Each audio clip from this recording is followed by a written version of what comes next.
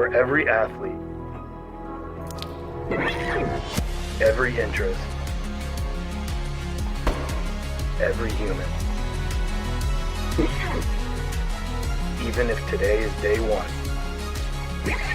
our headbands are our love letter to you. Start your year with junk.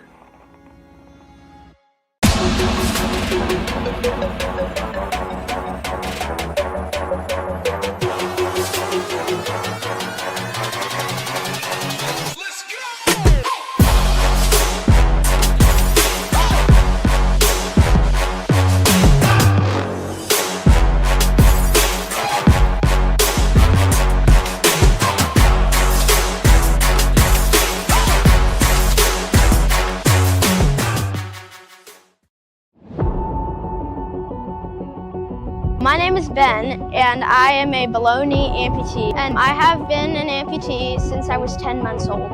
My name is Emily. I'm an above-knee amputee. I was a passenger in a car accident. I was in a coma for almost 2 weeks. Losing my leg could have been the end of my story, but I chose to rewrite it. I didn't let my amputation define me. I let it drive me. I'm not just an amputee. I'm an athlete, and I'm unstoppable.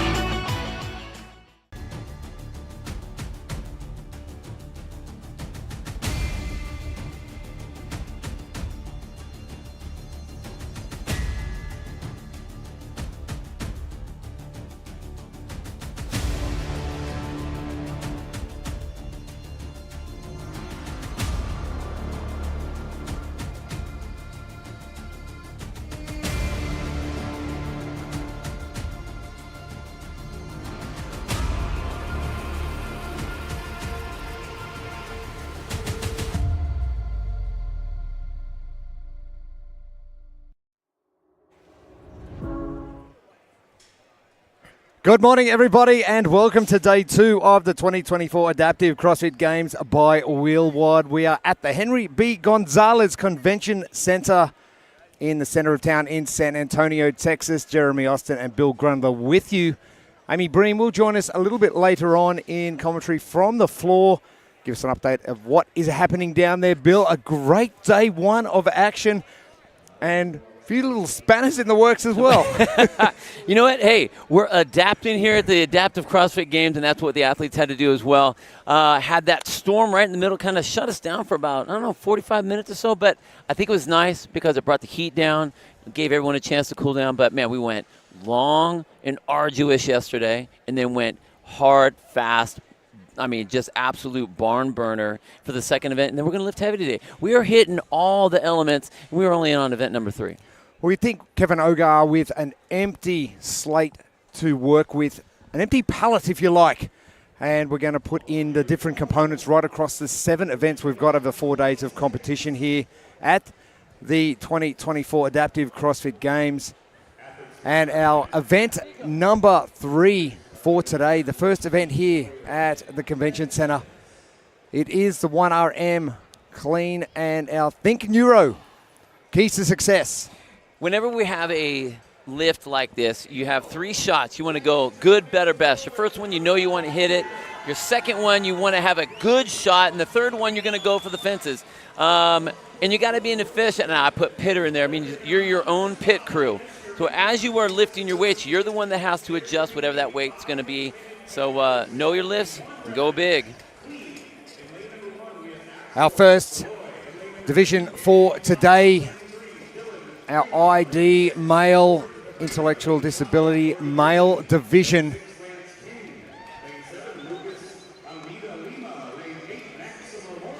Are going to be the ones going to kick things off.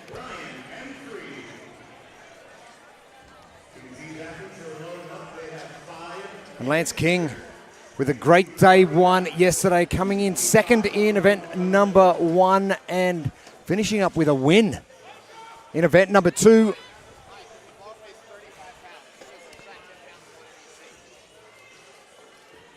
And you think about events like this that have been on in the past, Bill, it is trying to keep composure more so than anything.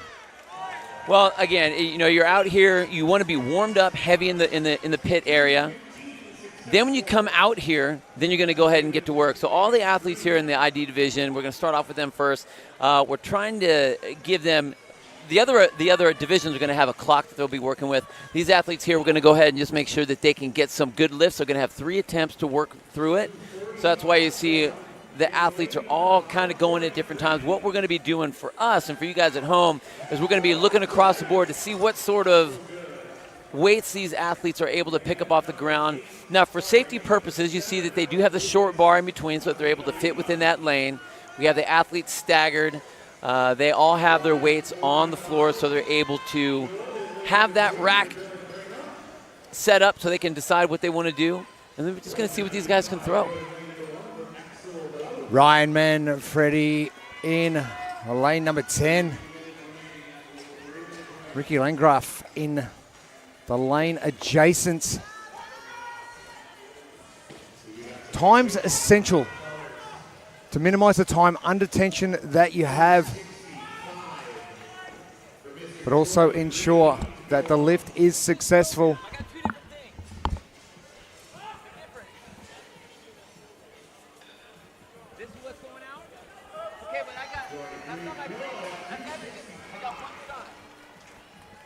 Landgraf from TML CrossFit. Successful as well. Dylan Creamer as well, successful in his lift in the center of the arena.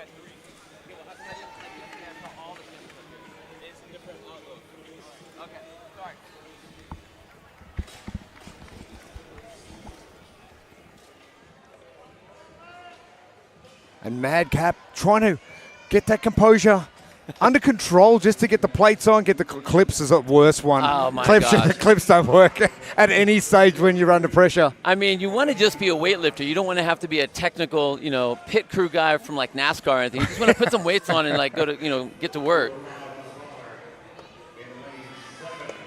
Ryan Manfredi in the bottom right of screen. Just trying to get that overhead.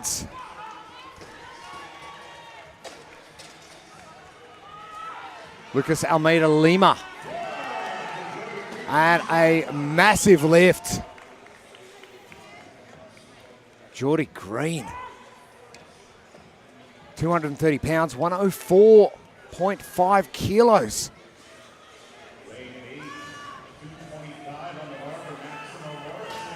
Axel Belot, our Frenchman.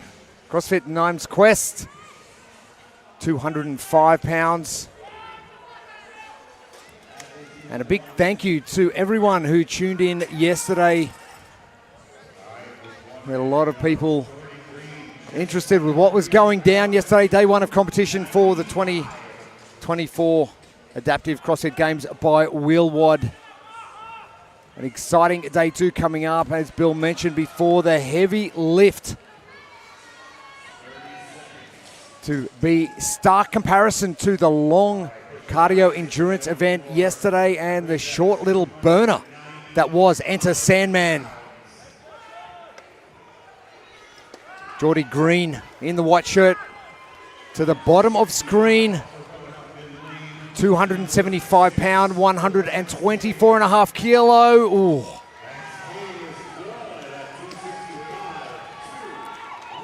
Lance King, thank you for coming.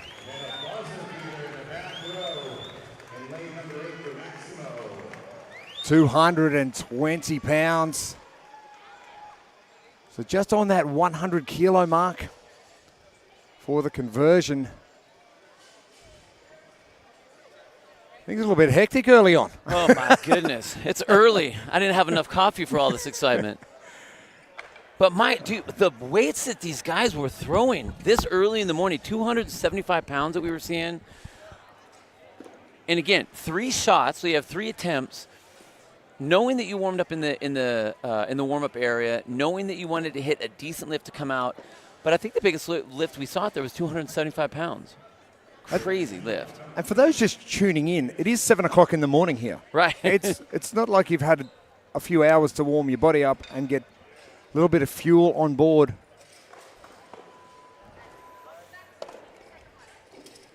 And the floor getting reset now.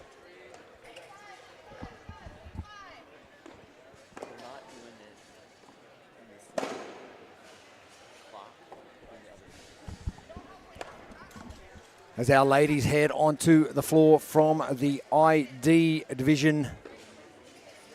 Our heat number 2, 29 heats in total right across all of our divisions.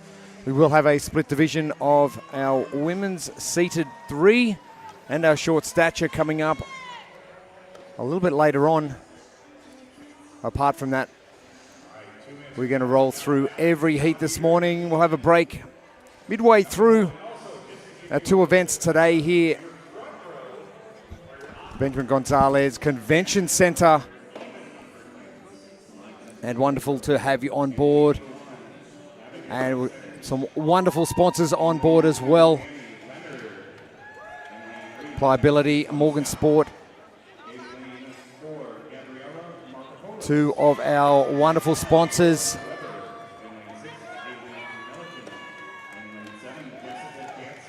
And a big thank you to Rogue as well. All the Rogue equipment out on the competition floor today. And the Rogue rig, which will come into play a little bit later on. And Equip Products, who are adapting all of our equipment to suit the needs of every competitor. We appreciate your support as well.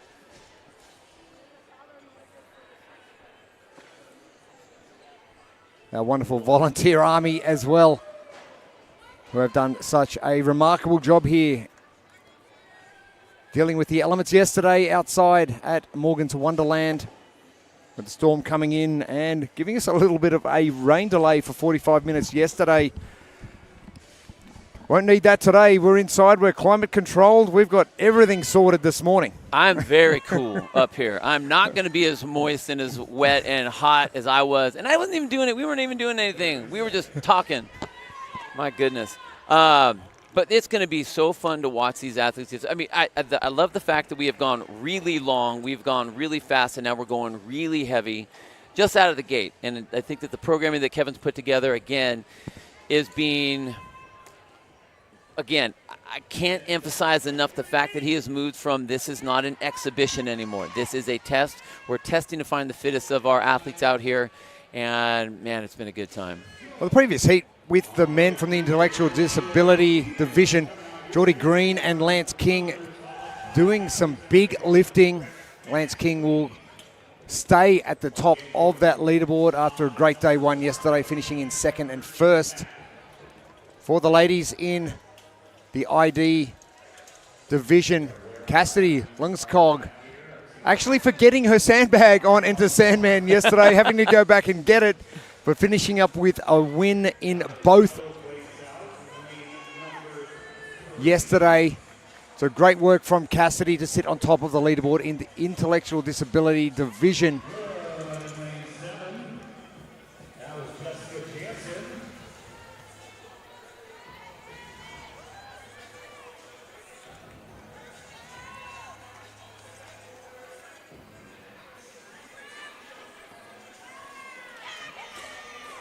And Cassidy and Tecton CrossFit doing it easy this morning.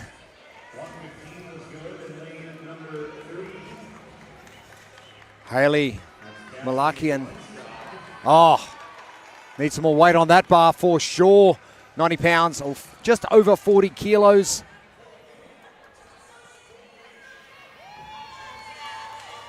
So, Bill, you mentioned it before. We've got to get something comfortable in.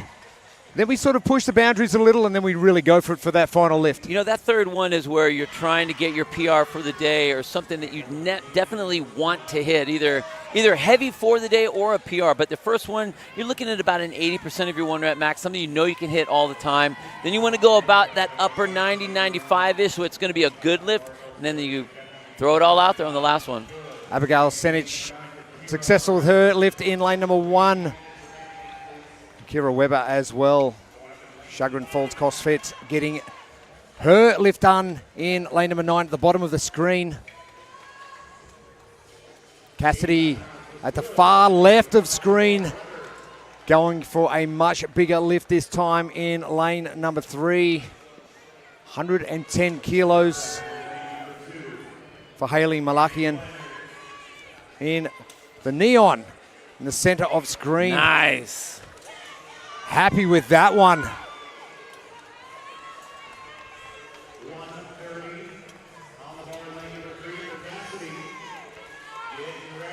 Cassidy Lungskog. Oh, just the far right of screen. That one just bouncing out a little, 130 pounds, just under 60 kilos. Remembering we have got the short bars here from Rogue, 35 pounds and 25 pounds.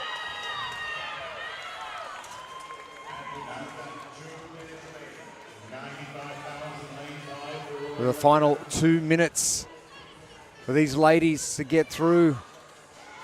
Cassidy at the far left of screen, taking plenty of time with this lift, as is Hayley Malakian, who's in the center of screen now in the full neon Northern Spirit get up. Big thank you to Northern Spirit for all of the apparel they have provided the athletes. Jessica Jansen getting that successful lift. Kira Weber not able to lift that one off the floor.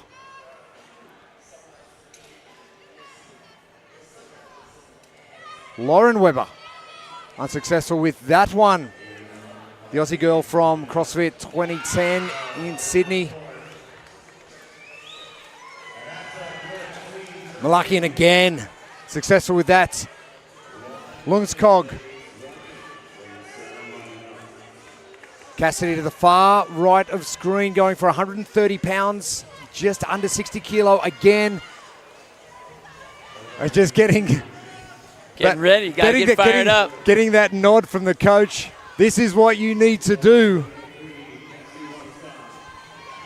And that one just spitting out the fronts. And this is where we're really pushing the boundaries. Bill, you mentioned it. This is where you've got to go for it. You got to go for it. Separate yourself. If you are a strong athlete and this is one of your strengths in competition, then you have to go big here. Showcase it. That's why they call it the showcase. Malakian not able to get that final lift. Oh, so close. There's so many good lifts going on that are just failing. The final hurdle. And the ladies from the ID division. Our heat number 2 for the morning, day 2 of competition here at the 2024 Adaptive CrossFit Games by Wheelwad. And the pressure really on these ladies.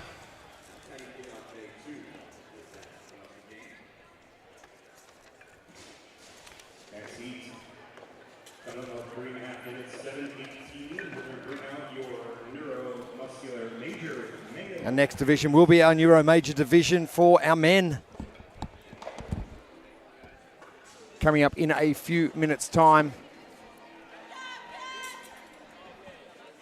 The intellectual disability divisions have been the first 2 to kick things off here at the Benjamin Gonzalez Convention Center for day 2 action. It's wonderful to have you along. Thank you for tuning in wherever you are right across the globe.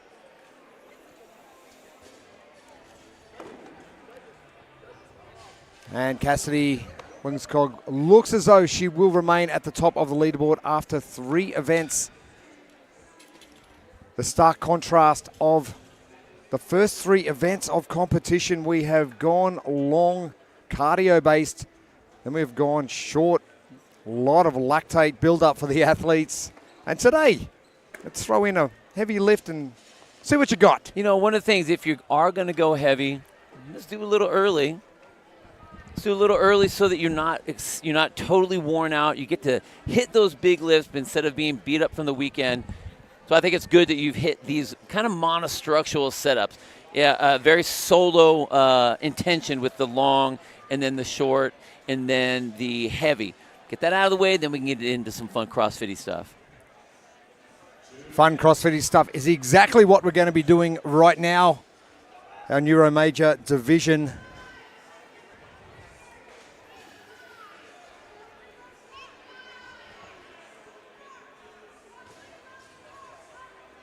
And we have got 15 different divisions right across our competition. This is day number 2.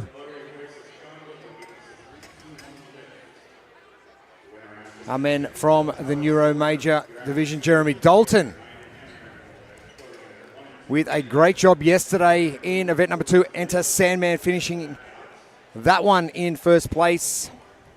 The stadium trials to kick things off yesterday, a second place, so he is sitting just on top of the leaderboard. Des Bailus is currently in second with a win in stadium trials and a second place in Enter Sandman. And Russell Olmendinger had a great finish yesterday in Enter Sandman, finishing in third place and currently sitting comfortably in third on the leaderboard. Had a quick chat to Des earlier on. He is excited about this one. If you're a strong athlete, of course you're going to be excited. You get to have the crowd yelling at you. I mean, it's nice when you're doing it in your gym. It's nice when you're training, you get that big, heavy weight. But you want to make sure that you can have it right in front of everyone. I mean, it just jazzes you up. That's how you get those big lifts. I like that. Jazzes you up. Jazzes you up.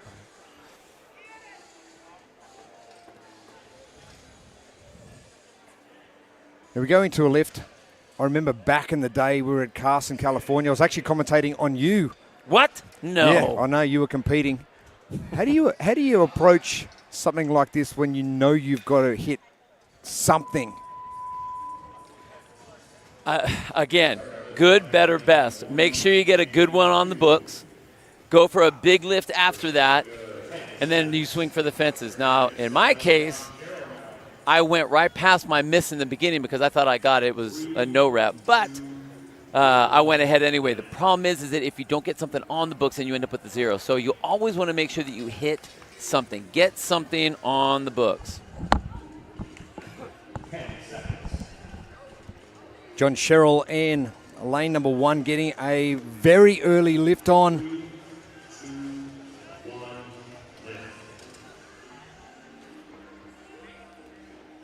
Des Bailus with 100 pounds, 45 kilos. That one looked way too easy. Very easy. Come on, Des. You got way more in the tank than that. That's okay. Get one on the books. You're out here on the stage. Out here on the stage, make it happen. That's what you want.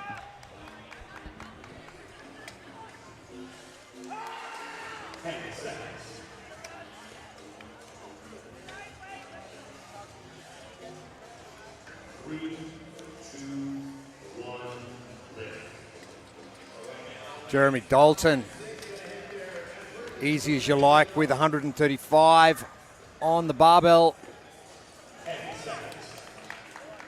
Russell Olmendinger, 145, 65 kilos.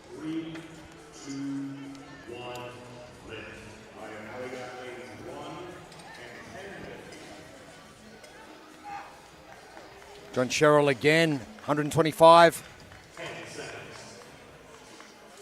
So we'll be specifically lifting outside in here, the Benjamin Gonzalez Convention Center.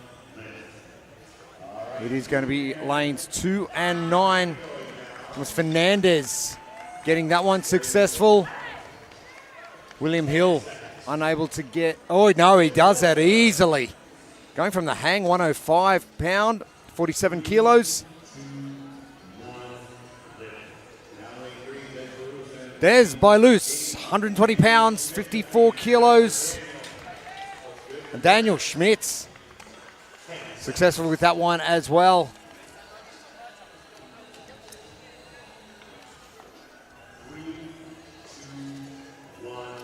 Jeff Livingston from Panama City CrossFits. 155 pounds, 70 kilos.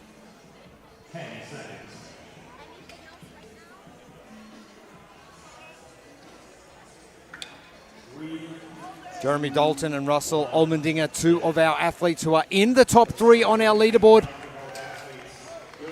Dalton, CrossFit Barbersville, and Olmendinger now. Oh, easy as you like. 145 for Olmendinger. And we head back out to lanes 1 and 10. Anthony Bryan, top of screen, the far right, getting his successful. John Sherrill not successful with his. pressure now starting to build. Fernandez, left of screen to the far right. William Hill in the white and neon. Here's Fernandez now and William Hill. Oh, it is so close. 120, apologies. Oh, so close to getting that up. Just trying to get those elbows under. And this is where our athletes are really starting to push the boundaries. There's by Loose with a 130. Oh, and here it is. Getting the job. Yes, sir. Fired up. Daniel Schmidt not able to get that one. Back to Jeff Livingston in the white and black, the blue headband. Yes, again. Another great lift, 105 pound, 47 kilos for Livingston.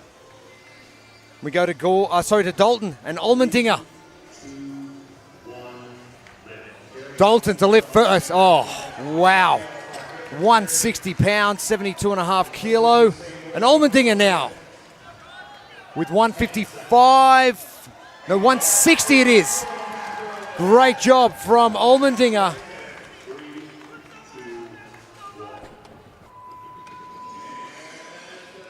Woo. And another heat in the books, the men from the Neuro Major. I mean, that's what I'm talking about. Let's pull some big weights out there, my friends. Look at that.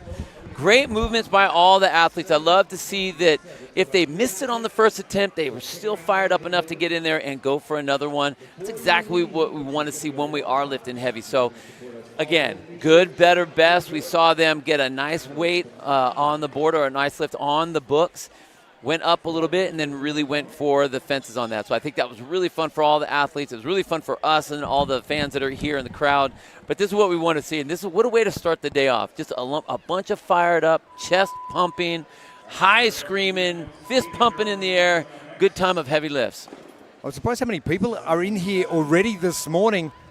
They obviously have their coffee already. I'm working on mine right now. And they're very appreciative of the lifting that is going on. But Des by Loose. What a great finish. Allmendinger doing well. Jeremy Dalton as well. So our top three. Sitting in our top three overnight on our competition corner leaderboard. Doing well this morning in our Neuro Major division for the men, for the females who are about to walk out onto the competition floor now. Anna Stern had a great day one, a second and a first. And she is sitting pretty with a 30-point lead over Terry Wolf from the Gold Coast in Australia. Funnily enough, my gym, it's honestly a mile away where she trains. I think you guys have like hot spots of training because you keep saying that. Australia's a large place. You're like, oh yeah, they're 5 minutes down the road. They're just a couple kilometers down the road over here and that way. But you've got to think, I think it's something stupid, like 85% of the population lives on the outside of Australia and no one lives in the middle. It's all desert, so there's nothing to do in this. I get it. You want to hang out where the people are. I understand. You've got to hang out where the beaches are is what right? you got to do. I understand. Dodge some sharks and that sort of stuff. You know.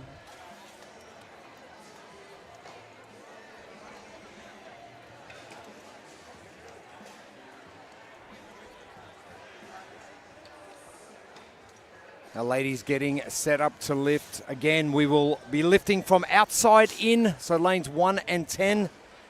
Riley Weinstein and Anna Stern, your leader overnight. Anna right at the top right of screen in the white shirts. Excited to see what Anna can deliver this morning. It looks like she's going to go heavy straight away with a 125 on the bar. And athletes going out the back, warming up prior to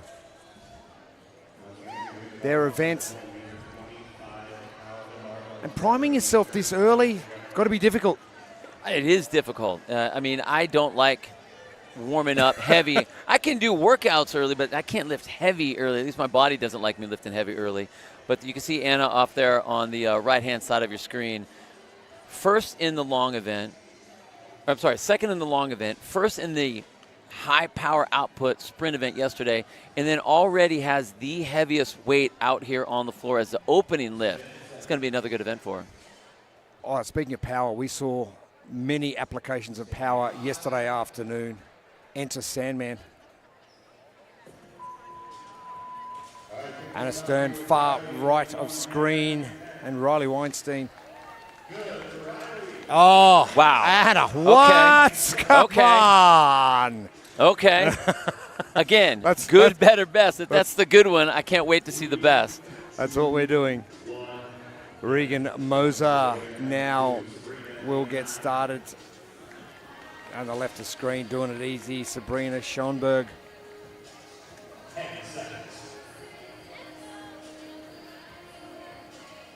We're actually not going to be seeing Sabrina Schoenberg.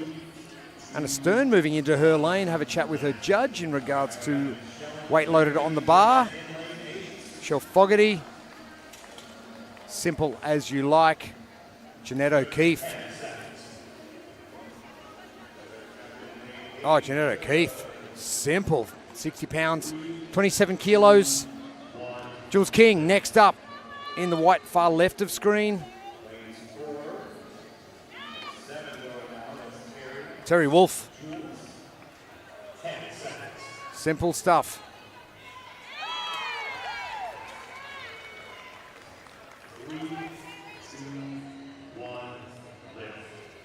And Susan Gilson, easy as you like, as does Tracy Bartalo. Tracy had a great day one yesterday as well, finishing up in third for her first two events. So we head back out.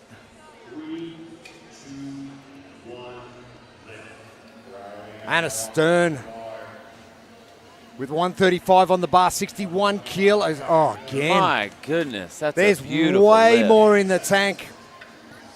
Riley Weinstein successful with hers at 80 pounds, 36 kilos.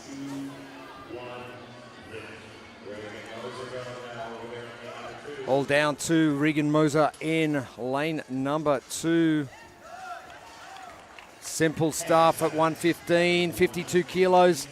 A weight we're synonymous in seeing in open and semi-finals. Michelle Fogarty just can't get that one moving. Jeanette O'Keefe. Oh, it's so close. Jeanette O'Keefe, far right. Oh. Terry Wolf, Raw Iron CrossFit from Australia. And Jules King.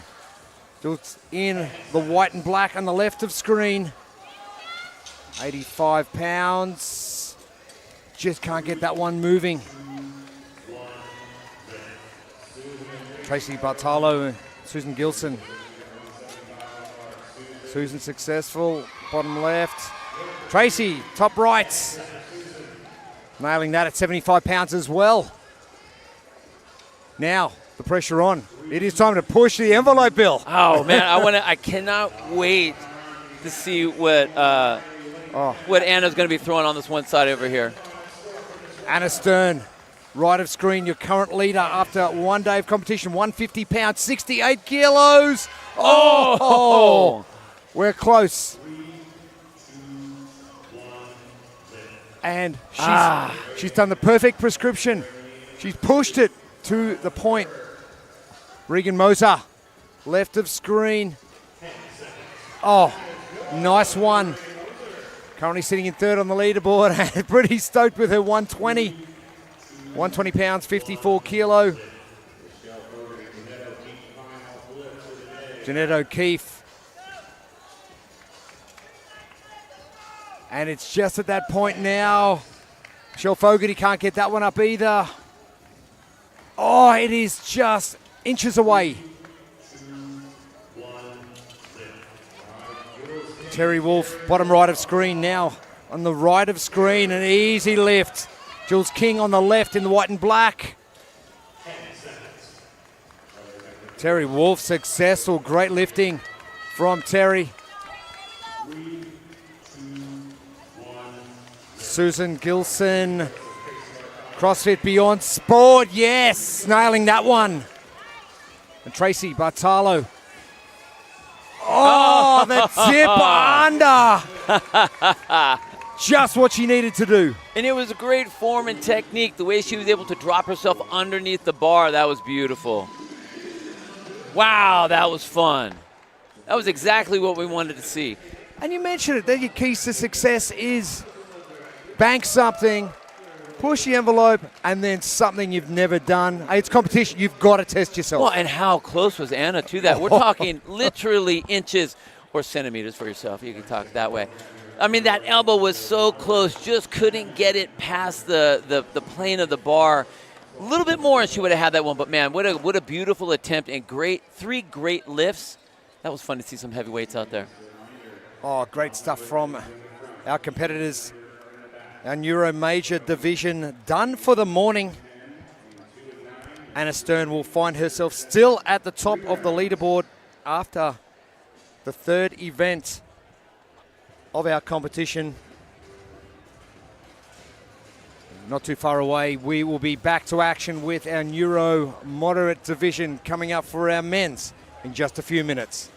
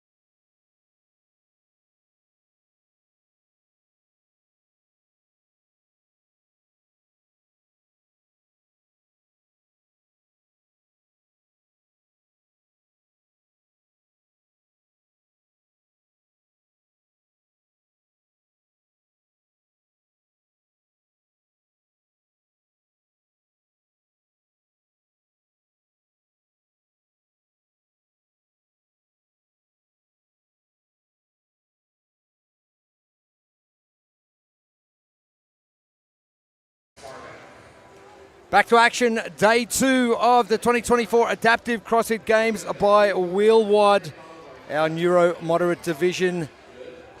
7:30 in the morning. It's a bit rude to be lifting, but you do what you have to do in competition. Jeremy Austin, Bill Grundler with you. Glad you share my humor. We're at heat number 5, and this is going to be one of those competitions where the athletes are going to be pushing the boundaries. We've seen some good stuff already so far this morning. Well, you know, we went long, grueling yesterday. We went hard with the heavy power output. Now we're just going heavy. Our standings after 2 events from yesterday. Kevin Meyer, 190. He was great yesterday with a second and a first. George Simmons Gooding, the youngster, he's in there as well. Had a quick chat to him this morning. And plenty of support from the man from the UK. I'm Joe Pedrini. Finishing with a third and a second.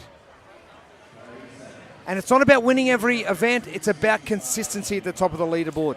It is about consistency, but what's most impressive is when you only have 10 athletes, depending on how they do the scoring, you still need to be up at the top all the time. So consistency in the top, being in the top 3, being in the top 5 is going to be huge.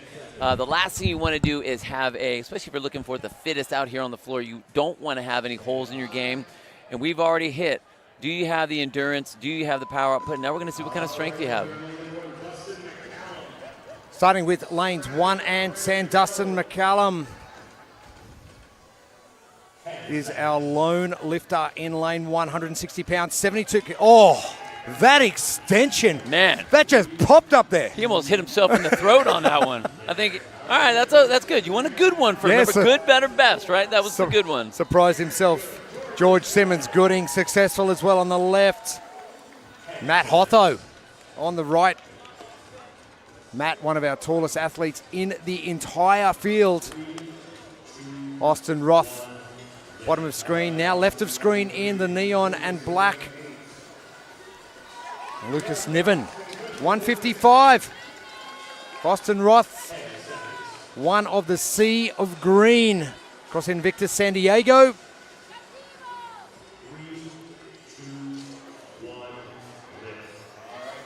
Antonio Silvestro, far left of screen. And Miguel Pedrini coming in third position after the first two events. Oh, that was close. And that's probably worth redoing that same weight. Oh, gets it on the second attempt, just under time. Kevin Meyer, your overall leader. Oh, wow. Wow. Simple stuff, 245, 111 kilos for your first lift. Where are we going with that? That's a good one. Let's head back to Dustin McCallum, lane number 1, bottom of screen now, front and center.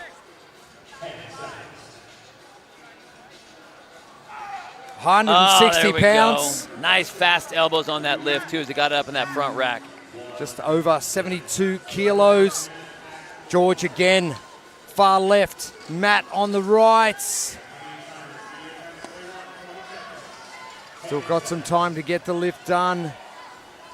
Matt getting it done. Good lift from Matt on the right-hand side. Matt Hotho.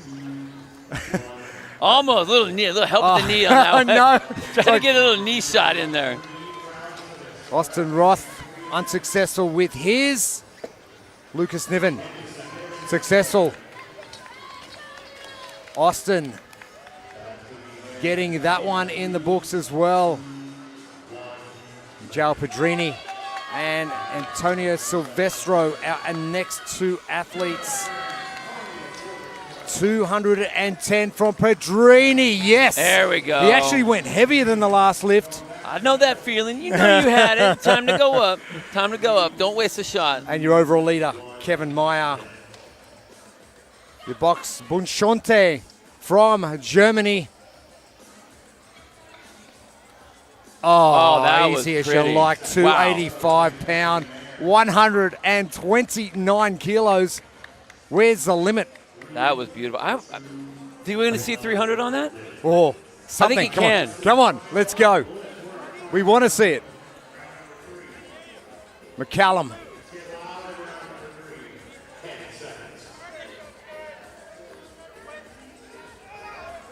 Oh, so close. Just punched him out the backside. And that's one of the things that happens when you're receiving that bar. If it's not correct and the elbows are down, it just pops you out the backside. Hotho getting successful. George getting spat out by that barbell. George is going to have another attempt. Here we go, George. The man from the UK. Oh, it was high enough. Just couldn't get underneath it. Austin Roth now left of screen. That one's close as well. Lucas Niven. Oh, yes. Yes for both. 185, 84 kilos for Austin Roth. Lucas Niven. Great job from him. Antonio Silvestro, Miguel Pedrini are up next. Oh, that was Silvestro, happy. Pedrini at 215, 97 and a half kilos. Go. And what we've been waiting for. Kevin Meyer, here we go. He's got a big smile on his face. 305 pound. Oh my stop God. it. Wow. 138 kilo. Easily has another 40 pounder. That was so easy. At 7:30 in the morning. My knees right now haven't woken up. So I don't know, but I appreciate that. That's impressive. Kevin Meyer with a second and 2 firsts in the first 3 events of competition here. The 2024 Adaptive CrossFit Games by Wheelwad. If you're wanting to start your competition well, that's exactly how you do it. All 3 different domains and you're either got a second or a first next to your name, you know you're doing well. A number of athletes across our divisions nailing a first and first, so a perfect record so far. One of those we will see next with Lechen Duplessis, and I am so excited to see what she can lift. She's been absolutely dominating in all the different realms, and we know the power that she has. So yeah, this is going to be a really fun one to see as well.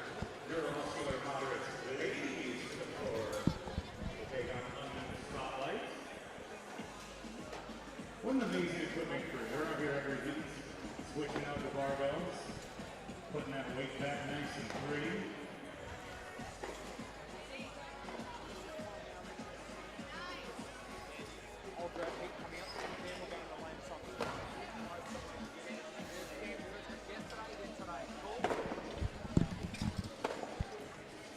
Our wonderful pit crew. We talked about NASCAR before, getting plates on.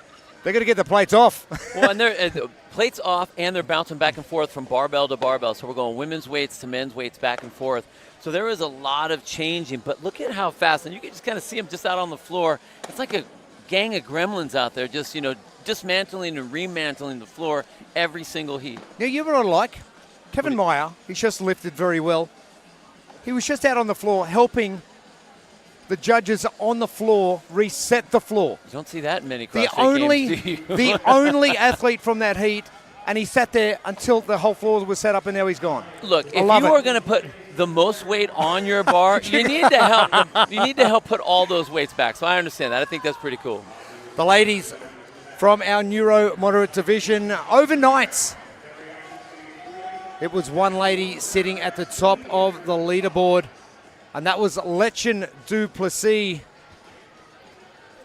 with a perfect score, 200 points, 30 ahead of Lauren Taylor, and back another 10 to Abby Wynne Jones, who really gave it everything yesterday. There was nothing in the tank after stadium trials, but Lechen, 127 was all she needed for Enter Sandman.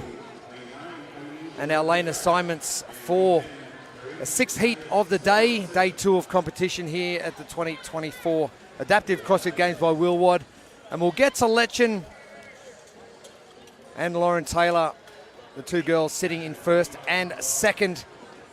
But before we get there, we are going to go lanes 1 and 10. We're going to work our way into the center. The ladies with 3 lifts. And our Think Neuro keys to success. An important keys to success to get these lifts done. I mean, good, better, best, right? That's what you got to do.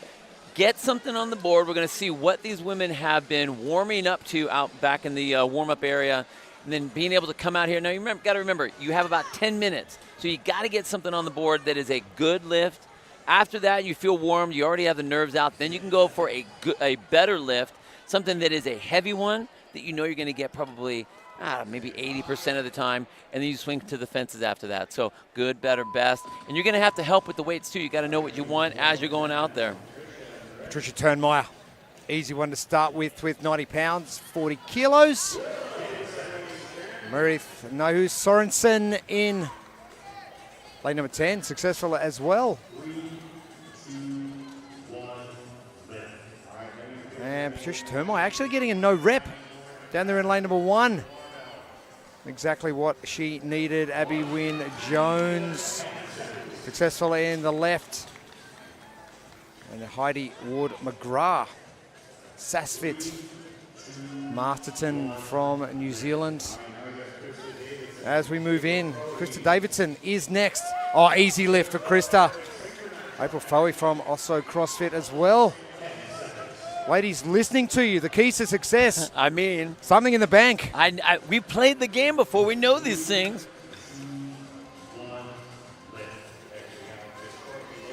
Courtney Lopez in the neon green and black. Liana Gerber, CrossFit West Vancouver. I don't think she was sold on that lift. Talking right in the middle of the lift, okay. And our 2 leaders from overnight, Lauren Taylor. Lechen Duplessis at 165, 75 kilos. Great first lift. That was really pretty, nice and easy, and that's what you want. You want to be able to work on your form, how you're pulling it up off the ground, and if you are going to be a squat clean like Lechen did, hit that early and light so you can have all those muscle patterns ready to go for when it's heavy.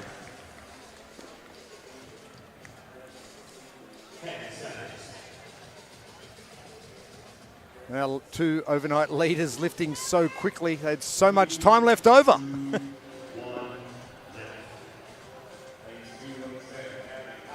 Abby Wynne Jones, 125, 56 kilos. Just not able to get that one done. Heidi Ward-McGrath is 105 pound, 47 kilo. Krista Davidson in the whites. Successful lift for her. April Foey as well. Oh, tries to get the touch and go. We move in once again. Courtney Lopez on the left and Liana Gerber on the right. Liana, a way better lift this time around. No talking this time. Very confident on that one, yeah. Taylor Duplessis. Duplessis at the back. 185 pound. Oh, simple. Oh, my goodness. Oh, Taylor getting underneath that one. Fight. Great lift. That was crazy. We saw Lechen squat clean the lighter one, power clean that one. He's Why- just warming him up. Why squat clean when you don't have to? I don't know. That's a good question. But that was a great lift, and I like the fact that she was kind of feeling it out. And, you know, again, she's competing with all the ladies out here on the floor, so you only have to lift what you need to lift. So I think that was a great just kind of test to see where she was. Turnmeyer successful in the far left.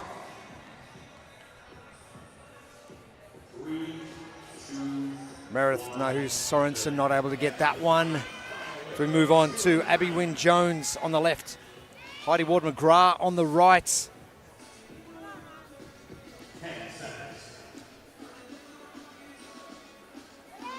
Oh, so close with that single arm lift. You saw her just try to get a little bit of help with that left arm, but a great attempt trying to get underneath that bar. Krista Davidson can't get that one successful. April Foey not able to get that either. 95 pound. 3, 2, 1, lift. Liana Gerber, far right. Oh. Just that extension, just missing out a little. Courtney Lopez, no problem whatsoever. Liana, again, just can't get that last one up. Lauren Taylor and Lechen Duplessis. Duplessis on the right of screen. 195 pound. That's 88 kilos. Lauren Taylor going for her last lift. Again, that extension. A couple of ladies just missing the important part of that lift, which is to go the triple extension. Talk about Taylor, ankles, knees, and hips. with Taylor on that first attempt, you saw it. She actually got a better pull and was moving herself under, but her hand slipped off the bar. It just totally came off. So great attempt by all those ladies. And, man, we knew we were going to see something big. We were going to see some big swinging for the fences, and that's exactly what we got. But, my goodness, Lechen Well, holding it down. She's going to be sitting pretty at the top of the leaderboard Oh, yeah. after 2 wins yesterday. Another win, the 300 points with 4 events remaining over the next 3 days of competition.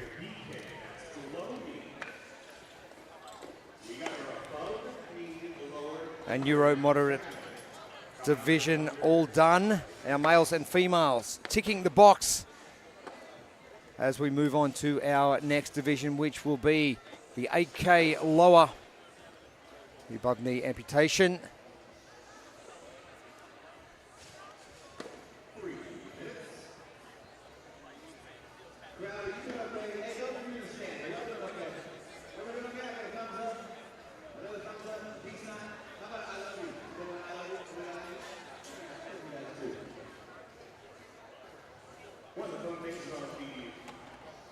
And Anthony Gutierrez leading the charge overnight with a second and a first.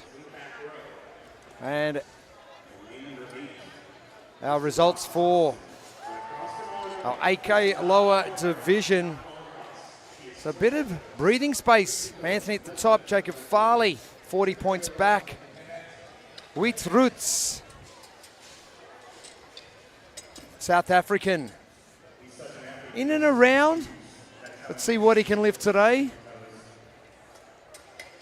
Murray Hambro not too far behind as well. Murray will be first to lift in lane number 1. Mark Wajkovic in lane 10. We will work our way inwards to lanes 5 and 6.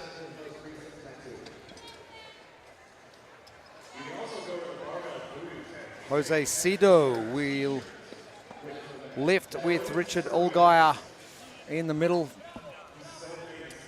And I'm seeing a lot of plates being loaded onto barbells, Bill Grundler. I like that. I like that. You know, when we're talking about keys to success on this, good, better, best, we saw that earlier with the ladies. But the other thing that you have to remember is you have to be able to pit crew your own weight. So not only do you need to be good at getting the weights on the bar, and the athletes have plenty of time as they're moving their way through the duo of athletes that are lifting. So you have time to get your weights on there, but you need to know what weights you're going to choose. So you see a lot of the athletes are making contact with their coach, trying to figure out what colors and what weights and what sort of addition of the weights you're going to put together to make whatever weight it is that you're going to use. Now, one of the things that's good about that is sometimes you don't know what weight you're putting on the bar. Now, you do have to call it, but sometimes if you don't know exactly what it looks like, you're going to get a better lift out of that. I do that with athletes all the time. I don't tell them what the weight is that they're going to be lifting. I just put it on. So we'll see if that has any sort of effect on the athletes here, as their coaches are just saying, put a blue, put a green, put a white on there. Gutierrez is doing just that. He's just put as many plates as he can so far. Our overnight leader. And he's got a fair buffer, 40 points, in fact, over Jacob Farley.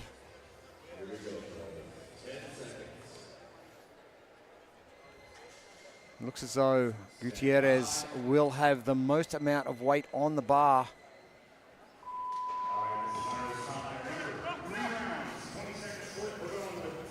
Murray Hambro will be first to lift in lane number 1. Wajkovic in lane 10. Simple, easy. And they're lifting early on in the minutes. Witruts in lane 2, simple. Matthew Shepard as well, that orange headband. Banking something nice and early, which is great. Seppi Chulo and Ross Austin. Giuseppe. Oh, like my it. Goodness. Ross, the same. Athletes banking nice and early. Your overnight leader, Gutierrez, on the left-hand side of your screen, 205 pound, 92. Make that nearly 93 kilo. My goodness, that was good. It's just simple. Again, good, better, best. So this is a great test to see what all the athletes are willing to push to start off. How comfortable do they feel out there? And actually, a lot of these athletes look fantastic. Allgaier and Cido. Oh, love it. Ricardo, job done. Back out to lanes 1 and 10, Murray Hambro, Mark Wajkovic. Murray with that lift on the left-hand side of your screen. Oh, look at that. Big extension and a big pull to get that bar up.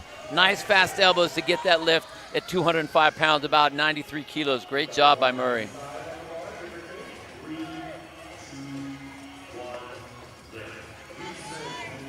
Witruts. Matthew Shepard getting the job. Matthew Shepard at 175 pound.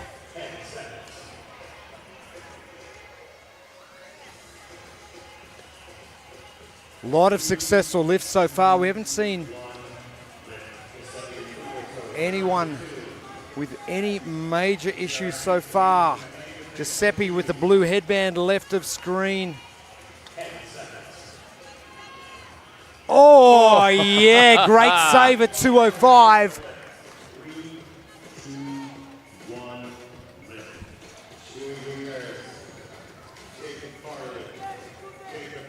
Jacob Farley, simple. Gutierrez at 2:15. That one just under 100 kilos. Ricardo with a great first lift. Jose Cito. Oh, the crowd really getting into this now. They're very pro. Oh, come on! Is the elbow coming? Oh, Is he you're gonna get kidding it? me. Oh, Oh my, oh my. that's ridiculous. Now, question for you for Ricardo. Do you go back and hit that same weight, or do you just drop it a little? Well, this is where you have to look around the rest of the field. Where are the other athletes that you're competing with? What do you need to hit here? I think he wants to get that one officially. So as we thought, he's going to go ahead and hang out that lift and hit that one again. Murray Hambro not able to get that last lift in. Matthew Shepard. Oh. And Wheats Roots. Shepard can't get that one either. This one starting to prove a little more difficult.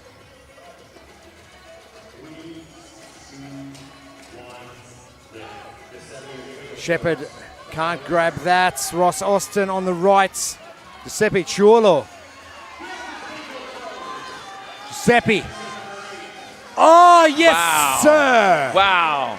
Such a strong front rack. My goodness, got those elbows under. He was not going to let that thing go down. Farley lifting on the right. Gutierrez, your overnight leader, taking a little bit more time. Farley, easy. Gutierrez, just as easy at 2:25. Some impressive lifting this morning already from our divisions. Richard Olgaya and Jose Cito. 175. Olgaya. Oh, no. That one just falling out of his hands. Cito getting that job done at 125 for Cito, and Olgaya 185. Can't finish that one off, but some great lifting from our lads. Again, what's so impressive with these athletes is the way they are having to adapt to get that lift. How they have to move their body around to get it has been incredible. So those of you at home that are watching, if you normally are two-legging your lifts, look at what these athletes are able to do without one leg and how they're able to adapt to get those lifts up on overhead and up into that front rack. Very, very incredible strength. One core, one extremely strong other leg, and man, that front rack to catch those weights. I was going to say that front rack has been incredible from these athletes so far. A great start to our lifting. 7 heats down. We'll get to our 8K lower female division next. And as the floor gets reset, we are going to head down to the competition floor with Amy Bream. All right, I am here, day 2. Chewy, I mean, you just crushed it yet again. How do we feel now after lifted some heavy weight?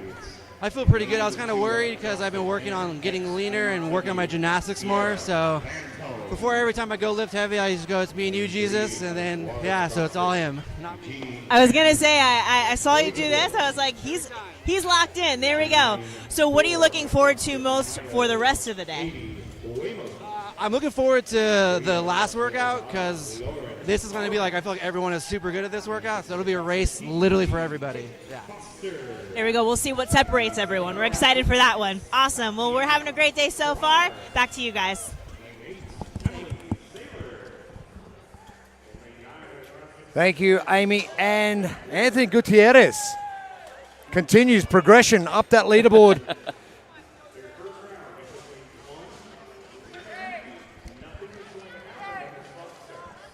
as our AK lower females get onto the competition floor. And our overnight standings, it is one-way traffic for Lauren Farhat at 200 points. In second place, Tatiana Hoare, who did a very good job yesterday, finishing second in event number 1. And Katie Weymouth. We've got an exciting division for our AK lower females. Lauren Farhat, 66-point lead, but those other 2 spots up for grabs. Our lane assignments going to see Lauren in at lane number 5. But I'm excited to see what these ladies can do if they continue the progression of what the other divisions have done so far this morning. I think we're going to see that. I think we're going to see exactly that. I mean, just the absolute strength of all the athletes across the board. It has been super fun to watch. But the front rack, especially for these last 2 divisions, this division and the last one, is what's really impressive to me, how strong they are up top. Not too far away from getting started. 29 heats to get through this morning. We're going to have a short break in between events 3 and 4.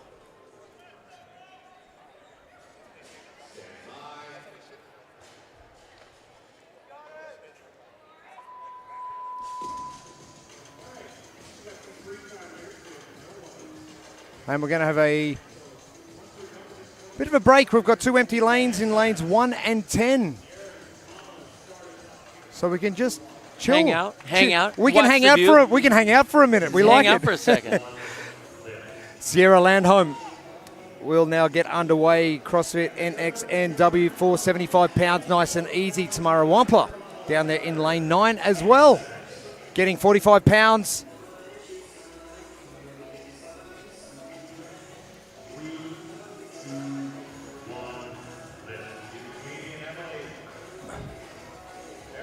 Eugenie with a simple rack at 85 pounds.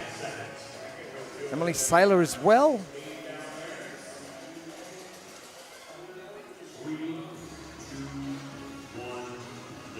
Tatiana Hoare, CrossFit X. Simple, Katie Weymouth. So our athletes in second and third on our leaderboard, successful with their first lifts. Your leader with 2 wins so far, Lauren Farhat from CrossFit Arvada. Lifting with Kate Foster, who's currently in 5th position on the leaderboard. Lauren doing it easy at 130 pound. And Kate Foster asking Kevin Ogar this morning if a split clean was okay to go through. And he goes, I don't care, just stand the bar up. Which is great. I mean, a split clean is totally valid, you know. And if that's a technique that you're going to use, go for it. Hey, split clean all the way for me too. I'm a split cleaner. Are you a split snatcher too? No, I'm a muscle snatcher. You're a I don't snatcher. I'm a I don't snatcher. Sierra Landholm successful. Tamara Wampler also getting it done. As we move on.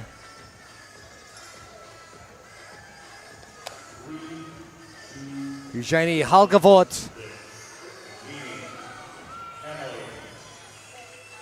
Emily Saylor, successful 105. Oh. So close. Still trying though. Halgavort, is trying her hardest. 105 pound. As we move on, Katie Weymouth successful with hers. Tatiana Hoare at 130 pounds. And happy with that. Lauren Farhat with a long way to go for that clean. She's one of our tallest athletes in the field. And Kate Foster from the far right of screen, Lauren Farhat, 135. The athletes obviously 130 for Kate Foster as well. Athletes dealing with a fair bit on the competition floor in each division. Balance is one of those things. And Lauren choosing to not wear the prosthetic and lift with one leg only. So you've got to keep in mind the balance on one leg with this loading as well. I just think that it's impressive, obviously, to us because that's not something that we have to contend with. You know, when you look at CrossFit, balance is one of the 10 tenements of CrossFit, and being able to have that. Some people, just because of their adaptation, they are forced to really excel on that one side, and that's what Lauren's doing. It is so impressive that she's got the strength and the balance to really execute that strength. It's unreal. Unreal for sure. Landholm and Wampler unsuccessful with their lifts. Halgevorts getting it done. Sailor can't get that bar up either. But Eugenie Halgevort.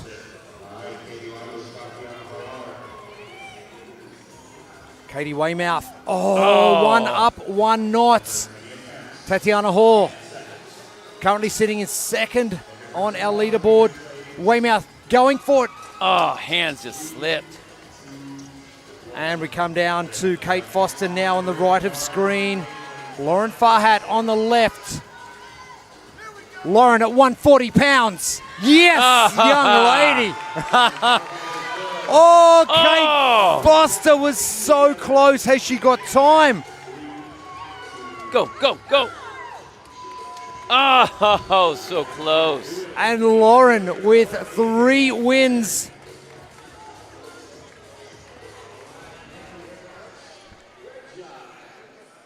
Oh, what a great job. The ladies really pushing the boundaries on that one.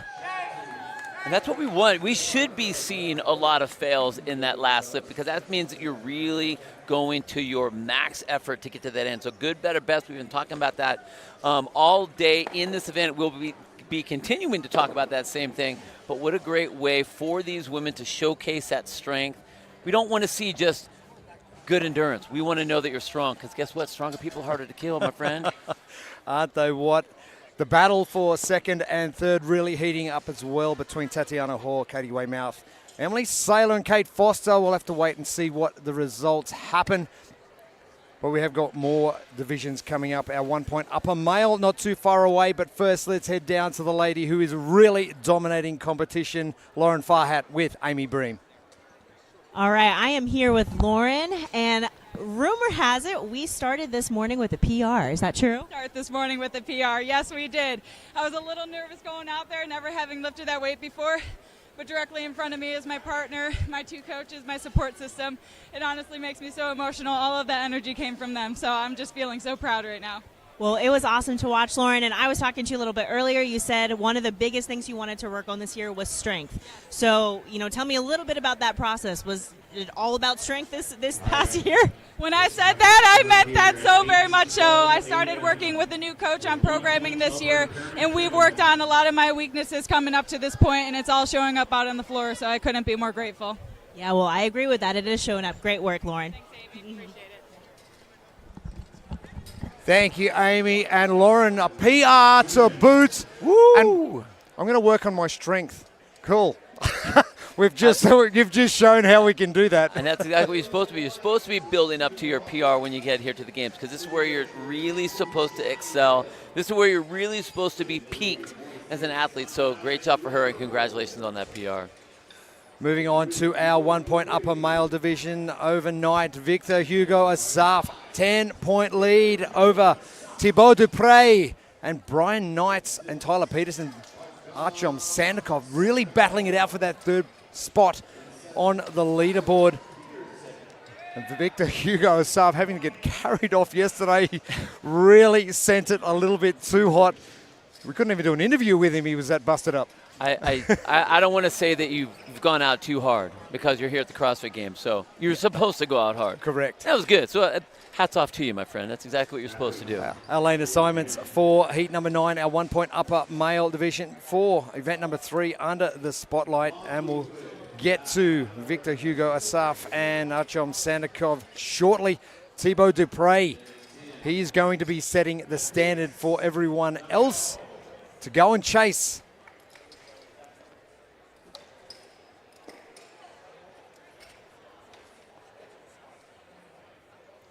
I love to see what the athletes come out on the floor and just load up for their first one. The first one.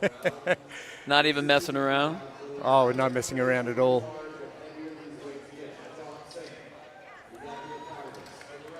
I mean, there is a lot of weight already put on these bars as opening lifts. My goodness. Victor Hugo Asaf. I think he's got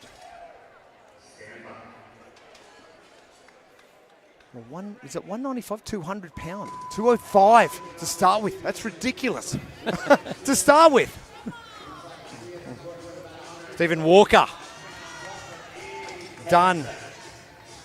Matus DeMeo is done as well from Amazon CrossFit. Johnny Hill. Simple, easy as you like.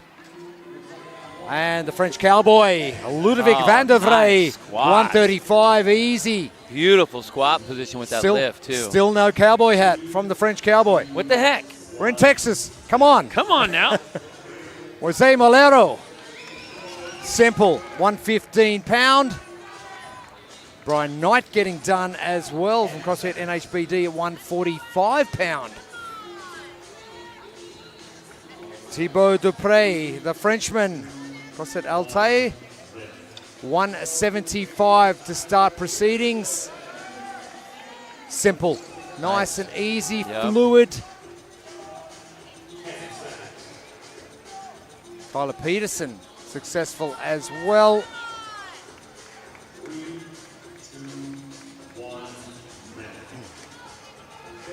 Asaf Sandikov. Sandikov with an event win yesterday in event number 2.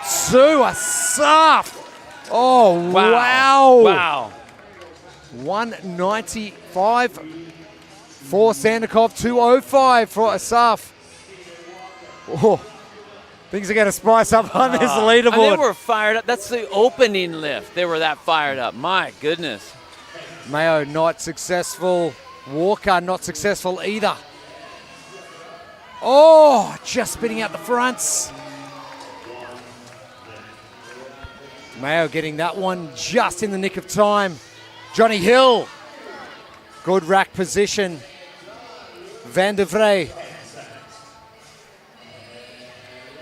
CrossFit reveal. Oh, again, another good rack position from Ludovic van der Vrij. Molero. Yes, great extension for him. And Brian Knight's successful. Tyler Peterson lifting at the wrong time last round. We'll fix it up for this round with Thibaut Dupre.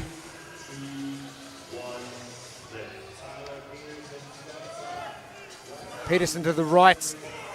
Oh, yes, getting under that bar well, as does Dupre.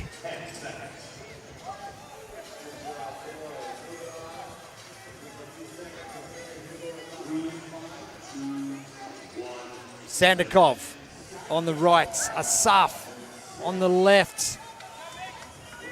Sandikov to lift first. Oh, that one out the front.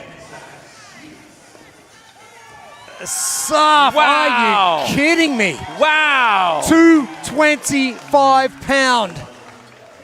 Sandikov successful as well. Final lift coming. We're pushing the boundaries. Walker. Bottom of screen. Getting a little bit heavy. DeMeo on the far right of screen. Oh, nails it! Just in time. DeMeo. Great lift from him. Johnny Hill successful. Van der Vrij on the right. Decides to bow out of that one. Just a touch heavy. Molero on the left. Brian Knight on the right. Oh, slips out. Molero again. Moise Molero just unsuccessful. Knight the same. Dupre. Peterson are our next two lifters. Oh, Peterson, yes. And CrossFit North Scottsdale.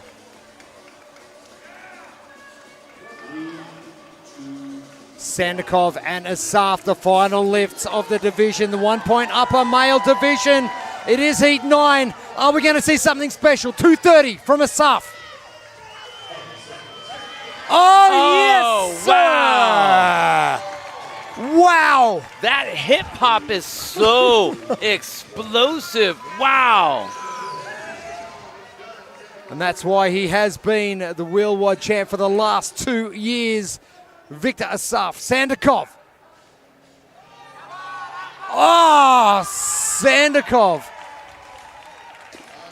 But after time, oh, Kevin Ogar just letting him know that that one was after time, unsuccessful.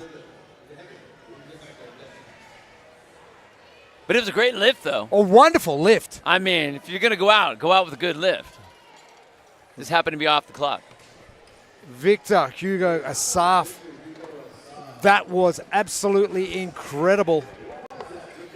The extension on his hips, I felt the pop from here. The way he hits that, insane. That was so powerful. Finishing yesterday with a second place and a first place. He wasn't in too good a shape after Enter Sandman. But there were actually a few athletes who weren't in great shape after that one. But some great lifting. You mentioned that hip hop from Victor Hugo Asaf. He is doing a remarkable job. And let's hear more about it. Let's head down to Amy Bream on the floor.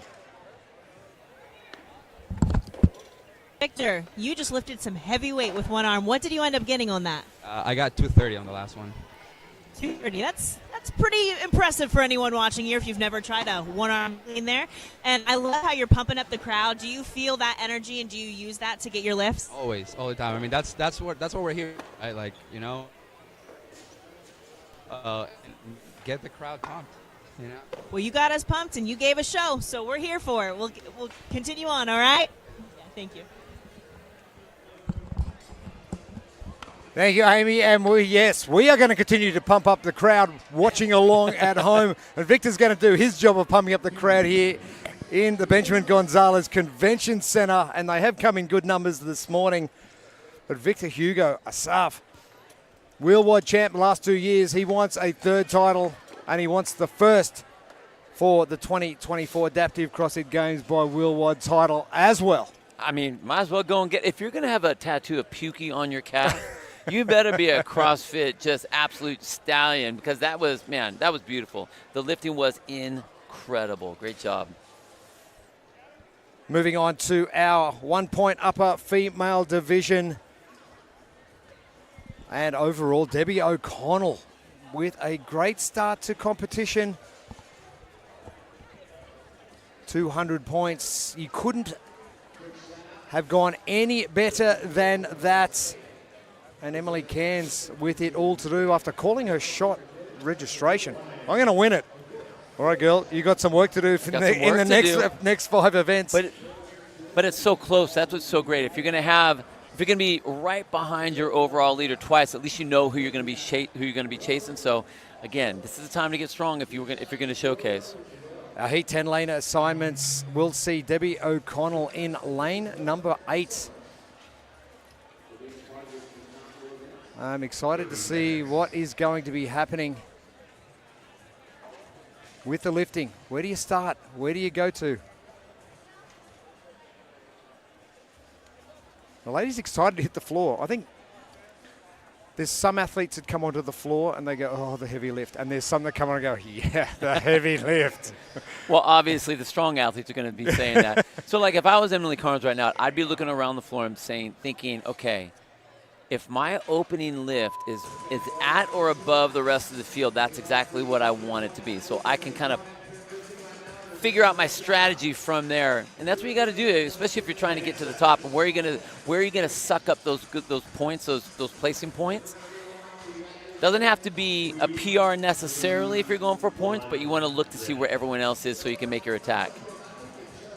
Now, there's 6 ladies in this division. Therefore, there's going to be a split of 20 points per lady. That's why it's important. Kevin Ogar. So if you finish last in any of your heats in your division, 0 points. Right. Sabrina Delau and Debbie O'Connell, your overall leader. Debbie O'Connell, a 105-pound lift to start things off. Chelsea Dingley, a girl from Sydney, Australia. She will be up next with Emily Avery. Emily Avery on the left, Chelsea on the right. Chelsea doing it easy. Nice. Emily Avery at a 125-pound, about a 57-kilo lift. Lacey Jones on the left and Emily Cairns on the right-hand side in the whites. 125-pound for Emily Cairns. Oh, easy as you like, Emily. Yeah. Oh, Lacey Jones as well. Okay, they've banked something. There we go. That was our good. Now we see what happens after that. What I really like to see with all, especially with this division and the last division, is the fact that you don't get to count on your grip anymore. So you have to have extension to help out that single arm as you're working. I think Neuro keys to success for this event. Important. They're very important. You have to get got to get your lifts on the board. So our keys are going to be good, better, best as we're going the whole time. Get something good on the board. Amp that up for your second lift, and then swing for the fences on the third attempt. A big thank you to Think Neuro as well. Debbie O'Connell. 2 first place finishes so far, 105-pound. Successful. Sabrina Delau. And this is important for Emily because we see what was just lifted there and what Emily has to do to get in that first place spot. This is an important event for her. Chelsea Dingley getting done easy. Emily Avery not able to get that one on the first attempt. She's still got time. Oh, she's going to battle hard. Oh, come on, girl. Oh, wow.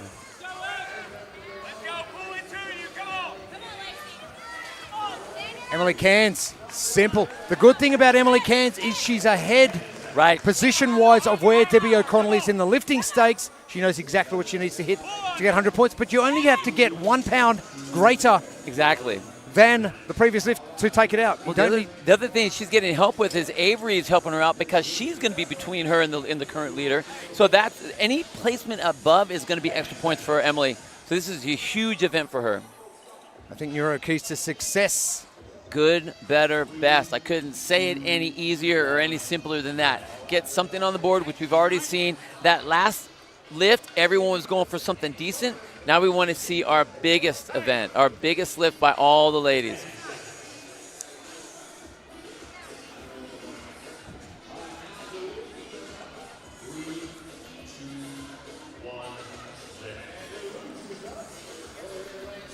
Debbie O'Connell. Bam. Simple.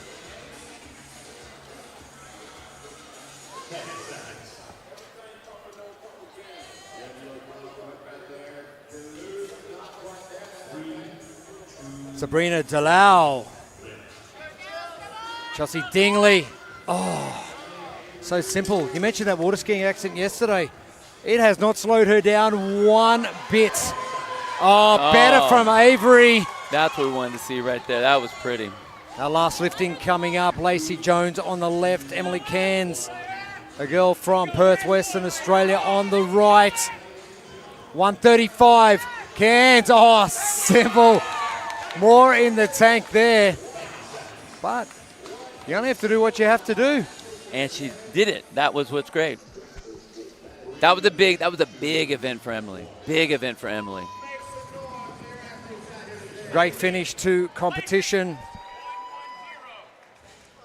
The 6 ladies in the 1 point upper female division.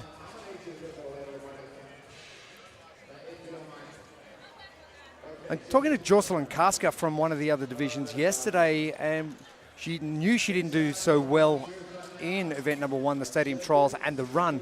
She goes, you just got to, it's a placement thing. It's not so much a time thing, it's not a weight thing, it's a placement thing. If you place better, you'll be going okay. And I think that's exactly what Emily Cairns has done in this event, making sure she places higher.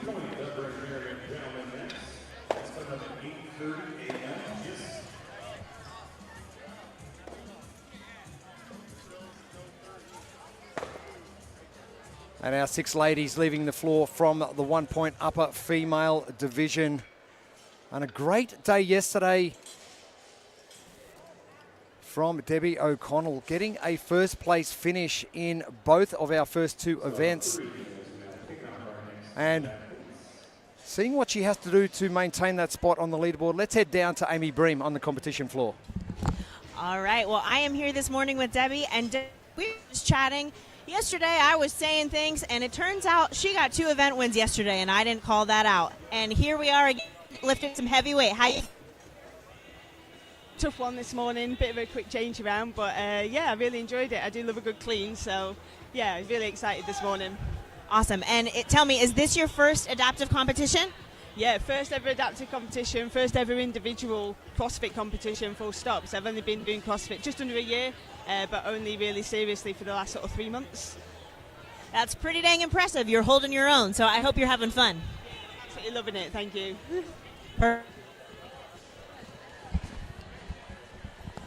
Impressive to say the least. Amy Bream and Debbie O'Connell with those 2 event wins yesterday.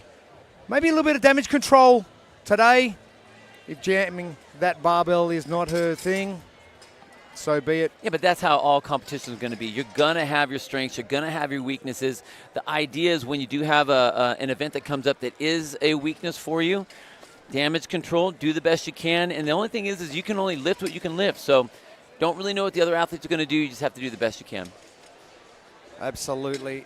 Heat 11 coming up next, our 2-point upper male division overnights. An interesting leaderboard once again.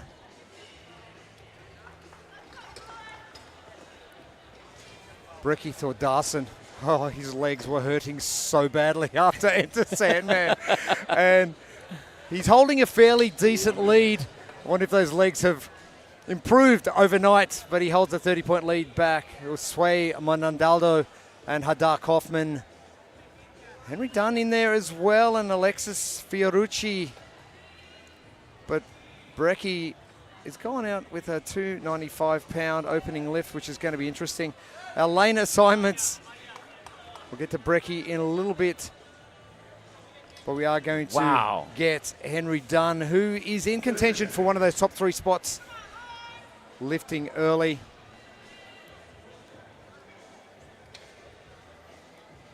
And heat number 11, we have got 29 heats to get through.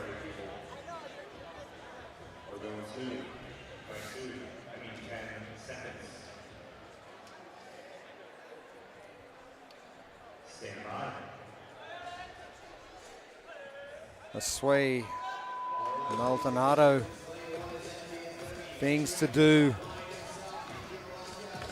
And done. Simple.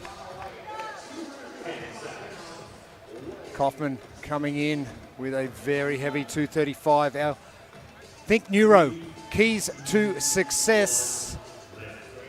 I mean, I want to say good, better, best because that's what you need to do, but my goodness, these guys are if this is their good lift, I can't even imagine what their best lift is going to be. Francisco Recuera, another simple lift at 255 as well. Casade Eugenio. No, William Eugenio. But Lorenzo Casade successful as Brecky Thordarson steps to the bar. Lloyd Burns to the right. 295 pounds, and he's got about another 50 or 60 in him easily. That was insane. That's the good lift. We haven't even got to the heavy one yet. What the heck? Osway, Maldonado, and Alexis Fiorucci. Fiorucci good. Osway, Maldonado. We like that as well. A 3:05 for Maldonado. All right, Brecky, I see what you're doing. I'm going bigger. Osway, some good lifting. If you look at the stature of the athletes as well, Osway, Maldonado, not nearly as big as Brecky Thordarson. But that form was impeccable. That was such a beautiful form. And that's one of the things about the Olympic lift is you can be strong, awesome, but the more impeccable or the more perfect your form is, the better your lift is going to be. Henry Dunn successful. Hadar Kaufman. It's simple.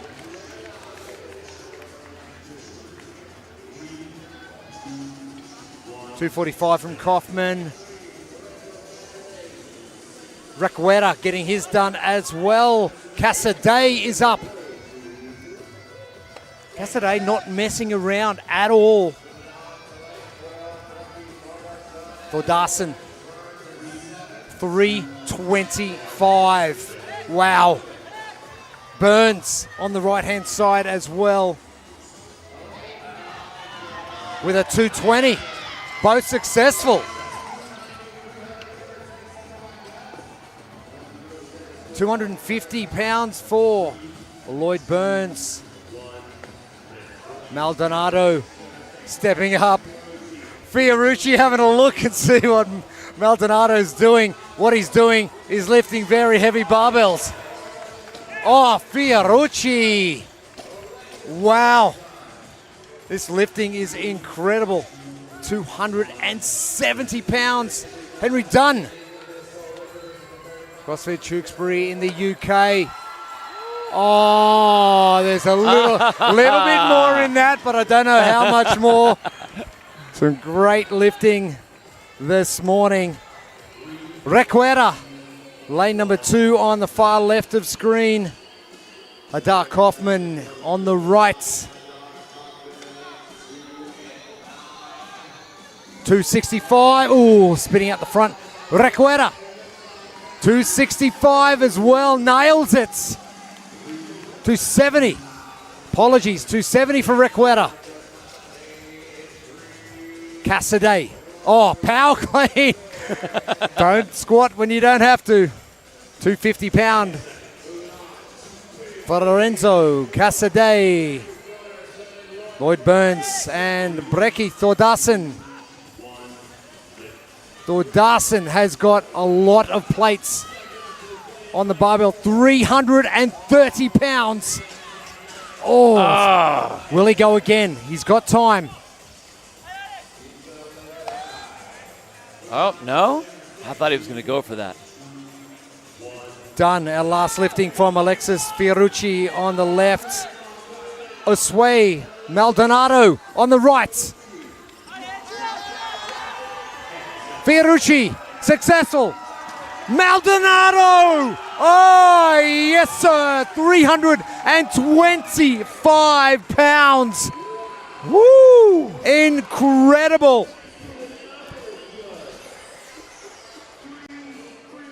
I'm gobsmacked.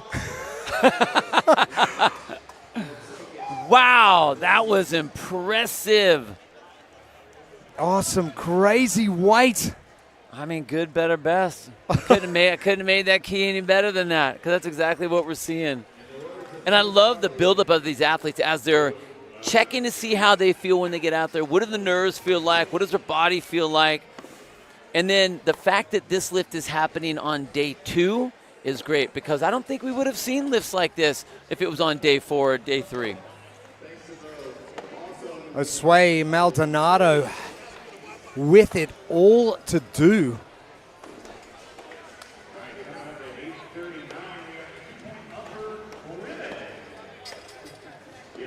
It is getting tight at the top of the leaderboard. Brecky Thordarson with a 30-point lead. But for more on that great lifting from Osway Maldonado, let's head down to Amy Bream on the floor. Here with Josue. Josue, how do we feel after that event? Oh, amazing.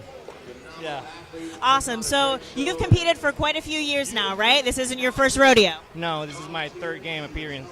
Okay, so now it being your third time as opposed to your first and second, how are you feeling? How are the nerves? Are you excited? Well, this year I feel pretty calm, and I just came here to do my job. Do your job, but here's the most important question. Why you do your job? Are you having fun? Yes, I'm having fun. That's all we need to know. There we go. Great job, Josue. Josue Maldonado, crazy. I think crazy wraps it up. I think that's a good call. That's a good call. I like that. I like that. Some early morning crazy lifting from our men in the 2-point upper men's division. We move to the ladies next. And another crazy leaderboard, because Mia van Rensburg has got a perfect record so far with 2 event wins, 200 points. But Camille Vigneault with a great result yesterday. She did well in stadium trials in some very testing conditions. Elaine DeRocco sitting in third place, 160 points. So this one's going to get a little tight lifting-wise. Let's see what's going to happen. Our lane assignments for heat number 12 for our 2-point upper female division. We'll see Mia and champion Anlu Kontetsu battling it out for the final lifts of each round. And Jocelyn Kaska, who's so excited about getting a barbell in her hands yesterday. And she's pacing up and down like a caged tiger at the moment. I think we're going to see something pretty special from Jocelyn. And obviously wanting to move up the leaderboard over the next 3 days of competition as well. Well, yeah, she knew she had a ways to go after that, the first event. She wanted to go big. She wanted something powerful, and now she gets this. She had the Echo Bike yesterday. She gets this, and we're going to go with the keys. Good, better, best. You know, the Think Neuro keys to success. You have to get something good here on the board first to start. You want to feel good. You want to feel successful, so make the first one just count. Just get a good lift. Increase that weight. Go for something in your upper 90s, mid 90s, and then after that, swing for the fences. But hey, you gotta be an efficient pit crewer, because you're the one that's got to put all the weight on there yourself. The pitter, I like it. The pitter. And if you've watched Formula One at all, you know exactly how quickly and how efficient they are at doing things. Jocelyn Kaska, a 135, a nice easy lift to start things off. Veronica Bandera from CrossFit Sempione. Yeah, getting done, 145 pounds for her. Annika Allen.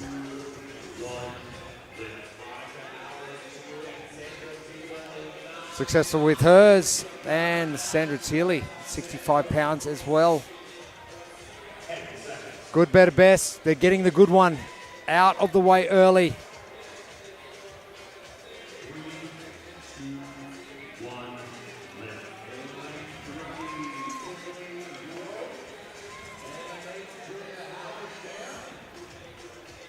Tiffany Veal and Holberstrom. Holberstrom just getting spat out the back a little bit. An adjustment required from those athletes. DeRocco, Vigneault. Oh, Vigneault, easy. DeRocco, just as easy. 150 pounds for Vigneault. Oh, previous champ.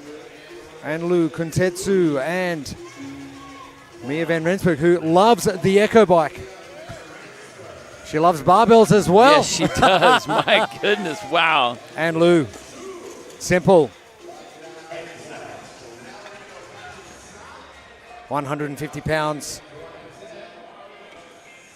for Van Rensburg as we head back to Kaska.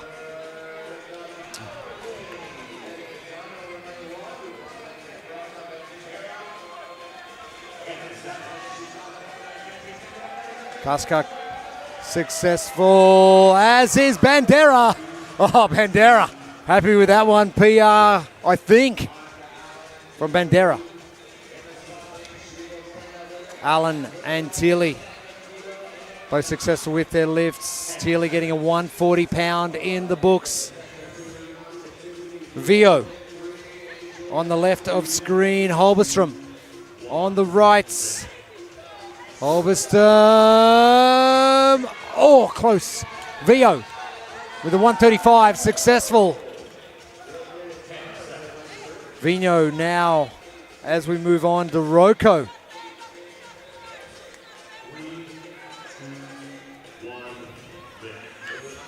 Rocco currently sitting in third.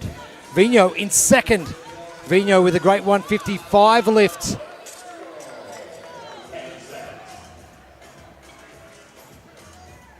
Rocco with a 160. And Lou Kontetsu. Mia van Rensburg. Battle continues. Oh, and Lou, great lifting. Van Rensburg at 165. And Lou at 155. Last lift. This is where it all comes down to. Jocelyn Kaska, lane 1, left of screen. Oh, simple 150. Fired up about that lift. Needed a little bit more. There was more in the tank there. Monica Bandera has got to get a move on here. Oh, that one out the front. Annika Allen successful with hers. Sandra Thiele from Berglift 1. Can't get that one. We move on to Tiffany Vio. And Julia Halberstam. Vio bouncing out the front. Halberstam happy with that at 135. And she needed that one because that was the only lift she made out of all 3. She missed the first 2. Camille Vigneault and Elaine DeRocco. DeRocco slapping those legs. Vina, oh, simple. 165 for her. DeRocco, oh, the squeal. 165 for DeRocco. Now Anne Lou Kontetsu. Mia van Rensburg, the final lifts of our 2-point upper female division. Both ladies. Anne Lou getting hers done at 160, Van Rensburg. Oh, that was a fight. Can't get that one. That one just falling out the front. And I don't want to try that. I don't want to try that. Me go, no. We've done enough for one day. Oh, some great stuff happening.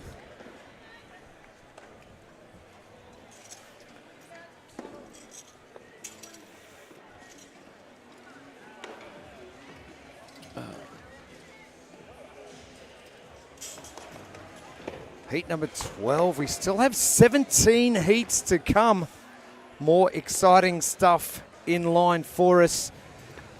Anne Lou finishing second at the CrossFit Games last year and coming in as the first ranked athlete after the semi-final. Ranked first in the semi-final last year as well. And Lou Kontetsu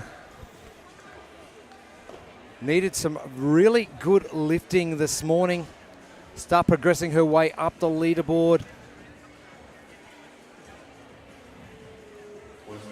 88 points out of second place, I should say. So this is exactly what she needed to do to ensure her progression continues. Some great lifting from Elaine DeRocco, Camille Vigneault, Mia van Rensburg. Just couldn't get that final lift. But let's head down to the competition floor with Anne Lou Kontetsu is with Amy Bream. All right, so I am here on the floor. That was a great show. Very, very impressive. How do you feel after lifting that weight? Is it what you were hoping for? Je me suis senti bien. Vas-y, dis-lui, je me suis vraiment senti bien. She was good. She's really happy, and she did the pair, so she's really happy. Awesome. Well, I have to say, I have been watching you compete for several years now. It's been so fun. I always love you. Very focused. Are you having fun? What's your favorite part of being here and competing this weekend? Favorite what?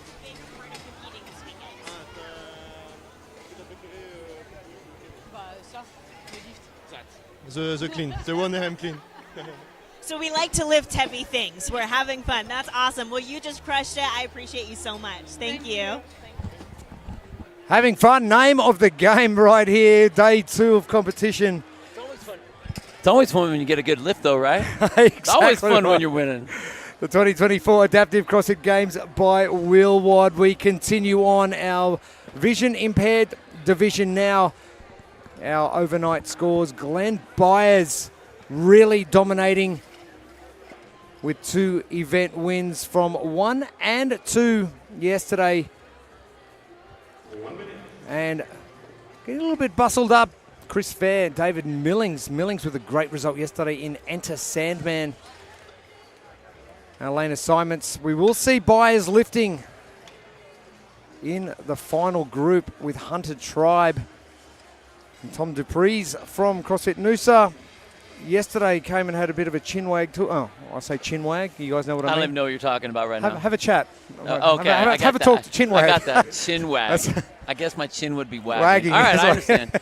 I get how it works.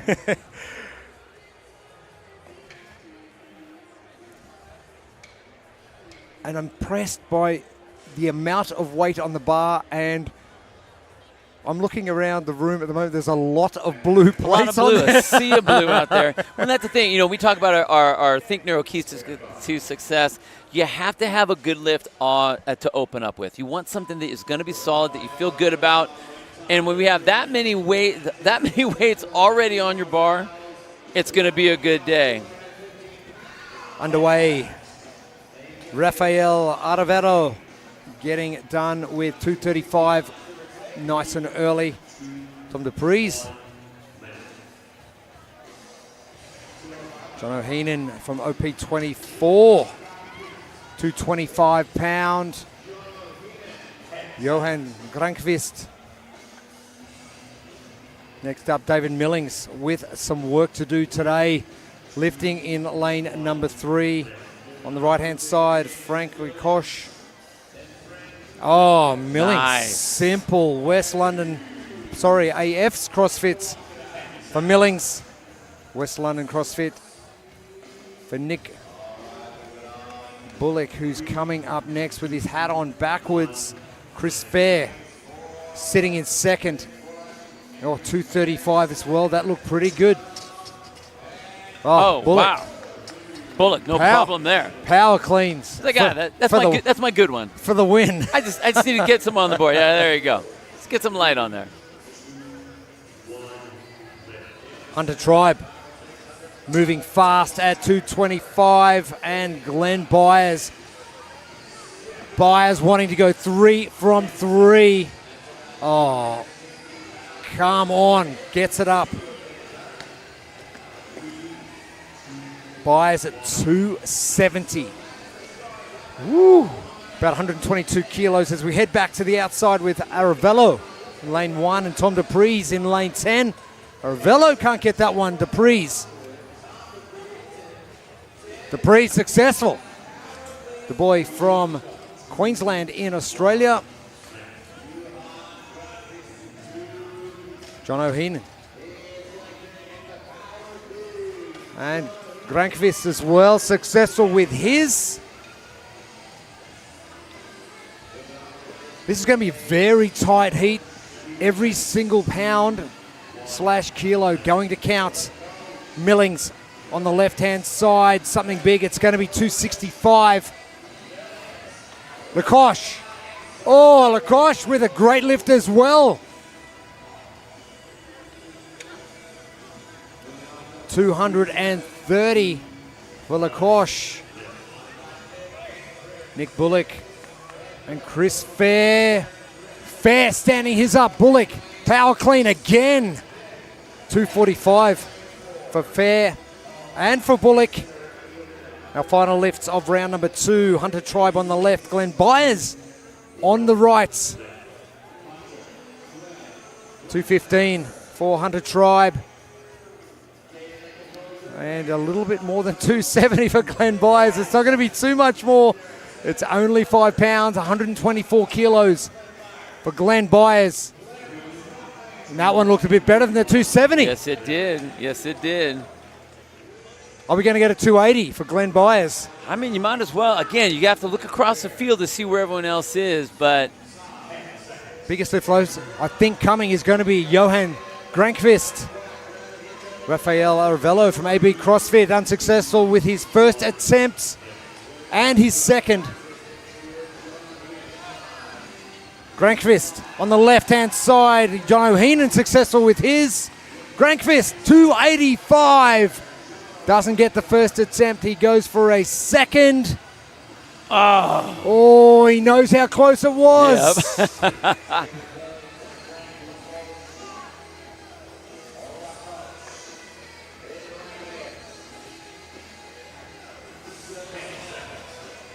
Millings unsuccessful with his. Lekosh.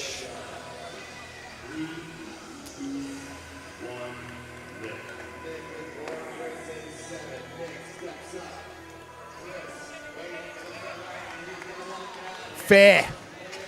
Great lifting. Bullock again. Oh, impressive his extension through his hip. So good, Hunter Tribe. Glenn Byers. 280, am I guessing 280? It's got to be close. It is 280. Glenn Byers on the right-hand side. Oh, man. Hunter Tribe with the power clean. And just running out of time, Hunter Tribe. But Glenn Byers again, he's going to still find himself at the top of the leaderboard after 3 events. The vision impaired category for day 2 of competition at the 2024 Adaptive CrossFit Games by Wheelwad.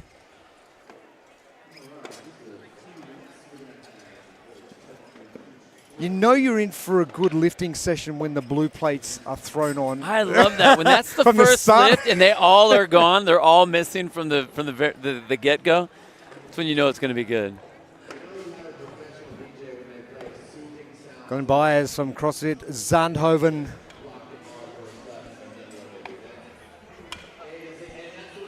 Has been doing extremely well.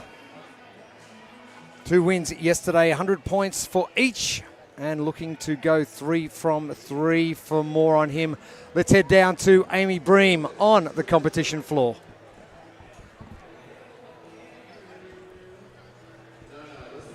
Yeah, by far. Is it your first time in the U.S.?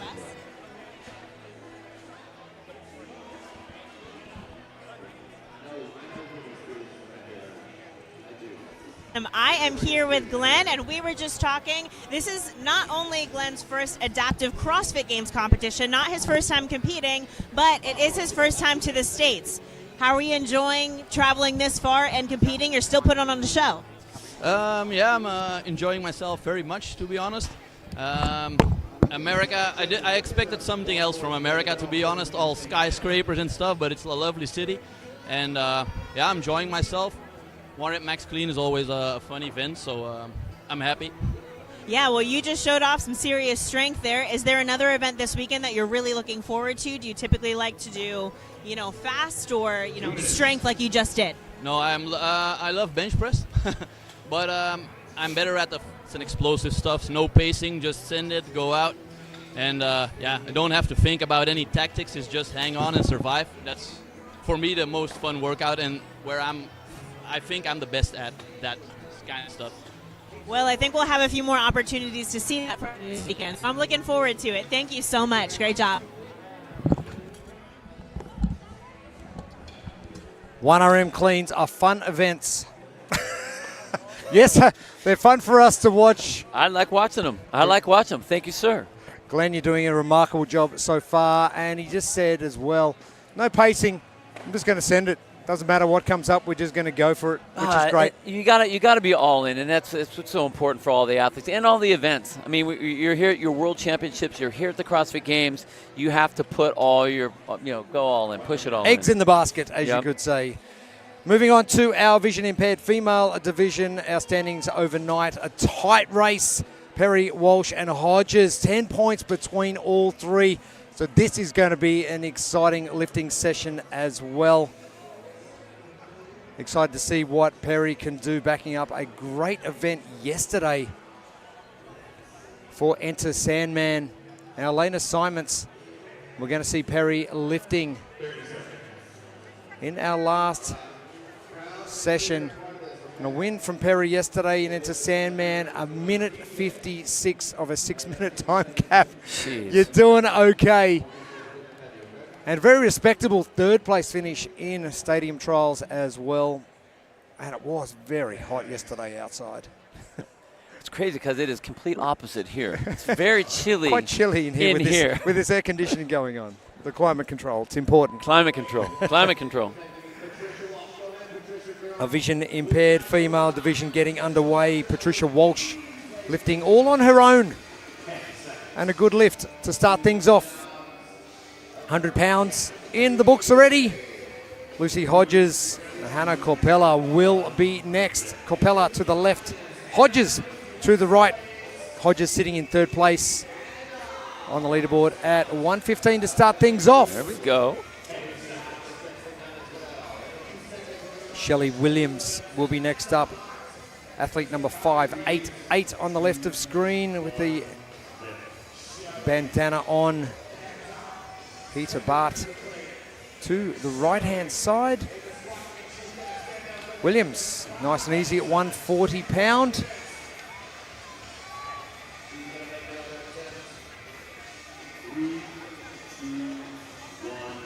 De Cayrell on the left, Mary Collin on the right.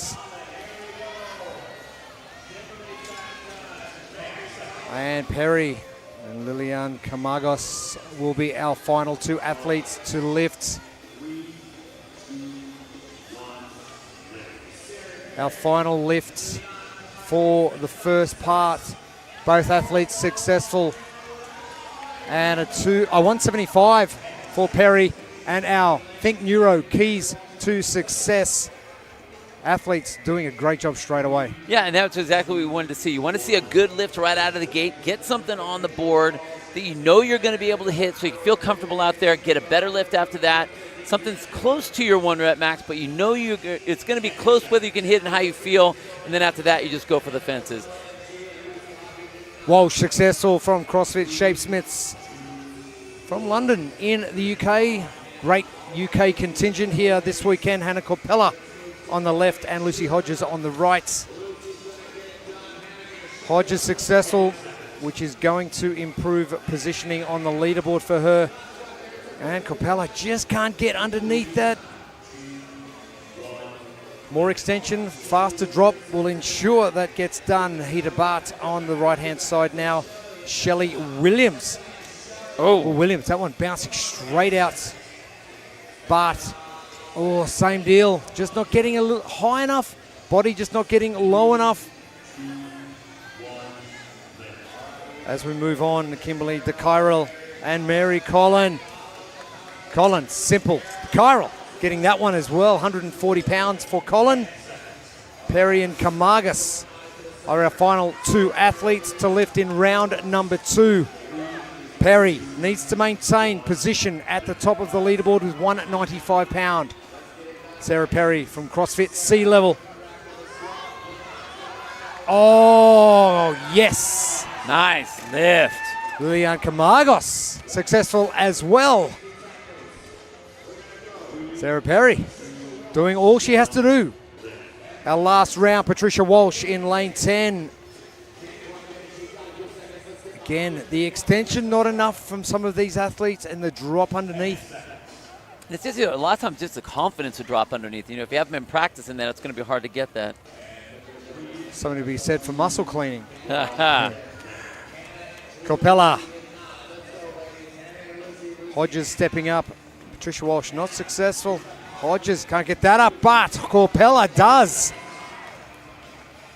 Fixing up the issues from the previous lifting window a couple of minutes earlier. Hodges unable to get that one in. De Cayrell and Bart are next lifters. Apologies, Shelley Williams is up next. Oh, that one just coming out the front. See her elbows were just down a little bit. Couldn't get that bar up into that front rack very solidly. Peter Bart can't get that either. 155 goes by the wayside. Mary Collin into Chiral now.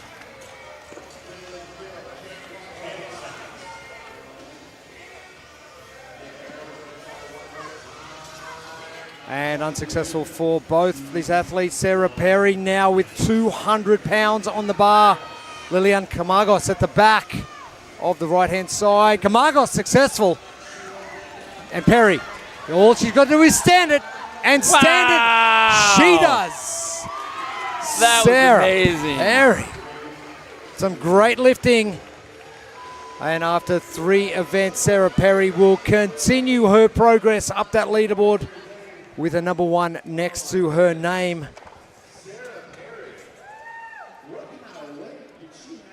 But you mentioned it before, the confidence required from these athletes is really important. And it's not just a matter of getting the barbell off the floor, is getting it into a position where you can stand it up. Well, I think a lot of that happens with that first lift. We talked about good, better, best. You want to, if you come out and you hit that first lift and it's good, you're like, all right, juices are flowing, I'm ready to go. And that's what we saw right there with Perry. But you can't bite off too much. It's important to just bite off enough. And I think Sarah Perry did that very well and just progressed slowly. And they weren't 3 easy lifts. She had to work hard for them. Well, in that last one, she knew she had enough weight across the board, what she needed to keep that first place win. But to look good and to feel good, it's like, again, go for the fences on that one. She felt good. I think that was an appropriate lift. Sarah Perry currently sitting on top of the leaderboard. And let's hear from the lady who is sitting at number 1 on the leaderboard, down with Amy Bream. Here we go. Well, I am here with Sarah. Sarah, how are you feeling so far? This is your second competition. Is this your second competition ever or your first here? Just first competition here, but overall not first competition. Yeah.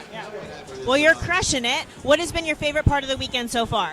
I would have to say this workout. So this lift, cleans are my favorite. Cleans are my jam. I never thought I would get to that weight, but just having everybody here and the adrenaline running was awesome. One more question for you. Between last year and this year, what do you say that you feel like you have most improved on? I'd have to say my cardio. Yeah, just more rowing, more biking, all the stuff people hate doing. I always say whatever you hate, do it more so you can get better. That's a great motto. I love to hear it. Great work today, Sarah. Thank you, Amy. And Sarah Perry improving all the way along.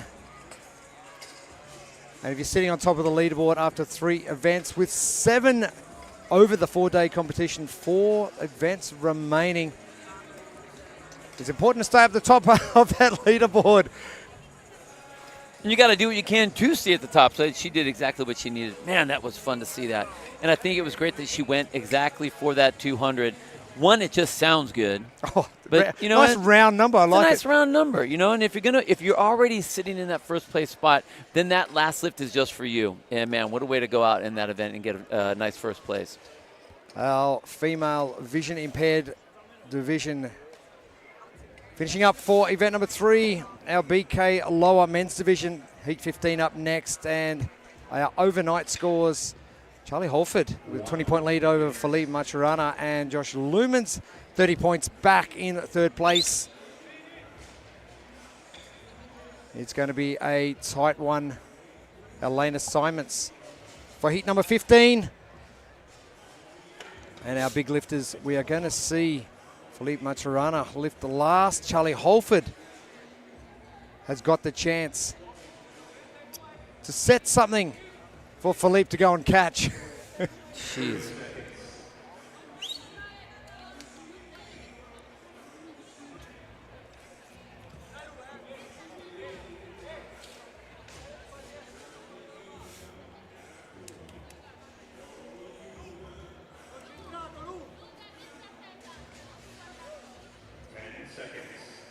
Not too far away. The nerves starting to kick in a little bit. These boys are jiggling around a little bit.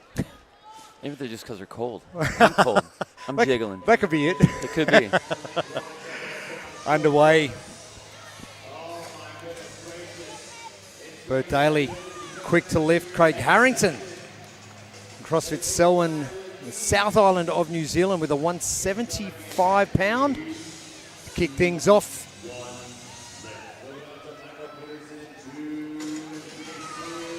I see lifting with 215, easy. Michael Peterson on the left of screen getting done as well. Lumens.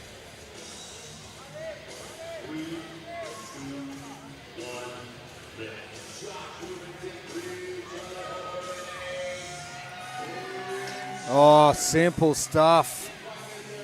Holford proving why he's in that first place position. Lumens successful as well. Bosanic. Bonomo. Simple in the books.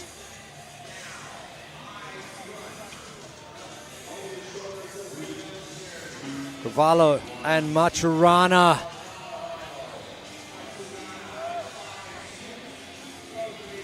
Oh, good lift early, 235. Maturana, 235 as well. As we go to our Think Neuro keys to success. And we got our first good lift out of the books there. We talked about what does it feel like? Can you shake the nerves off?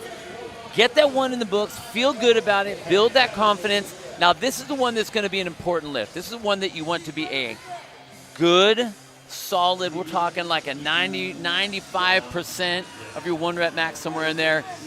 Hopefully get that one feeling good still and then swing for the fences on that last lift. Michael Peterson doing just that on the left-hand side of the screen. He'll be swinging from the fences on the next one for sure. I see. Done. That's a heavy lift, 255 pound. Venegas, I see, getting that one done. Holford on the right-hand side. Lumens on the left. 220 from Holford. We might have a little bit of a shake-up coming on this leaderboard after the lifting portion. Bosanic, great lift on the left at 220. Unsuccessful from Bonomo on the right. Cavallo and Maturana, our final two to lift in round number 2, 240 pounds. Cavallo. Oh, yes, sir. Maturana at 245. Whew. Woohoo, here we go.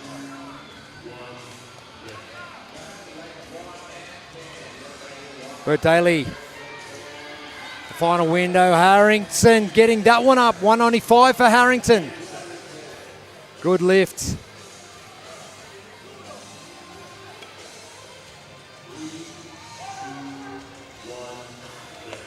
Then he gets to see he wants support. Come on, crowd. You need to start bringing it to 65. Oh. But it looks good on the bar, though. Oh, heavy. It looks good. Lumens now on the left. Holford on the right. Holford at the back there. Oh, just not enough extension. Lumens on the left. Oh, Lumens. Oh, that was a good fight right there. He hung in it the whole time. Lumens, another of our New Zealand athletes, lifting well, sitting in third place. Bosanic, Bonomo. Oh. Number of barbells we've seen come out the front. That front rack just not high enough. Our last lift for Hildon Cavallo. 250 pounds. Philippe Maturana at the back, waiting patiently. Oh, Cavallo can't get it. Maturana.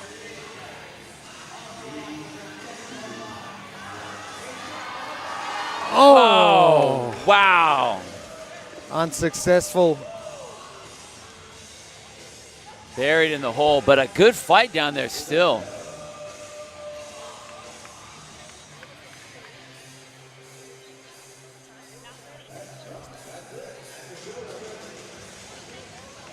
Again, some great lifting.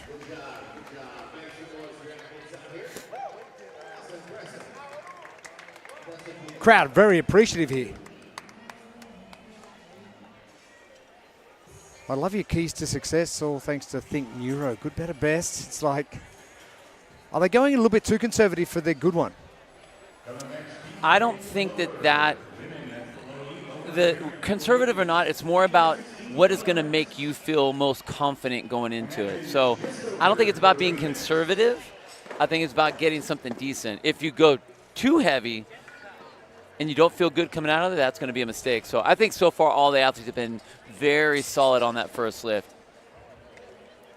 Very solid indeed. And Charlie Holford, 2 wins yesterday from events 1 and 2, and trying to maintain that spot on top of the leaderboard. Let's head down and have a chat to him with Amy Bream on the competition floor. All right, Charlie, start of day 2. We feeling pretty good? Yeah, all good. Yeah, feeling good. Body's good. I'm happy. What were you expecting out of that event? Did you hit the weight that you wanted to hit, or what were you going for? I hit what I wanted to hit, but I didn't hit what I thought I'd go for. So I had a banker which I knew I'd get, then one that I thought, let's get this one, try and get it, and then one that was kind of out of the reach for me, but I tried twice. Okay, so now we're 3 events in. When you go into a competition, are you focusing only on the event in front of you, or you like to think ahead and think strategy to the next few events as well? So my strategy this weekend is Sunday's workout is not my workout, so I'm trying to get as many points as I can on the board to bank them all before Sunday, and then, see what happens, basically. Well, why don't we just keep it going, and then, I don't know, maybe you'll surprise yourself on Sunday. We'll see. Cheers. Thank you, Amy and Charlie Holford. Let's see how the progression on the leaderboard continues in the BK lower impaired male division. We move on to our BK lower female division now. And throw back to yesterday, Ghislaine Schuler. Things getting a little bit tight here. Jessica Cox had a great event, number 2 with Enter Sandman. And the leaderboard will continue to shuffle in this division as well. Our lane assignments coming up as well.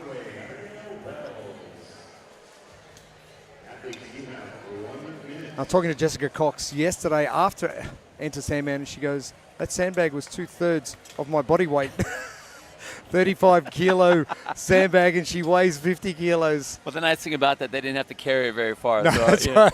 It wasn't that big of a deal with the sandbag, but Ghislaine Schuler getting to second place finishes yesterday in both events. And looking to maintain that position at the top of the leaderboard. And before we get lifting, let's head to our Think Neuro keys to success. We've been talking about this the whole time, about making sure you hit something good, getting something on the board, feeling confident about your lift and about your strength for the day, and then going heavy after that. That's what's going to always be really important for you as an athlete. Then you want to go better. You want to have something that's going to be a solid lift, a heavy lift that's going to be put you well across the leaderboard with the rest of the field. And then from there, you swing from the fences. So with the ladies here, we're going to go ahead and start hopping out. Now, we don't have anyone running in the first heat on our outer lanes, so we have a little bit of a break as we get into this.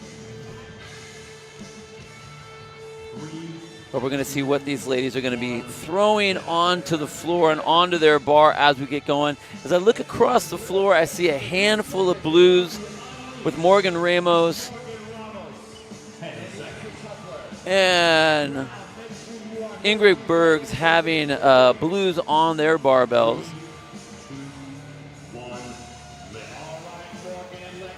Morgan Ramos right there with a nice easy 115 coming up.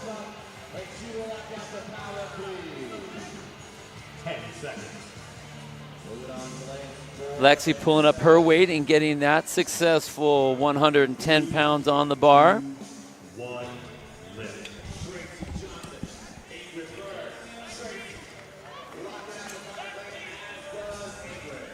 Ingrid right there hitting that 120 pounds again. We're looking for that good lift, and that was a nice way to start the day off.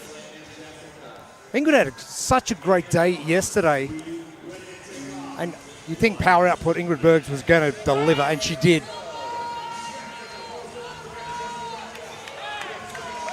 Jessica Cox on the left. Christine Schuler on the right. Schuler with a 145.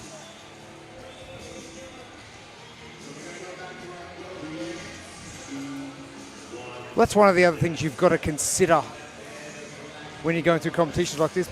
Body weight in comparison to what you're shifting. You're going to have strengths and weaknesses.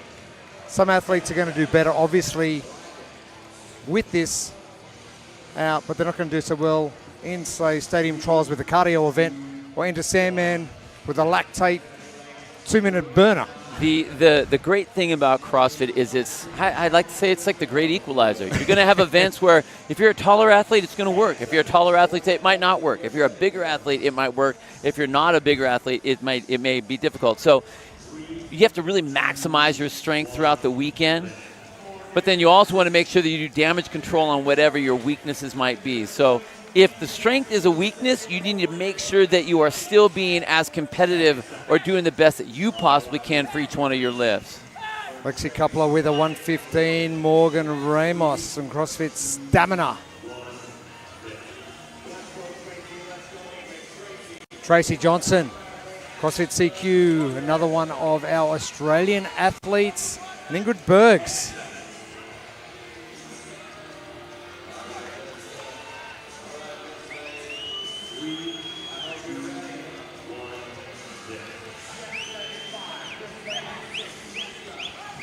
Jessica Cox, getting that. Grizzly Schuler missing that one importantly. Let's see what happens with this second attempt.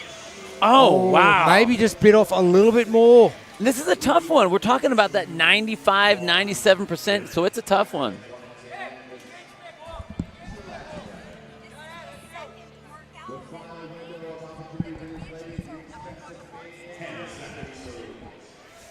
Our final lifting window coming up for our lower BK female division.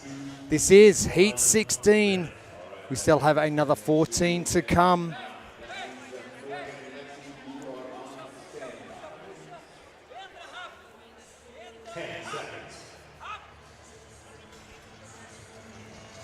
Couple of empty lanes at either end of the arena.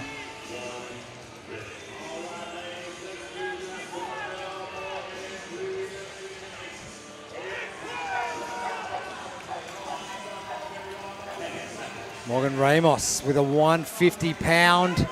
Lexi Coupler trying to get that one as well.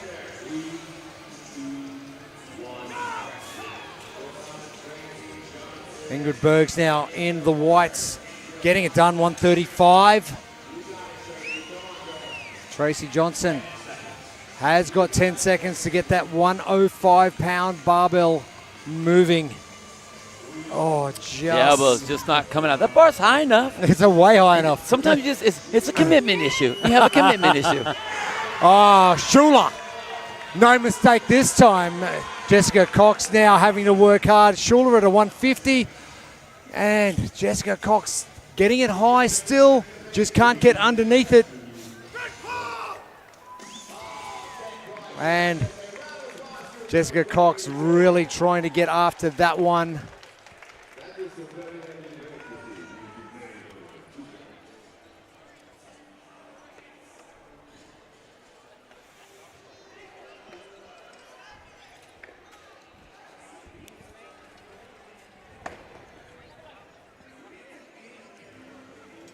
A great day two of competition so far, the 2024 Adaptive CrossFit Games by Wheelwad.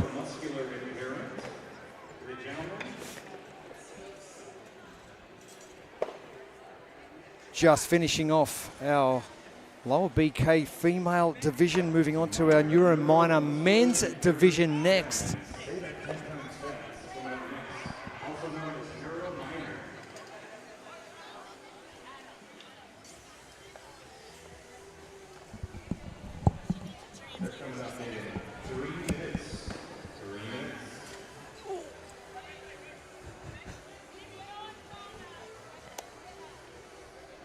And a big thank you to our sponsors, Pliability, Morgan Sport. Everything's fine. Everything's fine here. Everything's fine. It has been great to see all of our athletes. No, you're good.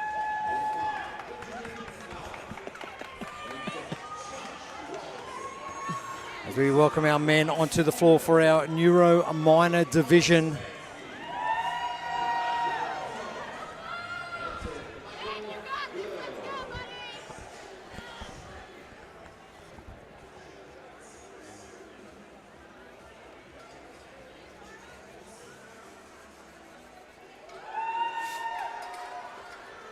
Our standings after 2 events from yesterday. Josh Robinson and Ben Fallon battling it out at the top of the leaderboard. Both with a first place finish, both with a second place finish. That's why this is going to be an important lift. This will be great. I think this is the only division out of all where we're tied at the top right now. We have a lot of athletes that are really close, but tied for first place going into this event. This now is it. The other one's just kind of washed out. Now we're going to see who the strongest is. Thomas Szymanski in the third place position. Connor McGill and Adam Nilchik tight for fourth as well. Only 2 points between them. And our lane assignments. And the Josh Robinson, Ben Fallon fight. I can't wait to see what goes down. I know. We are going to be seeing them lift last in lanes 5 and 6. That's actually kind of great. The fact that we get to have those two showcasing right in front of us. Now, I wonder if Josh Robinson's got a benefit being behind Ben Fallon, because he can actually see what Ben's going to be loading on his bar, where Ben's got to be reactive and turn around and see what's happening at the back. Yeah, I think that Robinson has, I don't want to call it an advantage, but it's just more of an instinctual to know exactly what to start with. I mean, we're already playing the Price is Right game. I mean, I see it right now. I saw him look up there to see what Fallon had. And Fallon's turned around to have a look at what Robinson's doing now. No, he's doing it, but he didn't change anything. And again, so this we talk about good, better, best as far as your keys go. Your Think Neuro keys to success. It's important to have that first lift. Not to get distracted out of what your strategy is going to be, though. That's when you go big on the other lifts. I like the fact that Ben Fallon turned around and looked at Josh Robinson's bar and went, oh, yeah, okay, whatever, whatevs, carry on.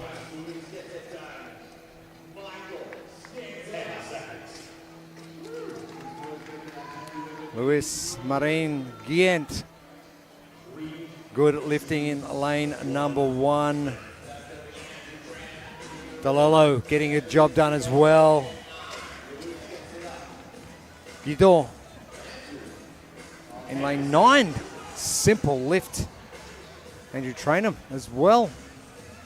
The good, better, best. The good is easy. It's got to be easy. Should be easy, better, best. Szymanski. Oh, that was nice. Power clean, like it. Connor McGill. Connor, one of our Australian athletes. Got a thing coming a long way over here. 160 for Adam Nelchik. Brian Nuno. CrossFit reaching greatness as we come to the end of our first lifting windows with 2 guys currently tied for the lead in 190 points. Ben Fallon, Josh Robinson. Robinson to the right, Fallon to the left. Simple from Fallon. Even easier. Oh, we're just going to ride that down. We're going to ride it back up. We're going to warm the knees up. We're going to warm the legs up. It's like, okay, how did that feel? That feel all right? I like that. Maureen Guient. Simple again. Lane number 1. Like it. 185. Michael Delello, the far right of screen. Oh, good recovery at 195. Andrew Trainham. Tick the box from CrossFit Weld. Lane number 2. Loic Guidon. Oh, better. Ooh, wow. Hips popped that time. Did you see that speed of those elbows under the bar? That was like nice. It. Connor McGill, one of our tallest athletes in the field. Oh, it's high enough. You just got to get under that. Szymanski successful with his. McGill is thinking about the second attempt, but he decides against it. Adam Nelchek on the left, 74 kilos, 165 pound. Brian Nuno as well from CrossFit Reaching Greatness. Good job from both of those athletes. Ben Fallon, Josh Robinson to finish things off. Robinson looks like he's going heavy. Fallon at 235. Robinson rushing a little. He's changed his mind. I don't know if he's going to make this one. This is going to be tight. He needs to put those clips on as well. Oh, he's missed it. Oh, no. No. Didn't you say one of your keys to success was a fast pitter? You need to be ultra fast. You need to do a Formula 1 2-second pit stop. So this is the thing, is that there was the chain. He had weights on there and then pulled them all off to go back to another weight. So now it's like the strategy is, okay, you lost your attempt at your better. This would be your best, or maybe it's going to be your better. Marine Guillant getting his lift done. Louis Guidon. Andrew Trainham. Oh, can't come out of the hole. Good try, though. Very good. Connor McGill, left of screen. Szymanski, good at 225. McGill has got one attempt left. Is he going to try and make it? I'm not sure he's got enough in the tank to do so. Adam Nelchek, Brian Nuno have been battling weight for weights. Nuno going heavier. Nelchek. Oh, I can't get it up. That one not going to move. Fallon now at 250. Oh, power clean. Robinson at 260. The new leader in our division for the Neuro Minor is going to be Josh Robinson heading into event number 4. That was huge. I mean, we had a missed lift. Oh. Now, he was a little protected because I don't think Fallon made an adjustment. He stayed with what he wanted to do the entire time. He didn't play the game. You know, the thing is, he wanted that successful lift at that weight, so that was a great play by him. I love the strategy. I thought that was a great way to handle that. Josh Robinson, how about that speed of trying to get those plates on the bar and then almost made that one. I think it's better for him that he didn't get that just because he didn't have the fatigue. You know what I mean? He saved the power for that last lift because he didn't have a problem getting that one at all. And Josh Robinson actually breaking a clip on that last lift. I thought it was because he tried to get the clip on the end of the bar too hard and just smashed it into the end.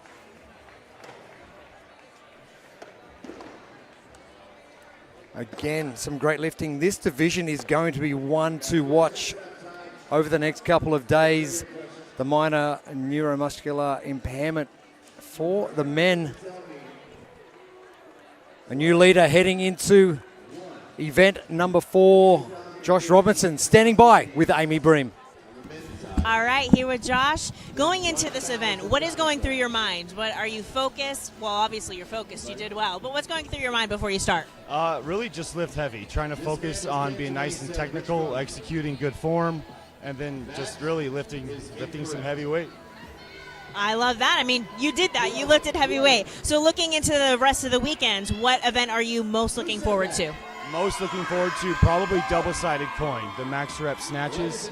Just moving a barbell around for as many times as I can, holding my breath and just giving it to God and holding on for dear life. There we go. I'm sensing the theme that you like a barbell. Love the barbell. Anything with weights. Anything with weights.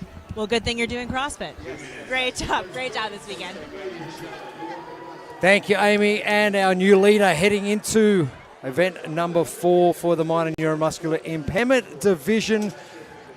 You gotta love a barbell. I mean, you do, right? And Josh loves it.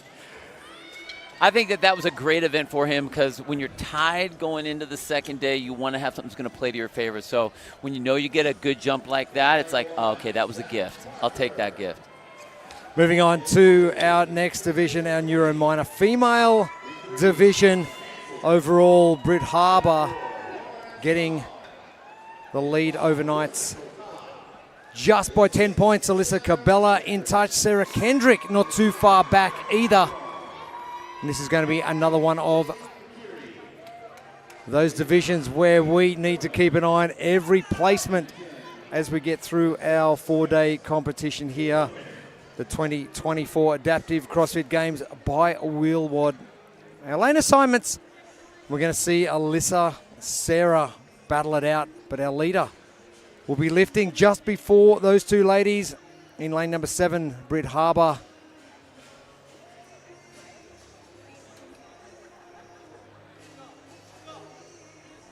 Moving down to Austin, just up the road from where we are right now in San Antonio, Texas. And not dealing with the weather conditions today. Yesterday was hot, humid, rainy in here. Everything's under control. It is under control. Wow, I don't know about that. It's cold.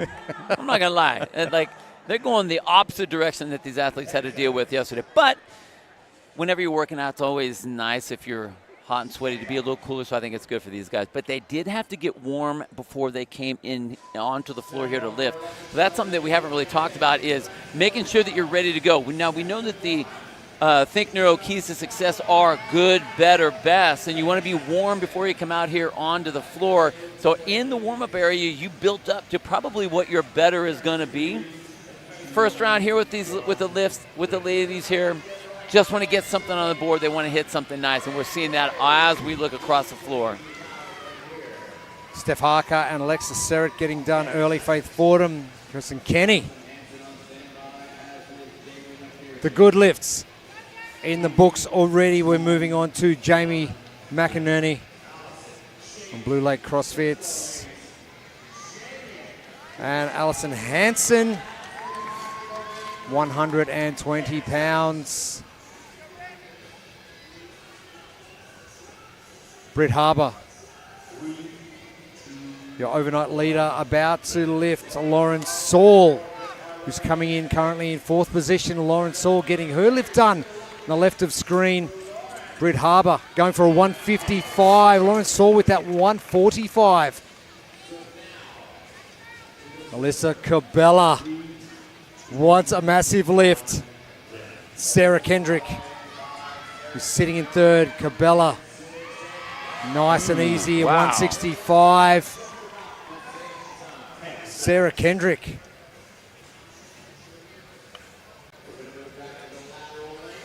She's doing some... That's called coach math. Signals to her coach in the stands math. behind us. Our first lifting window done. Steph Harker now to the left of screen. Alexis Serrett. Successful with her. Steph Harker having to go again from CrossFit Hammer Box and not going to have enough time. That minute goes quick. Yeah, it does. Kirsten Kenny, CrossFit eFits, successful. Faith Fordham, good for hers as well at 145. Alison Hansen up next to the left of screen. Jamie McInerney. Alison Hansen from South Tampa CrossFits. Some good lifting. McInerney good for 110. Lauren Saul will be the first to lift. Britt Harbour. Oh, nice lifting from Lauren Saul. Britt 165. Successful. Alyssa Cabela now with a big lift on the bar. 130 pounds. Sarah Kendrick will have another attempt Or will she? 170 for Alyssa Cabela. Now that is going to put her in good stead. It's going to depend on where Britt finishes up. We could see a new leader with Alyssa Cabela jumping into the lead. Steph Harker. Successful with that one. Alexa Serrett not. Faith Fordham. That one spits out the front for her on the right-hand side. Kirsten Kenny can't get hers either. And now the best lift is eluding these athletes except for Steph Harker so far. Alison Hansen and Jamie McInerney will get to work. Jamie getting hers. Alison will have another attempt before time runs out.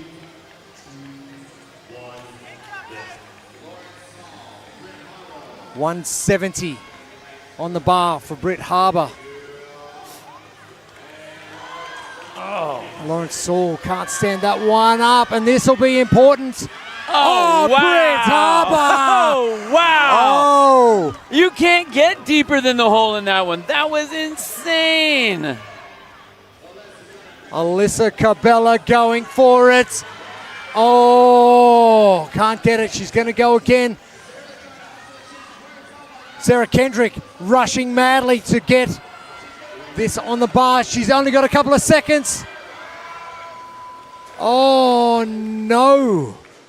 The shake-up on the leaderboard. Now, has Britt done enough to save that first position, considering Alyssa Cabela missed that last lift? Wow.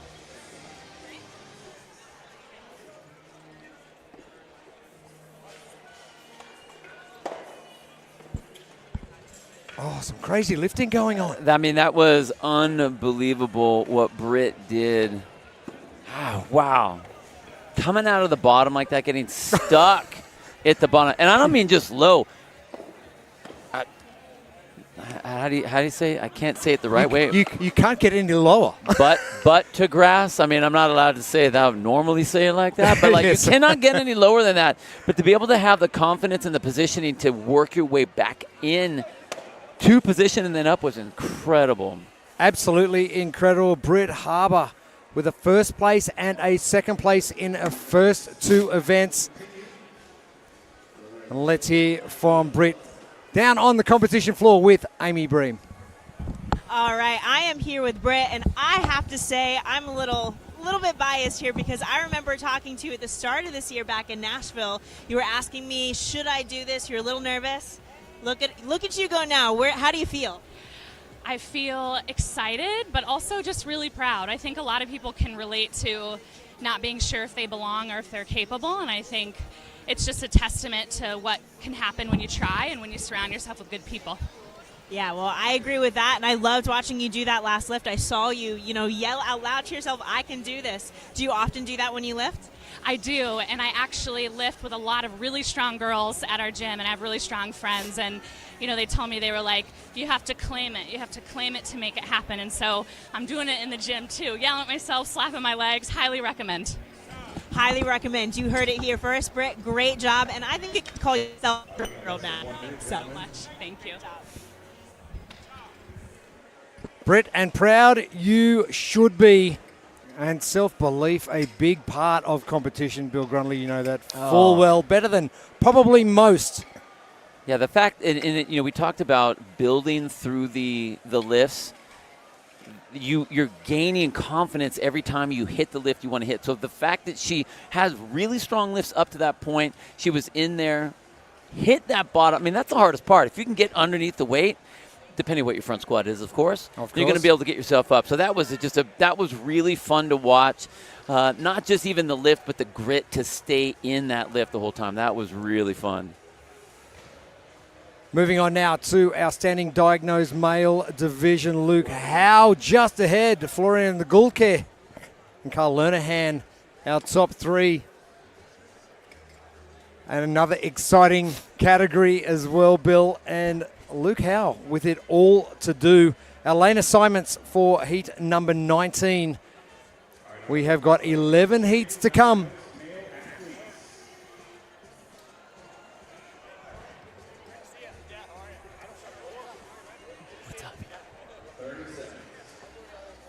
Now, interestingly, our two leaders coming into this event will be lifting in the first couple of segments.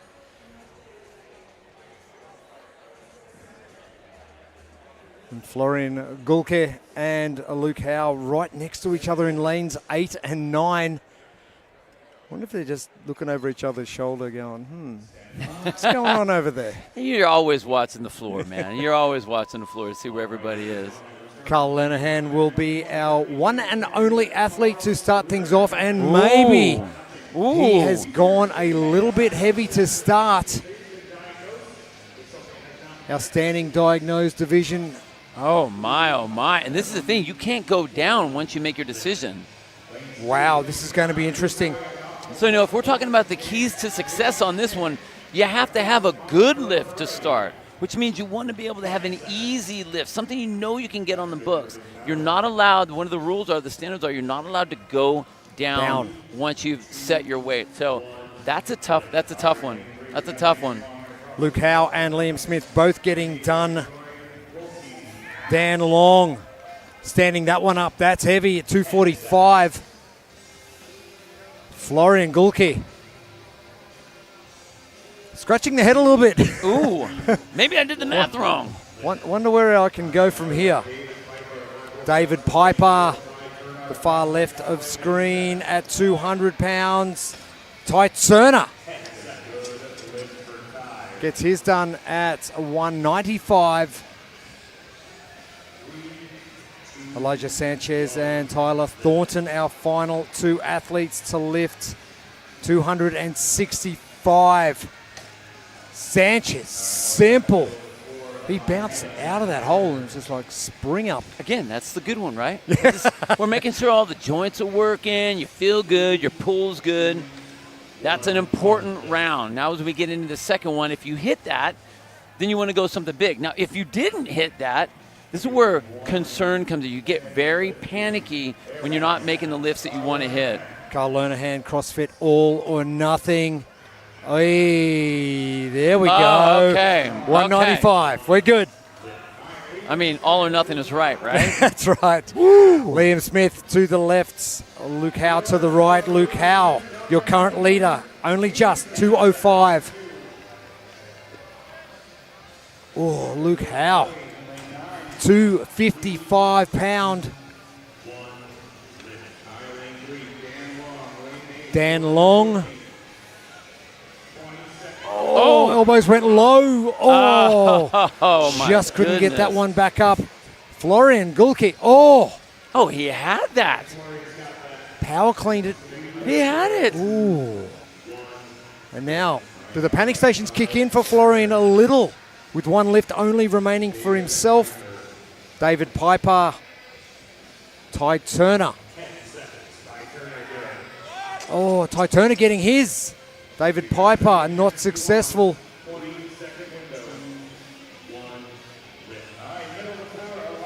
And too late from David Piper. Thornton good. Sanchez good as well at 285.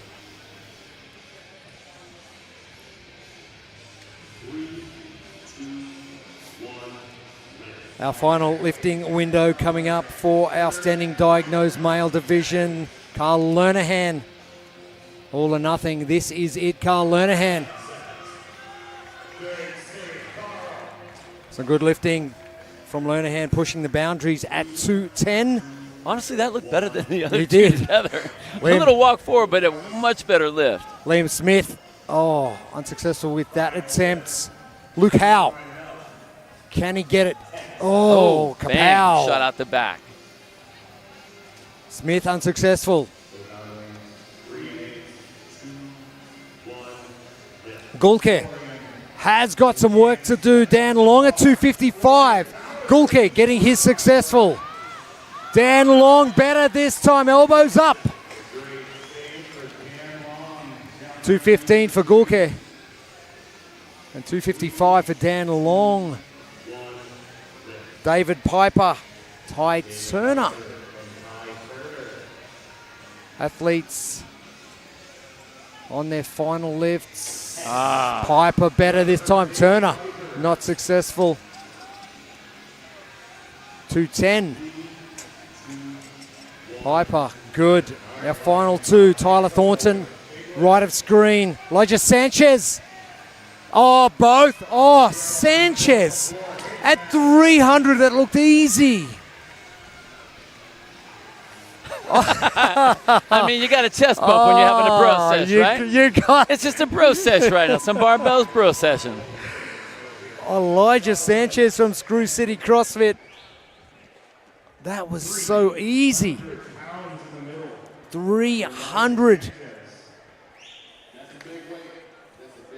You know, and that was great that he hit that one. That looks great for the crowd. But I think he obviously had more in the tank. He just didn't need to pull it out. You know what I mean? Just get ahead of the rest of the group. Get your first. Hit something fun like a nice big 300, and then take your first place.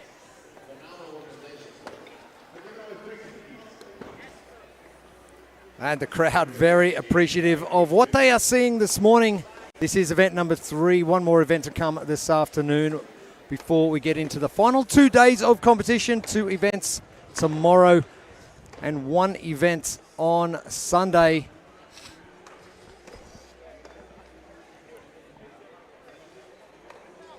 And conditions completely different to what we have seen yesterday, with some sunshine, plenty of humidity, and some rainstorms as well for the final 3 days of competition. We will be inside the convention center here at San Antonio.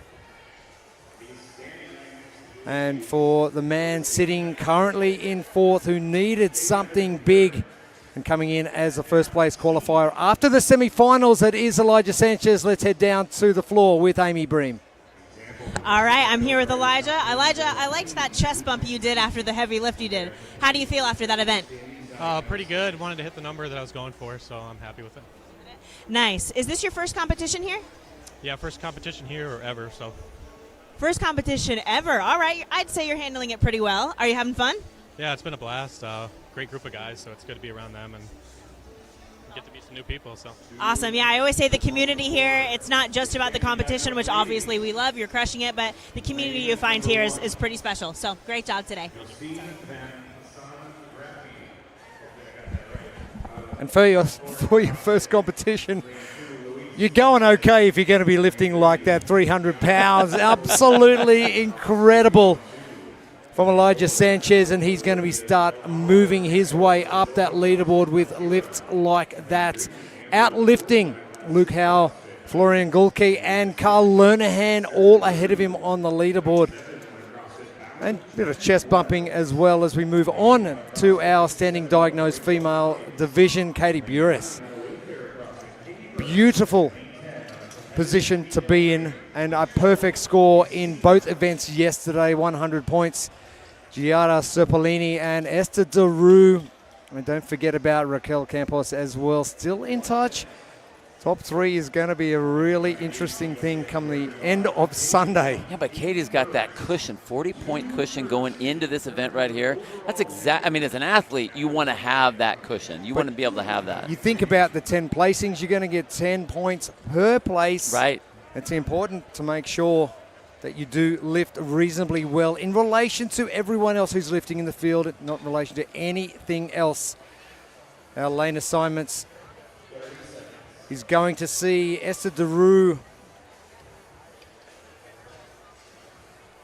lift last with Amber Gordon. We are going to see Serpolini lift in lane number 3, Bures in lane 9, so she will be lifting second.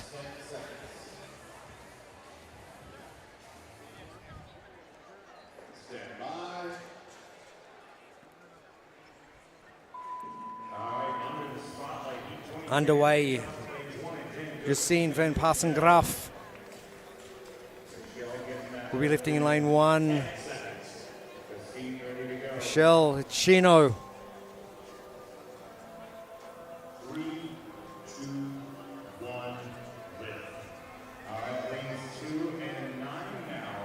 Easy lift for Josine van Passengraaf. Louise Bosse also getting done. Katie Bures. 2:05 to start. Right. So we were talking about that cushion. Okay. And your keys, your Think Neuro keys to success on this, good, better, best.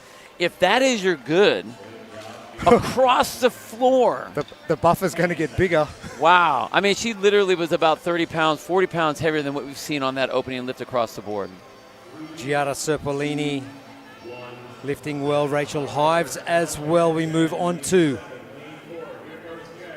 Jan Wells and Raquel Campos at 135. Esther Daru, Amber Gordon. Esther Daru sitting in third place. Amber Gordon in seventh on the leaderboard. 180 pounds. This is a good lift from Gordon. Well done to her. Esther Daru doing everything she needs to do. Katie Bures. Oh.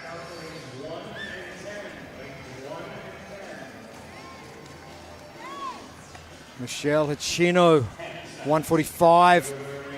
Josine van Passengraaf, successful with hers. Power cleaning still at 120. She can go heavier. Lise Bosse, Katie Bures. Katie at 215. Oh, wow. That was a nice extension. You see the power on that hip pop? That was beautiful. And it's all business for Katie. For sure. Louise Bosse getting her successful lift. We move on to Giada Serpolini, 135. Rachel Hives, successful with hers as well. Raquel Campos is next. She's in the white and black left of screen. Jen Wells to the right of screen from CrossFit Bound, 145 for Campos. And Jen Wells knew immediately she picked that bar off the floor. No. No. Amber Gordon on the left. Esther Daru on the right. The end of the second lifting window.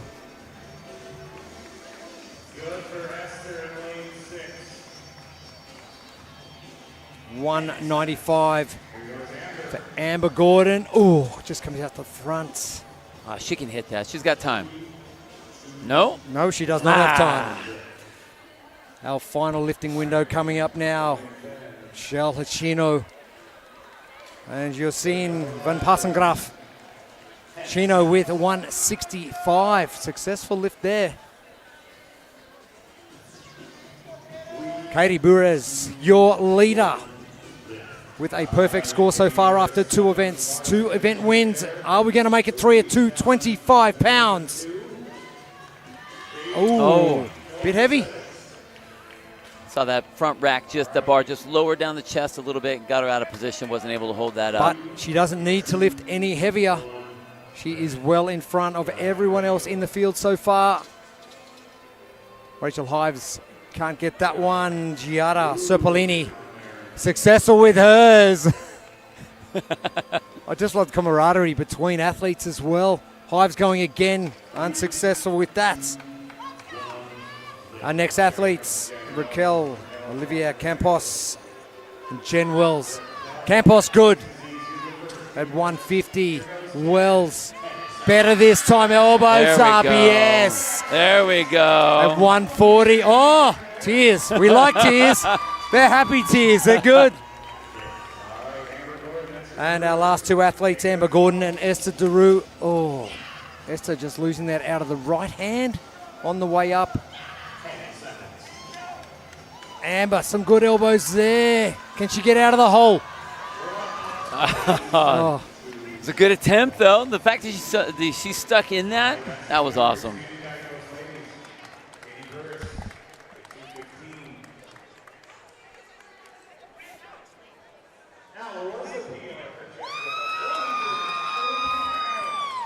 And some wonderful lifting going on. The ladies getting to work. And we've seen some interesting technique problems. Some of it's been low elbow, some of it's been lack of hip extension, dropping under the bar. There's been certain things that have been popping up. I think what that is the confidence level for the athletes that are struggling with that. Not feeling super powerful, or they're just choosing the wrong weight, so it feels too heavy, and that really kind of messes with them mentally as they're going into each one of those. Because if it feels heavy, it's hard to make that correction. Katie Burez coming in as the number one qualifier out of the Open and semi-finals this year. And she is really putting all of these athletes to task in the standing diagnosed female division. And Katie Burez yesterday with an event win on events 1 and 2. It looks like it's going to be 3 as well. For more on that, let's head down to the floor with Amy. All right, so we are here today. So rumor has it this is your 3rd event win this weekend, right? Yes. So how are we feeling so far? Pretty good. Pretty good. Yeah, it's a lot of fun. So going into this competition, what are you hoping to get out of it? Was it having fun, hitting a specific PR? What did you want?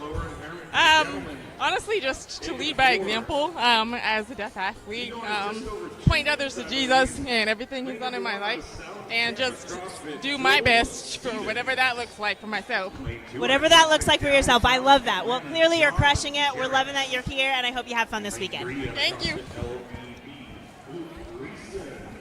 She looks like she's having plenty of fun. Katie Burez looks as though she is going to have perfect score from the first 3 events of the competition. You can't not be having fun when you're 100% and you're winning on everything. I mean, that is fun. Winning is fun. Oh, of course. Hey, Jeremy, winning is fun. You're at the CrossFit Games. Losing is not fun. Losing is not fun. Winning is fun. Just going to say that. She's having fun. As we move on to our next division, our lower minor men's category. And overnights, we have got a great battle between Luke Reese and Jeremy Gordon. 1 spot separates the two, 10 points per placing as we go along. That 3rd place position as well up for grabs. Our lane assignments, we are going to see Jeremy Gordon lift in the last segment. Luke Reeson will be in the 3rd.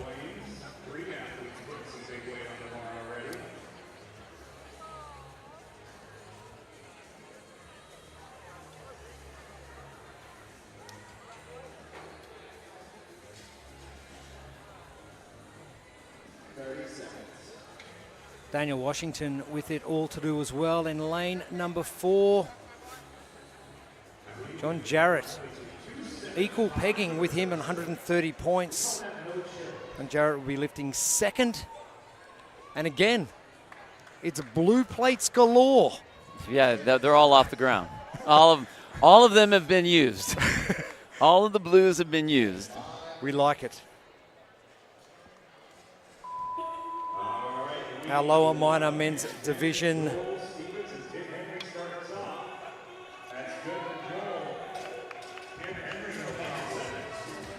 Joel Stevens getting things underway in lane number 1. Tim Henry, the far end of the arena, will progress towards the 2 middle lanes, which are lanes 5 and 6, as we go to Omar Iglesias and also John Jarrett.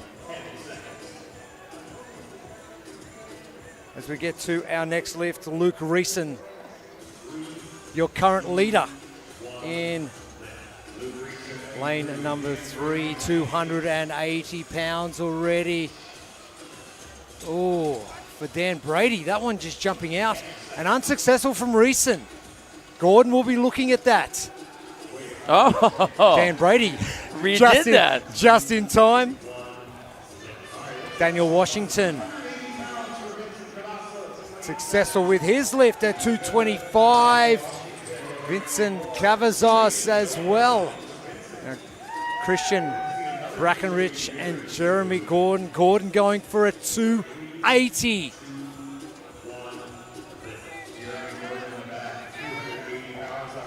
Gordon with a chance to move into the, wow. Oh, my goodness. Not like a warm-up weight or something. I mean, in good weight? That was a warm-up weight. I think he needs a 380, not a 280. Jeez. Back to Tim Henry in lane number 10. Joel Stevens, South Tampa CrossFit in lane number 1. Henry good for his. Stevens got a 220. Omar Glacius at 255. He's happy with that one. You can tell Look at that smile. The smile, it's immediate. John Jarrett successful with his CrossFit Downtown Atlanta and sitting in 4th position on the leaderboard, 130 points, equal with Daniel Washington, who will be lifting shortly. Luke Reeson.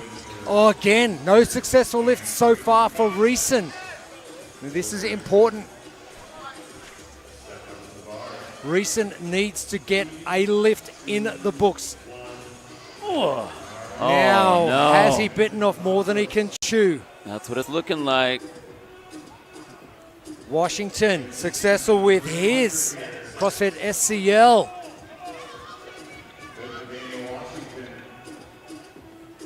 Vincent Cavazos unsuccessful with his as well. Brackenrich and Gordon, the final 2 to lift in the second lifting window. Oh, power clean from Brackenrich. CrossFit Esprit. Gordon, opportunity now to cement this first place spot. And heavy. That first one looked easy. Yeah, I think that was the 300. I'm trying to tell with his numbers over there, but I looked at the 300 shot. 280 in the books for Gordon already. As Henry successful with his at 205. Joel Stevens won't have enough time. Or no, he won't. Jarrett unsuccessful with his second lift. Iglesias. Where's that smile? We need to see that smile come up. Oh, it was there! Just slipped out of his hand. Now Reeson. This lift is important. Everything unsuccessful up to this point. Dan Brady not successful. Oh! And that's why barbells are designed that way. Thank goodness. Now Reeson. He's not going to score anything. Important in the results. Washington. Cavazos. Both spinning out the front. Are they both going to have time for a second attempt? Washington going for it. Oh, Cavazos. 300. Oh, yes! That was pretty right there.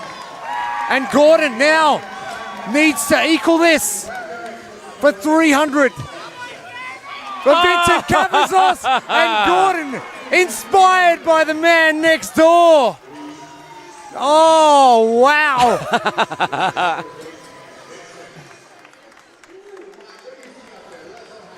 Wow. Oh, save the best till last, Bill Grundler. Oh, Cavazos. Cavazos. That was so the way he executed the movement and the positioning that he had made that 300 look so easy. He tried that last time, just fumbled with it, but man, that was a pretty squat clean. My goodness. And then Gordon coming right after that, getting fired up and hitting it as a power clean. Some strong gentlemen out there on that floor. Oh, there's strong fellas. Certainly he is. And a great battle coming in to this heat. And you love to see the athletes cleaning up their own mess after they've thrown all the plates all over the floor, giving the judges a little bit of a hand in resetting the floor. And Jeremy Gordon with a 3rd place finish in event number 1, but a very strong 1 minute 23 in Enter Sandman. And inspired by Vincent Cavazos in the lane next door, let's head down to Amy Bream with Jeremy Gordon. All right, I'm here with Jeremy. Jeremy, we were watching you. What was your thought process going into that final round after missing 300 on the second? Just hit it. But I have no idea what the weight, 300 pounds is in kilos, so just saw Vin hit it and thought, well, we're here to play, so it's a lot of fun. So just happy to be out here and with all the guys this year. So yeah, it's a heap of fun. That's awesome. And this is your third year competing, right? So compared first year, second year, now going into your third, what do you feel like has changed for you in the progression as an athlete? No, it's still probably a bit more the pressure coming into my third year. Obviously, lucky enough to win the last two. So, and this year we got a few more of the boys out here, which is heaps of fun. Met a few of them, but yeah, probably just a bit more trying to hold that title. So we'll see how the weekend plays out. Awesome. Yes, we will. Well, great job this morning. Thanks.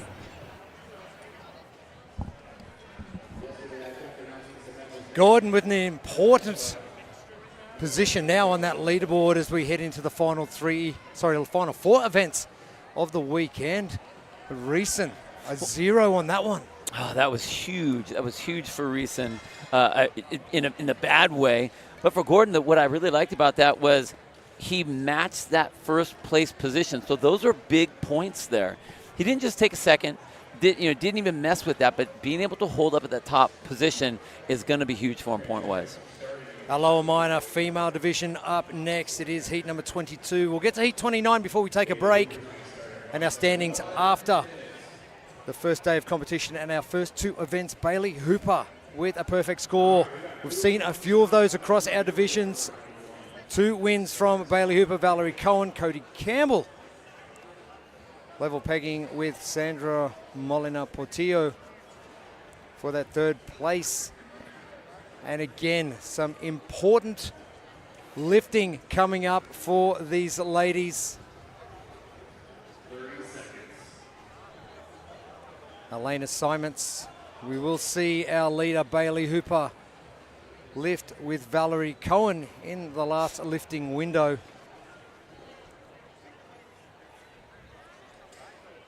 And our Think Neuro keys to success. All thanks to Think Neuro. They do such a great job. You know, we say good, better, best are the keys to success, and we've seen a handful of times where that good was not the right lift. So all these athletes, as they're warming up, it's important for them to understand, to know exactly what they want to hit so they can come out here and feel good and feel confident, kind of boost that confidence when they come out, shake off the nerves when they get out here on the stage. That's been tough for a couple athletes that we've seen across some of these divisions. Generally speaking, we've seen, and you asked if people are going a little bit conservative. I don't think that they are. I think that everyone is feeling good when they come out here. So good, then get a good heavy weight after that. That's going to be your better, and then swing for the fences like we've seen in the last handful. End it with a chest bump with everybody else. Sandra Molina Portillo, successful lift first off. CrossFit for Friends. Alicia Burton, successful with hers, 130 pounds early on.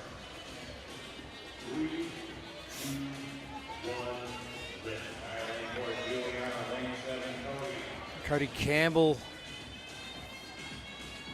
Oh, that one just, that left elbow just dropping down a little. Oh, that was a lot better. There we go. There it Clean is. that one up nicely. Wow. Your overnight leader after 2 events, Bailey Hooper, to the left of screen at a 175, it looks as though. And Valerie Cohen.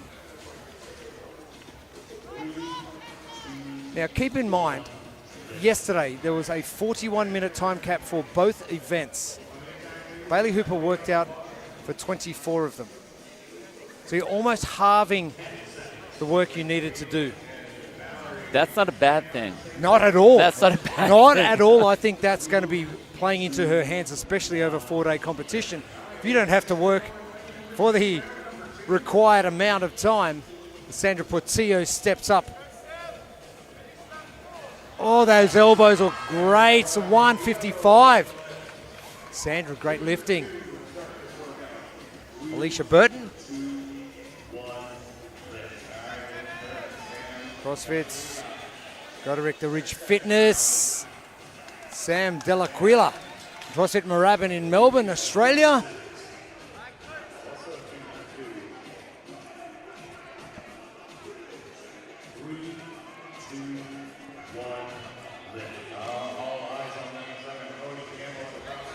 Cody Campbell, CrossFit Napier.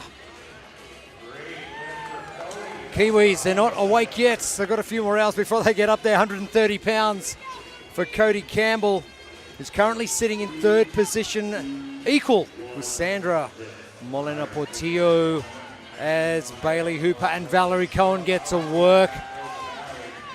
Valerie Cohen is not messing around. 185 for Bailey Hooper, 195 for Valerie Cohen. Valerie Cohen, one of the quickest power cleans I've seen today. It was like, whoop. It's a good snap. That's what it's powerful. Power clean. Well, we talk power movement. Talk the last lifting about not working out for the entire time. Valerie Cohen's working out for about 3 seconds each lifting window. Oh, it's so fast. It's perfect. It's so fast. Sandra Molina Portillo currently equal third, 120 points overnight. What can Sandra do? Oh, good that girl. was a good fight right there. Wow. 165.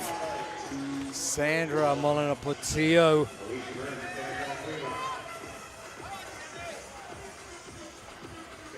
Oh, great work, Alicia Burton at 140. The power clean. Love to see it.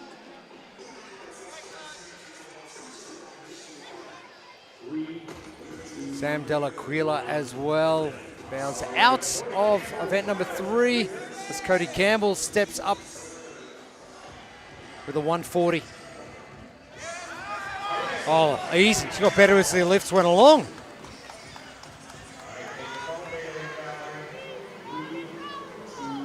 Our final lifting now from Bailey Hooper and Valerie Cohen. Oh, Cohen as well. Another 3-second lift. Now Bailey Hooper, interesting. Oh, Bailey Hooper. Bows out. 205 for Valerie Cohen. Some great lifting. Valerie Cohen's currently sitting in second position. And those perfect scores from Bailey Hooper. Gets blemished. You know, I'm trying really hard on my barbell app here, trying to do all the math. And I'm trying to run around, trying to give you some good numbers here. But man, 205, what a great lift. And it looked easy. It looks so easy. I honestly think over the course of the 3 lifts, she spent 10 seconds doing work. Well, I mean, that's what you're going to have. I mean, you usually aren't going to have a lot of time under that lift. I mean, this isn't like the classic Dave Castro deadlift that we're looking for, like a 45-second rep. So, you know, we only have 20 seconds to go. I think those were all very appropriate and powerful. Valerie Cohen coming into day 2 of competition, currently in second position after 2 second-place finishes. She fixes that up with a first-place finish here in event number 3, and she's downstairs with Amy Bream. All right, Val, we're heading into day 2. You just finished your first event. What are your thoughts as far as strategy goes going into this? You just finishing and winning this event before going into the next for the day? I think it's really important to me to just take it like one event at a time, 1 hour at a time, 1 event at a time, and I think that's how I'm going to. I love that. So obviously you have quite the streak. I know from competing with you, you're always a beast. So coming into this competition, what do you feel like you've grown most at in the last few years of competing? I think it's really cool because like adaptive athletics is growing so much, so it's actually pushed me to sort of like expand what I can do with like my limitations. So it's really inspiring to be here and see everybody else, and it makes me want to push myself to do better. Well, we love that. Pushing ourselves is awesome, and you certainly have done that and grown as an athlete. We love to see it. Thanks so much, Val. 205, a great lift from Valerie Cohen, and shake-ups on the leaderboard right throughout today. We have still got 2 days of competition after today, believe it or not. as we get to one of the most exciting competitions we have got going. It is a short-statured male division, and the two guys we thought would be at the top of the leaderboard are not there. Well, and this is one of the things that the Wheelwad crew were telling us, is that some of these newer divisions, as they've come in, there wasn't a whole lot of competition with a lot of the athletes that are coming in. These divisions have now grown, so we have a lot of new blood out there that is just really mixing up that leaderboard. We are into our short stature division for the men, and Tim Murray and Mikey Wittes, who we expected to be somewhere around the top, are nowhere near it. Tyus Walnut currently sitting on 160 points. Sean Dolphin and Blaze Foster, Caden Gels are both sitting there in that 140-point position, equal second. And our lane assignments, we'll see the two guys we thought we'd be there, Wittes and Murray in the middle. They will be lifting last. No pressure, though. No pressure, guys. No pressure. But I'm looking across, we talk about the Think Neuro keys to success in this event. Looking across the floor, what is that opening lift that these guys are going to do? Remember, you want to have something that you know you're going to hit. You got to get those numbers on the board. You got to get something that you're going to feel comfortable with and then move from there. And we have some pretty big weights out here on the floor. We still have people that are even jockeying for position as they're going for that lift. Underway for our short-statured male division. Alexander Hall from Ben's Gym, lane number 10. No problem with that first lift. Nor does Sean Dolphin from CrossFit Hype. Sean Dolphin with a win in Enter Sandman event number 2 yesterday. Matthias Wallner, easy does it, as does John Falkenberg from CrossFit Everyday Heroes. And happy with himself as well. William Noble was very keen to get things rolling with that barbell and had to wait. Successful with his first lift. And Sean Eberl as well from Summit Systems. All done.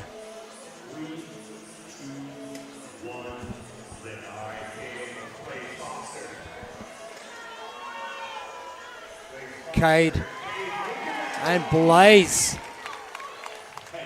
Just easy as you like. Nice warm-up. Nice warm-up. That's all we wanted. Now Wittes against Murray. We had a great battle in event number 1, which was Stadium Trials yesterday. 140 for Murray and 135 for Wittes. I think everyone's sort of just feeling each other out in this first lift to go. But you know what's funny is I have seen in this division a lot more looking at what other people have on the bars than we did in the other divisions. Everyone was just kind of doing their thing in the other divisions. I think everyone here is very aware of where the other athletes are. Sean Dolphin, successful. Alexander Hall as well as we move on. Wow. Walnut. No messing around at all. Falkenberg as well. 155 for Walnut. Noble. And Eberl will be our next athletes moving on. Simple stuff, 135 from Noble.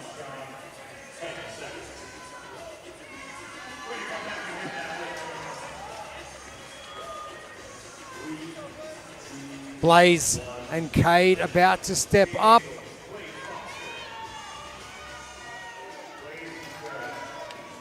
Cade unsuccessful with that one.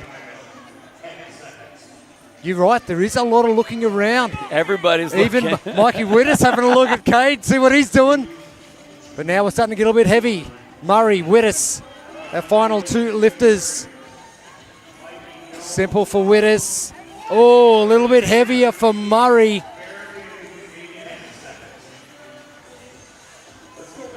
Ooh. So Murray with a 160. That's a good lift. It looked a little bit heavy. 165 for Wittes. Sean Dolphin going for it. Good, better, best. This is your best lift, Sean. Go get after it. Hull can't get his either. Dolphin. Can't get it. Falkenberg.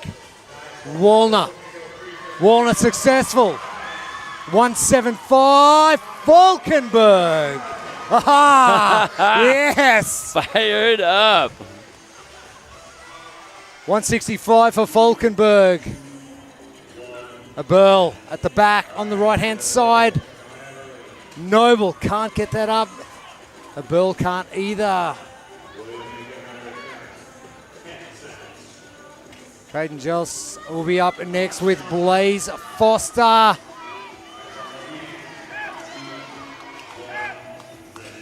Oh, and I'm loving how the athletes are having a crack. Oh, Blaze, it was high enough. Close. Oh, Kate can't get it up either. Kate going for a third attempt. And won't have enough time. Wittes and Murray, both have maybe gone a little bit too heavy. 190 for Wittes. Oh, yes! Mikey Wittes. Yeah, that's what we were waiting for. Murray can't get it. And the short stature.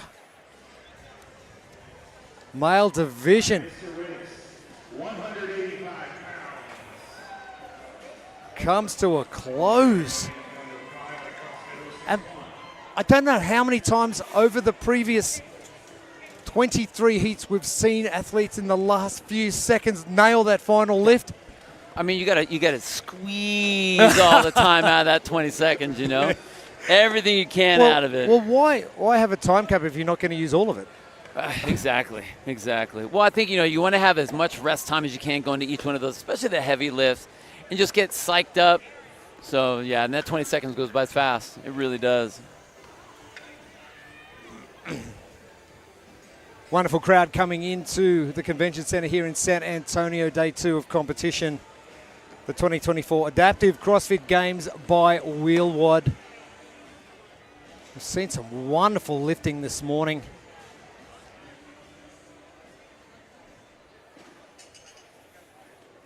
And our divisions, things get more and more exciting the deeper we go into competition. And Mikey Wittes with a 9th place finish in event 1 and a 6th place finish in event number 2 has really come out of the blocks hot this morning at the convention center. He's downstairs with Amy Bream. All right, Mikey, so we just finished that event. How are you feeling going in? I feel like that win, helped you out a lot. Do you like that kind of pressure going into an event like this? Oh, yeah. I love working anything with a barbell, especially Olympic lifts. I knew this was going to be a wheelhouse for me, so I just was enjoying it a lot. Awesome. Well, I even saw that impressive catch at the end. You held on to that. That was awesome. So what are you looking forward to most going into the rest of the weekend? Just more of the traditional CrossFit Metcons and stuff like that. Yesterday was a bad day for me as far as just running outside in the heat. It was terrible, but today we're back to the regular CrossFit, and I'm just going to really enjoy it. Here you go, enjoying it. That's what it's all about. Love it, Mikey. Great job. Mikey Wittes, some work to do, and that is the way to get the ball rolling, but still enjoying himself nonetheless. And still, I think, one of the most exciting divisions across the competition. Heat number 24, we are going to have a split heat. We have got our short stature female division and also our seated 3 females. Joining us on the competition floor, we have 4 athletes in both of our heats. Our standings after 2 events for our short statured female division. Oh, it could it get any tighter?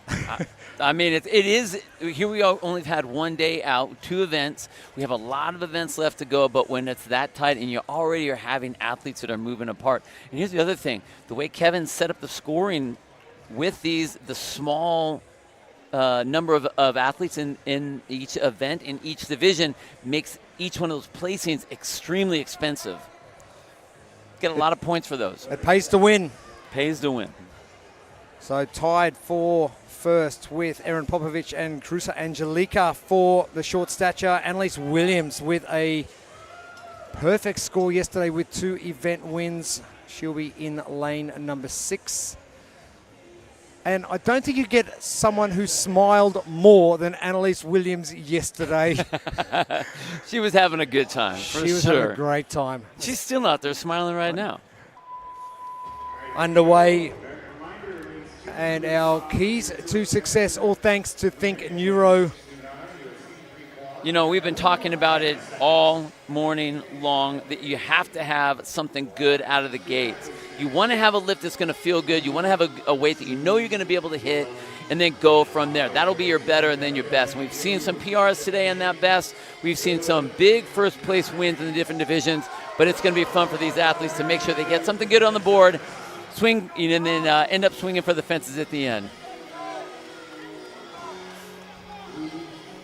Cruza Angelica getting the first lift in the books, nice and easy.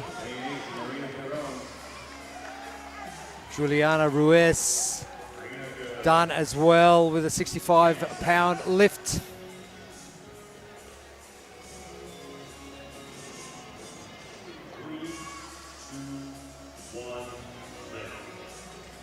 Stephanie Aiden and Marina Theron are going to be our first 2 lifters in our seeded 3 female division.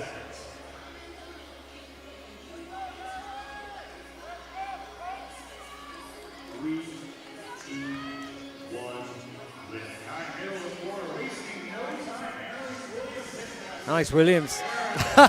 Content with herself, as is Erin Popovich.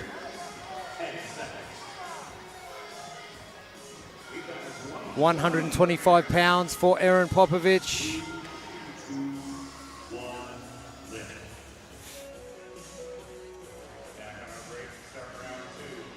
Our second lifting window coming up. Annalise still smiling, dancing She's away. rocking out there. Having the greatest time. There is nobody in this competition that is having as much fun as she is. Cruza Angelica now will start her second lift. Stephanie Aiden. Stephanie trying her hardest to get that barbell to position on the right-hand side. The pit crew getting to work.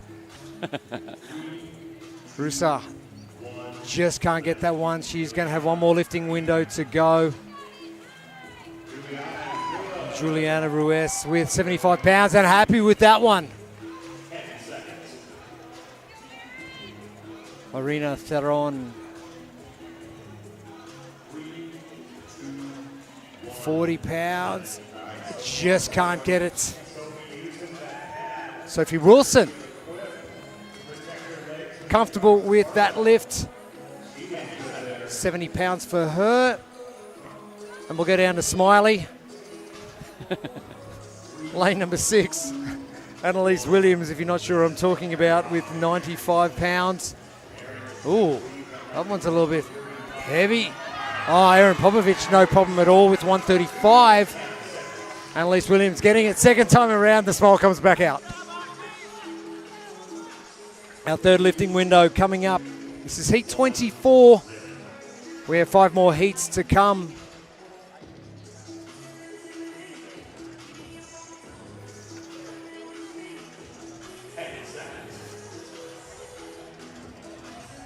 Cruza Angelica with 115 pounds on the bar. Stephanie Aiden done. Our Swedish athletes, 50 pounds, and Cruza Angelica finally getting that one. All you needed was a little bit extra chalk, and away we go. Marina Theron, some pressure now. Juliana Ruiz trying her hardest. Oh, yes! Marina Theron. Great job getting that one. To the rack position now. Sophie Wilson will be our only person lifting. Oh, look at the turnover. Yes, 75 pounds. Yeah. For Sophie Wilson. And we got more smiles on the floor. So Annalise Williams and Erin Popovich. 100 pounds for Annalise Williams. Easy does it. Erin Popovich, final lift. Just needs a little bit more extension. 145 for Erin. She's got about 15 seconds to get this bar moving. Just a touch heavy.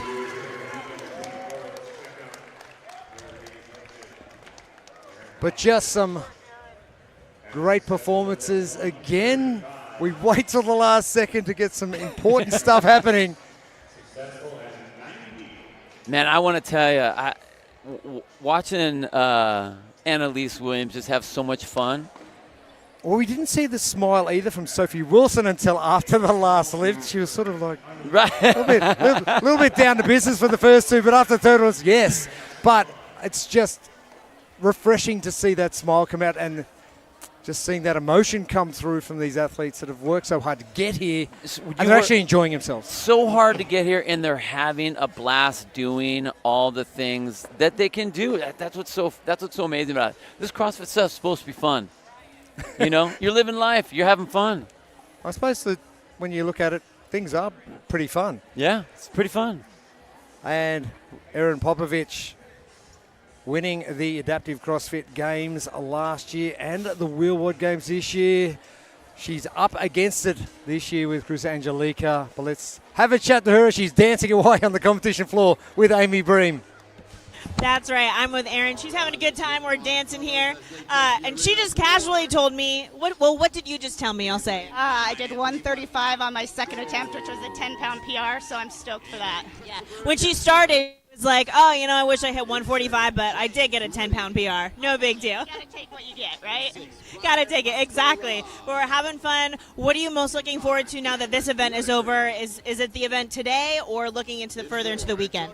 You know, each workout's a new challenge for me. There's some gymnastic stuff coming up that's not my strong suit, so you know, we're gonna play with it, see what we got, and just have fun. This is awesome. We have such good energy here, so go with it. I love it. Great job today, Erin. 2 minutes. Thanks.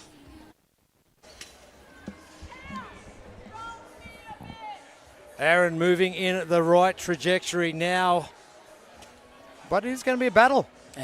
Short-statured female division as well. It is a battle. And I like the fact that even in their division, you know, we have athletes that have moved in to where you don't just get the awards handed to you anymore. You have to earn those spots. You really have to fight to get there. Our next division, Heat 25. Not too many to go, our seated 3 males. Overnight, after 2 events, Brian Muscarella 10 points ahead of Cam Whitaker. James Witt, another 10 points back. Angelo Pendergast still in contention as well after day 1 of competition. 2 events down. Now lane assignments. We'll see Muscarella and Whitaker in the center of the arena.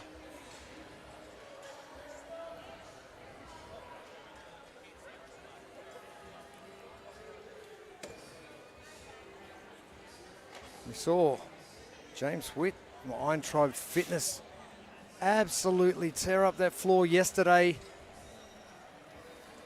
Yeah, they were drifting as they were making those hard turns on that shuttle roll. And I think Neuro keys to success. They stay the same. You know, you have to get something on the board. We talk about that. You want to be comfortable when you're out there with your first lift. So good. Once you get that one, then you're going to go to something that's just under your PR. That's going to be your better. And then you're swinging for the fences. Hopefully, you get your PR out here at the games. And fingers crossed you've got some good judges to make sure you've got some efficient pit stops. You got to have the pitters out there. You know, they're going to help you, especially with the divisions here. You're going to have your judge help hit those weights for you and get those weights adjusted. But for you as the athlete, you have to know what you want because you got to be able to tell them what weights to get. Chad Graham in lane number 2. Not be competing.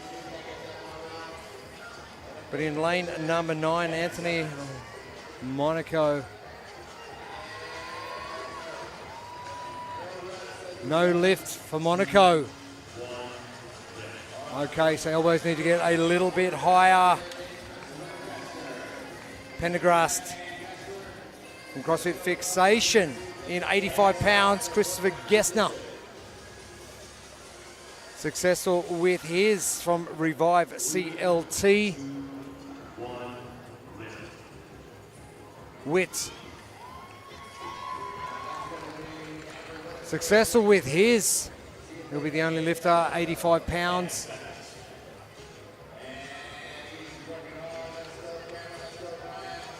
Oh, there he goes.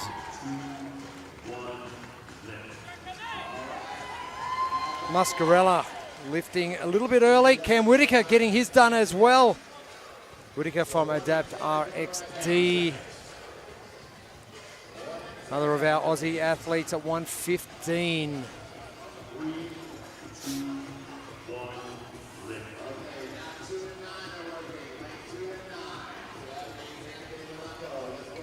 Empty lanes.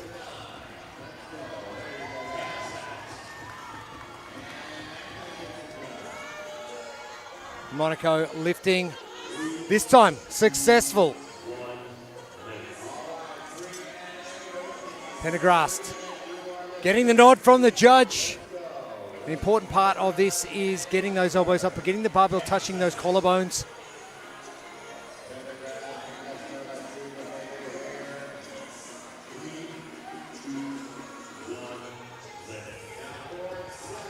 Witt going for it. Oh, he is giving it absolutely everything. And Witt from Eintracht Fitness with a 95 pounds. Exceptional job. Muscarella and Whitaker. 90 for Muscarella.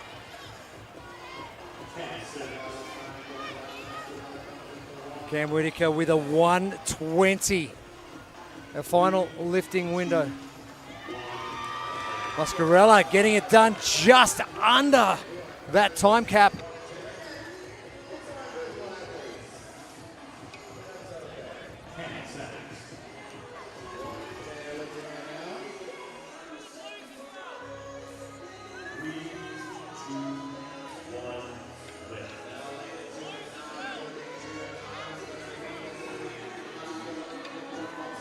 Monaco working hard, elbows through, yes, at 95 pounds.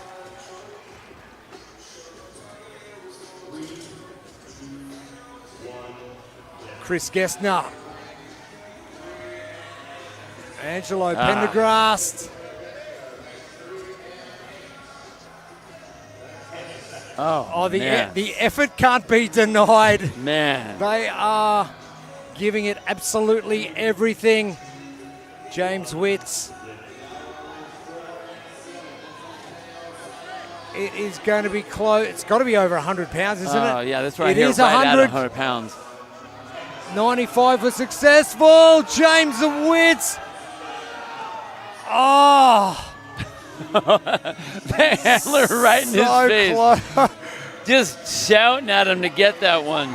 Cam Whitaker, successful. Muscarella. 125 from Whitaker. Muscarella successful as well at 95. Oh man, I think that of all the divisions we've seen so far, that one stressed me out the most. I'm trying to visualize sitting in a chair and just moving the weight. The turnover of the elbow, trying to get that weight up above is such a crazy movement. Upper body strength. Oh, it's insane. It's insane. Great job, athletes. Wow. Oh, that determination from James Witt at the end.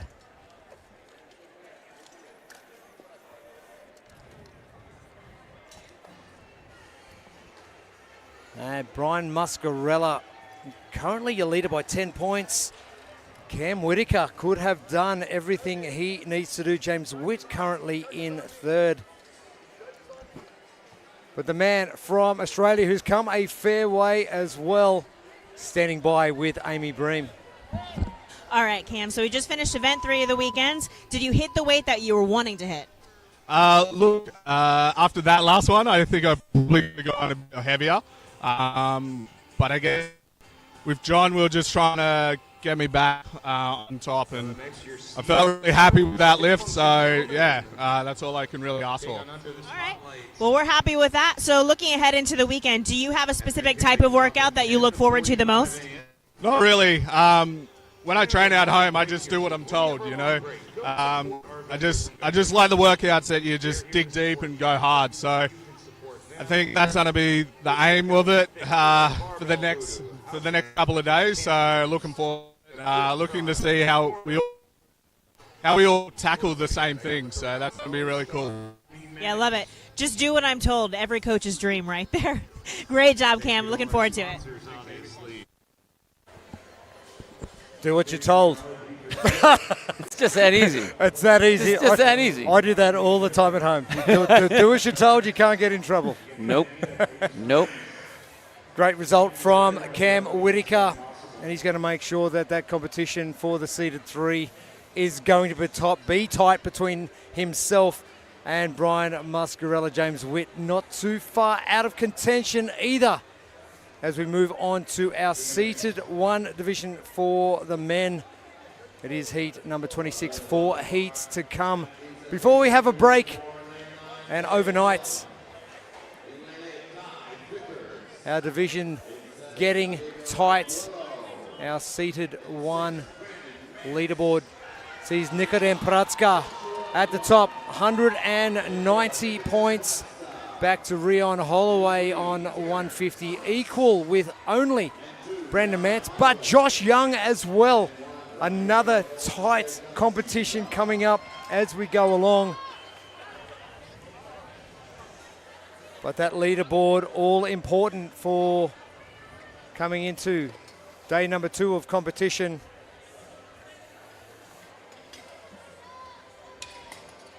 And 9 athletes in the division, so the point spread will be a little bit less. But every placing is going to be just as important. Nikodem Pratska. Man, that nice 40-point cushion going into this event. I mean, that's exactly what you want. But you come in the second place position after stadium trials, then you go into Sandman in first position. Must be feeling pretty confident coming in. And Pratska is going to be lifting in our second last lifting position as we go through. Josh Young, Brandon Mance, who are currently in second, equal second with Rion Holloway. Wasn't Rion strong yesterday into Sandman? That Echo bike got punished. He ripped the handles off that Echo bike. It was impressive. Our seeded 1 division for our men. We have 4 heats remaining.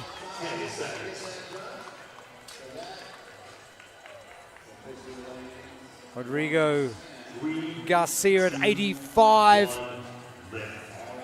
Rion Holloway, expect him to lift heavy. David Kellum as well. Rion Holloway. Ooh. Wow. Great stuff from David Kellum as well from South Orlando CrossFits.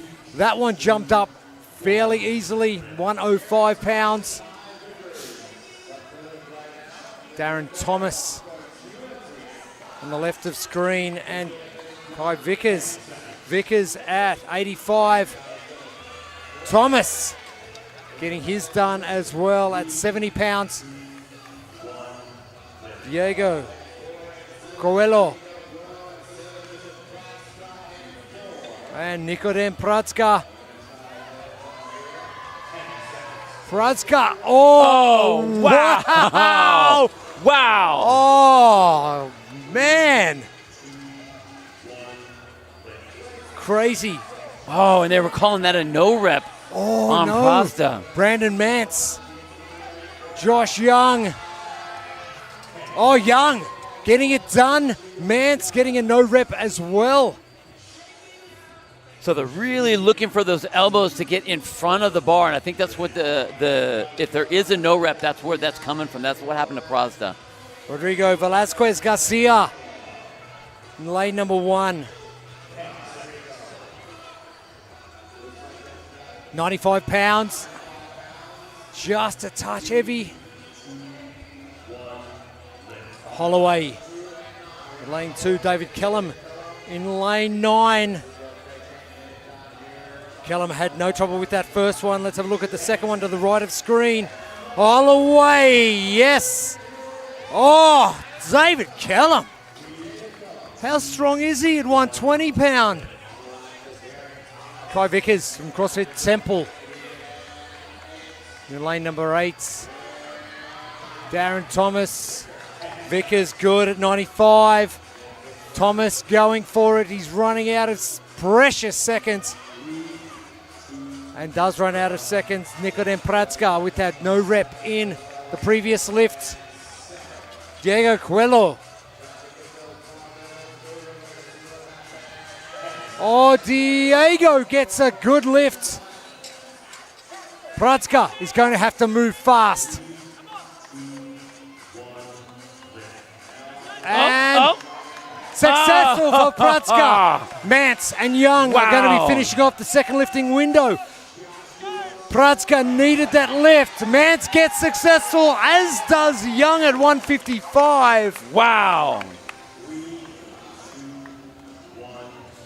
As we head back to Rodrigo Velasquez Garcia.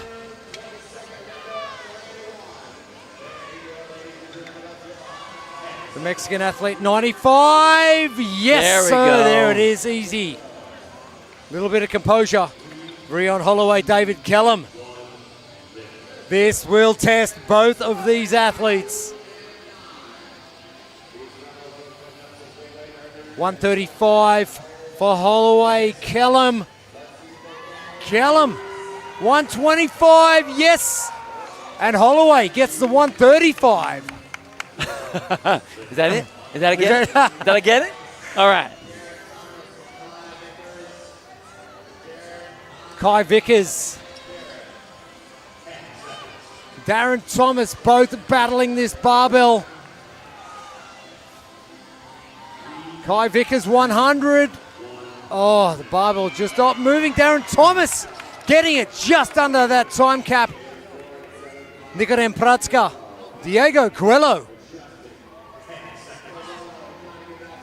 150 for Pradzka.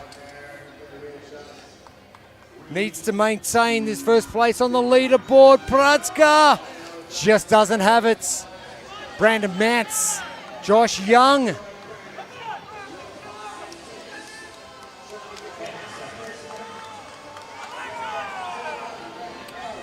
Mance unsuccessful. Josh Young. Oh, Young. 165 for Josh Young.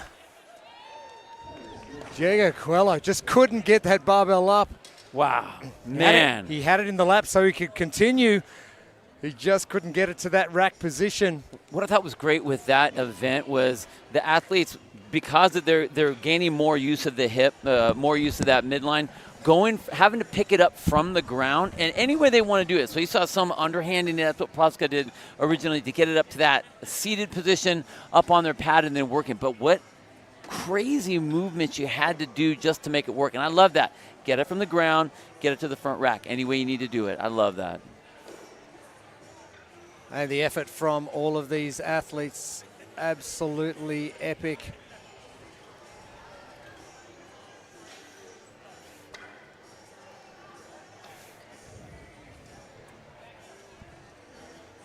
And unfortunately, we only have 3 more heats to come. our female seated 1 division coming up, and then we'll get to our seated 2 for our males and our females. We'll take a short break, and the shake-up of the leaderboard continues. And Josh Young coming in equal second position with a 3rd and a 4th, and the boy from Melbourne Down Under standing by with Amy Bream. All right, Josh, so finish that event 3. Did it go like you expected? Better than. Honestly, we tested a couple weeks ago that one. Hit a PB today, so out on the competition floor, you can't ask for much more, eh? All right, and clearly you traveled quite a distance to get here. How was adjusting to everything with the time change? Are you fully adjusted now?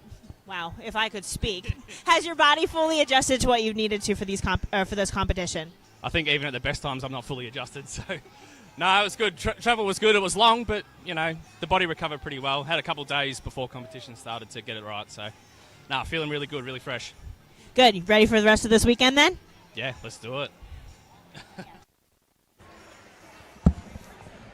Oh, Josh, I can attest that flight is long. But it's worth it. Right? Man, it is a good time. How many movies did you see when you were coming over? What movies? Yeah, how many movies? 1, Fall Guy. Oh, you only saw 1 movie? It was 13 hours or 15 hours. I raw dogged most of it when I just watched the map and don't do anything. I sit there and watch the map of me flying over the Pacific Ocean. You're a very boring plane. Very boring plane guy. Plane guy. Jeez. Oh, no, a little bit of SEAL Team that I downloaded. Okay. So, yeah, not too bad. At least you got some. Paramount Plus. Okay, yeah. good. Moving on to our females seated 1 division. Andrea Wilson having a great day 1 with 2 event wins. Neslie Bernardi, who did exceptionally well in Enter Sandman event number 2 yesterday, and Rebecca Storm-Nagel. Another great performance from her yesterday. Equal second, Natasha Price sitting in 3rd. Important how this lays out our lane assignments for our 3rd last heat of the morning. Is going to see Andrea Wilson and Neslie Bernardi lift last. Rebecca Storm-Nagel will be in that 2nd last lifting window. And our youngster, Bobette Gross, she'll be lifting first in lane number 10. It is great to see the 67-year-old out here competing. I just love it.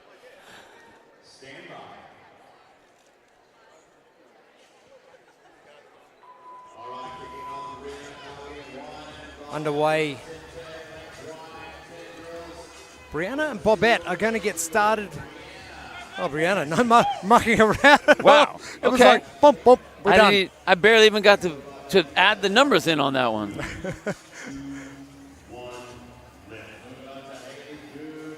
And Bobette can continue because she has got the barbell moving already. We will be moving on to Hilary Torrento and Hayley Kuhn.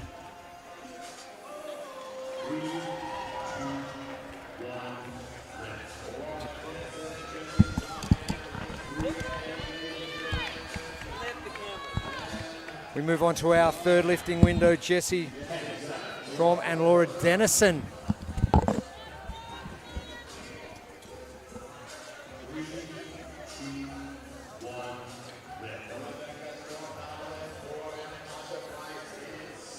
Jessie Strom. Oh, it's been tough. These athletes are working really hard. Rebecca Storm-Nagel getting that done. Andrew Wilson and Neslie Bernardi.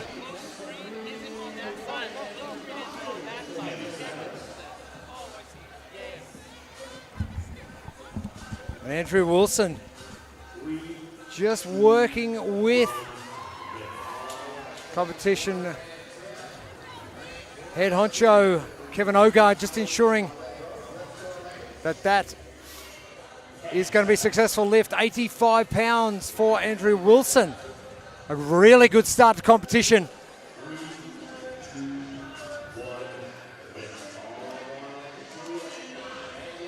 Hayley Kuhn Down there in lane number 2 to the far left of screen.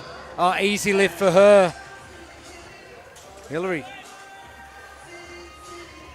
just dumping that one out the front. Laura Dennison will be next. Laura moving into position. 65 pounds for both ladies. Jessie Strom just putting that one down. Natasha Price, a fellow Gold Coaster from Australia, in the white shirt to the right of screen. Rebecca Storm Nagel.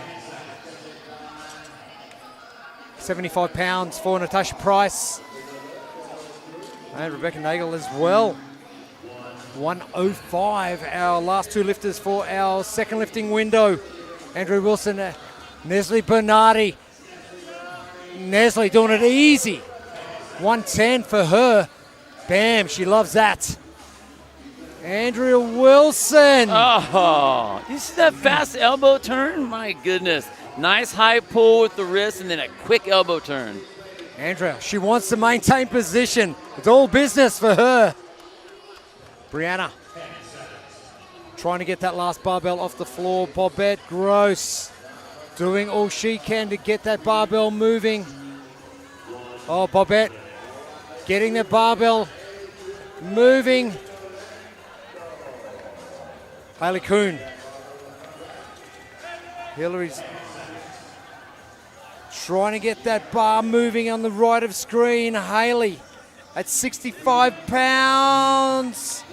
Hillary can't get that up either. Laura Dennison, left of screen. Jessie Strom. Both good. Oh, yes, easy from Jessie. There we go. Laura just can't get that to the rack position. Love how the ladies are just talking to each other on the competition floor. Rebecca and Andrea just swapping stories. Tasha Price trying again. Another of those athletes that has traveled a fair distance to get here. Tasha Price, so close. Andrea Wilson now, Nestle Bernardi. Nestle trying to get those elbows under. Barbell coming downwards. The judge making the call. Andrea! Oh, 95 pounds for Andrea Wilson. Oh, Nestle! Oh, wow. What has Nestle hit there? 115. Oh, so a good last couple of events for Nestle Bernardi. The technique actually with both those ladies, with Bernardi and also with Andrea Wilson, super high pull and like being patient enough to sit there and then snap the elbows under. Wow, that was awesome. But you just think time under tension.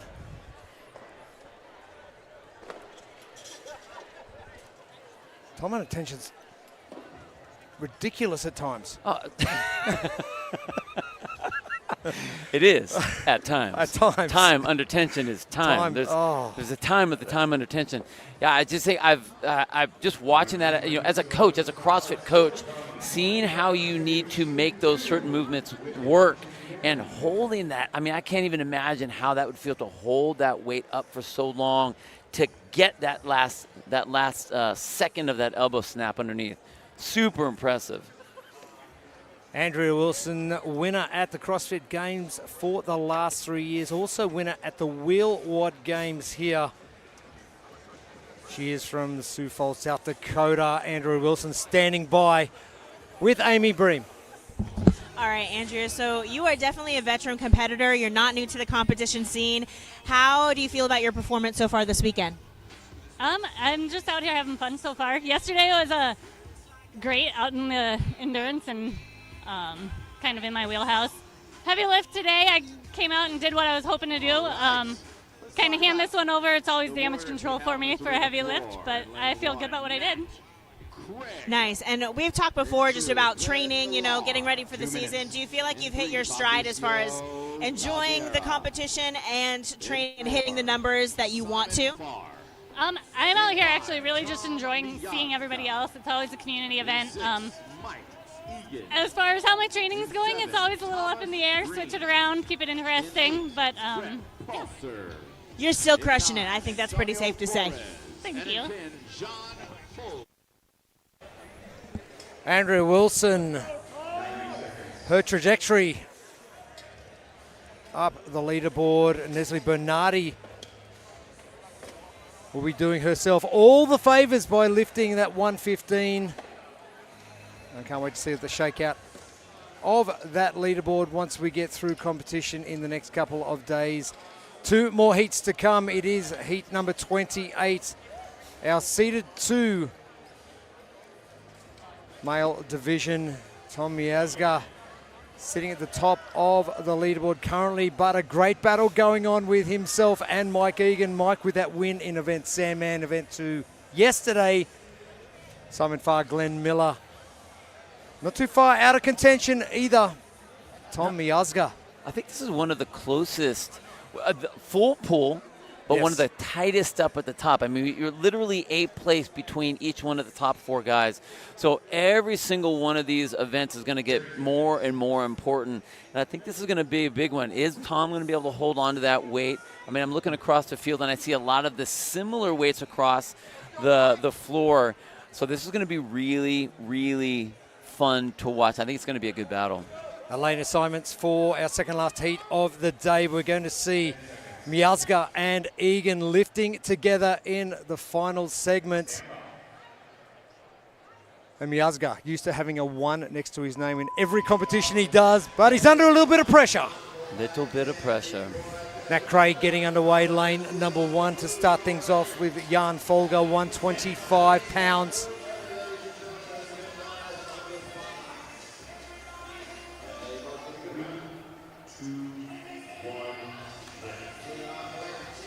Glenn Miller. And also Antonio Flores. Flores at 95 pounds.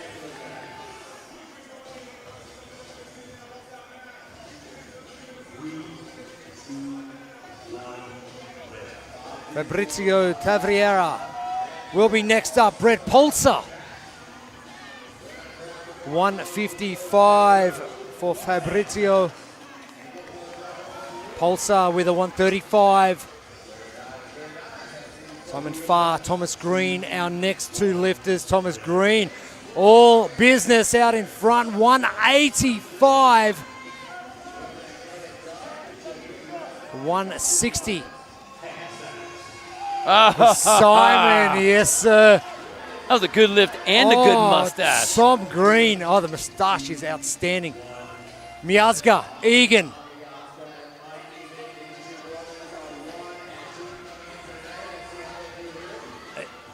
They both, Miazga.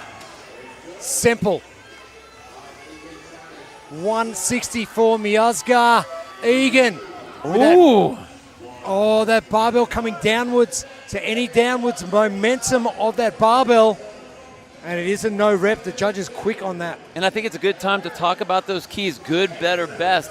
Those Think Neuro keys to success, good, better, best. We saw everyone have a nice lift in the beginning. This was that, okay, I need a solid lift now. I need something that's going to put me up towards the top, and then we're going to go heavy after that. Nat Craig and Jan Folger both getting that lift done. Antonio Flores, Glenn Miller, both successful. Fabrizio Tavriera and also Brett Polser. So no lift from Fabrizio. And I'm not sure if Fabrizio's called that and just gone, that's enough. Just talking to his judge, Tom Green, and the man with the moustache, Simon Farr. 190, Tom Green. Simon Farr with a 165.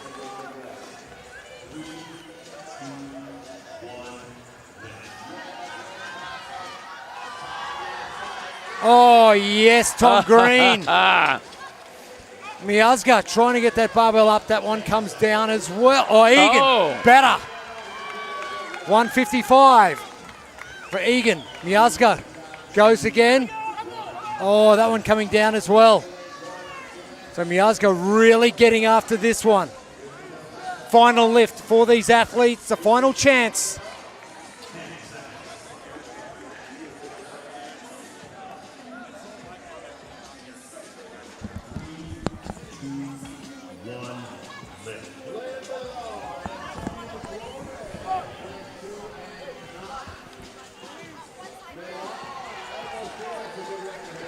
Antonio Flores, Glenn Miller. Antonio, that barbell coming down, so he has to go back to the floor. And the minutes ticking by very quickly. Fabrizio again, going again. So going to be very close to 180, it's 175. Pulsar successful. Fabrizio is going to have to go to the ground once again. Simon Farr. Tom Green. This is going to be a massive lift. 195. Has Green got enough in the tank? Simon Farr. Farr with 165. 195. Tom Green. A little argument with the judge there. And winning, Miazga. Oh, Miazga getting it. Now Mike Egan. 170. Miazga. Mike Egan, last chance to get this barbell moving. Egan 170, just can't get it. Oh, good battle. These two, it's going to go back and forth. Huge battle, wow.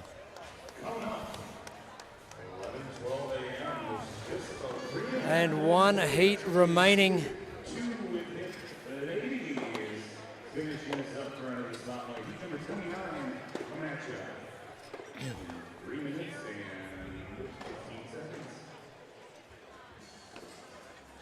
The internal battles that just seem to be going on within the divisions are just awesome. You know, when you have those battles, too, it just ups the ante for your athletes that are already good. I mean, the athletes that we've had that have been the champs, they've been solid athletes, and that's really cool. But it's fun, extra fun, when you get everyone else mixing it up. Tommy Asgar with some ones next to his name over the last couple of years in competition, not just at wheel-wad competition, also CrossFit Games as well.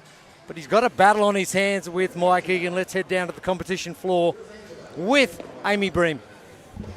All right, Tom, how do you feel after that last event? It was good. I rushed my second attempt at that 170, but for me, I know this is probably not the strongest of events for me right now, and so to be able to hit that weight, I'm really proud of myself. Being able to stay true after a miss in the second attempt, hitting it on the third round was really gratifying, feeling really good, and I held my spot, and I'm excited to see what happens.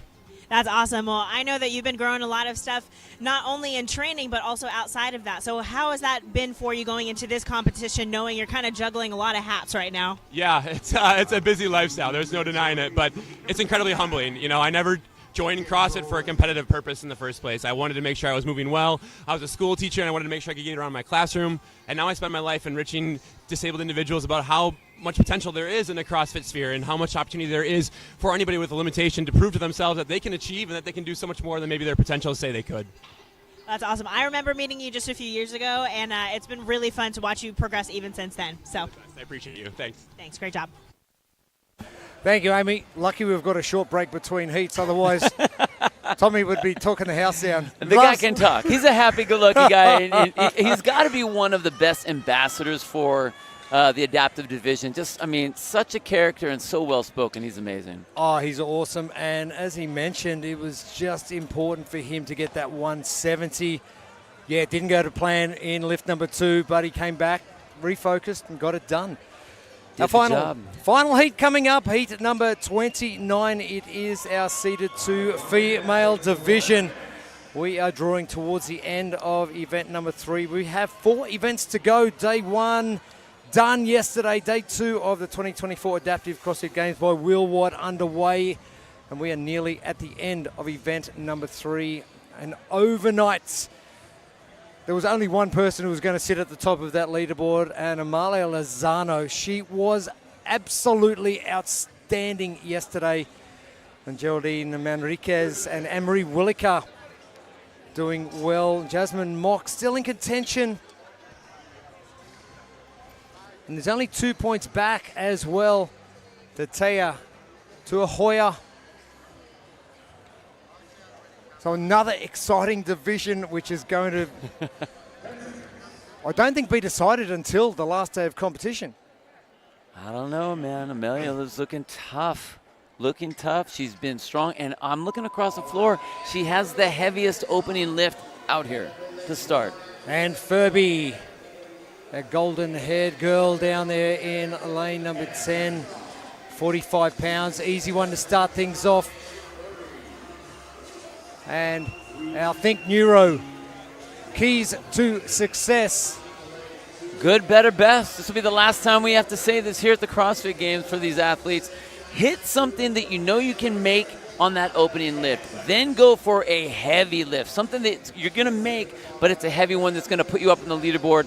And then we want to see what kind of PR you can get while you're here at the Games. Anne-Marie Williker currently sitting in 3rd position on the leaderboard. Now for those watching on with the barbell, Anne-Marie getting that one done. Jasmine Mock. Now that's the good lift, and that was, we didn't hit that. You have to try to make that again. Oh, there we go. Jasmine doing very well with that one. Elizabeth Foster also doing well. But the barbell, once it gets moving, the bar cannot go downwards in trajectory. 85 pounds. Oh, there it is. There it is. Taya Tuahoya. And Doris Nadenga and Dell getting it done. Amalia missing her first one, not missing the second. Wow. Man, those were like 2 completely different lifts. 100 pounds. Geraldine Manriquez getting her first lift quite comfortably. If we go back to Anne Furby for lift number 2. 55 pounds for Anne. And barbell trying to go up. Gravity having a different say about things. Anne-Marie Williker. Not looking as bright as she did yesterday in her red and blue, but she's still got the rainbow hat on. She's going to rock that rainbow. 90.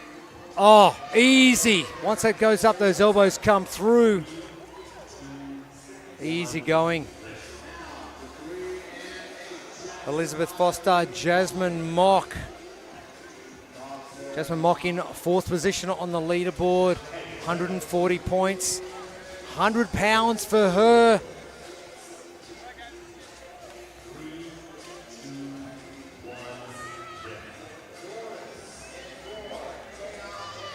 Doris Nadenga Andel, our Austrian athletes, in lane number 4. Taya Tuahoya finished up in 85 pounds. Nadenga Andel, that one just a little bit too heavy. Amalia Lozano, Geraldine Manriquez, both successful. I'm not sure if you saw the expression on Amalia's face. She wasn't overly confident with that one. 105 for Geraldine Manriquez as Anne Furby for her final lift of the morning.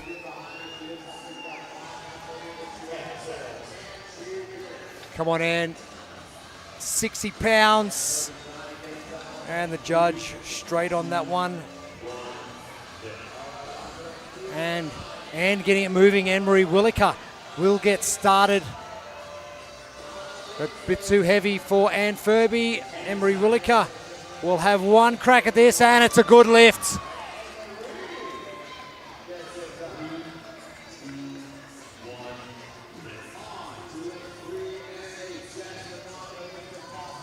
Jasmine Mock with 100 pounds.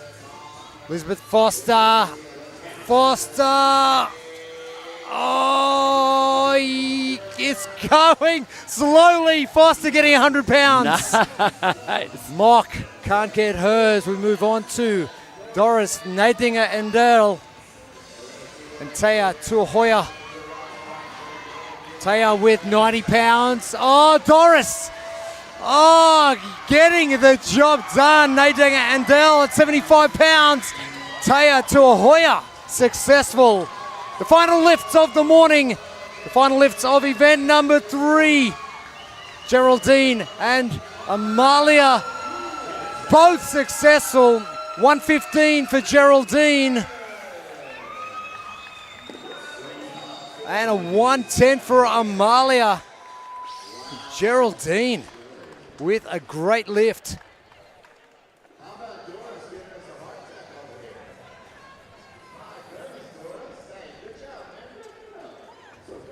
And great to see lifters like Doris Nadinger Endel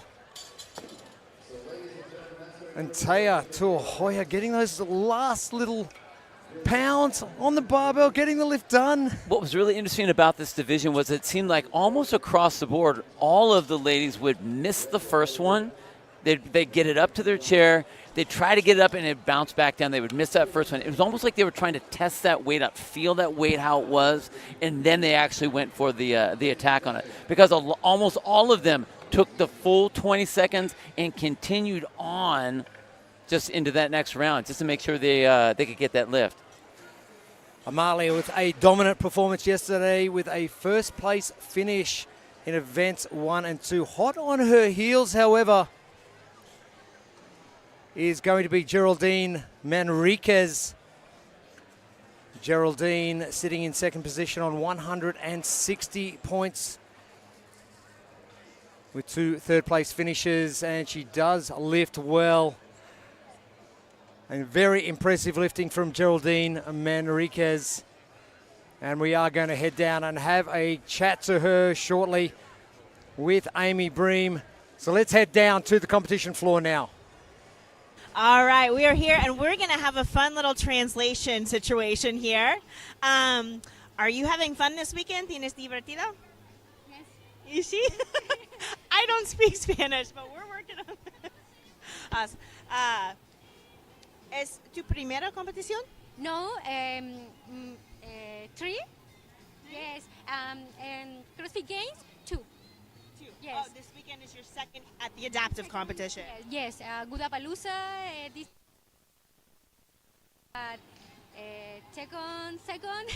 second. Awesome. So we've competed at Wadapalooza. Now we're here at the Adaptive CrossFit Games. You're feeling strong. You're looking great. Oh, this is good for me. We're having fun. She's doing great. Thank you. Thank you. Awesome. Geraldine, Amy, thank you. Having fun. And for your second competition coming in.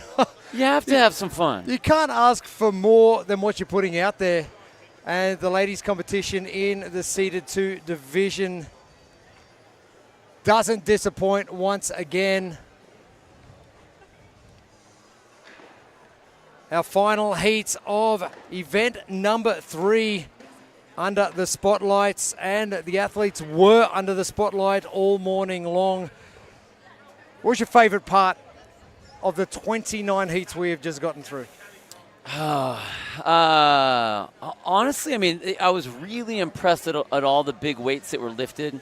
I think the 300-pound chest bump was probably my favorite. Maybe just because I like the number 300, especially when it comes to lifting, but the fact that both of those athletes were able to hit that and then chest bumped afterwards, I don't think you can beat that. Oh, just such impressive performances. Jeremy Gordon, like, talk about seconds ticking away before you hit that. Right? Beast. And just looking over, making sure, see what everyone else is doing, and then try to match it. I just love the tit for tat, like the strategy that goes into doing these sort of events as well. The short stature division has opened up again. Right. And Mikey Wittes with a great lift as well, but we are going to be having some great competition over the next couple of days. We're going to be back here at the Convention Center in San Antonio, Texas soon. Event number 4, not far away either. for Bill Grundler and Amy Bream. Jeremy Austin with you. We'll be back at the Convention Centre in just a while.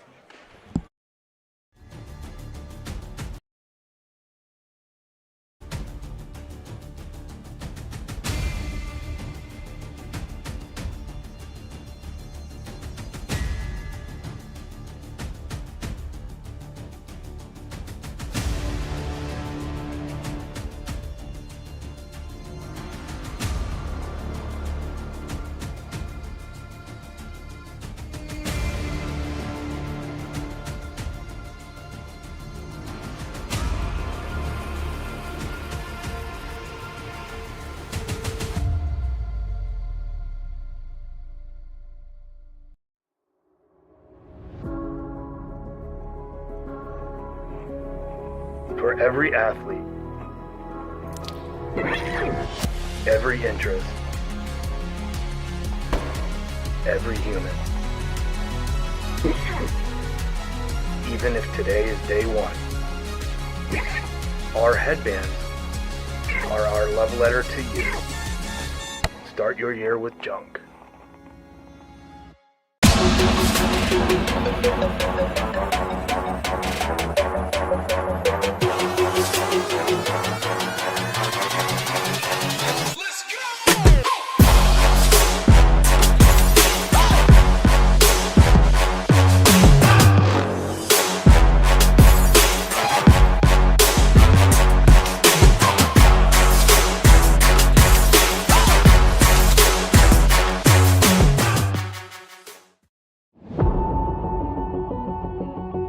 My name is Ben, and I am a below-knee amputee, and I have been an amputee since I was 10 months old. My name is Emily. I'm an above-knee amputee. I was a passenger in a car accident. I was in a coma for almost 2 weeks. Losing my leg could have been the end of my story, but I chose to rewrite it. I didn't let my amputation define me. I let it drive me. I'm not just an amputee. I'm an athlete, and I'm unstoppable.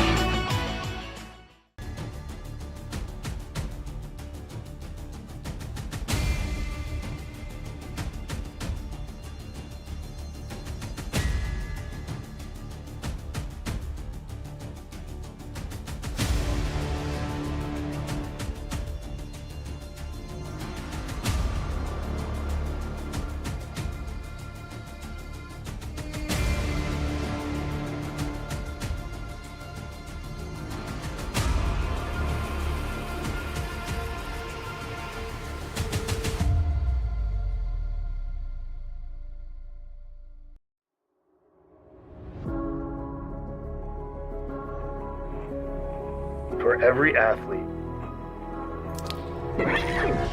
every interest, every human.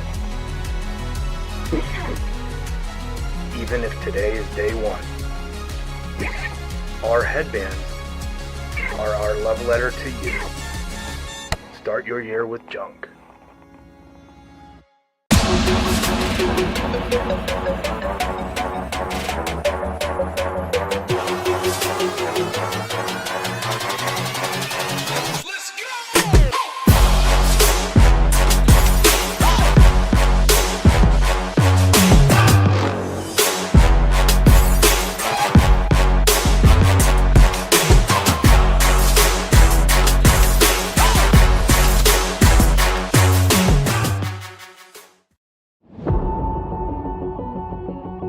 My name is Ben, and I am a below-knee amputee, and I have been an amputee since I was 10 months old. My name is Emily. I'm an above-knee amputee. I was a passenger in a car accident. I was in a coma for almost 2 weeks. Losing my leg could have been the end of my story, but I chose to rewrite it. I didn't let my amputation define me. I let it drive me. I'm not just an amputee. I'm an athlete, and I'm unstoppable.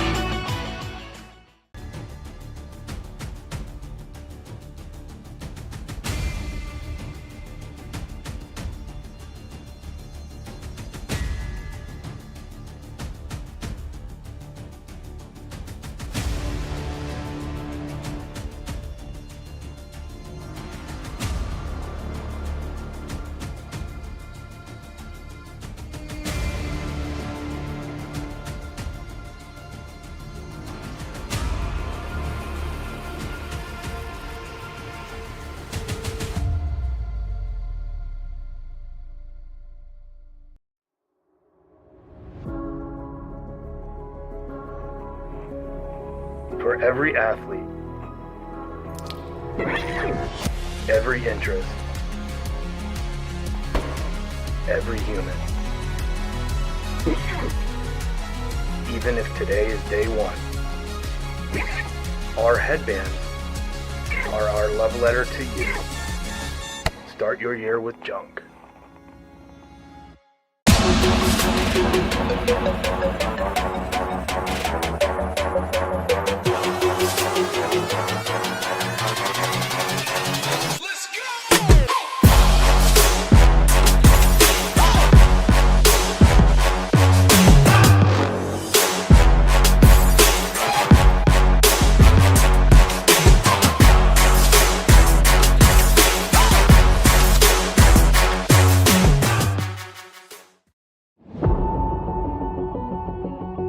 My name is Ben, and I am a below knee amputee, and I have been an amputee since I was 10 months old.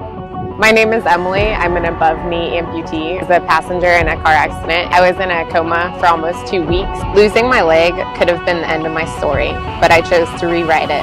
I didn't let my amputation define me. I let it drive me. I'm not just an amputee. I'm an athlete, and I'm unstoppable.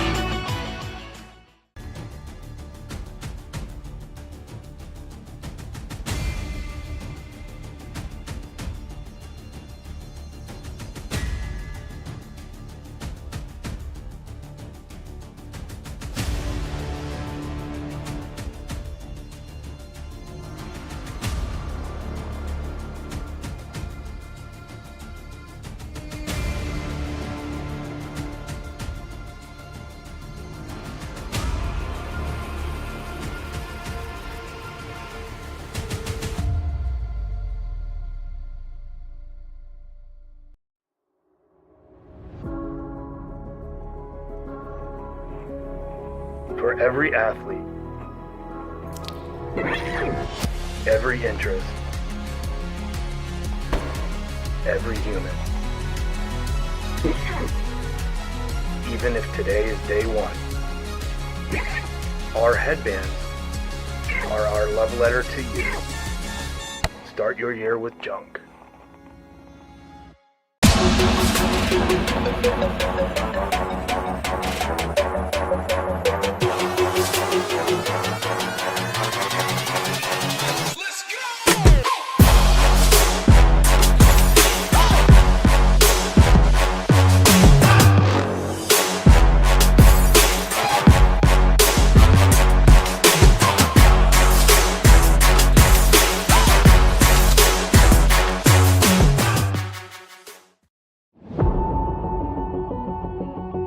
My name is Ben, and I am a below knee amputee, and I have been an amputee since I was 10 months old. My name is Emily. I'm an above knee amputee. I was a passenger in a car accident. I was in a coma for almost 2 weeks. Losing my leg could have been the end of my story, but I chose to rewrite it. I didn't let my amputation define me. I let it drive me. I'm not just an amputee. I'm an athlete, and I'm unstoppable.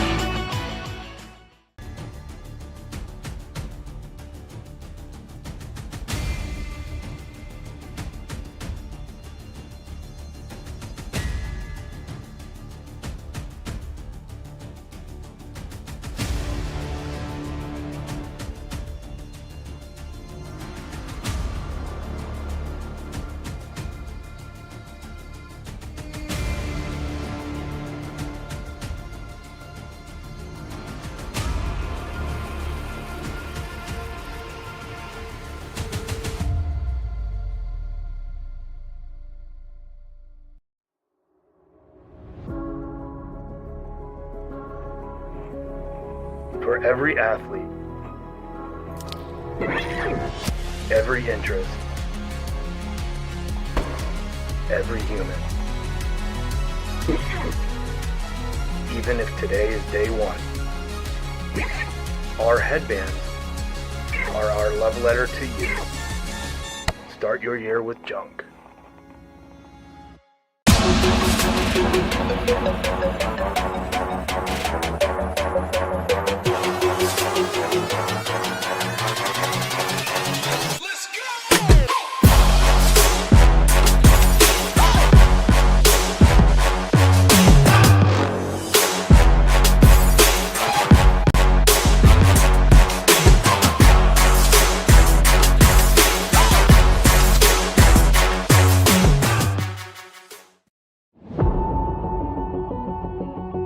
My name is Ben, and I am a below knee amputee, and I have been an amputee since I was 10 months old. My name is Emily. I'm an above knee amputee. I was a passenger in a car accident. I was in a coma for almost 2 weeks. Losing my leg could have been the end of my story, but I chose to rewrite it. I didn't let my amputation define me. I let it drive me. I'm not just an amputee. I'm an athlete, and I'm unstoppable.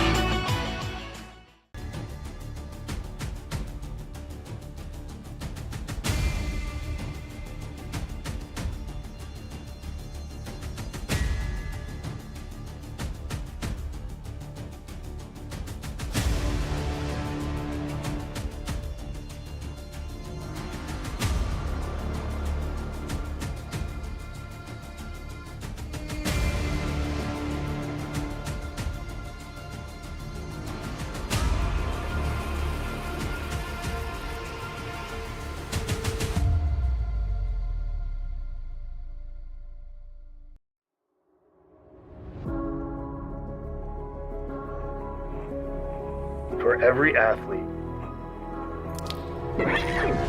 every interest, every human. Even if today is day one,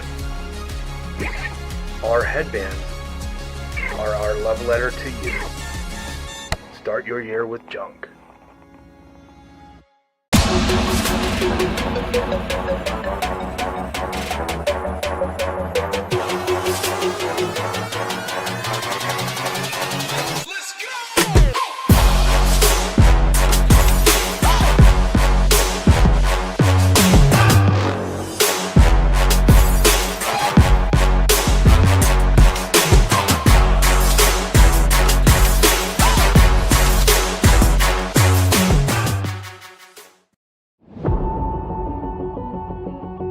My name is Ben, and I am a below knee amputee, and I have been an amputee since I was 10 months old.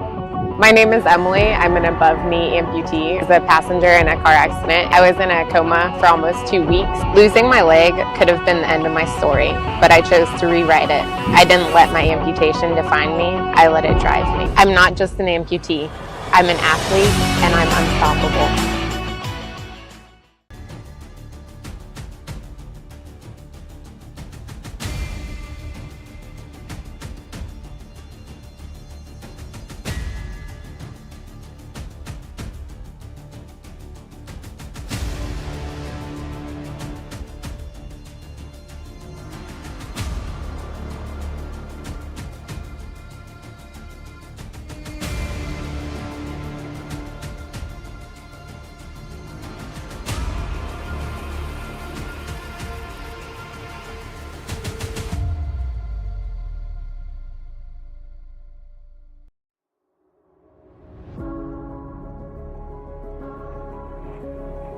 For every athlete, every interest, every human. Even if today is day one, our headbands are our love letter to you. Start your year with junk.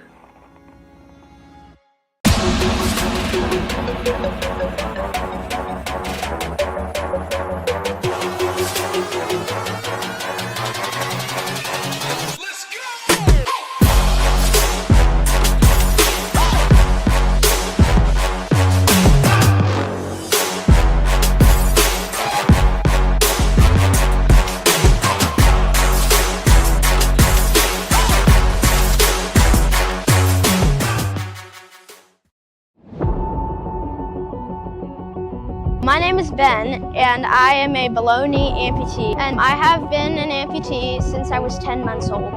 My name is Emily. I'm an above knee amputee. I was a passenger in a car accident. I was in a coma for almost 2 weeks. Losing my leg could have been the end of my story, but I chose to rewrite it. I didn't let my amputation define me. I let it drive me. I'm not just an amputee.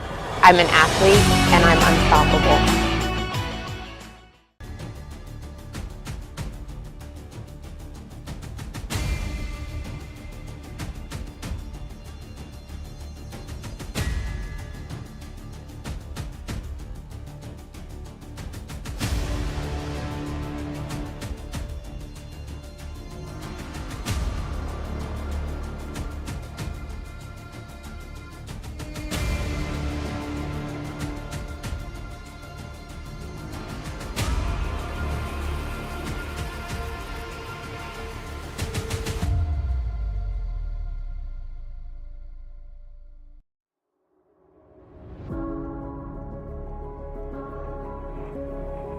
For every athlete, every interest,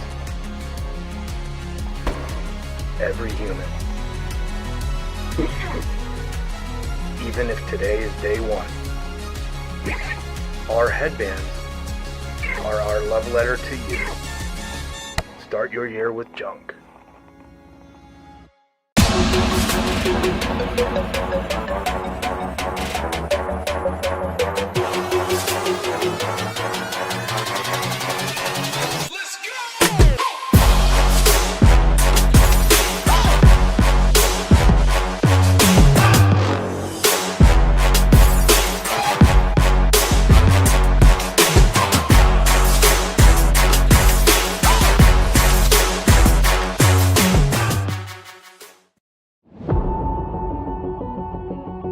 My name is Ben, and I am a below-knee amputee, and I have been an amputee since I was 10 months old. My name is Emily. I'm an above-knee amputee. I was a passenger in a car accident. I was in a coma for almost 2 weeks. Losing my leg could have been the end of my story, but I chose to rewrite it. I didn't let my amputation define me. I let it drive me. I'm not just an amputee. I'm an athlete, and I'm unstoppable.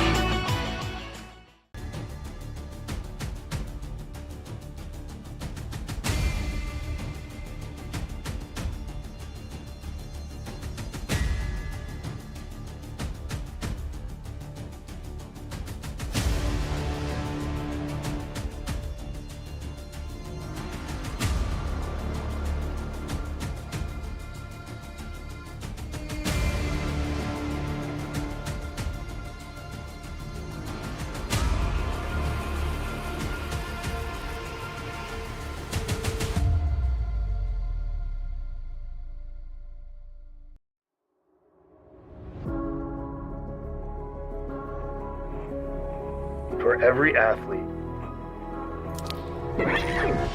every interest, every human. Even if today is day one, our headbands are our love letter to you. Start your year with junk.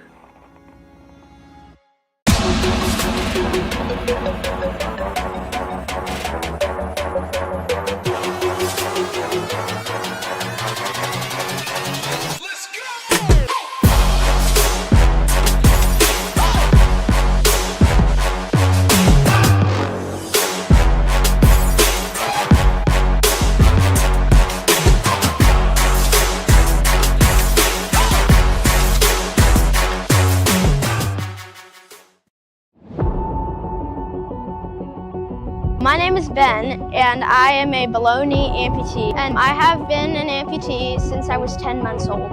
My name is Emily. I'm an above-knee amputee. I was a passenger in a car accident. I was in a coma for almost 2 weeks. Losing my leg could have been the end of my story, but I chose to rewrite it.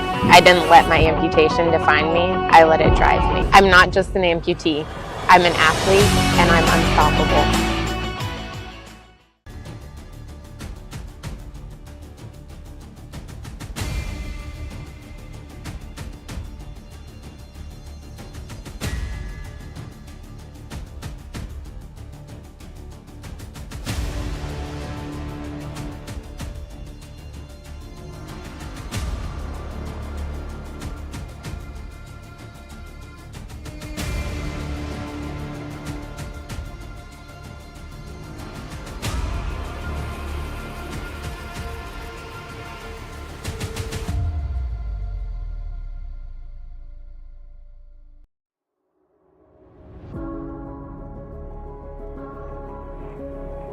For every athlete,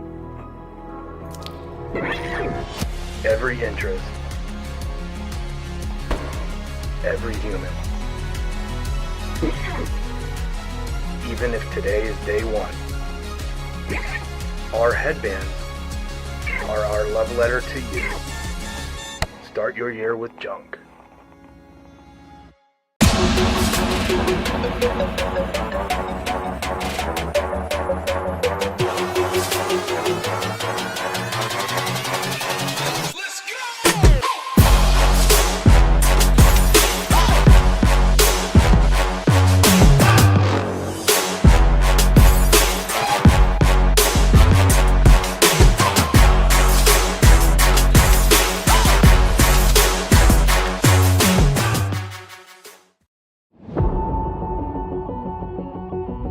name is Ben, and I am a below knee amputee, and I have been an amputee since I was 10 months old. My name is Emily. I'm an above knee amputee. I was a passenger in a car accident. I was in a coma for almost 2 weeks. Losing my leg could have been the end of my story, but I chose to rewrite it. I didn't let my amputation define me. I let it drive me. I'm not just an amputee. I'm an athlete, and I'm unstoppable.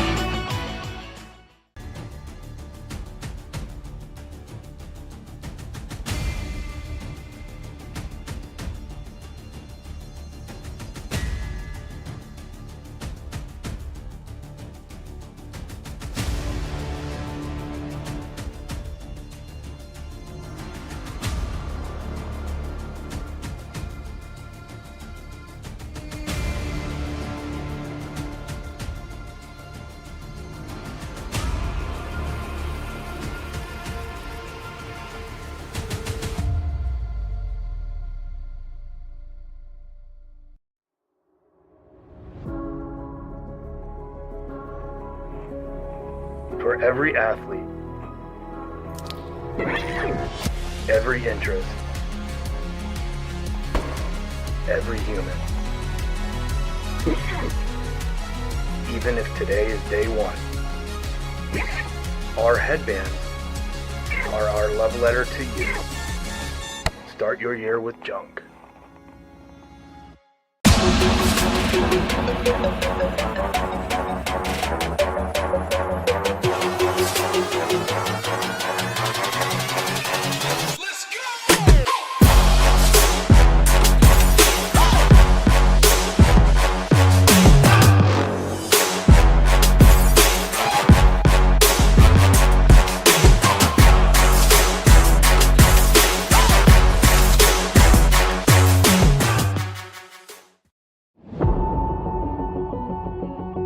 My name is Ben, and I am a below knee amputee, and I have been an amputee since I was 10 months old. My name is Emily. I'm an above knee amputee. I was a passenger in a car accident. I was in a coma for almost 2 weeks. Losing my leg could have been the end of my story, but I chose to rewrite it. I didn't let my amputation define me. I let it drive me. I'm not just an amputee. I'm an athlete, and I'm unstoppable.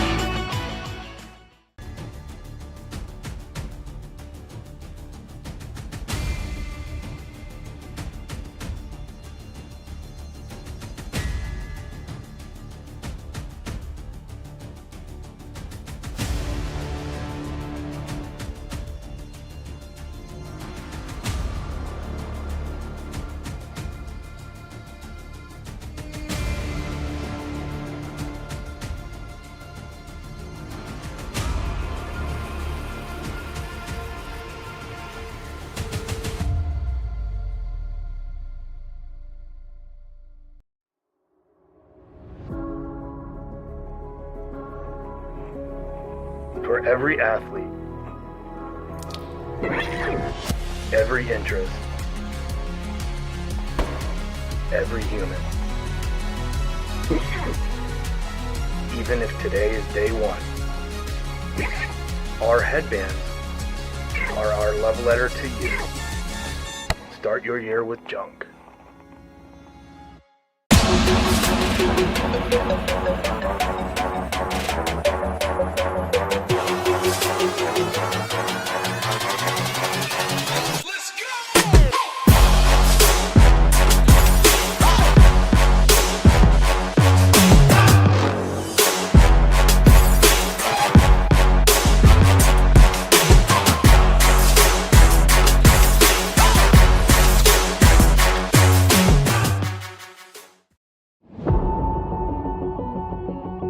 My name is Ben, and I am a below knee amputee, and I have been an amputee since I was 10 months old.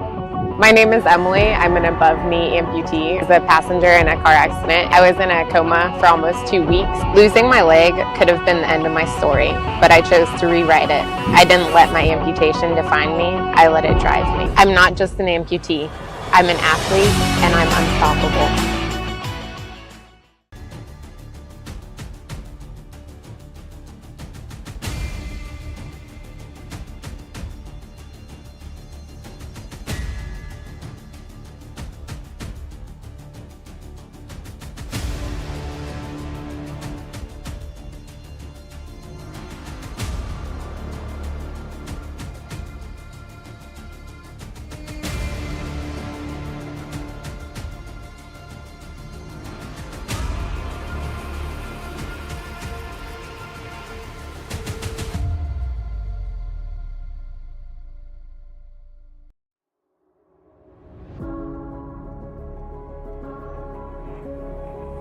For every athlete,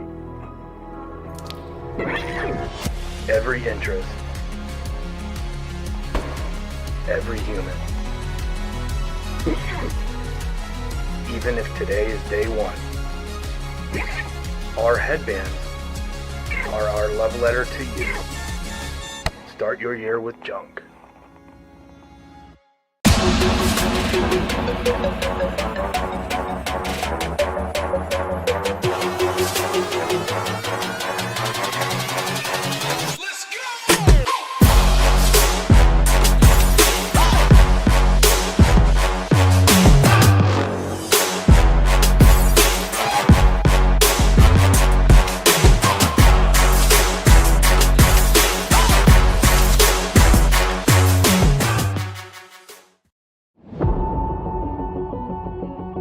My name is Ben, and I am a below-knee amputee, and I have been an amputee since I was 10 months old.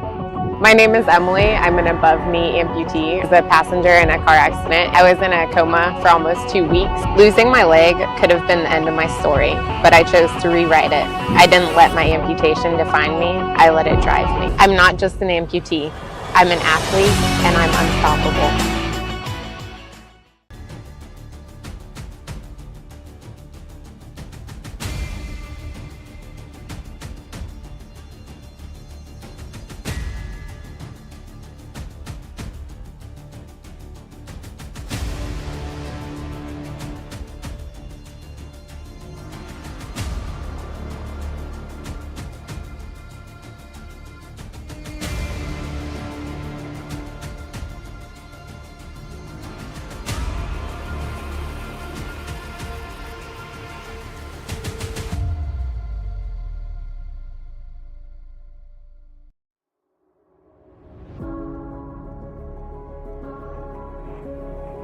For every athlete, every interest, every human. Even if today is day one, our headbands are our love letter to you. Start your year with junk.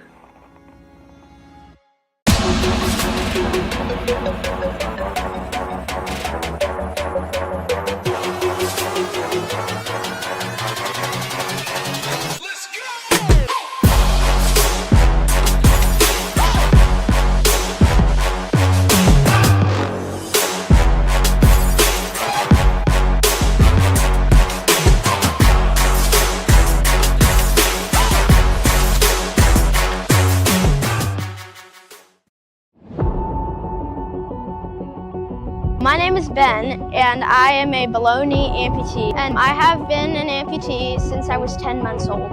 My name is Emily. I'm an above-knee amputee. I was a passenger in a car accident. I was in a coma for almost 2 weeks. Losing my leg could have been the end of my story, but I chose to rewrite it. I didn't let my amputation define me. I let it drive me. I'm not just an amputee. I'm an athlete, and I'm unstoppable.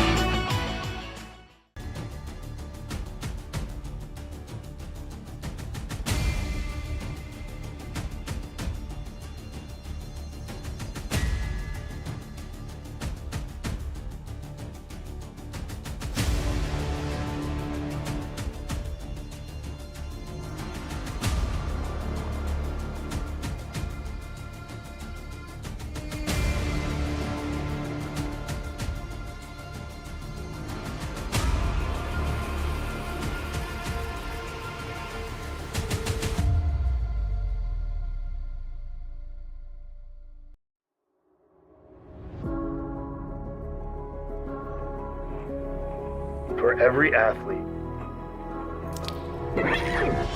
every interest, every human. Even if today is day one, our headbands are our love letter to you. Start your year with junk.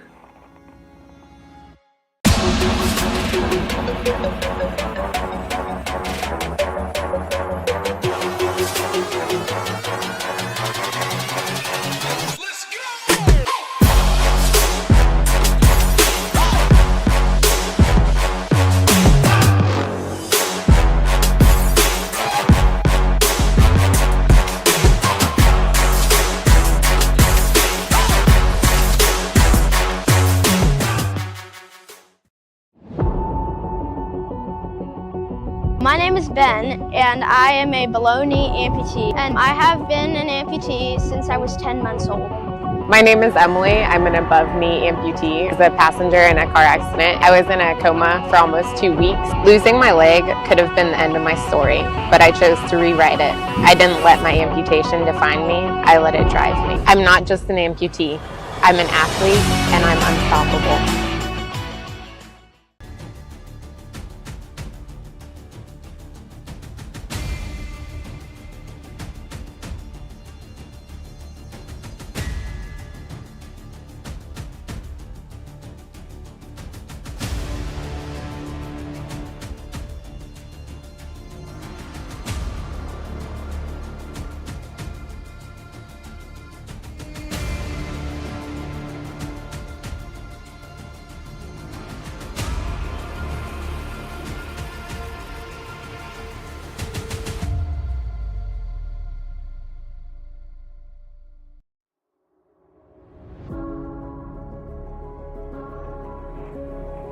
For every athlete,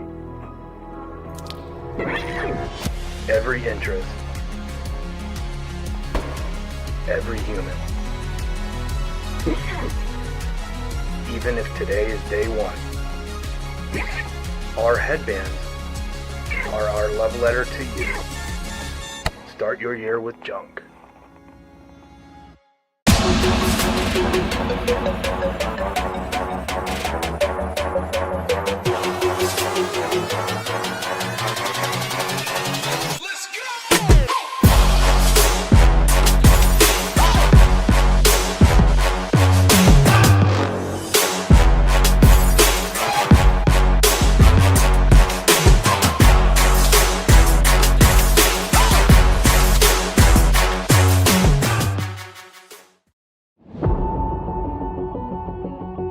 My name is Ben, and I am a below knee amputee, and I have been an amputee since I was 10 months old.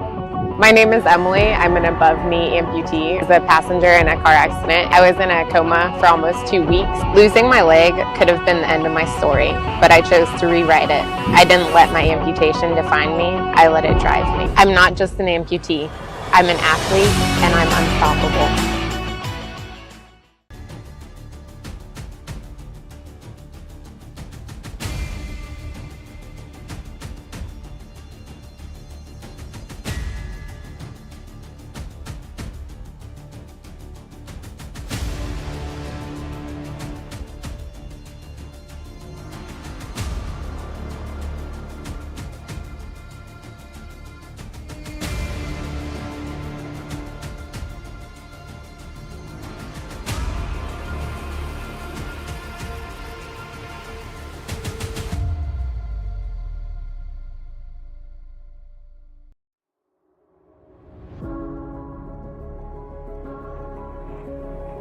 For every athlete, every interest, every human. Even if today is day one, our headbands are our love letter to you. Start your year with junk.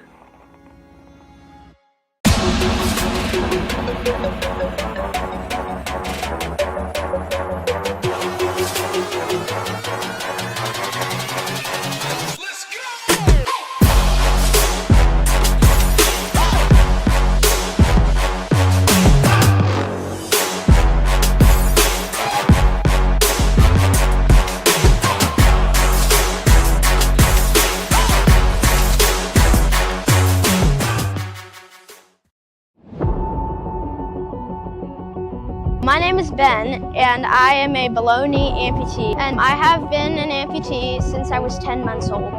My name is Emily. I'm an above knee amputee. I was a passenger in a car accident. I was in a coma for almost 2 weeks. Losing my leg could have been the end of my story, but I chose to rewrite it. I didn't let my amputation define me. I let it drive me. I'm not just an amputee. I'm an athlete, and I'm unstoppable.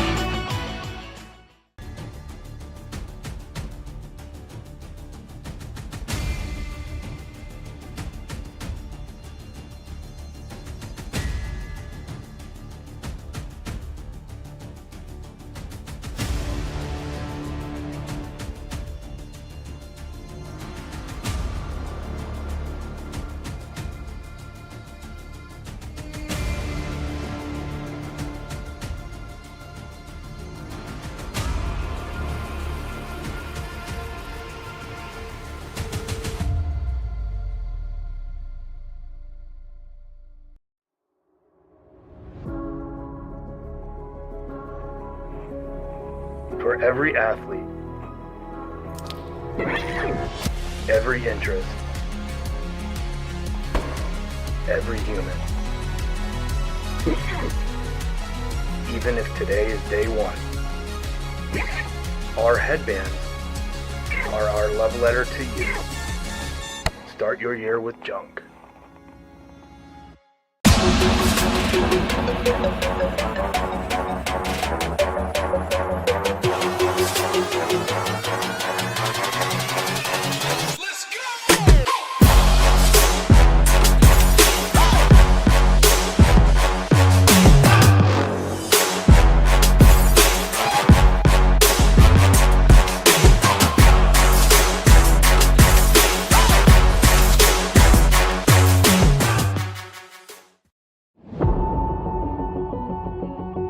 My name is Ben, and I am a below knee amputee, and I have been an amputee since I was 10 months old. My name is Emily. I'm an above knee amputee. I was a passenger in a car accident. I was in a coma for almost 2 weeks. Losing my leg could have been the end of my story, but I chose to rewrite it. I didn't let my amputation define me. I let it drive me. I'm not just an amputee. I'm an athlete, and I'm unstoppable.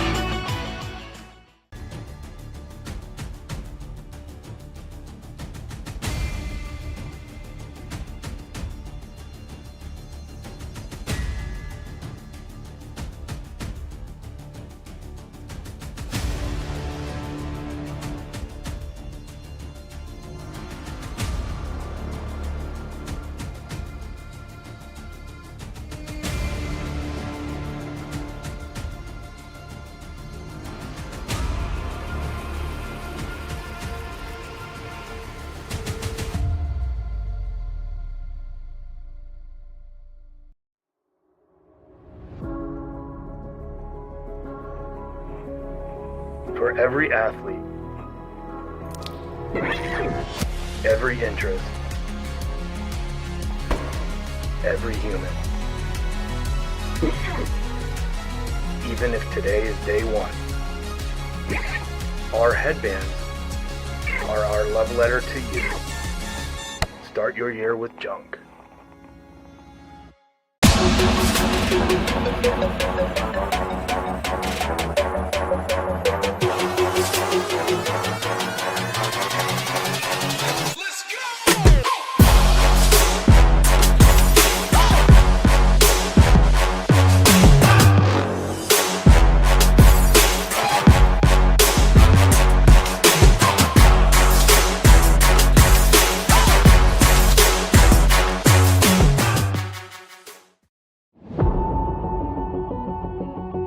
My name is Ben, and I am a below knee amputee, and I have been an amputee since I was 10 months old. My name is Emily. I'm an above knee amputee. I was a passenger in a car accident. I was in a coma for almost 2 weeks. Losing my leg could have been the end of my story, but I chose to rewrite it. I didn't let my amputation define me. I let it drive me. I'm not just an amputee. I'm an athlete, and I'm unstoppable.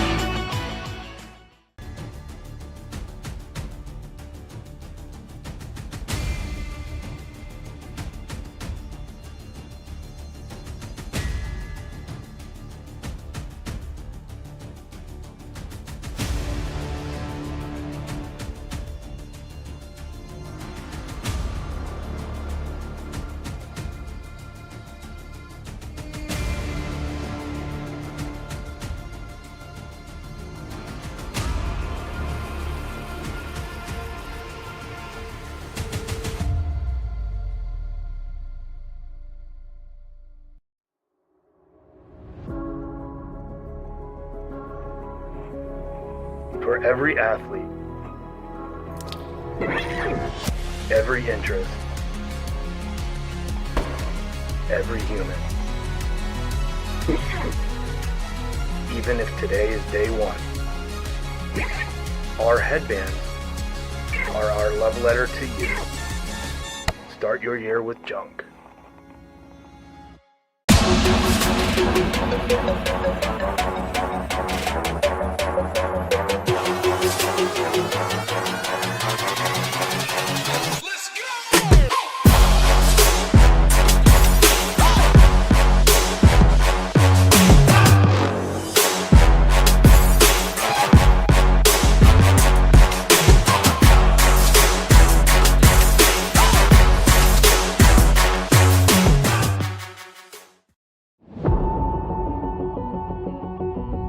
name is Ben, and I am a below-knee amputee, and I have been an amputee since I was 10 months old. My name is Emily. I'm an above-knee amputee. I was a passenger in a car accident. I was in a coma for almost 2 weeks. Losing my leg could have been the end of my story, but I chose to rewrite it. I didn't let my amputation define me. I let it drive me. I'm not just an amputee. I'm an athlete, and I'm unstoppable.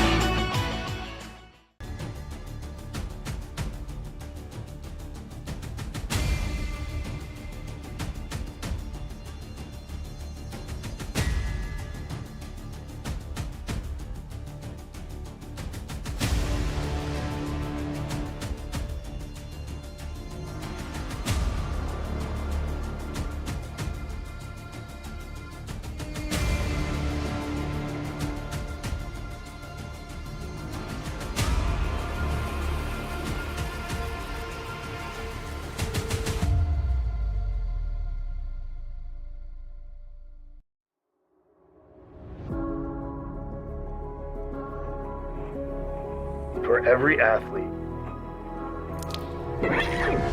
every interest, every human. Even if today is day one, our headbands are our love letter to you. Start your year with junk.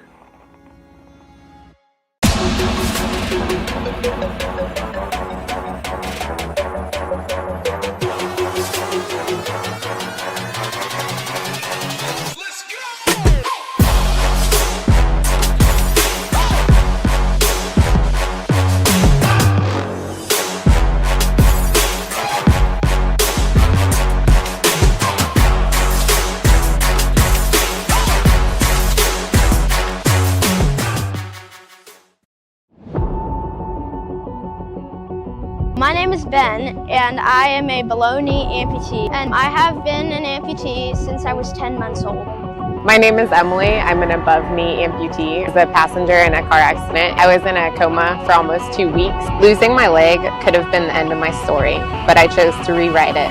I didn't let my amputation define me. I let it drive me. I'm not just an amputee. I'm an athlete, and I'm unstoppable.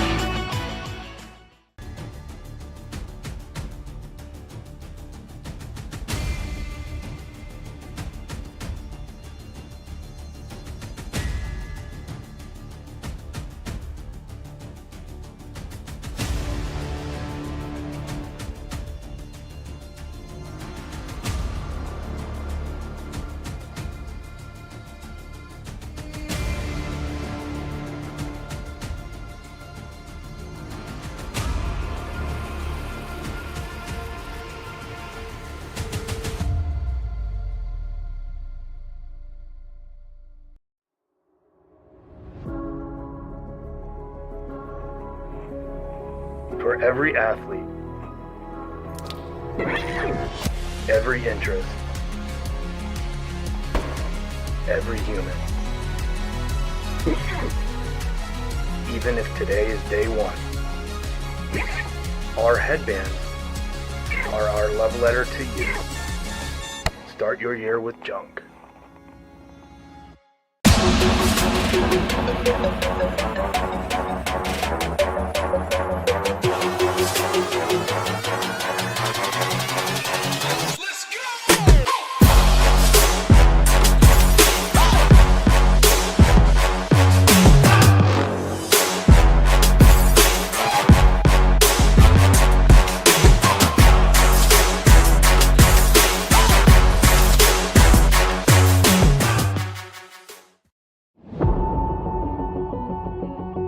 My name is Ben, and I am a below-knee amputee, and I have been an amputee since I was 10 months old.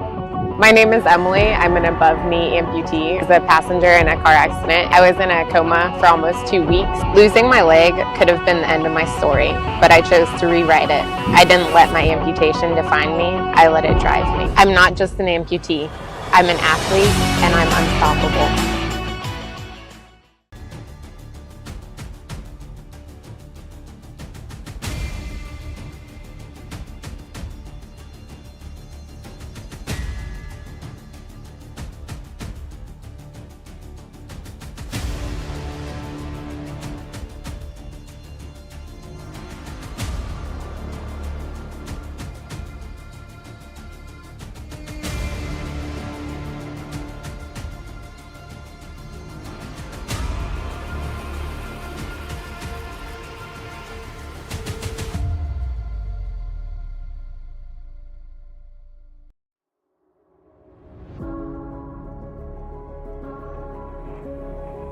For every athlete, every interest, every human. Even if today is day one, our headbands are our love letter to you. Start your year with junk.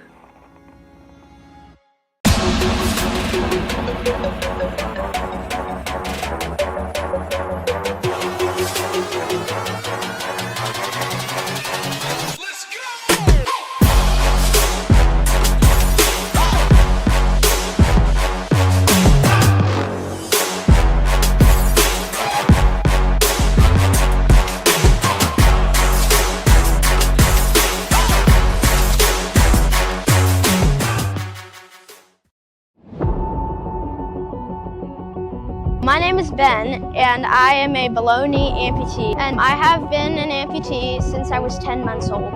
My name is Emily. I'm an above knee amputee. I was a passenger in a car accident. I was in a coma for almost 2 weeks. Losing my leg could have been the end of my story, but I chose to rewrite it. I didn't let my amputation define me. I let it drive me. I'm not just an amputee. I'm an athlete, and I'm unstoppable.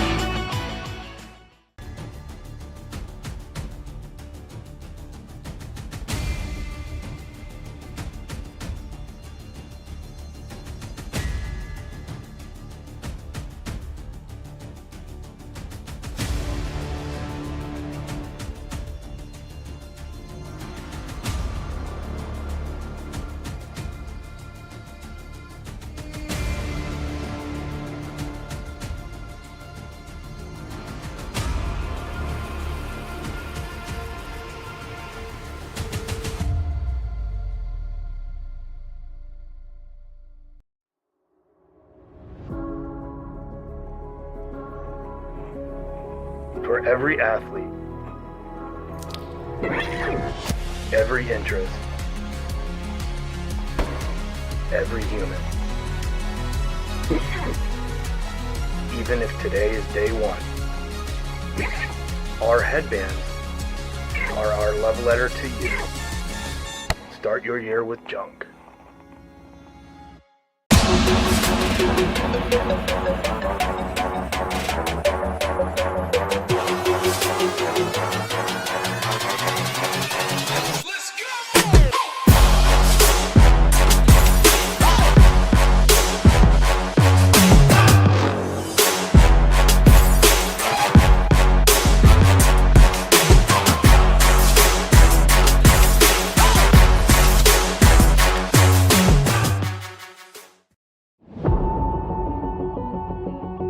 My name is Ben, and I am a below knee amputee, and I have been an amputee since I was 10 months old.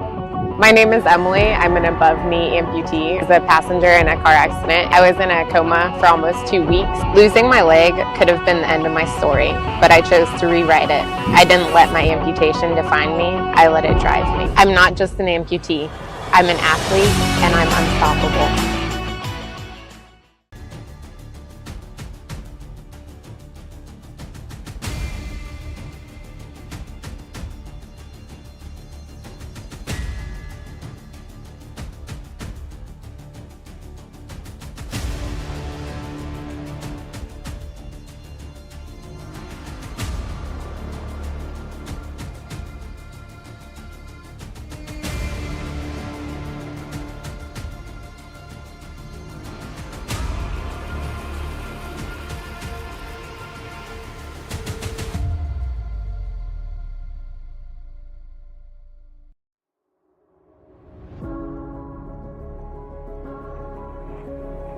For every athlete, every interest, every human.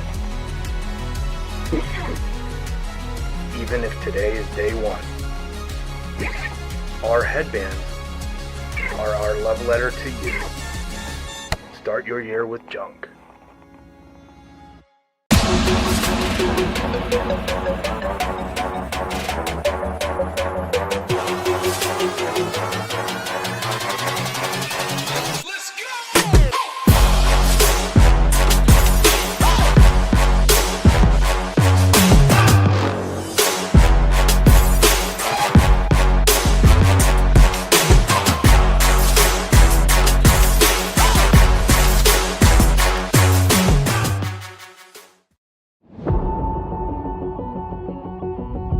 is Ben, and I am a below-knee amputee, and I have been an amputee since I was 10 months old.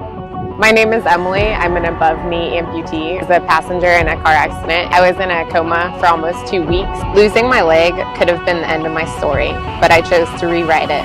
I didn't let my amputation define me. I let it drive me. I'm not just an amputee. I'm an athlete, and I'm unstoppable.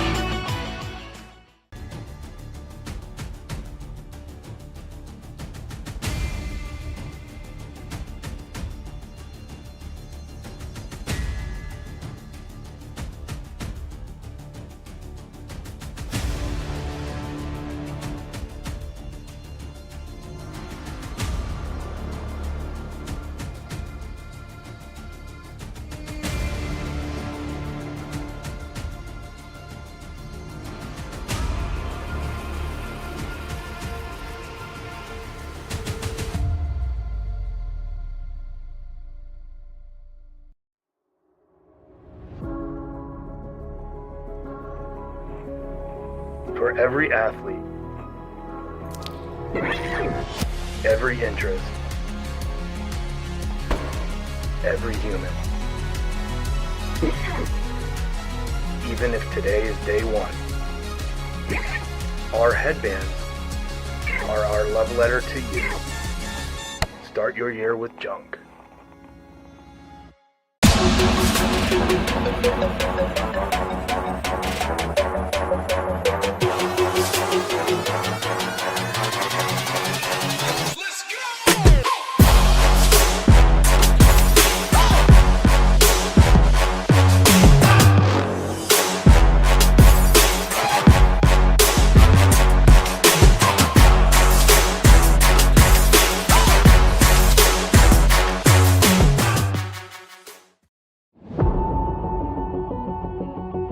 My name is Ben, and I am a below-knee amputee, and I have been an amputee since I was 10 months old. My name is Emily. I'm an above-knee amputee. I was a passenger in a car accident. I was in a coma for almost 2 weeks. Losing my leg could have been the end of my story, but I chose to rewrite it. I didn't let my amputation define me. I let it drive me. I'm not just an amputee. I'm an athlete, and I'm unstoppable.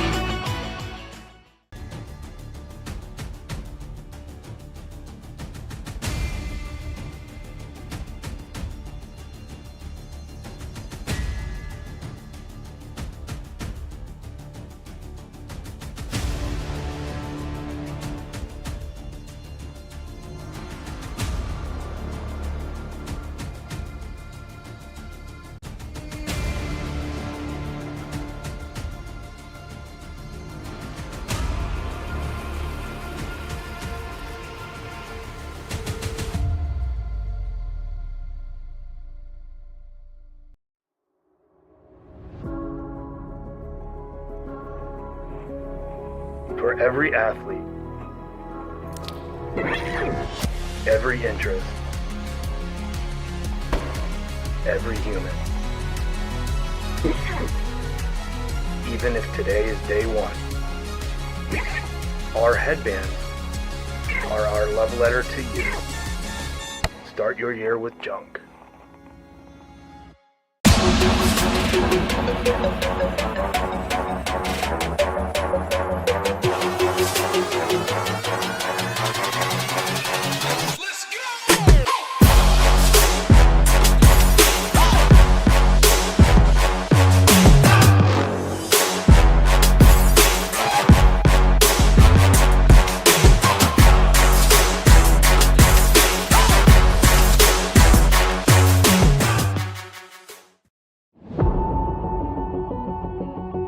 My name is Ben, and I am a below-knee amputee, and I have been an amputee since I was 10 months old.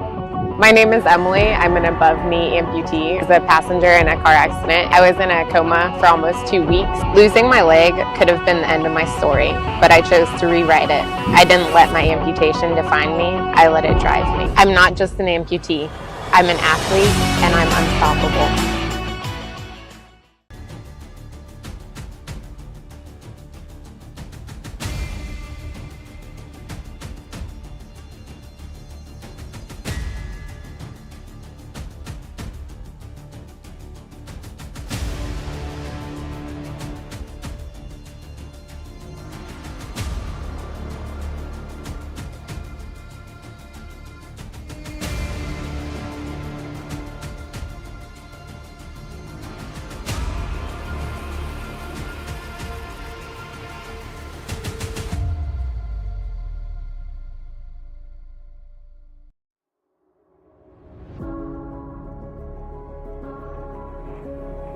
For every athlete,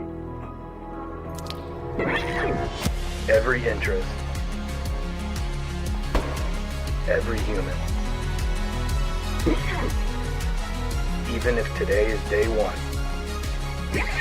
our headbands are our love letter to you. Start your year with junk.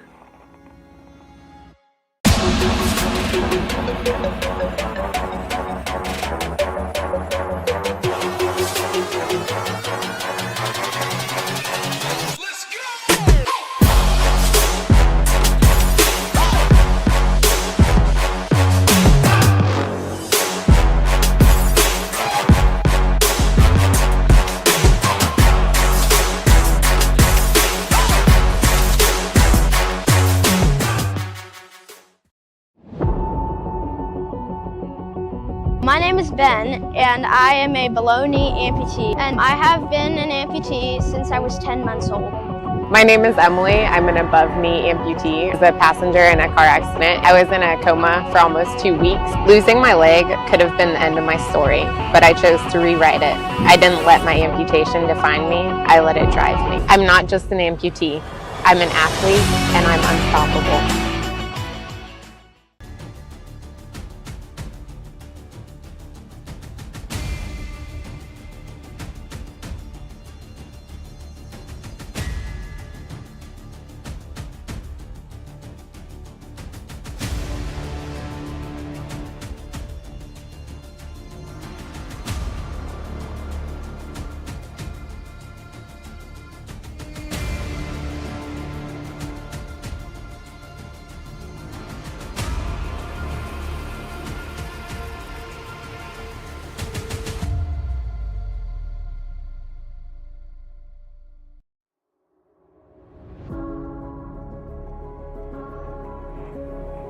For every athlete, every interest, every human. Even if today is day one, our headbands are our love letter to you. Start your year with junk.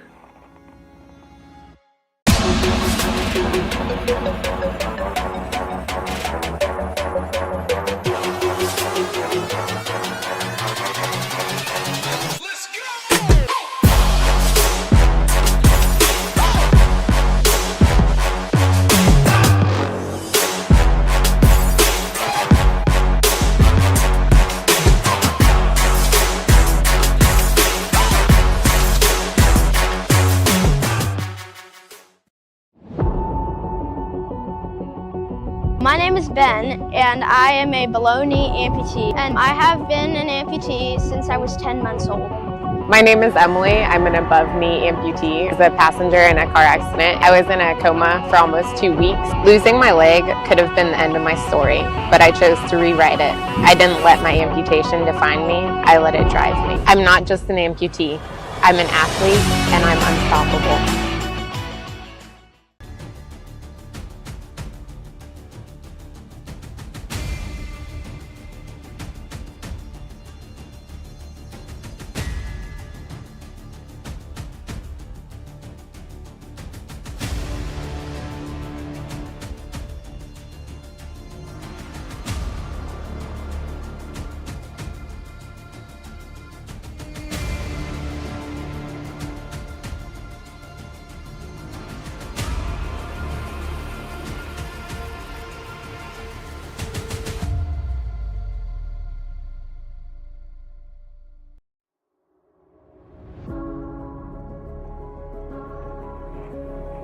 For every athlete, every interest, every human. Even if today is day one, our headbands are our love letter to you. Start your year with junk.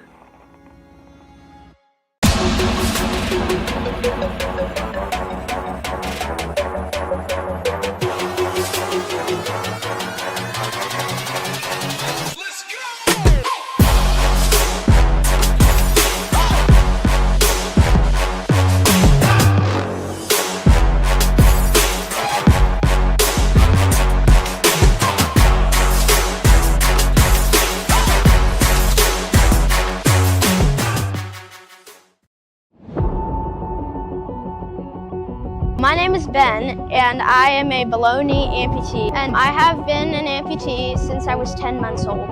My name is Emily. I'm an above knee amputee. I was a passenger in a car accident. I was in a coma for almost 2 weeks. Losing my leg could have been the end of my story, but I chose to rewrite it. I didn't let my amputation define me. I let it drive me. I'm not just an amputee. I'm an athlete, and I'm unstoppable.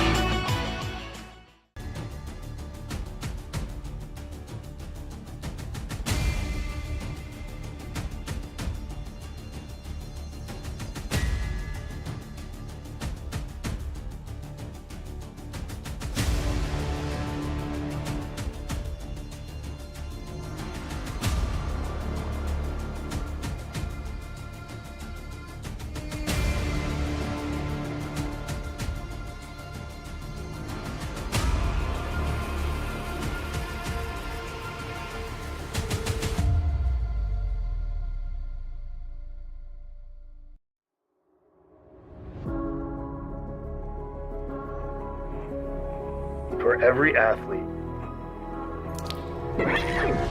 every interest, every human. Even if today is day one, our headbands are our love letter to you. Start your year with junk.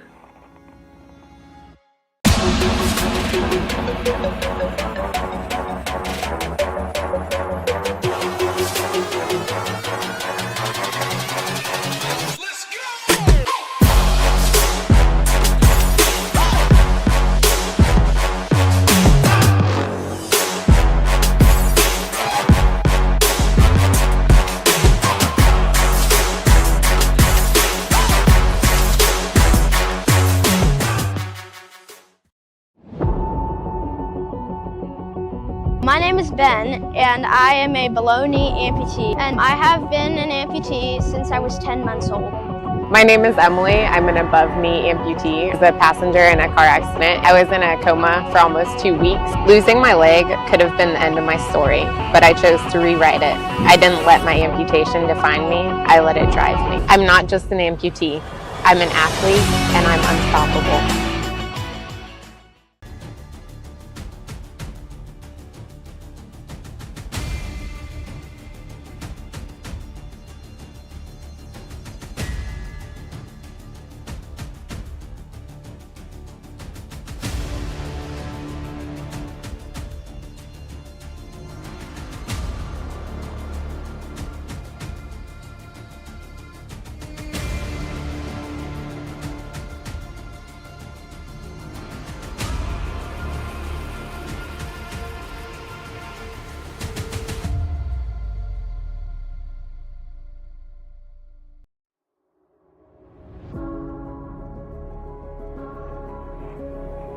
For every athlete,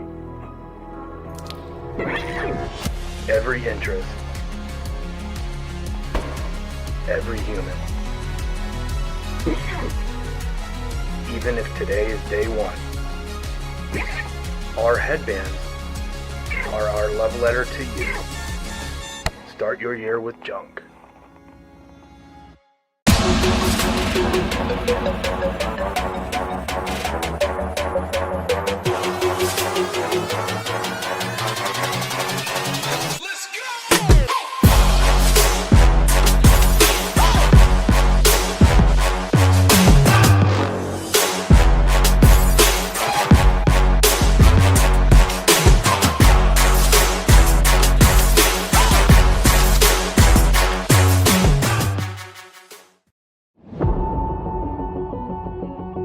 My name is Ben, and I am a below knee amputee, and I have been an amputee since I was 10 months old.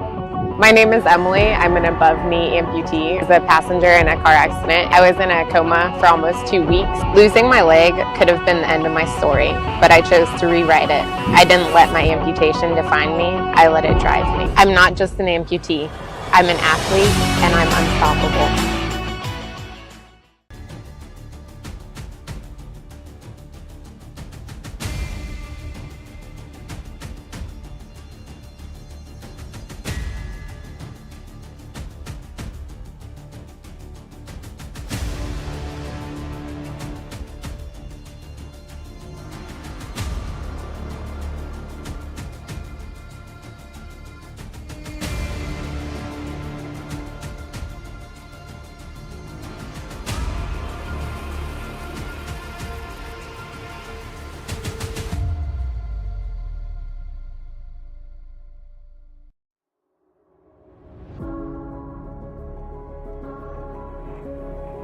For every athlete, every interest, every human. Even if today is day one, our headbands are our love letter to you. Start your year with junk.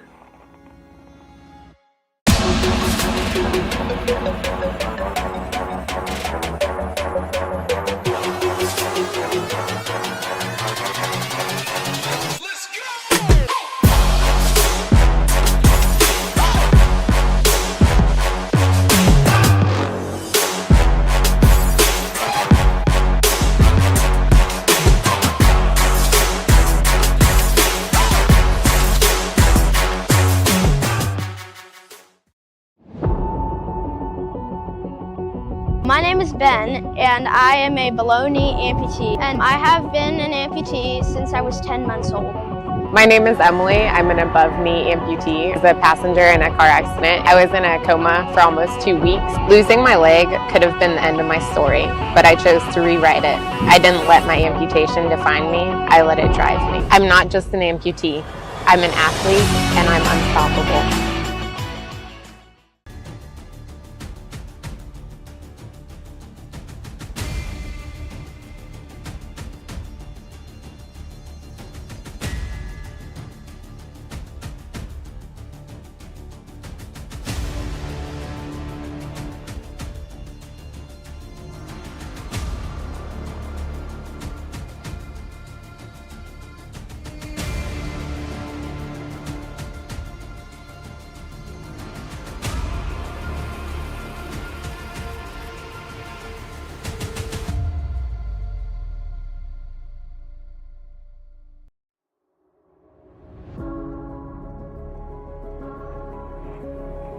For every athlete,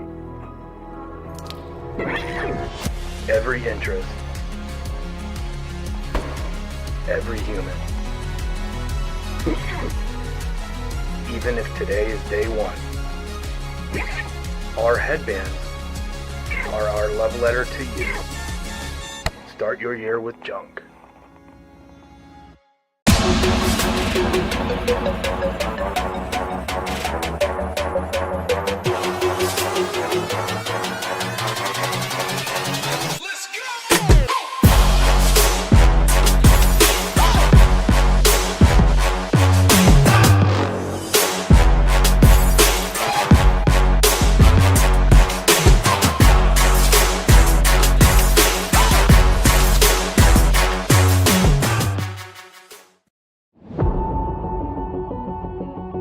My name is Ben, and I am a below-knee amputee, and I have been an amputee since I was 10 months old. My name is Emily. I'm an above-knee amputee. I was a passenger in a car accident. I was in a coma for almost 2 weeks. Losing my leg could have been the end of my story, but I chose to rewrite it. I didn't let my amputation define me. I let it drive me. I'm not just an amputee. I'm an athlete, and I'm unstoppable.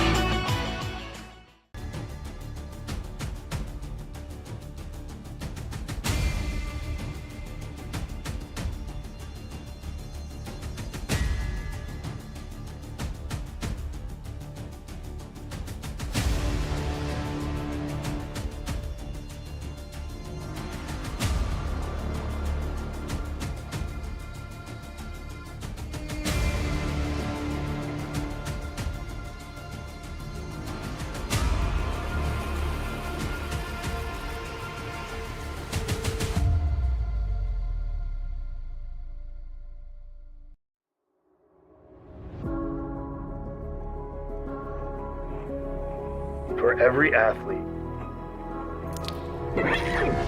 every interest, every human. Even if today is day one, our headbands are our love letter to you. Start your year with junk.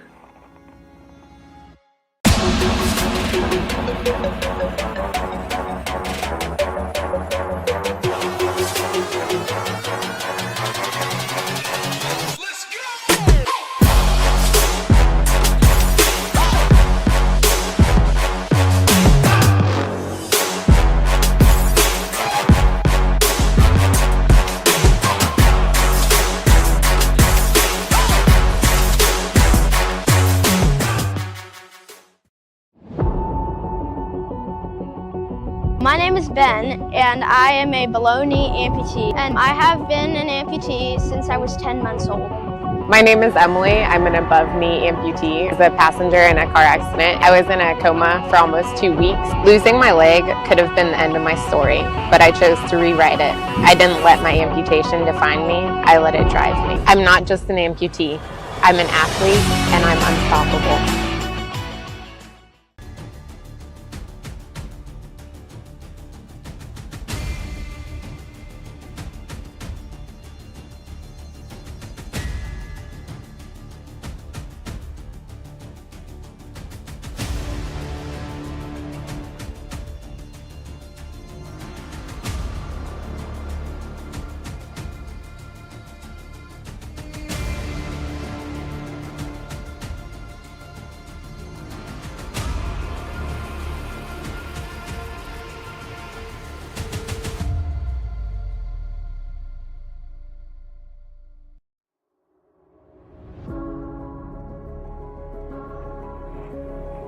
For every athlete,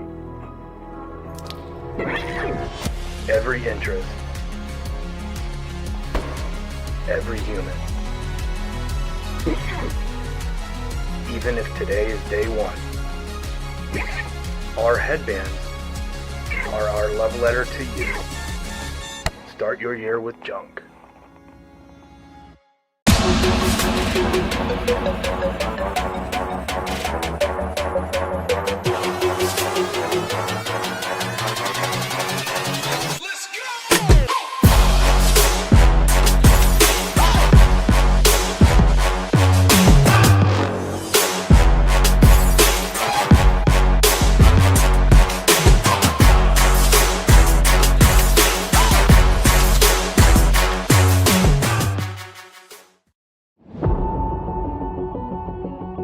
My name is Ben, and I am a below knee amputee, and I have been an amputee since I was 10 months old.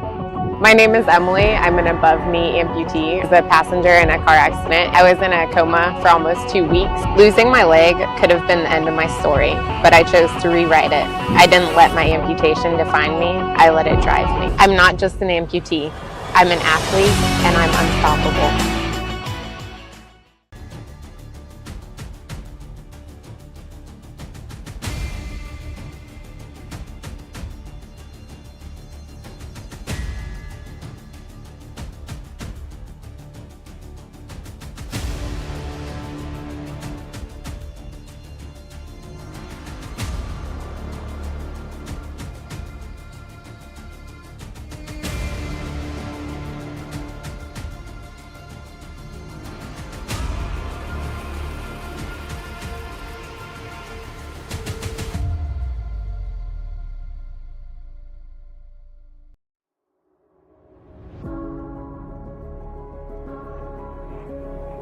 For every athlete,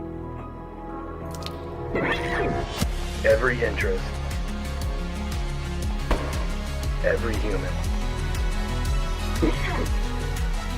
Even if today is day one, our headbands are our love letter to you. Start your year with junk.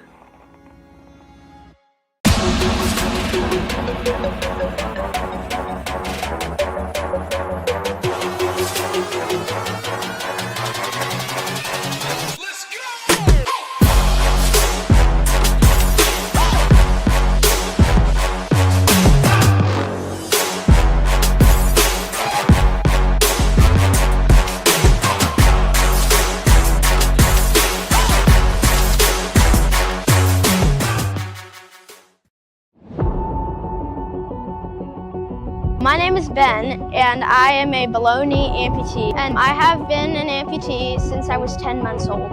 My name is Emily. I'm an above knee amputee. I was a passenger in a car accident. I was in a coma for almost 2 weeks. Losing my leg could have been the end of my story, but I chose to rewrite it. I didn't let my amputation define me. I let it drive me. I'm not just an amputee. I'm an athlete, and I'm unstoppable.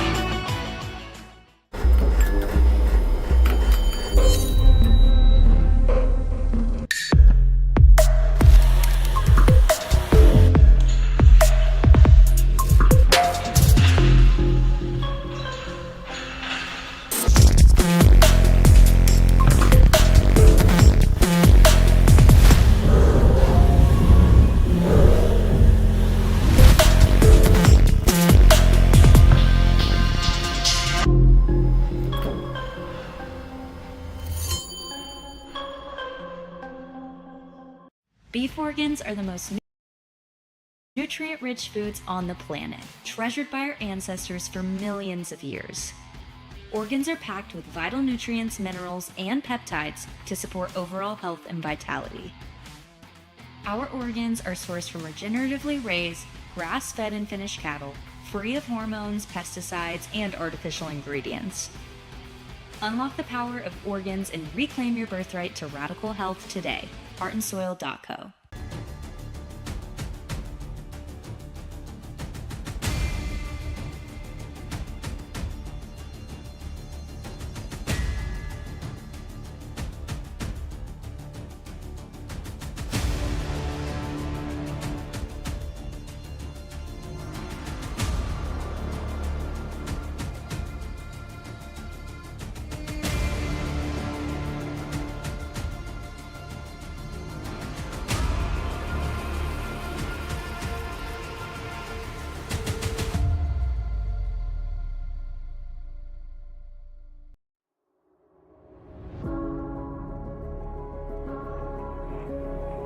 For every athlete,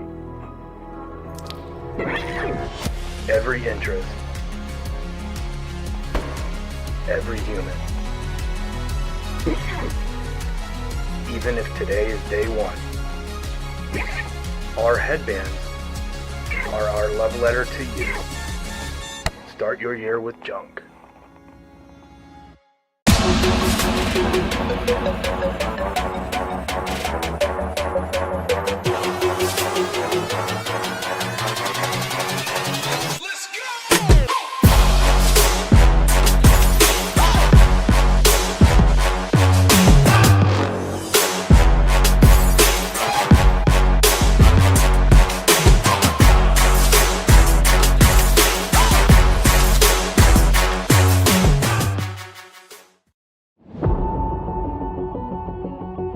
My name is Ben, and I am a below-knee amputee, and I have been an amputee since I was 10 months old.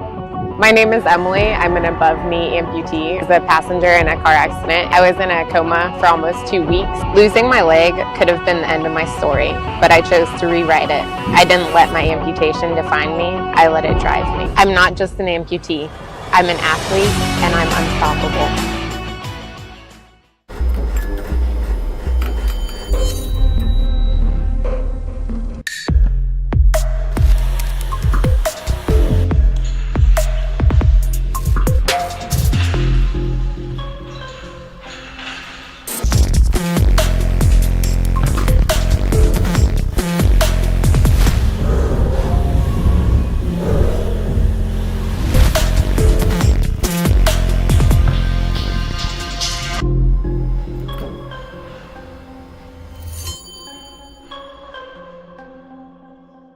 Beef organs are the most nutrient-rich foods on the planet, treasured by our ancestors for millions of years.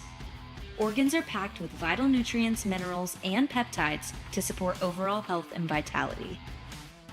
Our organs are sourced from regeneratively raised, grass-fed and finished cattle, free of hormones, pesticides, and artificial ingredients. Unlock the power of organs and reclaim your birthright to radical health today. heartandsoil.co.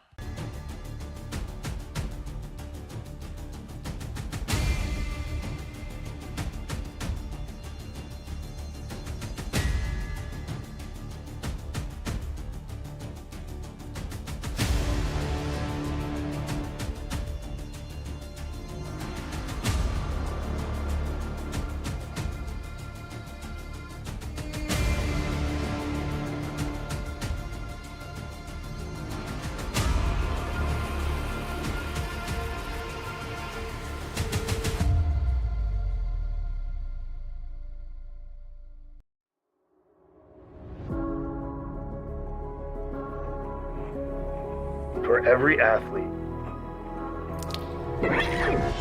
every interest, every human. Even if today is day one, our headbands are our love letter to you. Start your year with junk.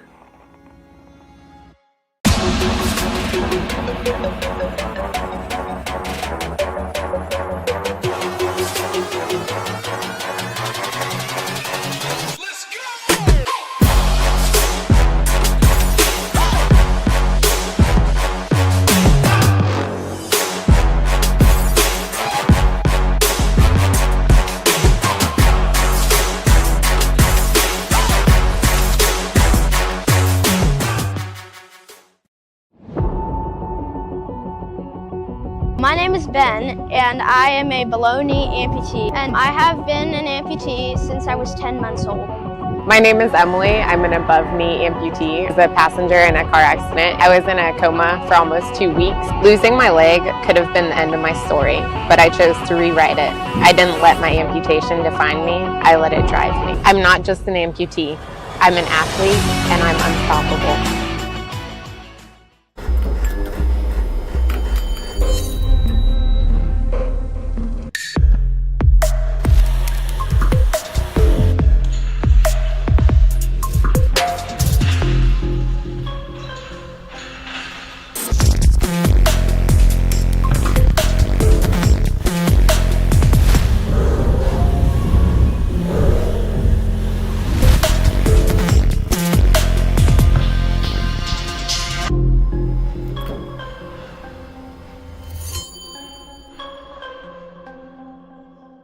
Beef organs are the most nutrient-rich foods on the planet, treasured by our ancestors for millions of years.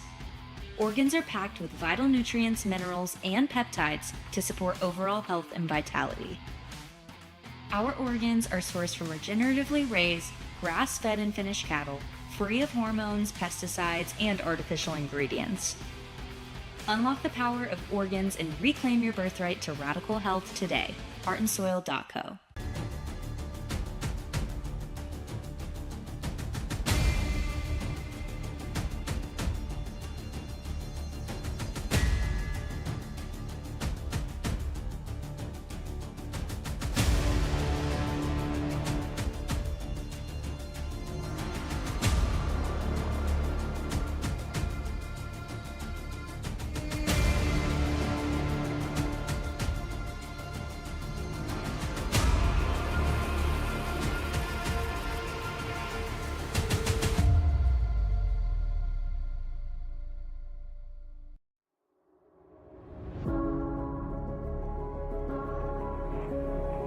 For every athlete, every interest, every human. Even if today is day one, our headbands are our love letter to you. Start your year with junk.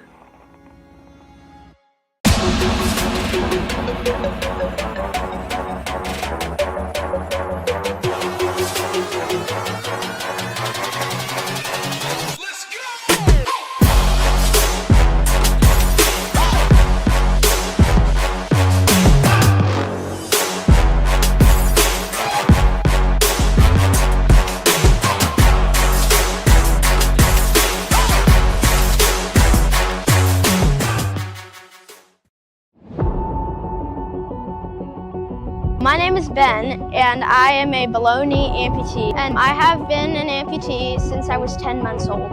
My name is Emily. I'm an above-knee amputee. I was a passenger in a car accident. I was in a coma for almost 2 weeks. Losing my leg could have been the end of my story, but I chose to rewrite it. I didn't let my amputation define me. I let it drive me. I'm not just an amputee. I'm an athlete, and I'm unstoppable.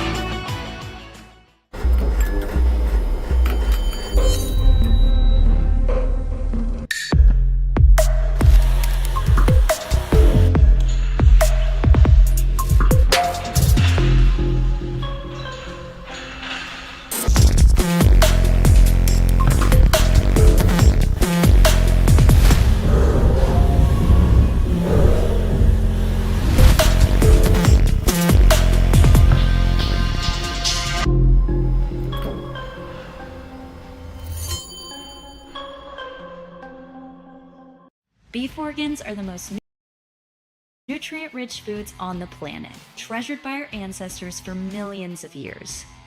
Organs are packed with vital nutrients, minerals, and peptides to support overall health and vitality. Our organs are sourced from regeneratively raised, grass-fed and finished cattle, free of hormones, pesticides, and artificial ingredients. Unlock the power of organs and reclaim your birthright to radical health today. heartandsoil.co.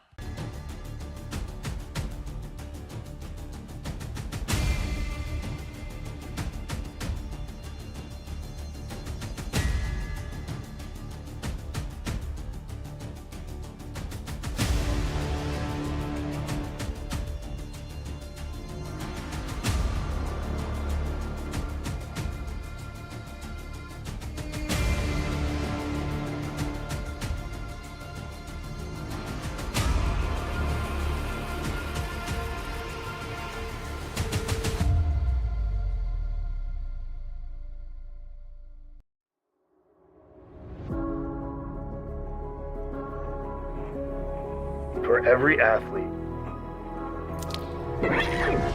every interest, every human. Even if today is day one, our headbands are our love letter to you. Start your year with junk.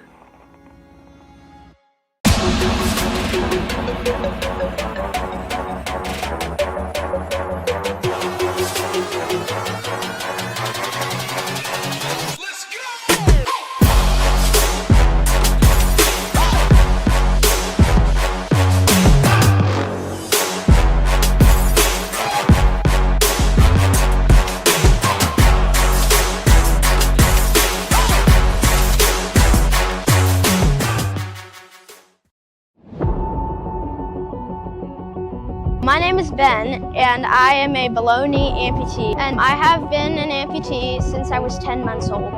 My name is Emily. I'm an above-knee amputee. I was a passenger in a car accident. I was in a coma for almost 2 weeks. Losing my leg could have been the end of my story, but I chose to rewrite it. I didn't let my amputation define me. I let it drive me. I'm not just an amputee.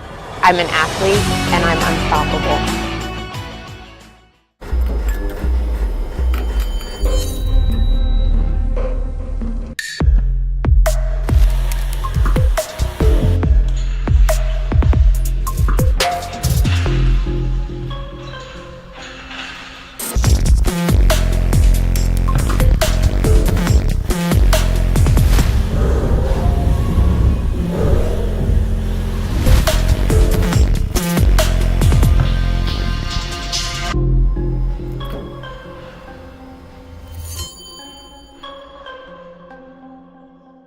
Beef organs are the most nutrient-rich foods on the planet, treasured by our ancestors for millions of years.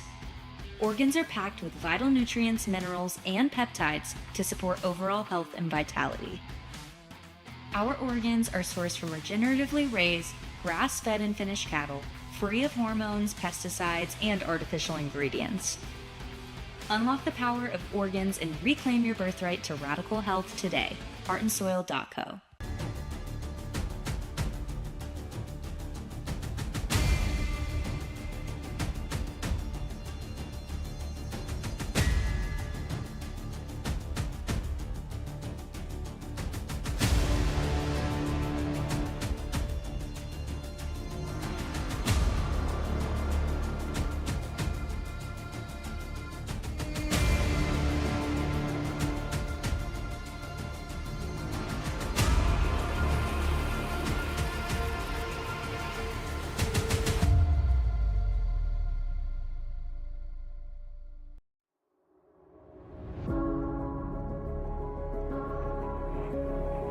For every athlete,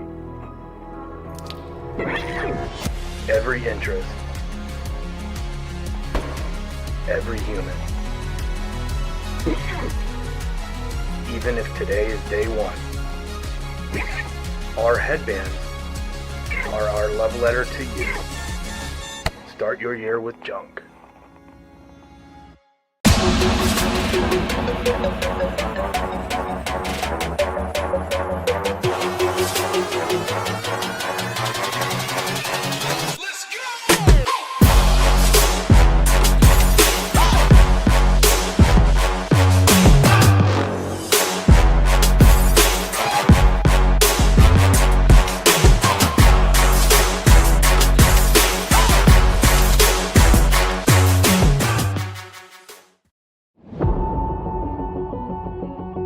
My name is Ben, and I am a below-knee amputee, and I have been an amputee since I was 10 months old. My name is Emily. I'm an above-knee amputee. I was a passenger in a car accident. I was in a coma for almost 2 weeks. Losing my leg could have been the end of my story, but I chose to rewrite it. I didn't let my amputation define me. I let it drive me. I'm not just an amputee. I'm an athlete, and I'm unstoppable.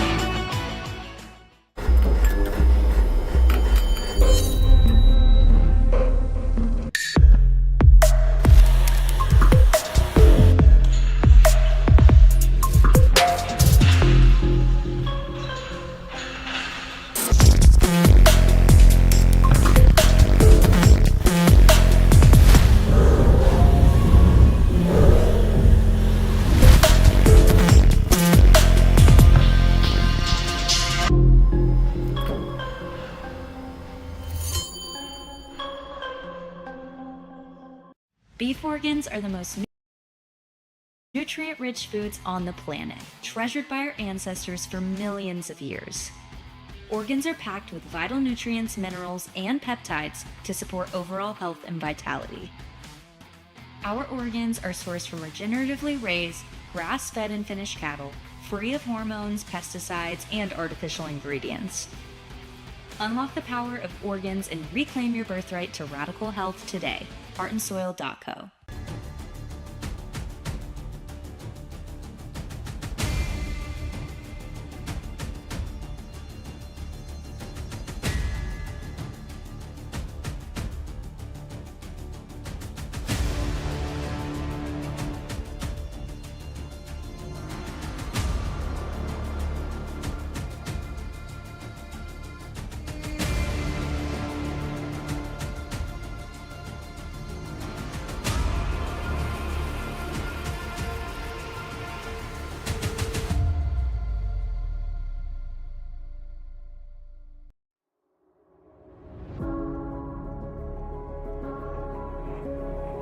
For every athlete,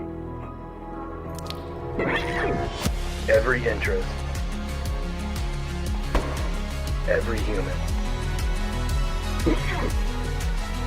Even if today is day one, our headbands are our love letter to you. Start your year with junk.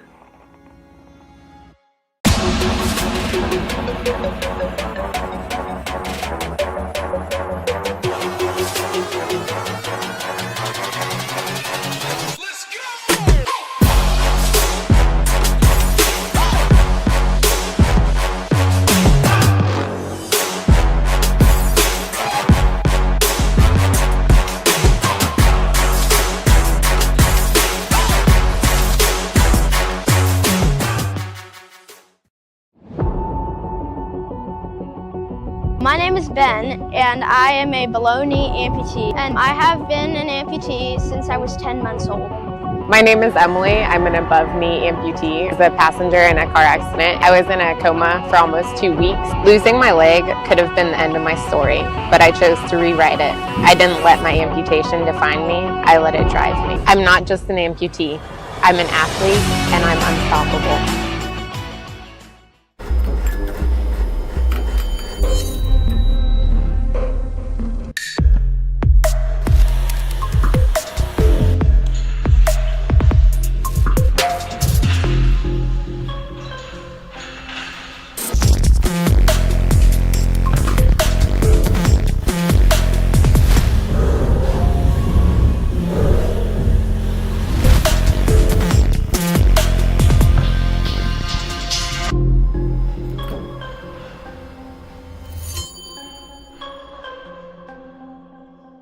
Beef organs are the most nutrient-rich foods on the planet, treasured by our ancestors for millions of years.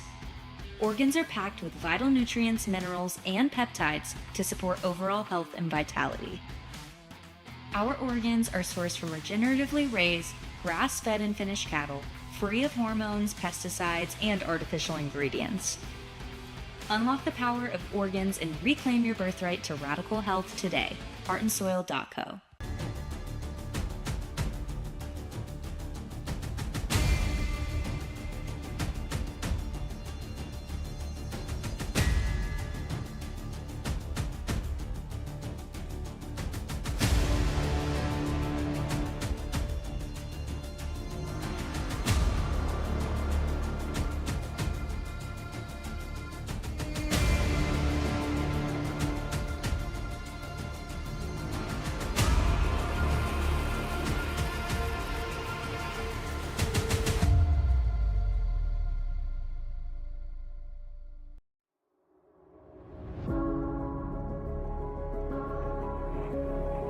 For every athlete, every interest, every human. Even if today is day one, our headbands are our love letter to you. Start your year with junk.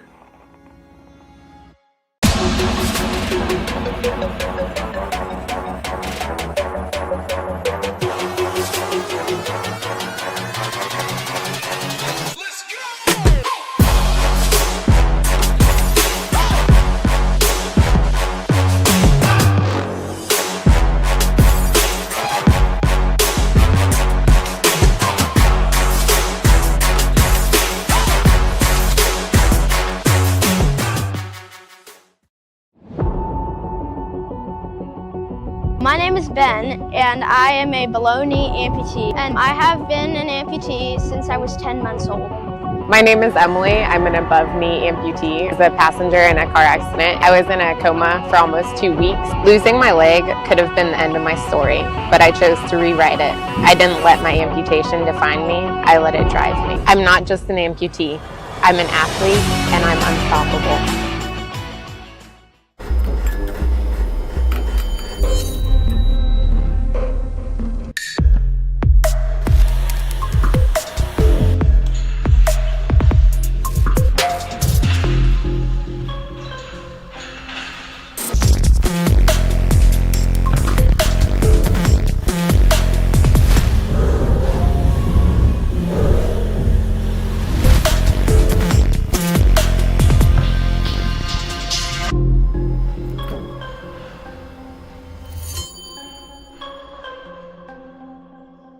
Beef organs are the most nutrient-rich foods on the planet, treasured by our ancestors for millions of years. Organs are packed with vital nutrients, minerals, and peptides to support overall health and vitality. Our organs are sourced from regeneratively raised, grass-fed and finished cattle, free of hormones, pesticides, and artificial ingredients. Unlock the power of organs and reclaim your birthright to radical health today. heartandsoil.co.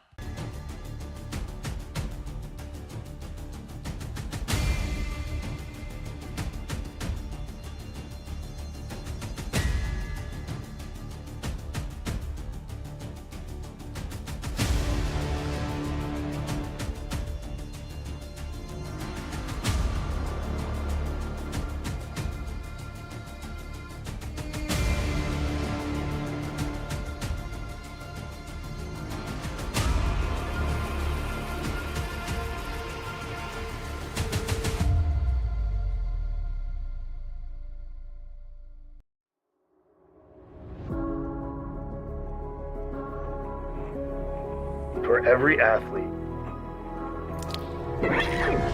every interest, every human. Even if today is day one, our headbands are our love letter to you. Start your year with junk.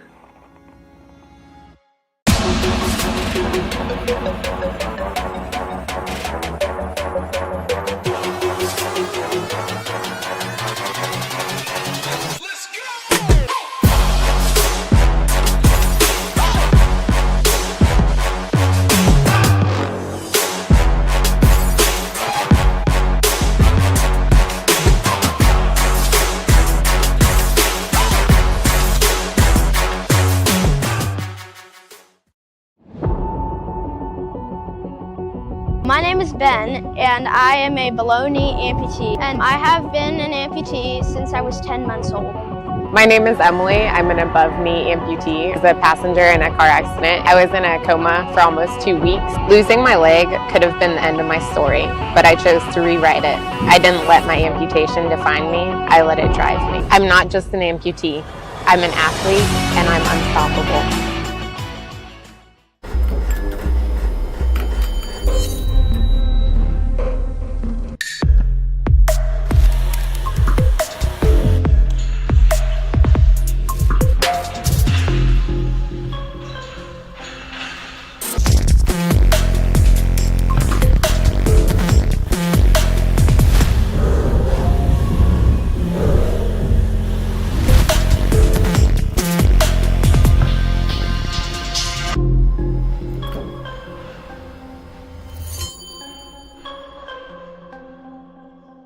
Beef organs are the most nutrient-rich foods on the planet, treasured by our ancestors for millions of years. Organs are packed with vital nutrients, minerals, and peptides to support overall health and vitality. Our organs are sourced from regeneratively raised, grass-fed and finished cattle, free of hormones, pesticides, and artificial ingredients. Unlock the power of organs and reclaim your birthright to radical health today. heartandsoil.co.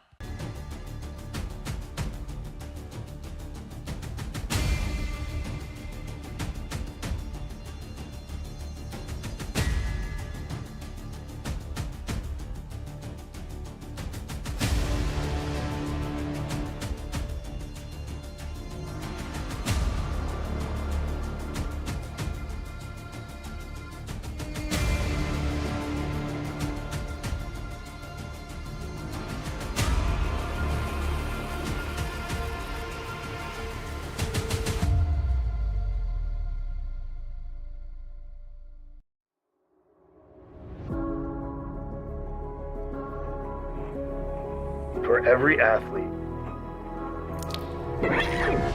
every interest, every human. Even if today is day one, our headbands are our love letter to you. Start your year with junk.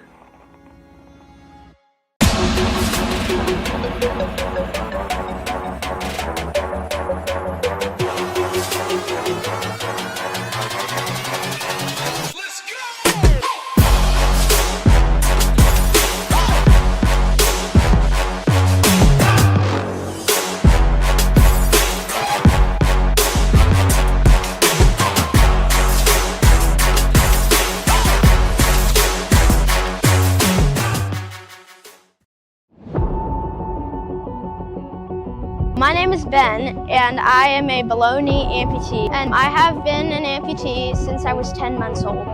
My name is Emily. I'm an above knee amputee. I was a passenger in a car accident. I was in a coma for almost 2 weeks. Losing my leg could have been the end of my story, but I chose to rewrite it. I didn't let my amputation define me. I let it drive me. I'm not just an amputee. I'm an athlete, and I'm unstoppable.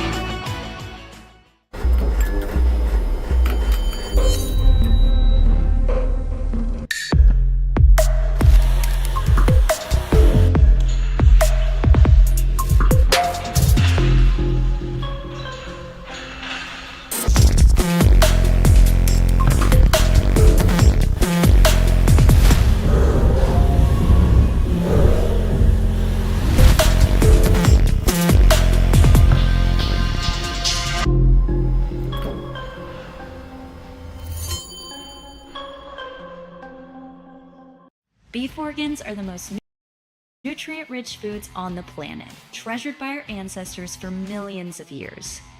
Organs are packed with vital nutrients, minerals, and peptides to support overall health and vitality. Our organs are sourced from regeneratively raised, grass-fed and finished cattle, free of hormones, pesticides, and artificial ingredients. Unlock the power of organs and reclaim your birthright to radical health today. heartandsoil.co.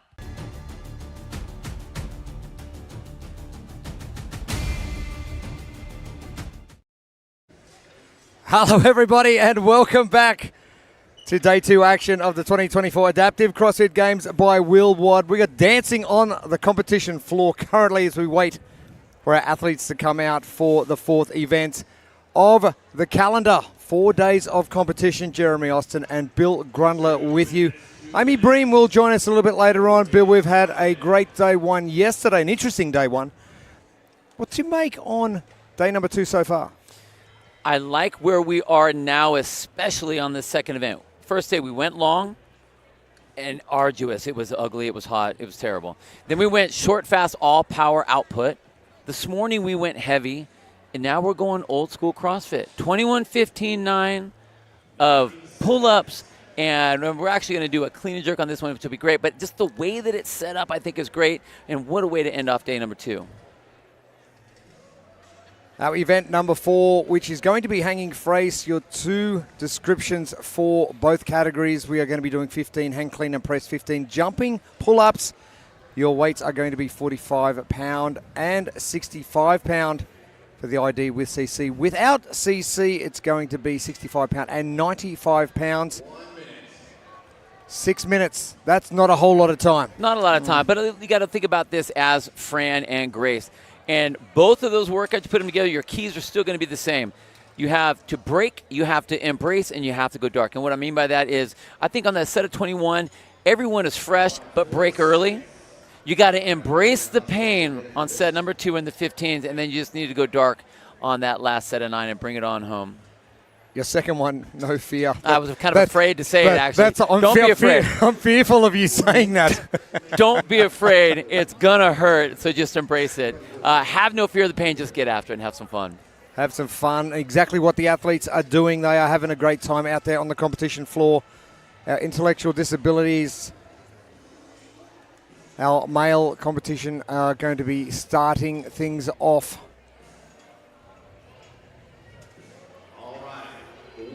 And Lance King currently in the lead after 3 events, 280 points. Ricky Landgraf in 260 points in second position. Daniel Fox in third, 240, and jump back down to Geordie Green, only 10 points away. This is going to be mixed up again going into the final 2 days of competition on Saturday and Sunday here. I mean, it's tight. You know, you figure the point spread between the athletes is only a handful, and that's basically these athletes are going back and forth. You win one event, you take second in the next event. The guy below you took first in that event. It's literally bouncing back and forth. So, again, I think we're going to have a really fun shuffle of the leaderboard, and this is going to be another exciting one like we saw at the end of yesterday on the first day of competition. Now, lane assignment sees Lance King right in the middle of the arena.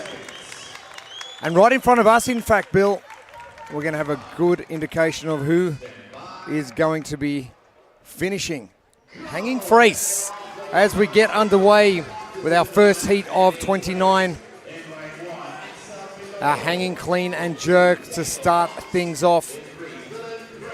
3 rounds of 15 hang clean and press, 15 jumping pull-ups, our time cap of 6 minutes.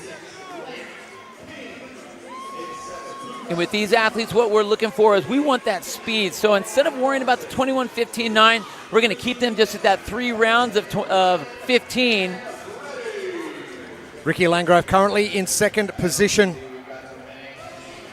260 points just behind Lance King, but he is going to be the first one to the 15 jumping pull-ups in round number 1.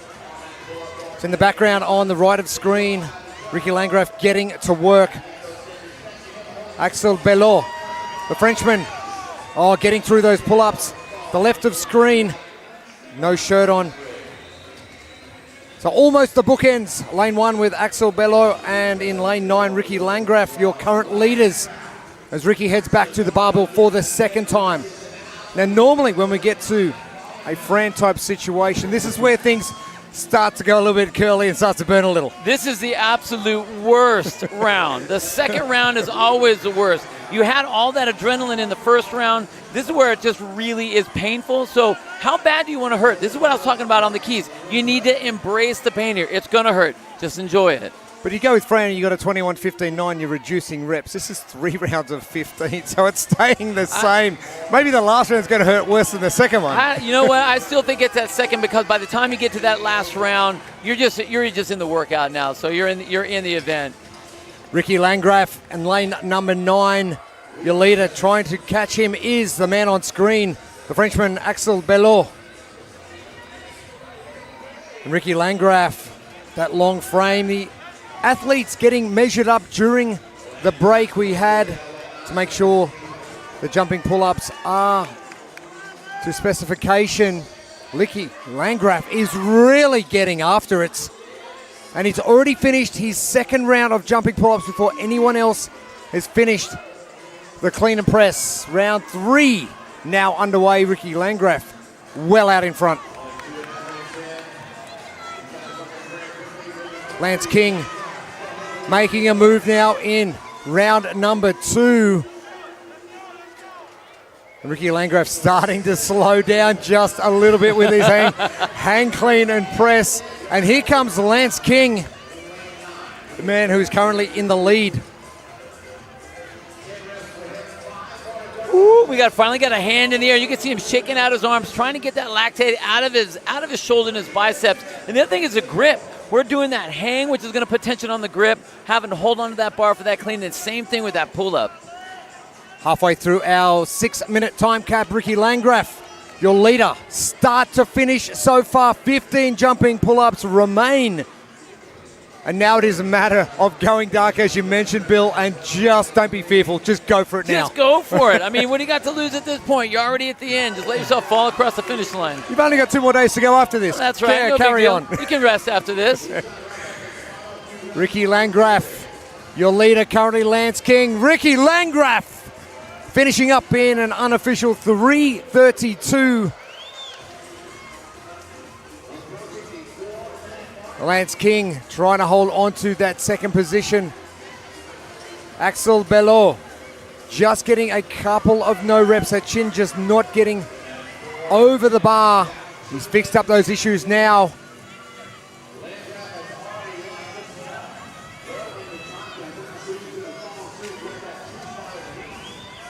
As we tick towards our time cap, Ricky Landgraf just proving how dominant he was in this heat.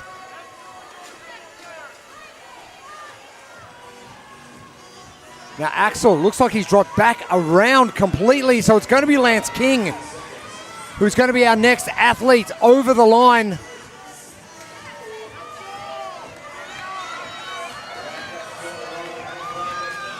And Lance King finishing up.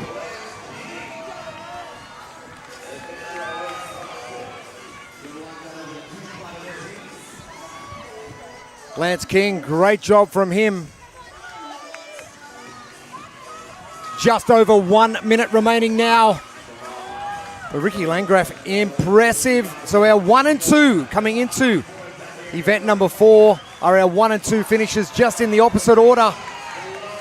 The final minutes of competition of today for our men's intellectual disability division. And Maximo Morrison finishing up. Geordie Green getting done as well.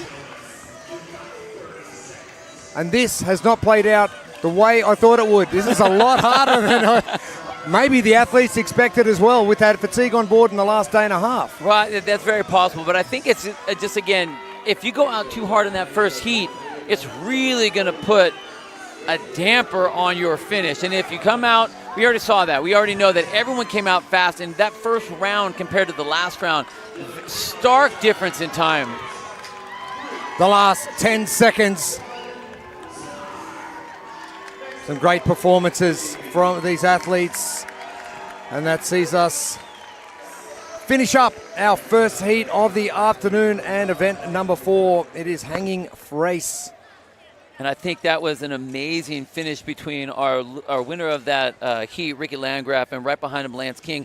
And what's crazy is that Lance had a 20-point lead on Ricky going into this event. I think that's going to put them tied. These guys have been literally bouncing back and forth across their finish. So I think score-wise, that might put them either very close or equal to each other as they go into the third day. Well, exactly what we want. We want a I tight want competition. Some cool competition, right? That makes it fun. Half the competition is complete now for our men in the intellectual disability division.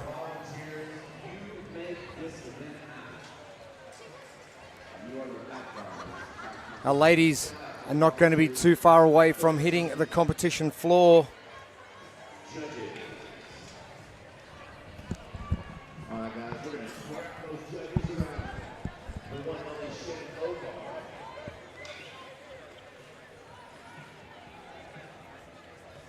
And you look at that 15 reps and the 3 rounds, what sticks out to you the most?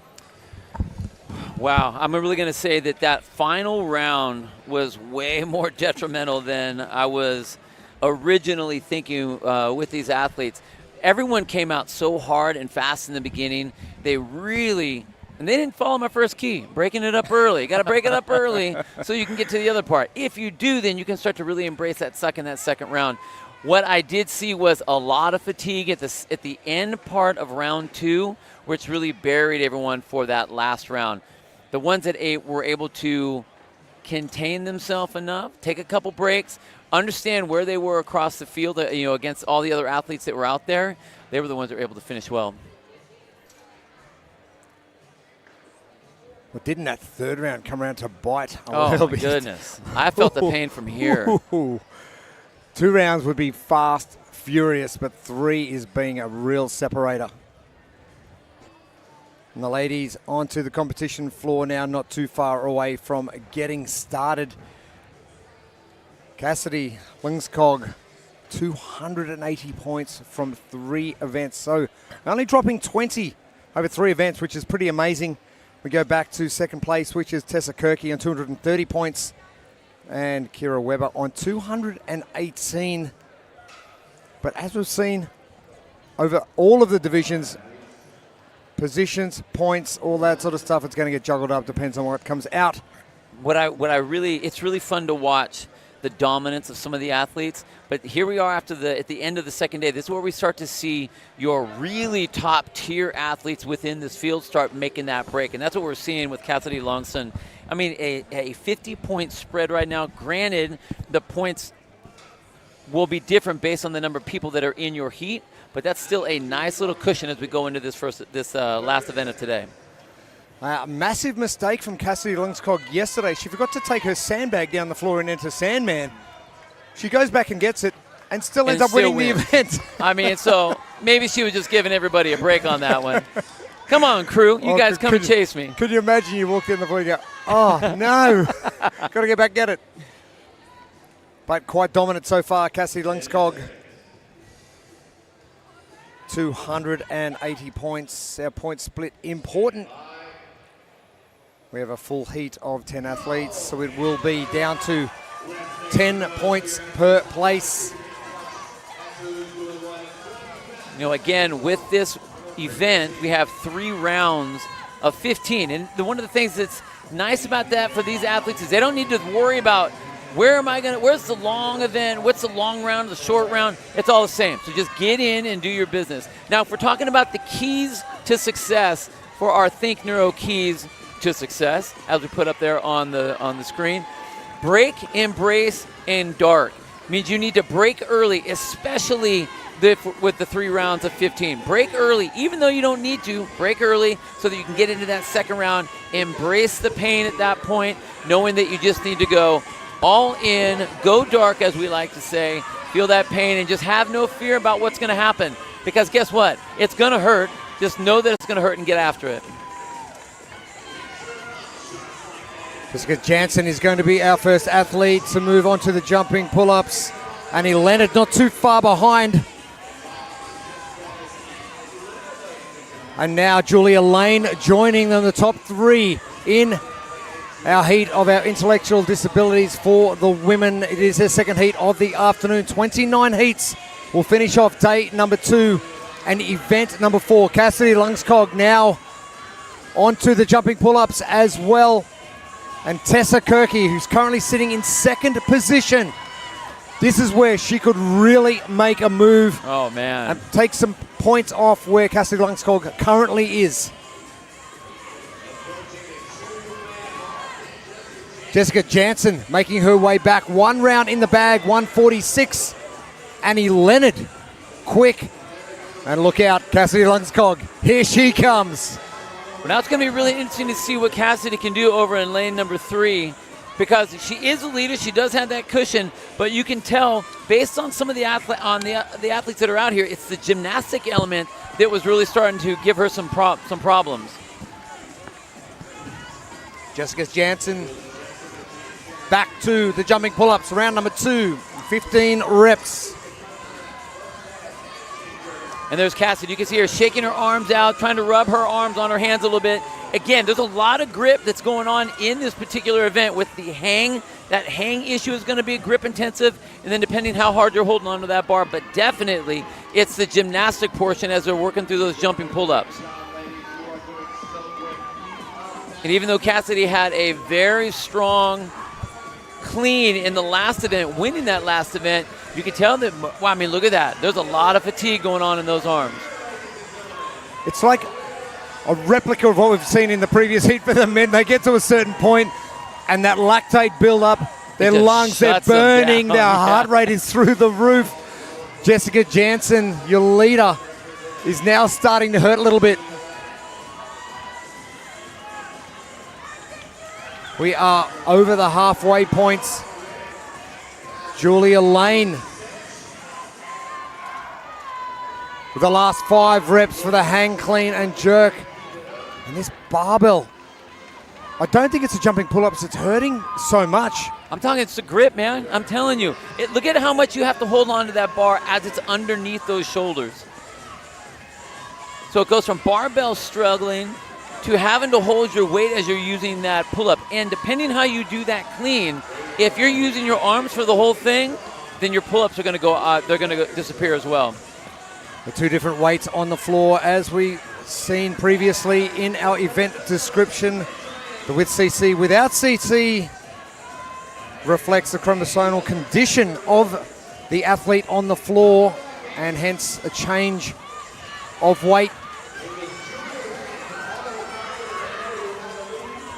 And a shake-up on the leaderboard coming. Your leader moving back to the jumping pull-ups for the last 15, Cassie Lungskog. But Annie Leonard looks like she may be in first. Kira Weber getting through these jumping pull-ups fast, but has only finished round number 2. Tessa Kirky, lane number 10. And still 1:20 left on our time clock. But fatigue is going to beat a number of these athletes. Jansen, your early leader. And the struggle is real. Oh, but it is going to be Julia Lane finishing off. She did take the lead early into the second round. And Julia Lane, what a finish. And you can see just how painful this event is here. If you look at Jessica Jansen, she is struggling to get through it. I know the pain. I understand, but she is fighting through this, and that is so amazing. Look at that. Hand in the air, 3 reps left to go, and then she's going to be done with this event. And distance between themselves and Cassidy Lungskog. Jansen in a world of hurt, but still battling on with only 15 seconds remaining on our time cap. Hayley Malakian moving back to the barbell. And Julia Lane. It is going to be only Julia Lane to finish our second heat of the day. Wow. Wow, all right. Ouch. Yes, well, first off, Julia Lane, amazing job. The way she handled the barbell, the way she paced herself, I mean, appropriately. You could tell that the judges that were out there were telling her to, like, come on, get going, you can do it. And she decided to pause when she needed to, breaking when she needed to, and then was able to make her way through the pull-ups and the rest of those hang clean and jerks. What was crazy was how fast everyone else went out, and it buried them in that second round. So much so that I couldn't even tell where everybody was. I had no idea what round the rest of the athletes were on as they were trying to work themselves through there. Man, that was I want to say a good one, but an ugly one all at the same time. That's kind of like a good, that's when you know you have a good CrossFit event, right? Oh, Kevin Ogar. You're such a mean man. Nasty. You nasty little bugger. Who invited you? Heat 2 in the books. 27 heats remain. The end of day number 2, the 2024 Adaptive CrossFit Games by Wheelwad. Jeremy Austin and Bill Grundler with you. Amy Bream is going to join us a little bit later on. And great to see so many people here traveling right across the globe to experience the 4-day competition here, the expanded Wheelwad and CrossFit Games event, the standalone event, going out now to 15 divisions. Previously only 8 at the CrossFit Games, previously only 14 at the Wheelwad Games. So great to have that expansion and so many people joining us. Well, that's what I was going to say. The idea of the expansion of the extra divisions is amazing. That's great.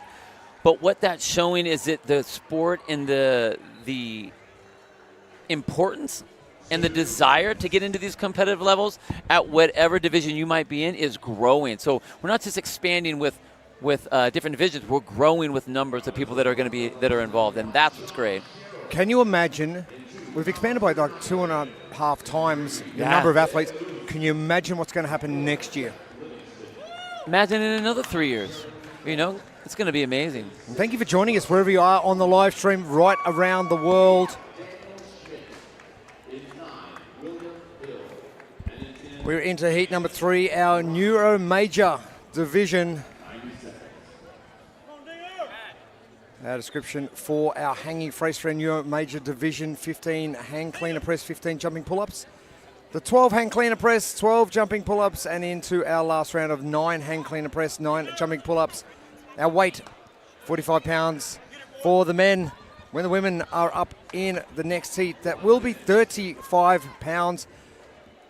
And I think Neuro keys to success. So it's the same thing we've been talking about. And every time I look at the keys that I put in there, because this is what I would do and what I think that the other athletes should be do, break, embrace, and dark. I want to see if they are going to prove me right or prove me wrong. If you decide not to break on that first set, it's going to be really hard to embrace the pain on that second round. And you got to be able to go dark. And you cannot be afraid to feel that pain, because guess what? It's the last one of the day. You get to sleep after this. I wonder if anyone's been watching the previous two heats and just how difficult it's going to be. Now, the difference between... Do you like to watch anyone do Fran? No. How about Grace? Okay, then. The answer is no. I actually don't mind Grace. Okay. Fran, completely different story. I hear you. But the previous two heats for the intellectual disability stayed at 15. This one, we're going to reduce in reps. Jeremy Dalton, your leader, 290 points. There's Bailus. There's one of our favorites. He is so full of enthusiasm and enjoyment, sitting in 260 points. And Russell Allmendinger in 250 points. We've got a tight race in this division.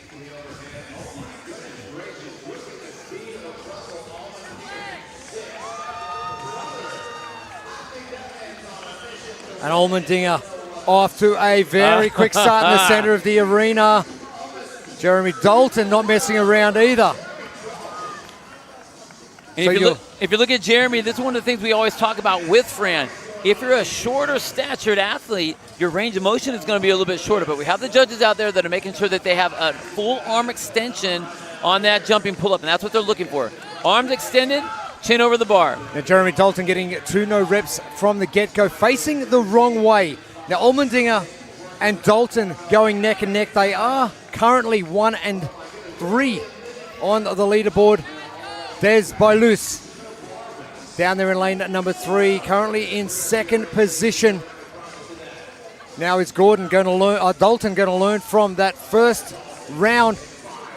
Right back and up to the faces top. the right way this time around. But a great race now between Dalton and Allmendinger.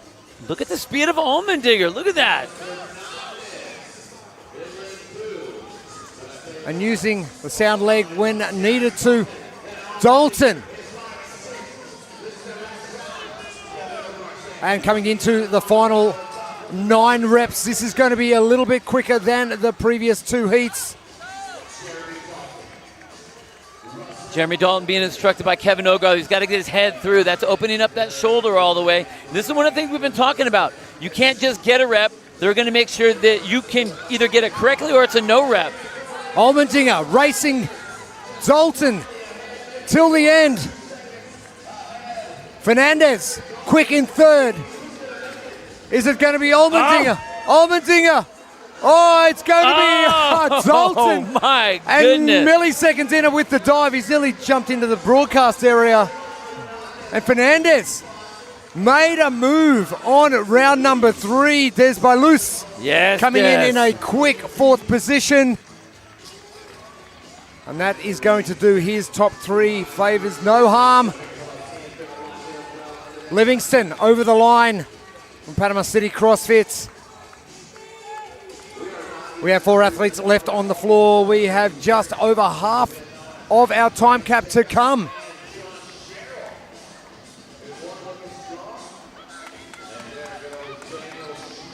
Daniel Schmidt finishing up in lane number 8.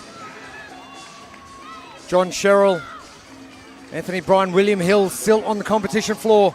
Still 3 minutes remaining.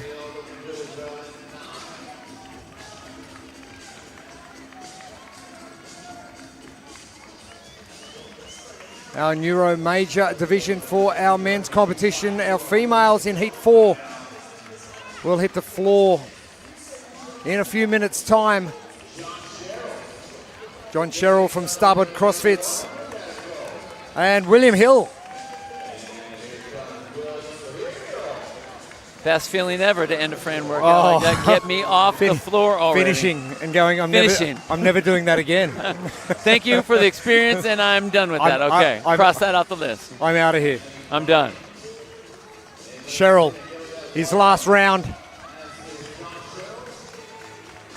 Thomas Fernandez calling his fellow athletes onto the floor to give John Sherrill a little bit of support. Jeff Livingston doing just that as Sherrill finishes up 4-minute mark. And Anthony Bryan, our final athlete on the competition floor.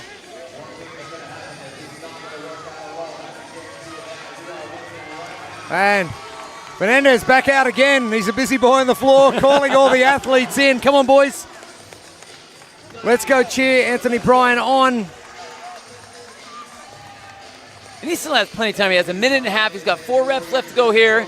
Now he's trying to work on that balance.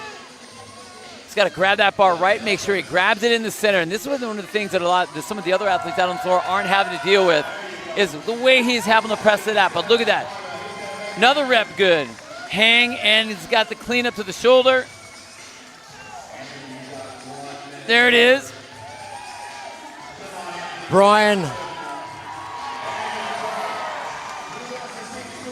the London boy, getting a big cheer from this crowd, still with a lot of time on the clock.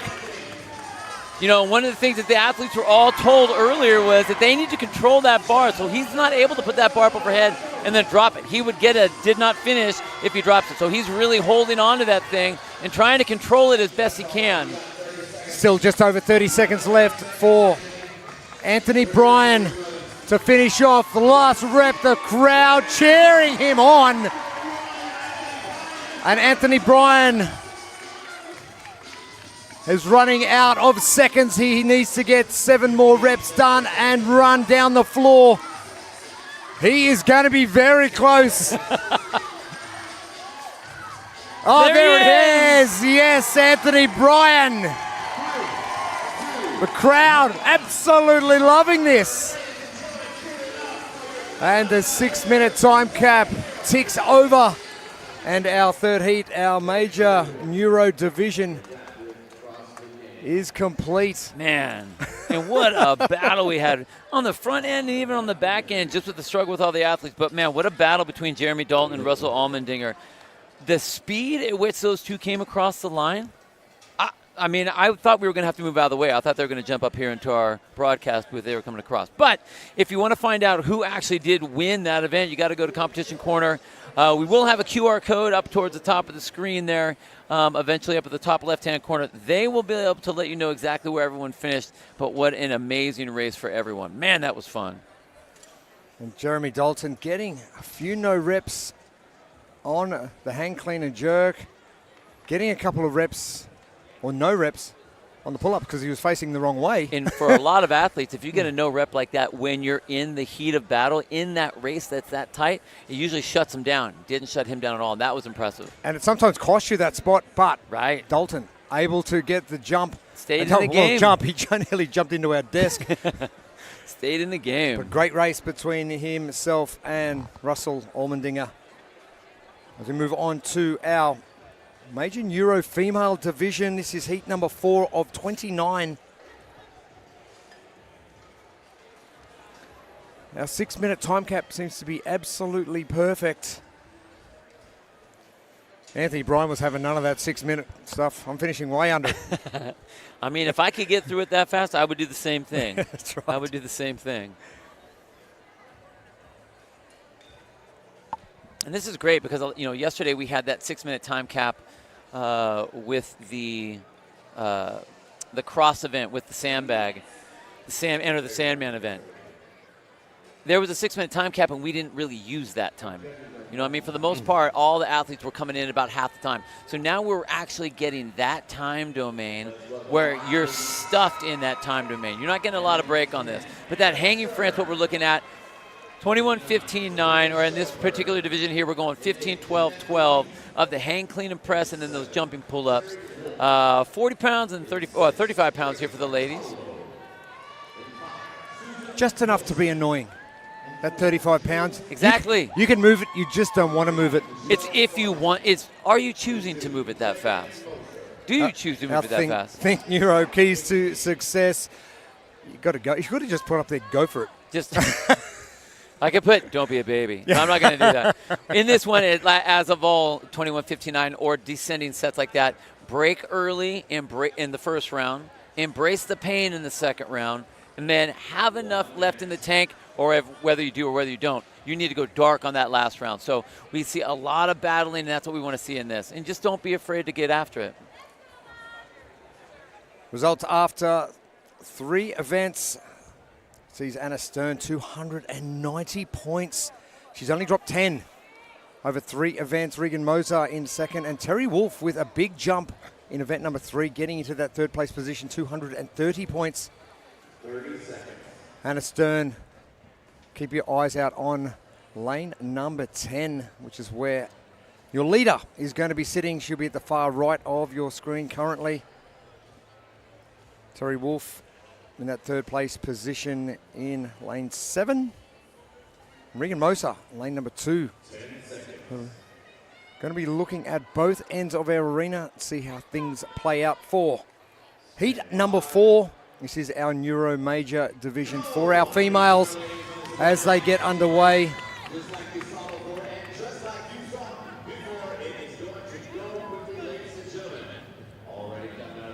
Hannah Stern. Wow. Powering through. She's at the far end of that great line of ladies. It's kind of like a conga line of hang, clean, and jerks right now. Look at that. But look at that bounce. She's got that bounce right off the high thigh, keeping that chest very tall. Nice, relaxes the back. I know that I'm not very good at it, but we have a lot of athletes that if they can do that, it really speeds up those reps. And man, she handled that barbell well. Oh, we've got a race on our hands. Regan Moser at one end and Anna Stern at the other. 1v2 on the leaderboard, 1v2 in event number 4, day 2 of the 2024 Adaptive CrossFit Games by Wheelwad. Anna Stern taking a break. Now, she might be listening to you, it might be fatigue already, but it is Regan Moser who is going to get back to the barbell for round number 2. Well, I'm really impressed with Regan because she also took a break, both on the hang clean and jerks and the pull-ups. But what we did see with Anna Stern, she actually got a no rep because she did the same thing, ran right into the pull-up bar, facing the wrong direction. So that gave Regan just a little bit of lead on that jump. Those little mistakes that tend to cost you precious seconds in a 6-minute capped event like this one, that's the sort of stuff you need to get out of your game. Regan, she's heading back. Lane number 2 to the far left of the screen. Now center of screen. Here comes Anna Stern as we hit the 90-second mark for heat number 4 of the afternoon. Regan from CrossFit Wild West. There's nothing Wild West about the performance from Regan Moser this weekend so far. 2 days of competition to come. Susan Gilson getting to work as well. Oh, look at hand up in the air for Susan Gilson right in the middle of the screen.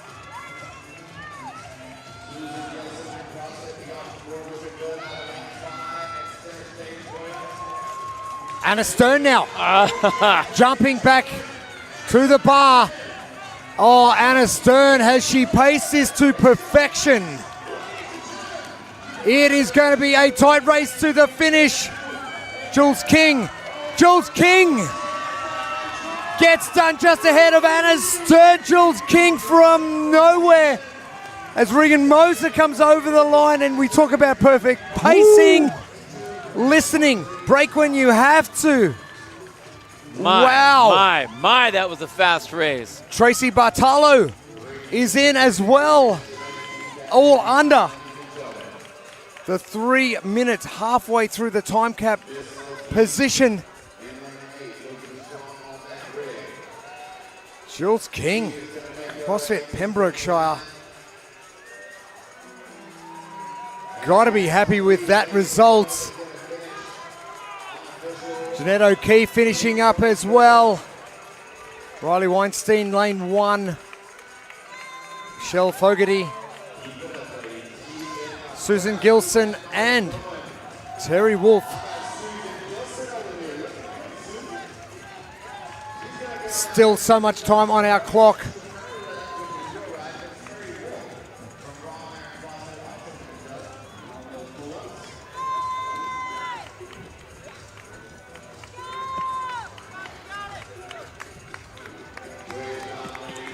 Terry Wolf, the Gold Coaster from Australia, finishing up.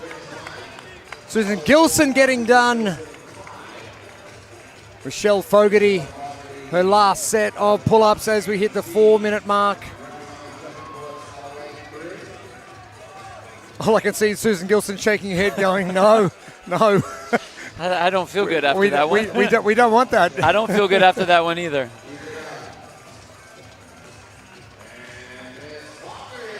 And Michelle Fogarty finishing up in lane number 3. Riley Weinstein, the final rep with the barbell.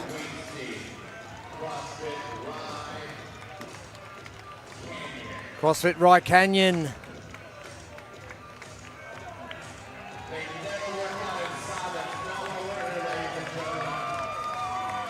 Our crowd really getting behind Riley now.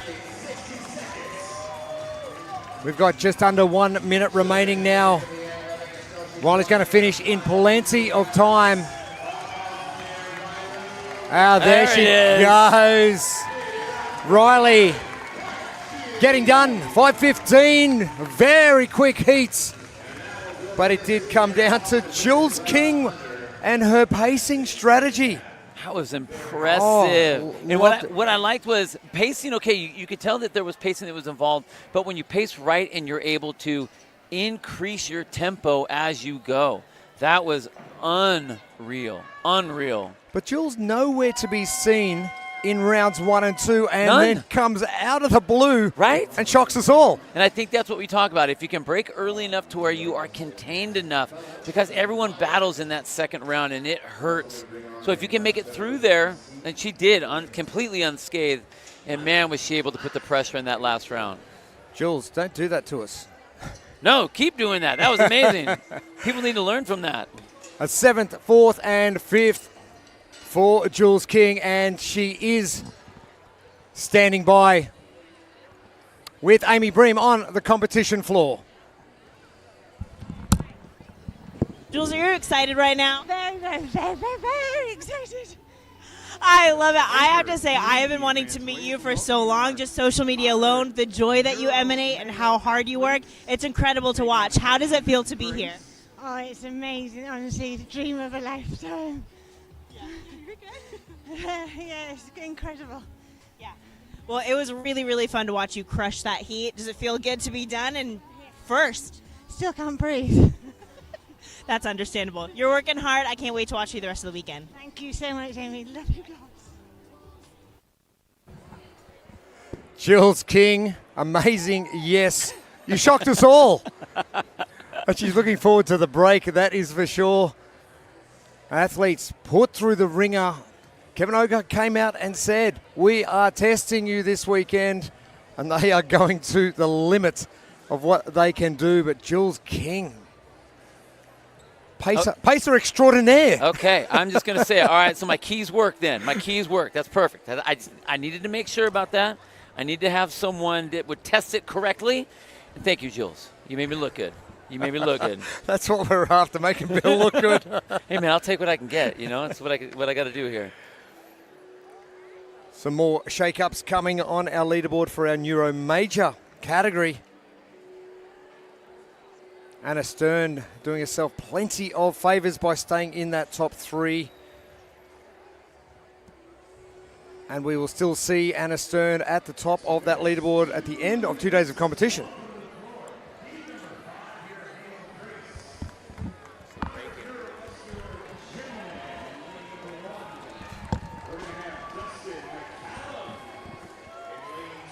Our Neuro Moderate division taking the floor now. Another one of those races where it is going to come down to placings again. Hanging Frace, 21-15-9 hang clean and jerk and pull-ups. A time cap 6 minutes. Our men will be attacking 75 pounds. And Kevin Meyer, the box von Schoten, our German athletes, has been doing very well currently with a second place and 2 firsts I mean, you're doing okay. Doing all right. Doing all right. Chasing him down, Miguel Pedrini. And how is he going to do it? Well, I think Neuro steps to success. And the keys are going to be what? Well, if you watch the last heat, you got to do what you got to do here, which is you break early, you embrace the pain in round 2, and then you go dark on the last one. So that means you need to appropriately pace while still going full throttle. But you can't be afraid for this to hurt. This will hurt. Just embrace it. Just know that it's going to happen. What I'm really interested to watch here is that race between Kevin Mayer and Miguel Pedrini. Every single event so far, Kevin has just edged out by 1. I know. So talk about there could be some redemption here. So I think this is going to be a good one, especially between those two athletes. Our lane assignments, we'll see Kevin Mayer in lane number 5. And Miguel Pedrini, lane number 7. It's going to be tight. I don't think this weight is going to be an issue at all for Kevin Miguel Pedrini. Getting a good rhythm to start with. Dustin McCullum currently on screen in lane number 1. Our youngster, George Simmons-Gooding from the UK. Well, I'll tell you what, these judges out here are being relentless. They're ensuring that you are in a hang position and that you're getting that all the way up overhead and you're locking out all the way. I've already seen in this first round at least 4 no reps. So that tells me the judges are really on point with these athletes. Another thing Kevin Ogar did say as well, that they are going to get no reps, and don't be surprised to see no reps. It's a competition. Correct. You're riding the line. Of course you're going to see some no reps. Miguel Pedrini is going to be our first athletes to the pull-ups. Kevin Mayer, not Here's too the far race. away. This is the race. This is the one I wanted to see. Can Miguel reverse the trend over the last 3 events? Kevin looking solid in his pull-ups. Just in the background, Antonio Silvestro in front. Austin Roth there as well. George Simmons-Gooding. But our 2 leaders, Kevin Mayer and Miguel Pedrini, battling out once again. This is going to be a great battle for the next 2 days of competition coming up. My goodness, my goodness. And Kevin looked great on his pull-ups. He broke when he needed to. Whereas Pedrini, right there in the middle of your screen, was getting a couple no reps. So we can see who has the barbell prowess here and then also the gymnastic prowess. And as of right now, with coming out of that first round, Kevin Mayer right in there, doing exactly what he needs to hold on to that lead. Kevin Mayer with a very particular movement pattern with that barbell. He's making sure he gets to that full hang position, stands upright, and then shrugs into position. What's smart is that he doesn't have to rush this. Look at the floor. No one else is out here with him. So he can take a little breather where everyone else has to chase to get up to his spot. He can just take a breather right here and go at the tempo that he wants to go. Miguel Pedrini in the background moving on to his barbell now. Kevin Mayer about to finish up the last 5 reps. Oh, this is going to be hefty. Miguel moving the barbell a lot quicker, but I think Kevin has got that much of a lead now. Well, he had about 10 reps or so on him, which he can, like I said, Kevin can take the rest while he's recovering to go back to those pull-ups. We already know that Miguel was having a hard time with those pull-ups. Miguel now breaking on the barbell as Kevin Mayer moves back to the pull-up rig for the second round of pull-ups.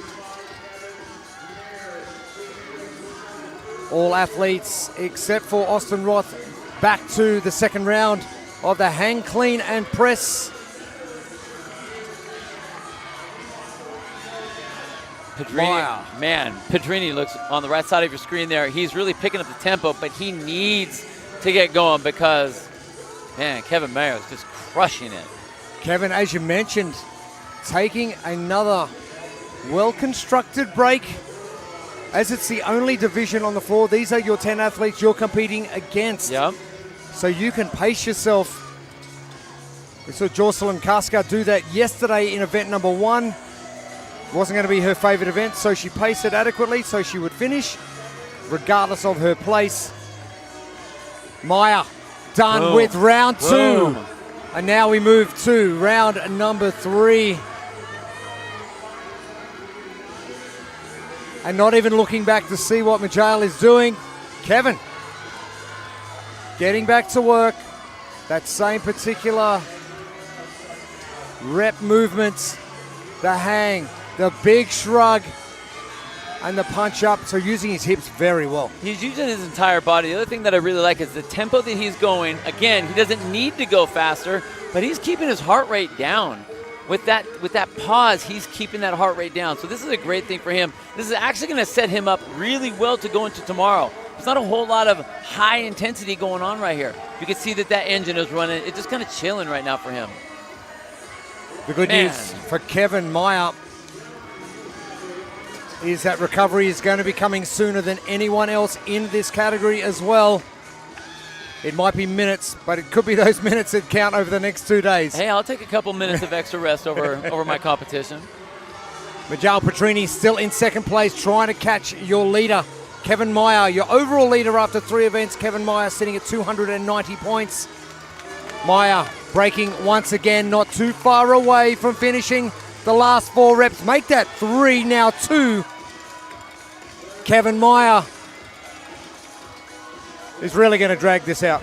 He's playing with us now. I'm just going to take a little break before the last one. And So he's I gonna- look good on the last one. And jog over the line. There we go.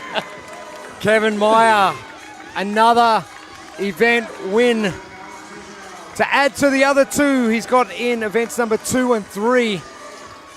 So dominant performance from Kevin over the first 2 days of competition.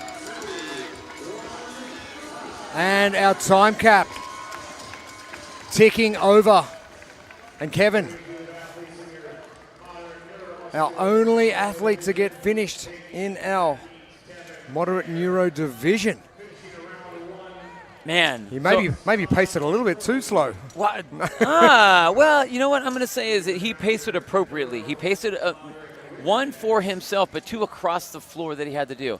He didn't need to go any faster than that. All he had to do was finish. So that was a great way he played it out. Even with the rest on the last rep. That's okay.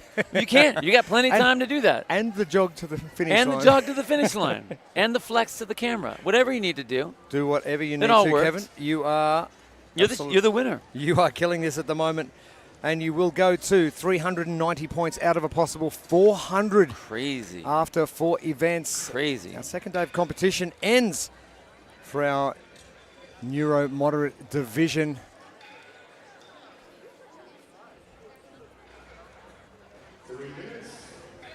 And heat number 6 about to hit the floor.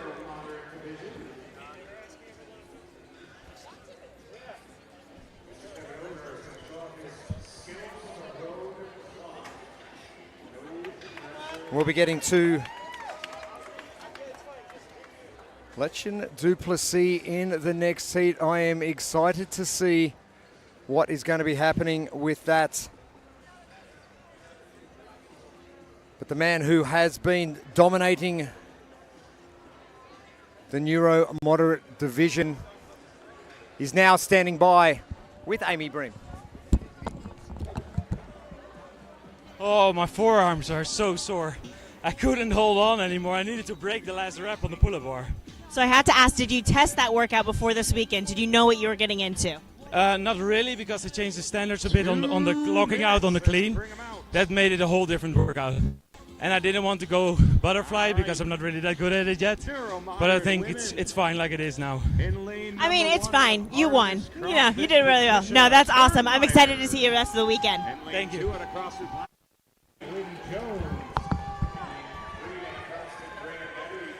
And great to see what Kevin is currently doing at the top of that Neuro Moderate leaderboard.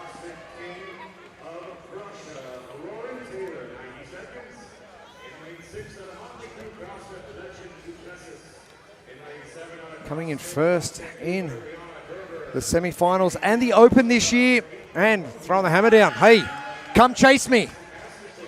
And hanging phrase for our Neuro Moderate female division now, 21-15-9 of hang clean and jerk and pull-ups, all at 45 pounds as well.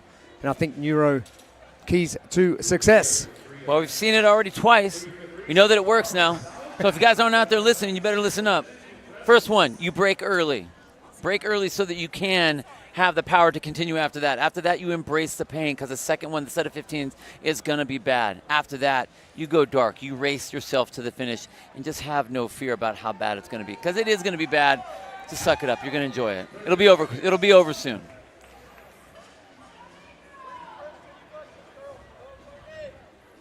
Lechen Duplessis, perfect score so far. 3 wins from 3.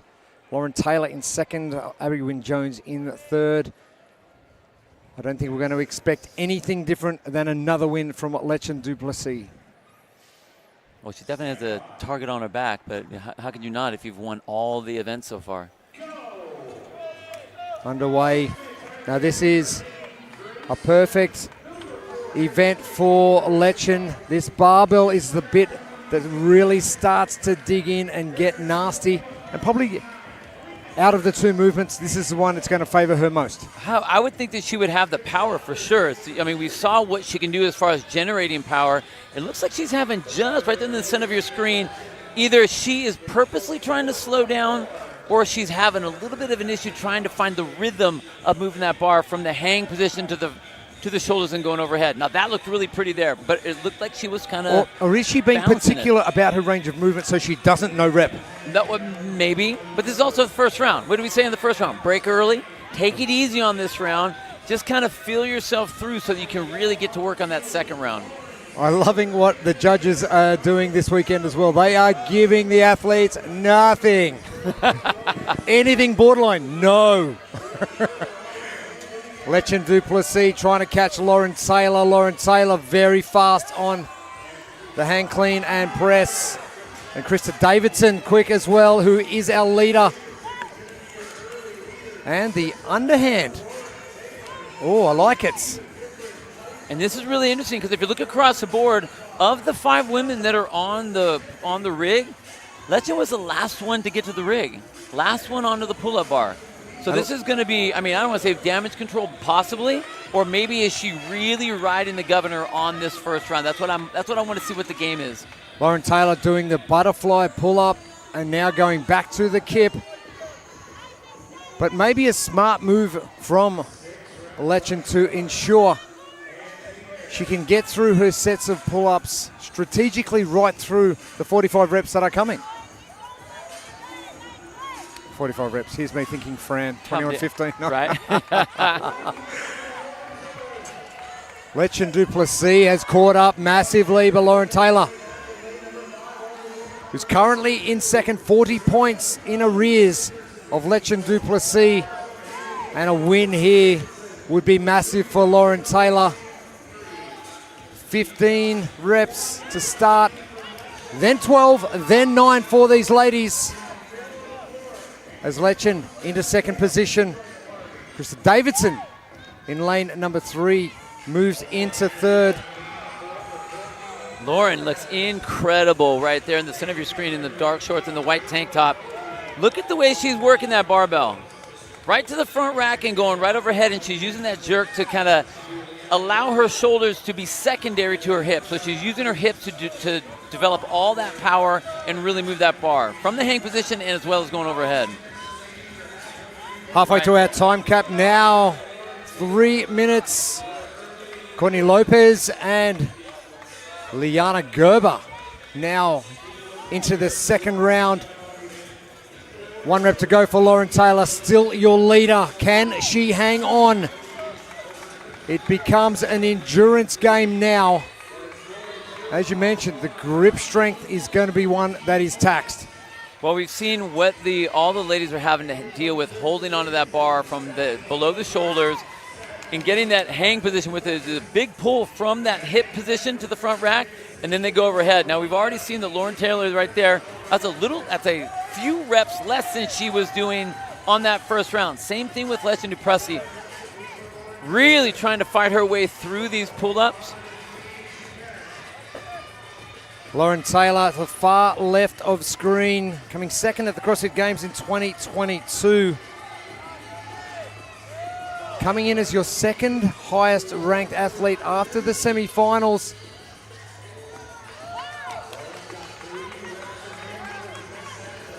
Lauren Taylor, 2 pull-ups remain, and the final set. Lechen Duplessis down to 3s and 2s now. Lauren Taylor, here we go, the last 9 reps of each. Krista Davidson as well. And Krista Davidson seems to have increased her tempo in lane number 3.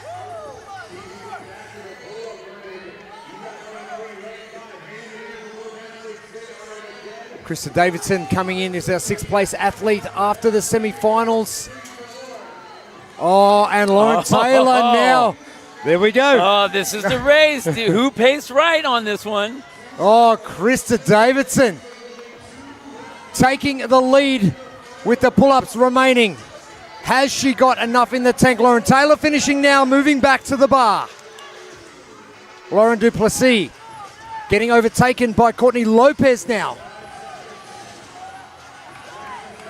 Krista Davidson currently in 8th. But Lauren Taylor, smooth sailing. The 4 reps down, 5 remaining. Can Lauren Taylor make up that deficit? Now 3 reps, a no rep for Krista Davidson. And now singles for Lauren Taylor. She just needs to hang on. Lauren Taylor, 1 rep remaining. No. 4 reps for Krista Davidson. And it is going to be Lauren Taylor who bounces back in just under the time cap. And again, we are only going to have 1 athlete finish under that time cap. What a performance, Lauren Taylor. Wow. Take your hat off. Man, again, pacing themselves just perfectly. Lauren, first of all, Lauren Taylor needed that event. She's sitting in that 2nd place position. She needs to sort of make some sort of a march up on Lechen Duplessis in that 1st place position. The other thing is, where did Lauren fit compared to the other people? Now, we know we had a couple other athletes in there. We know that Krista Davidson was in there as well. So that is definitely going to help Lauren. But, man, pace that right, and I love the breaks that she was taking on her pulls, because that seemed to be the one movement that was crushing all the ladies. There could be a major change in the leaderboard. There could be actually an equal standing after 4 events.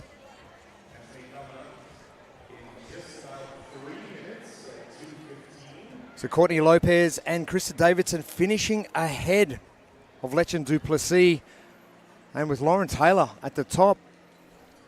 Yeah. Every place is 10 points, and she's 40 behind, so it looks like she may be pulling level with Lechen Duplessis. One of those divisions that is going to tighten up massively. Well, and it's crazy. I mean, that's how, with only 10 people in a particular heat, and the scoring gets based on that, you know, per placing. It's important for everyone to really, I mean, you got to give it all. You got to give it your all, right? You got to do that anyway. But now it's really important. I can't believe that shuffle though. Oh, really, like mad. all those first places for Lechen, and then all of a sudden that cushion could be wiped away. Completely crazy. Kevin Oger, hats off to you.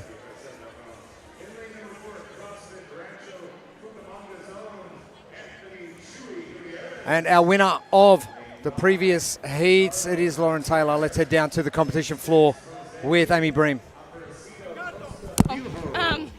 The standard changed to like fully standing up and going to a distinct jerk.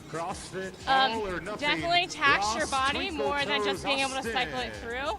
So the floor was a little slick. So like I was trying to keep re-gripping, but as my arms got number, I couldn't get over it. So I slipped a couple times, but same deal here for these. Well, you still crushed it. How are you feeling about the weekend overall? I feel great. You know, I love sharing the floor with these ladies, especially Lechen. It's been an honor to be back with her. Also standing side by side. So it's really fun to be back out on the floor and just competing and having some fun. So far feeling good. It's day 2. We got day 3 and 4 coming up. Exactly. We got lots more of the competition left. It's been fun to watch you guys. So. Thank you, Lauren. Thank you, Amy. And the Neuro Moderate division has just had the barn doors blown right off it. Can't wait to see what happens. Now, 8K lower division for our men, our next division up. Anthony Gutierrez, 290 points. Man. An equal second, Giuseppe Ciolo and Jacob Farley on 220, so that's 70-point buffer. Oh, that's what you want. Our lane assignments sees Anthony in lane number 4. And I have got no doubts that he wants to continue this drive forward. Farley down there in lane number 7.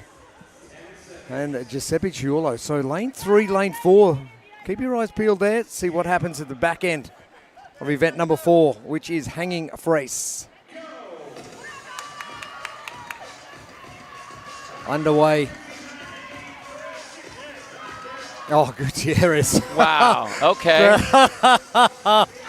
Yes, sir. Now but we got to be careful. Remember what we said what the keys were. Oh. Okay, our Think Neuro keys.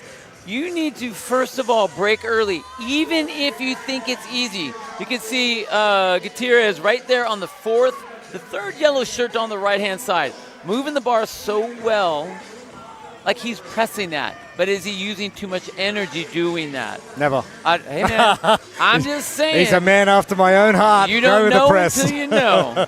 But our keys are going to be break early, then you want to embrace that pain, and then you want to go dark after that. And you just want to not be afraid of going through all that pain.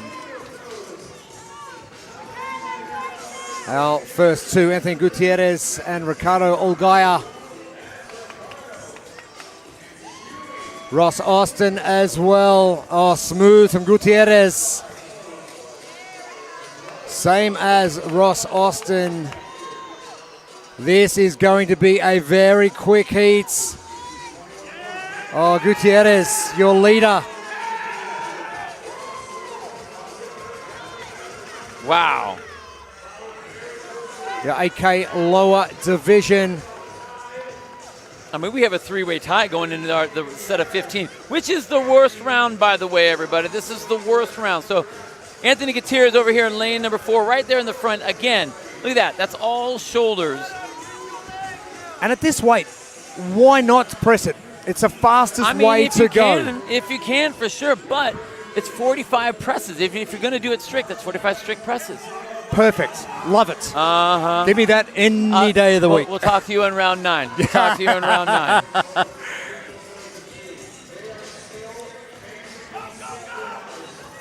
Ross Austin. The first level pegging now with Anthony Gutierrez. And watch the butterfly pull-up that Ross Austin has. This is what caught him up in that first round. He wasn't first getting to the rig, but man, is he smooth. And that shorter pull, not that full range of that butterfly. It's just a short little jabby pull as you go along. Gutierrez, make your break as Ross Austin continues. Well. Gutierrez beating Austin back to the barbell. The last round coming. 9 reps, 9 presses. And the fatigue from Austin kicking in a little bit as Gutierrez. Oh, yes, sir. All day long. This is one of those skills that people don't have. Man. Oh, he's so He's strong. a strong man. I'll give it to him. Gutierrez, as we hit the halfway points of our 7th heat, making a break from Ross Austin. The last 4 reps. Oh, the break. It's like a millisecond from Gutierrez. Oh, no. Hey, break early, just in the last round. Gutierrez. Very having a look. nice. Oh, Giuseppe Ciolo beating Ross Austin home as well.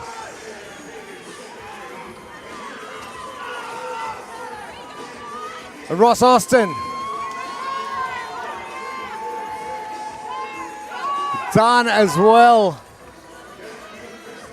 But Gutierrez adding to his event wins in 2 and 3. And that's going to see him well and truly in the lead. Giulo doing a great job. Witrutz getting home as well. Olgaya jamming home just after 4 minutes. Still a number of athletes on the field. Jacob Farley was sitting in third. Murray Hambro in lane number 1.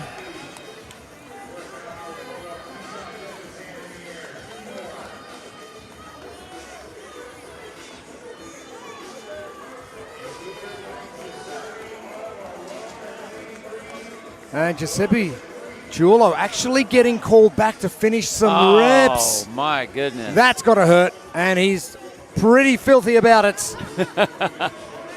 Jacob Farley finishing up just on that 5-minute mark. Murray Hambro far left of screen. And our final 3 athletes battling the clock now. And a number of reps. Mark Wajkovic and Matthew Shepherd at the far end of our arena in lanes 9 and 10. Murray Hambro in lane number 1. Now with 30 seconds remaining, Matthew Shepherd to the bar. Mark Wajkovic coming home just after Murray Hambro, and it's going to be all down to Matthew Shepherd to see how many reps he can get done in the time remaining. He's going to go close to finishing them all. The run down, the competition floor is going to be the hard bit. Shepherd. Oh, I think he was one rep short. My goodness, that was close.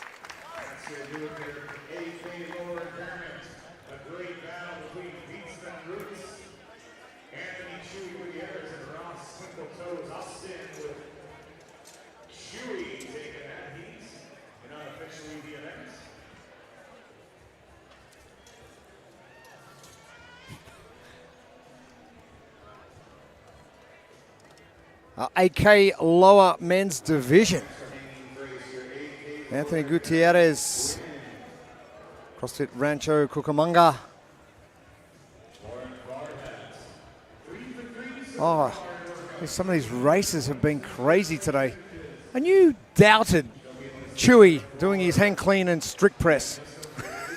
Hey man, I'm just telling you, that's a dangerous game to play. That's all. But I like the confidence in that, especially if you know you're good at that. I get it. But this is one of those events that you can ride that line and it could bite you. I mean, bad. one rep in the wrong direction buries you for the rest of the event. Yeah, it could come back to bite you and bite you hard. I mean, it's happened a couple times. I've experienced that myself. I get it. Gutierrez will move on to 390 points, dropping 10. Same as the previous heats. As the ladies make their way out for the AK lower division.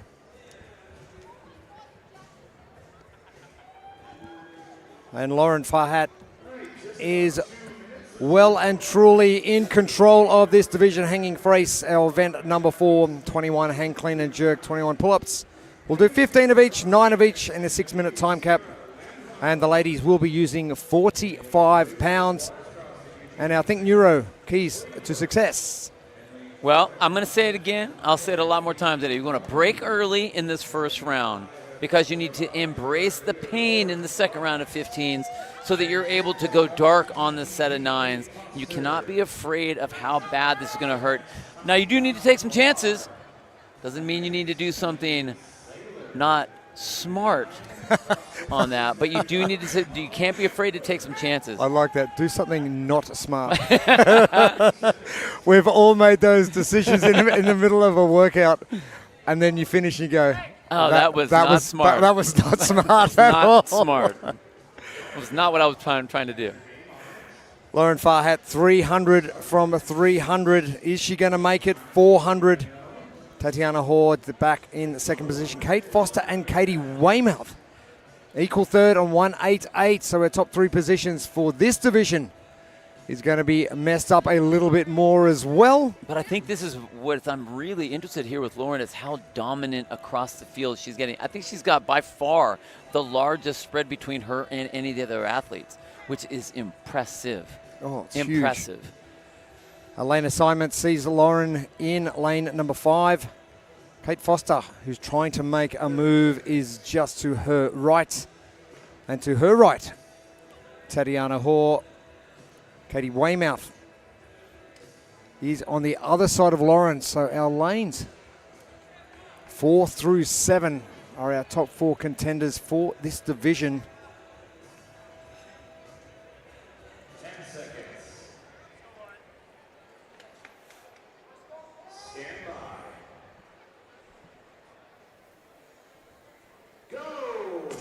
Underway for our next heat. This is heat number 8. And Lauren Farhat from CrossFit Arvada in Colorado. Dominance. And you can see the way that Lauren's doing that. This is one of the things I was even talking about in the last heat. Just a little bit of movement with that hip on that jump to get it up overhead and underneath it. Man, she's cycling it so well. All these ladies are actually really cycling the bar really well from that below the hip to right at the shoulder. Look at that, driving her head through. Don't give the judge any opportunity to no-rep you. Not in something that's really this fast. And the other thing is this, because you're working at such a high rate of speed, if you miss a rep, if you get a no rep, the amount of energy that went into that really can suck that life out of you. Lauren finishing the CrossFit Games last year in 5th position, winning the Wheelwad Games last year, and coming in through the Open and the semi-finals this year in that first position, and proving not only to the people here at the Convention Center at San Antonio, but to the entire world that is tuning in on the live stream exactly what she is capable of. Again, a nice break for Lauren right there with 5 reps remaining. One of the other things that I noticed is she's a tall athlete, long arms, and so you can see she's going just a little bit wider with those hands to try to shorten up that range of motion just a little bit. To her left and our right on screen is Kate Foster, who has got a shorter range of motion, and those arms a little bit narrower as Lauren comes back for round number 2. And tempo sped up considerably now. I think she likes that 1 next to her name after every event. Who doesn't like a 1 next to their name, you know, when you're competing? Really getting after it.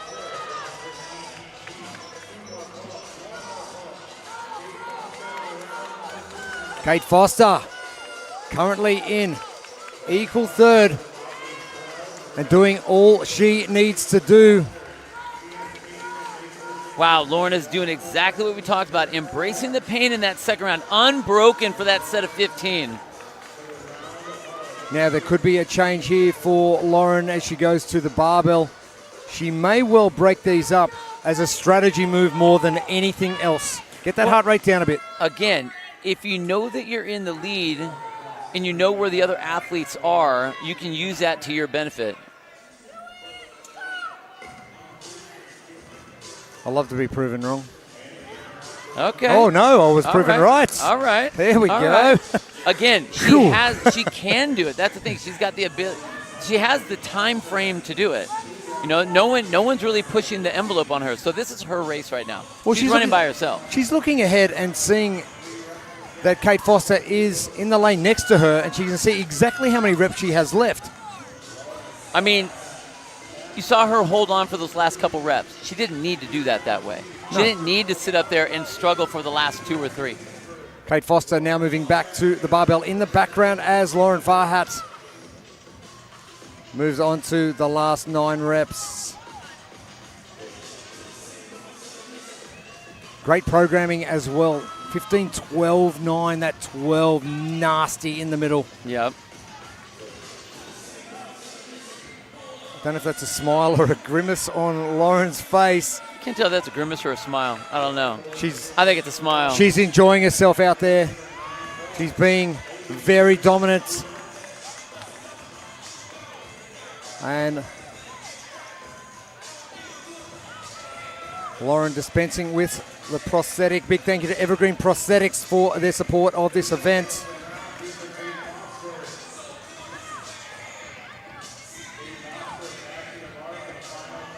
And to the back of screen behind Katie Weymouth is Lauren Farhat with only 4 reps remaining.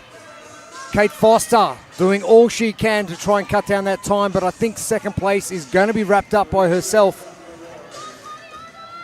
which could potentially move her into second position depending on where Katie Weymouth finishes. But Lauren Farhat once again. Nice. Yeah. The speed, man, she just handled that all the way through. Beautiful setup, beautiful setup. And a great job. Kate Foster now next in line to finish up. And breaking after 2. They're not a bad strategy. If you're not sure you can get them, don't force the issue. Don't make it a labored rep. Well, okay, so if she's going through singles like this and you're coming down every time, oh, all right, going to get a last couple, that's okay. Whatever the break is, you need to make sure that, one, if you are going to break a lot, it's got to be regimented. You cannot bury yourself or put yourself in the hole where you're trying to recover. You just want to rest. So come down, shake it out, get right back up again, and keep that tempo the whole time. The final time for Kate Foster. And the last rep is done, and she'll be one of 2 athletes to finish under our time cap. Kate Foster, great result from her. That will jump her up from equal third, potentially into second position behind Lauren Farhat. And Lauren again coming over the line.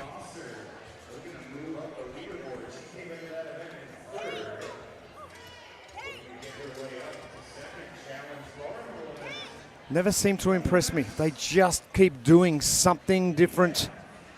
These ladies are just, their power output, their precision in what they're doing every single time.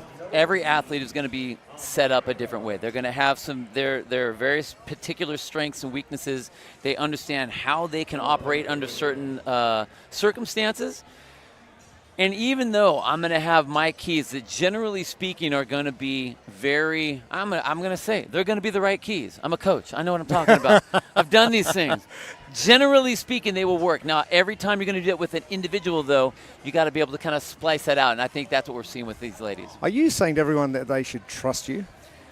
I mean, I've been in this game a long time. We'll just say that. It's, and I'm only like 19 years old. It's amazing. Oh, I thought you were 20. Sorry. Yeah, my bad. Anyway. How dare you? The lady who has absolutely wiped the floor with competition so far and 4 event wins after 4 events. It is Lauren Farhat. She is downstairs with Amy Bream. Lauren, you're crushing it this weekend. Another event win. How do we feel? We're feeling really good. I was going back and forth on my strategy on that one. Glad the one that I picked worked out for me. So you can't ask for anything else, right? As you know. I'm a little biased in this division, I can't lie, and there's always the question of whether to keep the leg on or off. Yes, there's always that question, and for this one, I just knew I should be conserving my energy. We're only day 2 in, so I want to make sure I got some gas in the tank for tomorrow and Sunday, and then also wanted to make sure I could use some force by having my balance on those clean and jerks, so I could save my arms for the pull-ups. Yeah, you're exactly right. It's really fun to be here this weekend, and again, I'm biased here, but there's so many more above-knee athletes here, and I'm sure you've seen that growth since you started competing. Yeah, even since I started competing. I mean, you and I were out here last year with just you, me, and Emily, so the 3 of us, and now look at us. We're at like 8 or 9. It's so cool to see. It's fun to be out on the floor competing with these girls, but also now I've made some brand new friends who, you know what I mean, will probably stay in my life for forever. So I'm super just like grateful for all of that. Yeah, absolutely. Well, it's exciting to watch, and we're going to continue watching you.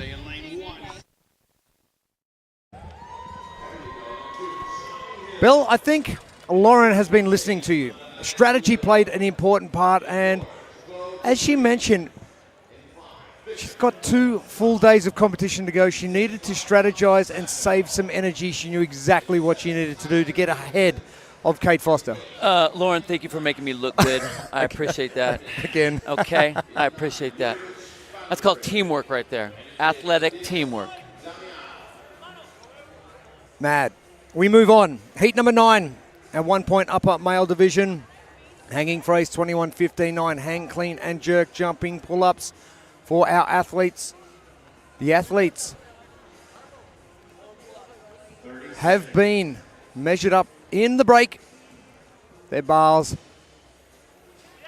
They will be using, ensure they are at the right height. We are in for a cracking race. Victor Hugo Asaf on 290 points. Thibaut Dupre on 260 and Artyom Sandakov on 216. Can Victor continue this dominance of the 1 point upper division? Well, one of the things that I think we're going to see is with Victor is we saw how strong he was getting that bar overhead or to the front rack on the clean and jerk earlier. So he is going to be powerful in this lane number 5. Super strong. Now, the one thing he does have to contain himself with is how he's moving around. You can't get it out of control with that lighter weight for him. Lightweight, we say that relatively. And you're moving yourself all over the place. But, man, that hip extension. Look at that hip pop. Crazy. You mentioned the Think Neuro keys to success earlier on. And we've seen what Victor can do over the last day and a half. I don't think there's going to be any pacing for Victor today. I don't know if he understands that word, and that's okay. You don't have to understand it. Maybe that's just his pace. Maybe it is his pace. But what I see is he is just wrecking that hang, clean, jerk. Now, one of the things I really want you to see is the way he's using his body to move that bar. He's not using his arm to curl it up. He is using from his core to extremity, which is what CrossFit talks about. That's where you're going to be able to move the maximum amount of power or generate the maximum amount of power. And, man, is he doing that. And that full extension required at the bottom of the jumping pull-up, getting picked up from the judge early on. Victor Hugo Asaf. Oh, crazy stuff. Already calling for the crowd to hype him up and move him on. He is out here all by himself in round number 2.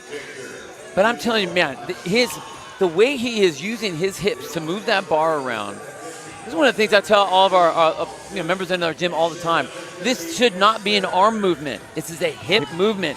And if you look at the way he's moving, that's exactly how he's doing that to generate that much power.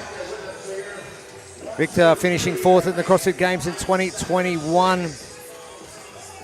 2nd in the 2021 Willward Games, but finishing 1st in 22 and 23. And a great finish to competition so far in 24. The Opens and semi-finals both finishing in 1st place. And we saw the heavy weight lifted earlier on today. The power output from Victor is so impressive. It's amazing. It really is.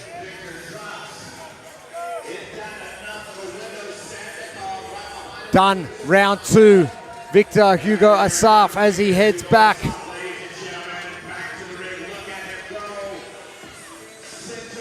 Doesn't just want that wheelward title, he wants the combined 2024 Adaptive CrossFit Games by wheelward title. Let's see if he hypes the crowd up again as he's walking up. Look at that. What's up, everybody? How you doing? I'm just going to casually cruise back to the bar for my last round. Let me just give you all a smile as I get in my last round. Last set of 9 on these. Halfway through our time cap of 6 minutes. Some athletes needing it, some not. A strategic break. Victor Hugo Asaf as Tyler Peterson gets to work as well. And Artyom Sandakov.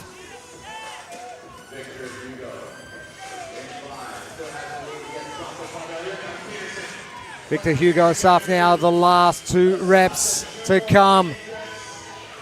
The pull-ups have been easy. Wow. Okay. I'm just checking the crowd out. Let's see what's happening out there. And he has got a big buffer. He can just take his time, but he's not doing that. Well, I don't know. He was kind of taking his time when he was showboating on those last reps. I mean, that's how far ahead of the game and he's he just is. going to walk over the finish line. Victor Hugo Asaf. Impressive. What a performance. And now the battle between second place and the time clock. Barbells flying all over the place. Tyler Peterson, Artyom Sandikov.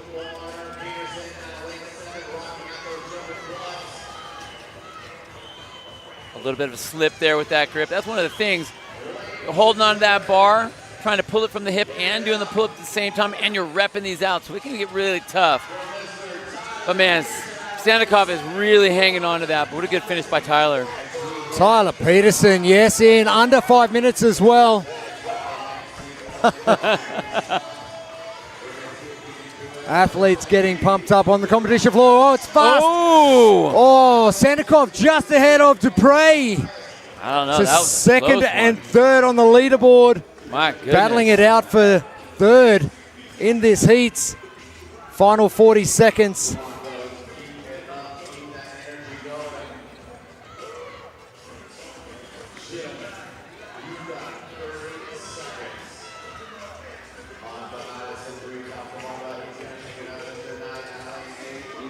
Johnny Hill, center of screen. Stephen Walker on the left. Moise Molero on the right.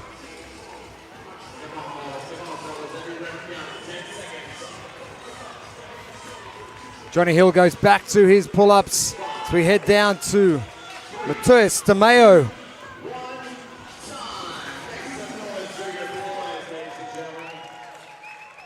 And again, wonderful performance.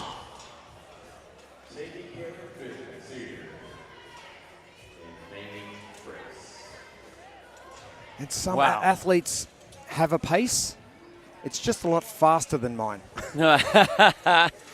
Well, I think that what was impressive with that race with Victor Asaf was the confidence in those two particular movements that he had. Very strong, very strong. We already know the power that he has in his grip to be able to hold on to that bar from what we saw on the clean earlier today. Go from a heavy weight like that to a light bar here with a high barbell cycling. Man, that was impressive.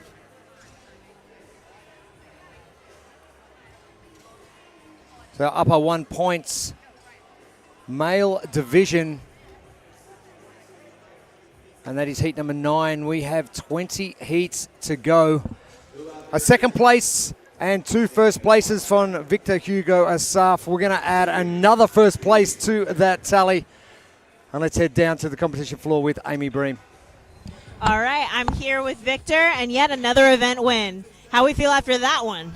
Well, today was the day that I was looking forward to. You know, the lifting and this workouts, I think those are part of my wheelhouse.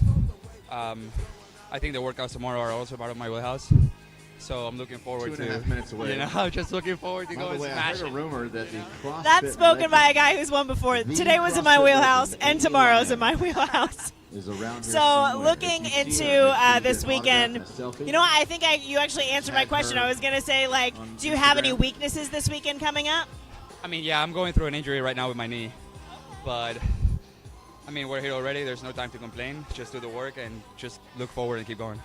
If there's ever a time that you realize you can't complain, it's at an adaptive competition. So, Let's talk about awesome, who great we work. have out here. And we are not going to complain either, Amy. Just in my wheelhouse. Yep, I reckon day 2 of competition is right in your wheelhouse. And Victor coming in with a little bit of a knee injury. You wouldn't know it based upon what we have seen. Day 2's in my wheelhouse. Bill Grunler. No I mean, kid- it's supposed to be a movement is in my wheelhouse, not a day is in my wheelhouse. But no kidding, Victor. Yeah, no kidding. Oh, I got it, though. Yes, you are right. That's not incorrect, but that's not an incorrect statement. And the back end of yesterday was your wheelhouse as well. 3 wins consecutively for Victor Hugo Asaf as we head to our 1 point upper female division. And Emily Cairns getting the jump on Debbie O'Connell. Debbie winning the first 2 events, but the buffer, as we've seen, with Lechen Duplessis potentially losing that lead. Yeah, it's crazy when you think that if you see that much of a point spread, that you're safe. You're not always safe, but we've seen that. So the athletes, is not the time to take it easy. Unless you get way ahead of the rest of the field. Then, okay, maybe you can take it easy in this particular event. But other than that. But if you go back to the CrossFit Games with Tia Claire Toomey, does she take it easy on anybody, even if she's got a 1,000-point lead? No. She continues on. I've seen her take it easy on people. That was right before she retired. Remember, she didn't retire, yes. Right. Yeah, that was a little bit easy. But that was easy. Yeah. But maybe she was just soaking it in. Maybe that's different. Yes. Soaking in the wind.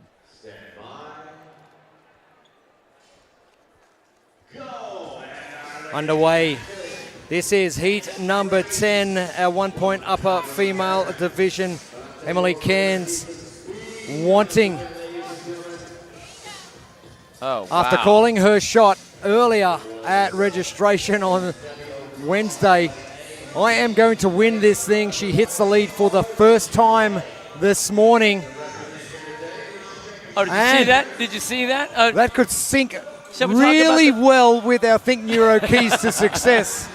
You have to break in this round. You break just to bring the heart rate down. Break enough so that you can really embrace the suck in the next round, because that's the one where you really want to get after it, and then you go dark on the last round. Now, you really have to go dark if you're being pressed by everyone. If not, if you're not being hard pressed by any other athletes, okay. But as of right now, Emily wants to get out of this round ahead of the rest of the field, so she has to act like she's being pressed. So all of these breaks are very smart. Number of breaks for Emily Cairns. And she is going to be the first athlete to the pull-up bar and showing the judge some great extension at the bottom. Even though she's moving fast, that extension at the bottom, hitting that range of movement. Well, and again, the last thing you want to have in a race that's this fast are no reps. And I have seen Emily take a lot more breaks than I thought she would in this part of the event, especially in this round. But she was being very smart on the thruster. So I'm thinking what she's doing is just trying to keep that heart rate down so that she could do more work on the hang clean and jerks. 1 point uppers with more reps, 21:15.9 this time. And the 6-minute time cap continues. And as they're going, Emily Cairns right there. Again, Emily Cairns taking a handful of reps, break. Chelsea Dingley right behind her, got a no rep. And no one likes to get a no rep, but there was a little smile there. You can see Emily shaking out that hand. Now remember, there's a lot of grip that we have going on with that barbell from that hang position, and she's actually going below the knees, so it's a little bit lower than she probably would really need to. She could come down to the hips if she wanted. Hand up in the air, though. You can see her right on the right-hand side of your screen. And she's shaking that hand. You can tell she's starting to get a little bit frustrated with that, trying to look around to her coach to see what she needs to be doing. But there is a hand in the air. 2 reps remaining for Emily. She does have that little bit of buffer of that lead over the rest of the field, so no other hands are in the air. Next athlete closest to her is going to be Chelsea Dingley right behind her in the yellow and the black top. 1 rep remaining for Emily. Emily Cairns right there gets into her final set. I'm sorry, her set of 15 on the pull-ups. And Emily's being very smart. You can tell she's having to struggle with the hand. She's shaking her hand out every once in a while, but she does have that lead. And as long as she's smart enough and aware enough of all the other athletes around her, then she can do that as she needs to. She doesn't have to push it to the limit. Who would have thought going through something like Fran would give you forearm burn? Just Fran in general will give you burn of some sort anyways. We're in our final round of 9 as the other ladies are working on their final set of 15. Hand in the air there for Sabrina Dalulas. Again, dealing with that hand. You can tell her she's really fighting through this. But she's also all by herself, too. She's the only athlete in the set of 9s. So looking at the leaderboard, Debbie O'Connell with a great start to competition yesterday, wins in the first 2 events. She finishes 4th in event 3, which drops her back below where Emily is. Emily going 2-2-1. As Chelsea Dingley in the background gets to work. Oh, Emily. And that good push down for that extension of that arm each time. 3 reps. 2 now. Last rep for Emily Cairns. What a superstar. I hope somebody got that on film. Oh, I think there was like 4 different cameras pointed at us. I hope so.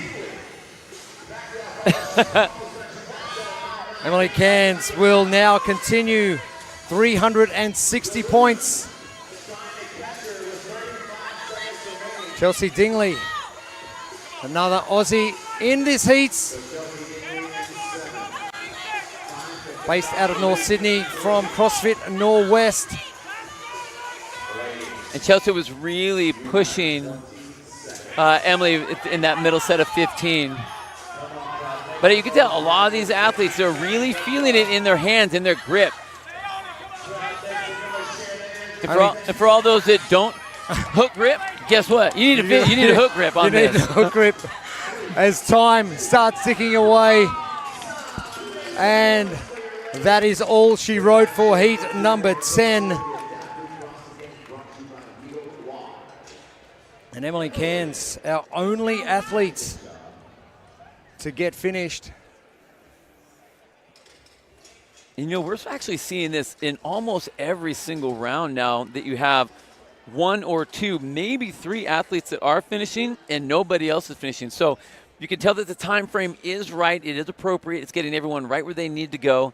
And it's really allowing trying to showcase those athletes that are able to finish, that do have the capacity to finish or the strength to finish.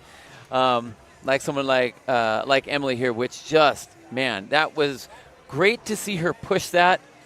And I think, honestly, the fact that she was breaking early in the first round allowed her to get through the rest of the pain with her hand on those final 2 rounds.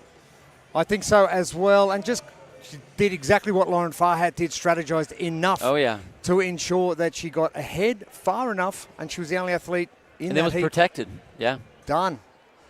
Well, let's hear more from Emily Cairns, the girl from Perth, Western Australia. She is down on the competition floor with Amy Bream. All right, we are here. Emily, is that what you were expecting? It was hard. I'm sweating balls, and it was hard to hold on to. But we did it. Well, we did it. I wish that I could. I don't have a school of an accent. But are we having fun? Absolutely. This has been the best weekend ever. Now that the running's done. Exactly, yeah. So looking forward to tomorrow, last day of competition. Is there, 2 more days of competition. Look at me getting ahead of myself. Do you have a favorite event coming up tomorrow, not Sunday? I'm excited about the bench press in the first one.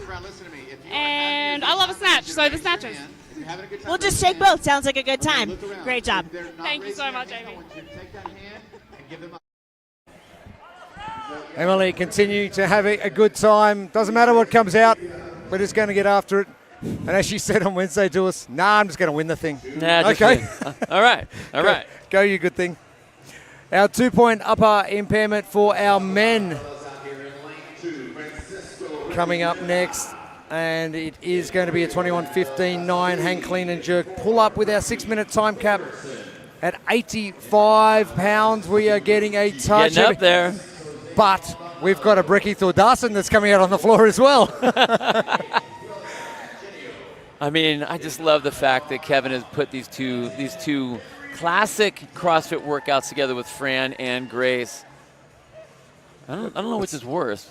It's like saying Fran, but you don't have to say it's Frace. So it's like it's a lot nicer, actually. Yes, it's it a lot is nicer. It's a lot nicer. We've seen it before. We've seen it work. That you need to use for your keys to success. You have to break early. Those that are doing that seem to be able to carry through further longer. So then that second round, you can embrace that pain and have the ability to embrace that pain, and then just close the door and go dark on that last round. Don't be afraid to go hard, because it is hard. Just get yourself out there and get going. Big thank you to Think Neuro for our keys to success right across our 4 days of competition. And Brecky Thordarson in the lead by 20. Osway Maldonado in second to 60. And a big drop back to Alexis Fiorucci to 18. But as we've seen in other divisions, point spread can be negated very quickly. And for all your competition results, just scan that QR code in the top left position and it'll head straight to Comp Corner.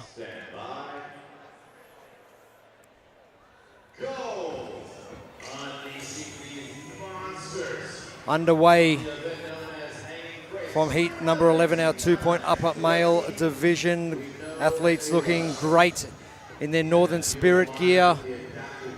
Today is that day where athletes are required, as are the next two.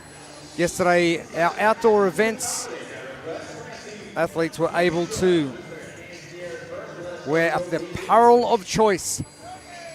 Today, they are required to wear the Northern Spirit gear they were given at registration.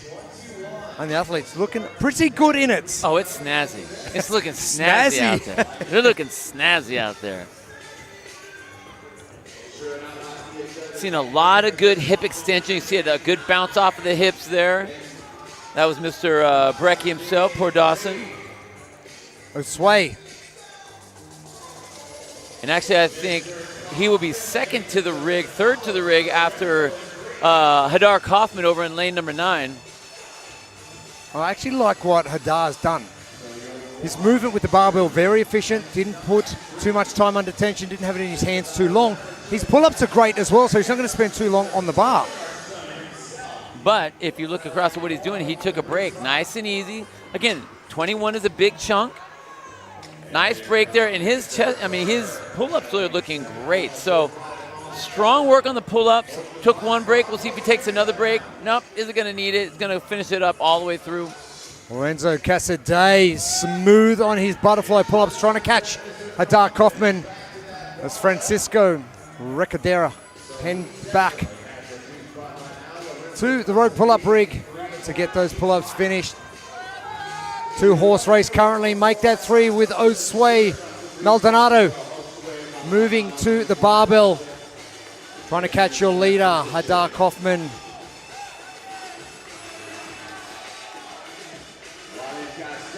Hadar coming in the 7th place position. One of our Israeli athletes. It is so great to see the scope across the world of athletes coming to this competition. And he's going to go unbroken on his set of 15s. One of the things that I really like that Hadar is doing is he's resting at the front rack. So he has that bounce off the hips and then rests at the front rack before he goes into that next rep. Great way to get a set of 15 unbroken. Hadar about to commence his second set of pull-ups. His first looks smooth. He's getting some really good hip extension on these butterfly pull-ups as well. Yeah, look at that. Piking his feet up in the air, pop the hips. That carries him right up over the bar. Beautiful. Lorenzo Casadei maintains his second position. Thought he was going to walk off the floor, then he's just going to go get some chalk. As Hadar Kaufman continues his smooth flow of pull-ups, 2 reps, 1 remaining now. Done. Second round complete. 9 and 9. This is a quick time. Just gave us a roar of the camera. He's so fired up. I'm expecting to see unbroken 9 and 9. We talked about going dark in this round. Again, he's not really being pressured by anyone, so he doesn't have to, but it always feels good when you're closing the gap and you're just putting a lot of distance between you and the rest of the field. His mobility in that front rack position is what is helping him maintain that position. Pliability can also help with that, so make sure you click on the link at wheelwad.com for your link to pliability. 9 down, 9 to go. Hadar Kaufman, he's going to be done in about 4.5 minutes, maybe less. Lorenzo Casadei is trying to get there. But Hadar Kaufman, yes, sir. Fired up. Performance. 4:30, I was kidding. 4:10, I meant. Brecky Thordarson getting to work with a big range of movement just in the background. Casadei, few reps remaining now.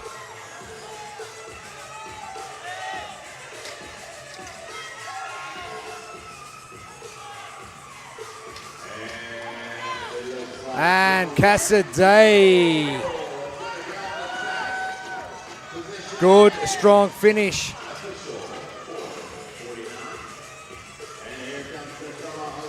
Oh, Osway Maldonado. Another good result from him. And depending on results, we could see Osway actually move into the lead.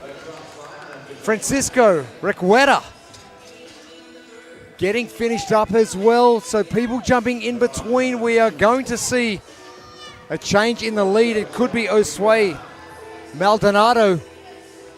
We've had Kaufman, Casadei, and also Requeta. Brecky Thordarson battling now with the barbell and battling with the clock to get finished. Lloyd Burns. And this is exactly what Josue wants, is Lloyd Burns to sit between him and Brecky over here in lane number 4. That's going to be huge for him. He wants those extra points. And that is all she wrote. Osway Maldonado.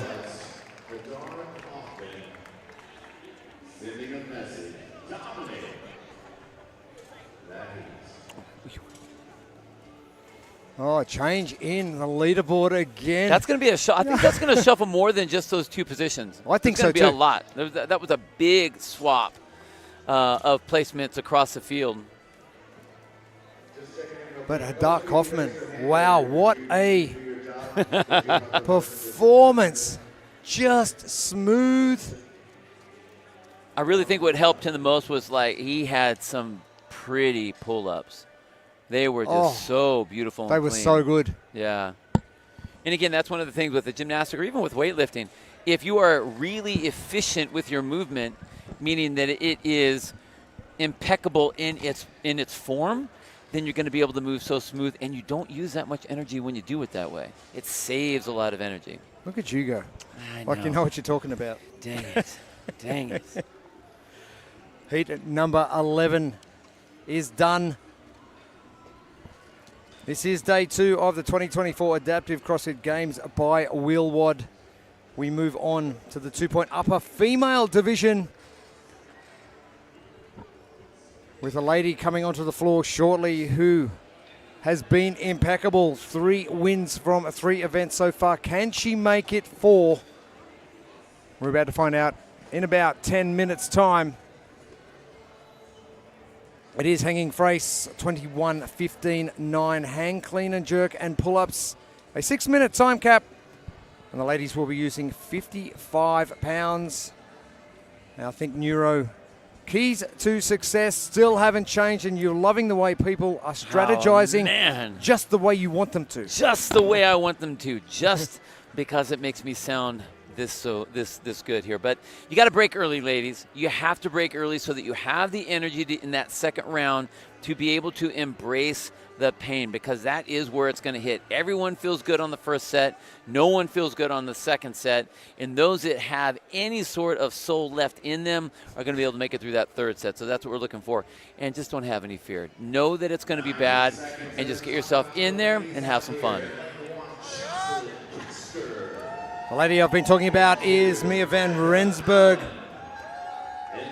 In Gardens CrossFit in Colombia, 300, but only 10 points back. Camille Vigneault, Elaine DeRocco, and Anlu Kontetsu. Well, this is what's crazy. Between those two ladies, they've tied twice. How do you have that? 3 events so far. There's a first and a second, and then 2 ties for first. So this is a very important event for these two ladies. Our lane assignments, we'll see Mia in lane number 6. Fortunately, she's going to be right in front of us. As we've seen in previous divisions, shake-ups are plenty.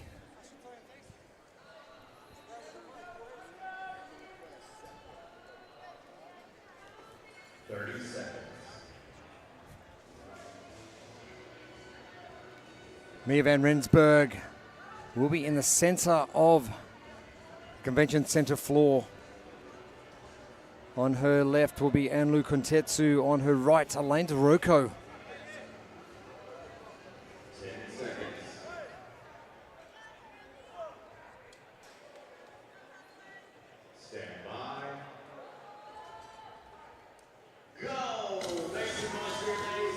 Underway, heat number 12, day 2 of competition. This is event number 4 of the 2024 Adaptive CrossFit Games by Wheel WOD.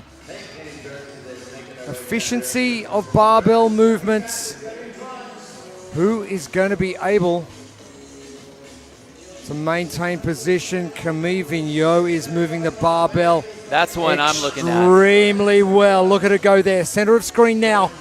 And Lu Kontetsu just behind her. Oh, yes. Look at that, though. Keeping that chest straight up and down. Now, she's getting told she's got to lock those arms out. But what I really liked was that she's straight up and down with her torso in that bounce off the legs. So she's not tiring out her back by bending over trying to get momentum on the bar, like you'll see some of the other ladies doing. Tiffany.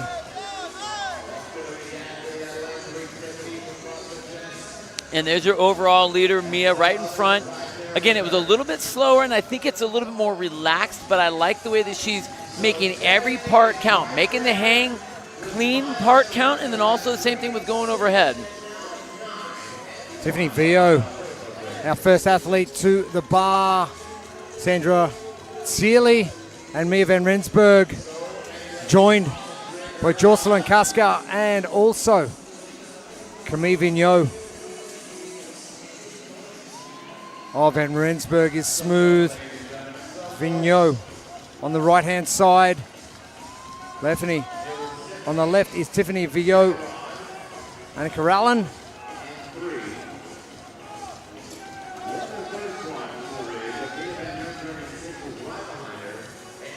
Mia van Rensburg back to the barbell once again.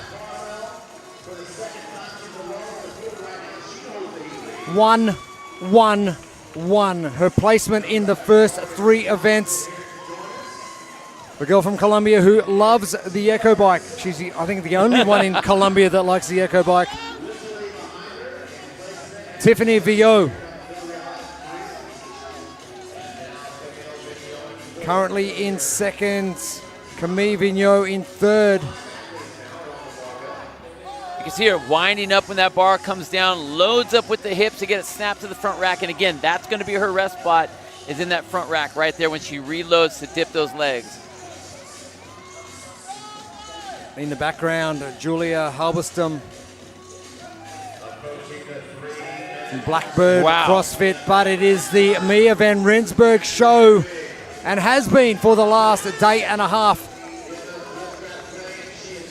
We come towards the halfway point of our time cap. Mia van Rensburg is about halfway through. If you look at movements, if you look at reps, she is well over halfway. Oh, the smooth pull of the butterfly pull up for Mia van Rensburg. Tiffany Vio, second position, and trying to chase down the lady who has got 3 event wins from 3 and sitting at the top of the leaderboard, Julia Halberstam and Sandra Thiele, both battling out for that 3rd place as Jocelyn Casca moves back to the barbell. Van Rensburg is smooth, clinical, effective, efficient. Very efficient. I don't know how many more adjectives I can add to that. At least one to start with E, right? Those are all E started it. She's just doing everything with ease. There you go. Check. Got it. Got it. Excellent. Any? No. Effervescent. Potentially. Ecstatic. She'll be ecstatic when she wins. Exactly. She'll go 4 from 4 and be on 400 points. There's only a 10-point break back to her. And Camille Vigneault currently. Tiffany Vio moving back to the bar now. But Van Rensburg doing it easy. And 4 wins from 4 events to kick off the second day of competition. If you wanted to start strong, that is exactly what you need to be doing. Oh, 100%. She just has looked so great in this event, but I love the way that she paced it. And I think that, again, those that are pacing it correctly in the beginning, not trying to over-race themselves, are the ones that have all the juice left for the back half of the event. I like that. The over-race tends to happen a lot of the time. Yeah. Oh, yeah. Tiffany Vio now going to the bar, but it's going to be Julia Halberstam. Julia from Blackbird CrossFit. She's going to have time to get it done. She's got 1 to go. Julia, a great result from her. Sitting currently in 4th to go with her 5th, 3rd, and 8th. And a great result from Julia Halberstam.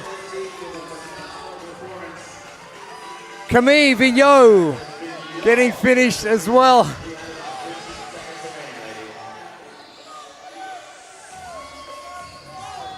Ten seconds to go. I don't think Tiffany Vio is going to have enough time to get finished. She'll get the reps done. She won't get the run finished. She won't even get the last rep finished. Fatigue really starting to kick in.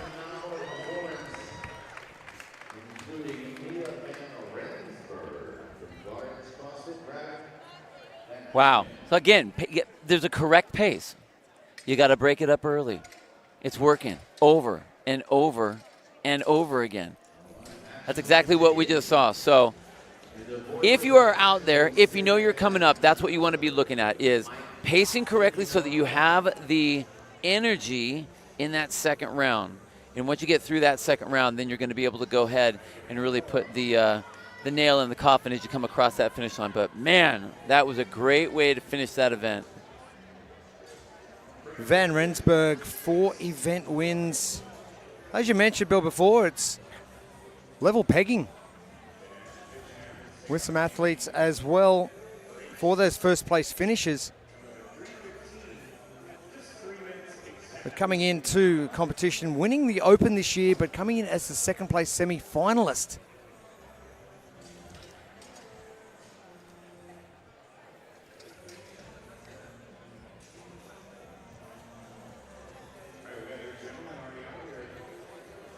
Our heat number 12.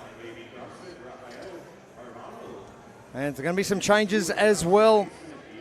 Julia Halberstam from Blackbird CrossFit coming in that second place position. Camille Vigneault finishing well.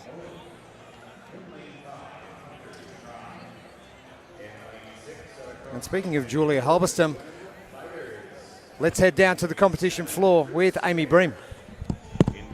All right, awesome. Julia, how do you feel after that event? That was a hard one, a lot harder than anticipated. But I love pull-ups, but your forearms go so quick on those hangs. I didn't realize until like the very end, and I was like, oh God. Listen, I was watching her pull-ups. I was like, dang, she's got the butterfly down. It's my favorite movement in the whole world, but I'm not used to the hang as much, so it was a little struggle. But butterflies, it's like my best movement, I think. Sure, you want to go use that ice bath for your forearms. Oh my God, yeah, my forearms are like on fire. So going into Saturday, what are you looking forward to between the two events? I really like bar muscle ups actually. So I've been doing a lot more bar muscle ups lately. So I'm really excited for that event tomorrow, and it's only 3, but 3 is enough for me. There we go. Yeah, awesome. Well, I'm looking forward to watching you compete. Thank you so much. Thank you. Butterfly pull-ups, her favorite movement in the whole world. And guess what, Bill? Her forearms are on fire. Who would have thought? Good. I'm glad to hear that because, I mean, she didn't look like it at all. Like, I saw zero pain. But if it's your favorite movement in the whole world, you're going to have a little bit of capacity in that area, aren't you? Well, if she had that was fine. I think it was the hang clean that she was feeling that from. But, man, that was a great race. She put it together perfectly. So strong work on her. Heat 13 coming up now. Our vision impaired division for the men. Hanging Frace will be 21, 15 and 9 with 95 pounds, our 6-minute time cap.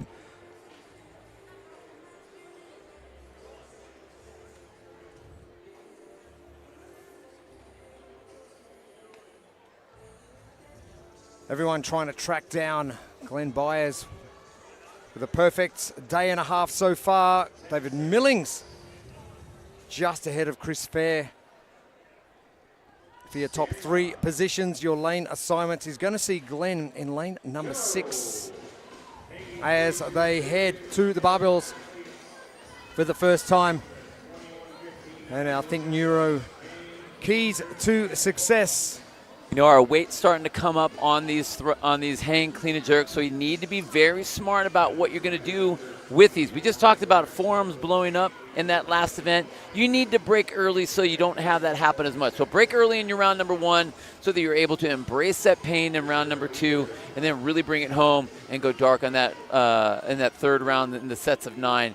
Don't be afraid to follow that pace. The athletes that are pacing correctly are the ones that are having the most success out here on the floor. Athlete on screen, Johan Grankvist from Finland, sitting in 4th position, 186 points.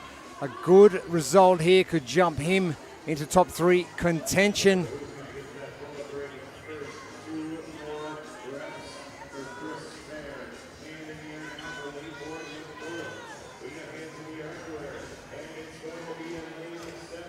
And Chris Fair is going to be our first athlete to jump onto the pull-up bar.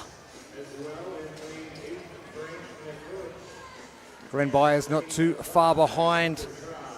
A Hunter Tribe to David Millings and back to Nick Bullock. Tom DePries all the way down there in lane number 10.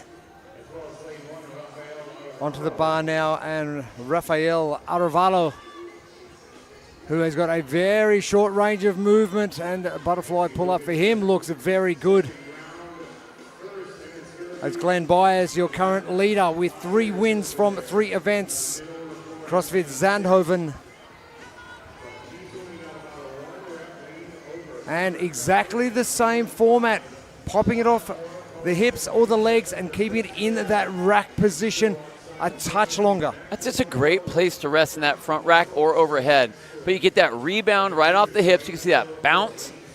Little bend in the knee to catch that bar on the front rack. Again, trying to make your body do the work rather than your arms do the work, so you can save your arms for the pull-ups that you have to do after this. Now, one of the things that I did see that Glenn was doing on the pull-up rig was he was almost going chest to bar. Great to show that, but you don't need to do that for here. That's a lot of extra distance that you're moving, especially as a taller athlete with longer arms. Don't add that to your plate if you don't need to. Our vision impaired division put through the ringer yesterday with some blindfolds on, making sure we had a level playing field. We have differing vision impairment from all of our 10 athletes in this division. So to make sure They're all going through the same thing. Kevin Ogar goes, okay, we're all going to wear blindfolds. There you go. We're going to wear them again tomorrow.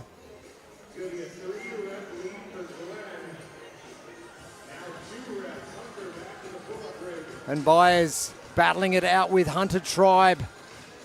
Our two middle lanes in 5 and 6. The two leaders in this male vision impaired division. Did I not say this was the worst round? Did I not say that this was the worst round, the set of 15? You did. Oh, my goodness. You've said that many times, especially as the weights get heavier. Glenn does not look happy right now. I mean, he's doing well. He's up in the front, but look, he's already buckled over. At least Hunter Tribe is trying to break those sets of pull-ups down into small sets, but keep himself moving. And these guys are really doing battle back and forth. Glenn Byers continuing with that chest to bar pull-up as well. That extra range of motion is probably going to hurt him a little bit later on. Well, this is the last round. So this is rep number 2 of 9. And, man, he does not look happy to be out there. Granted, he's in the lead. Oh, man, fatigue is starting to set in now. Wow. Ouch. Taking a knee even. Oh, ouch. If I was Hunter, I would be chomping at the bit. I wonder if he has seen that on the way through. As I said, these athletes have got varying ranges of vision right across what is happening, and it is difficult to stay in your own lane, run your own race. But Glenn Byers, the pull-ups is going to be the marker for me, I think, once Glenn does get back there. This set hasn't been too bad for Glenn. The last rep coming. A 2-rep split between these two guys. It will come down now to the pull-ups. Is Glenn going to persist with the chest to bar movement?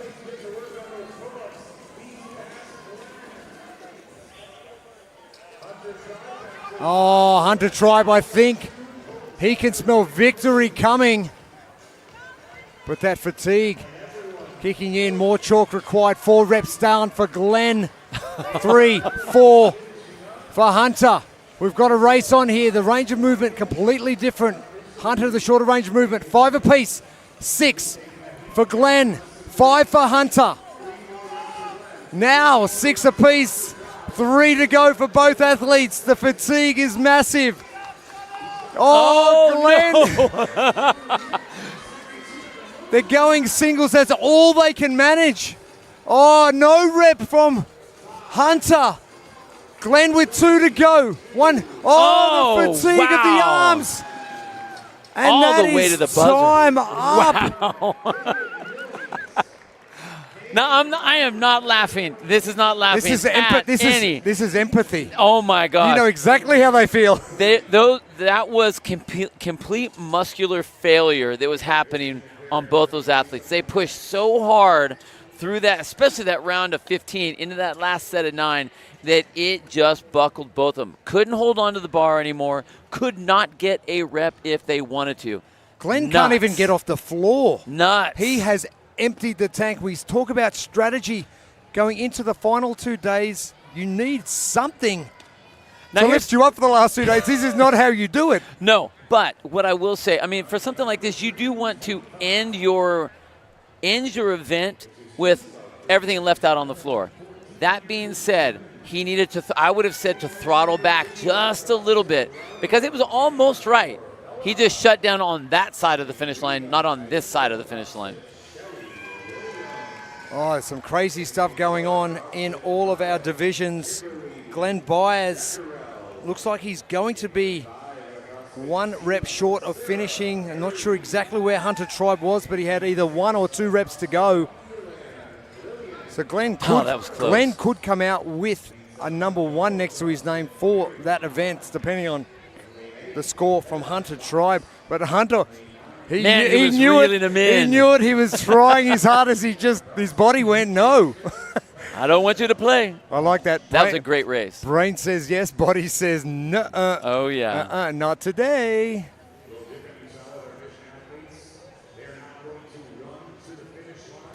All right, and for our women's division in the vision impaired division, same thing that we've been seeing, the hanging phrase all day long, 21-15-9 at 65 pounds here for the ladies. I'm impressed with how we saw that weight affect the men. I want to see if it's going to be the same way here with the ladies. I think generally speaking, it will come down to the pull-ups, especially for the women.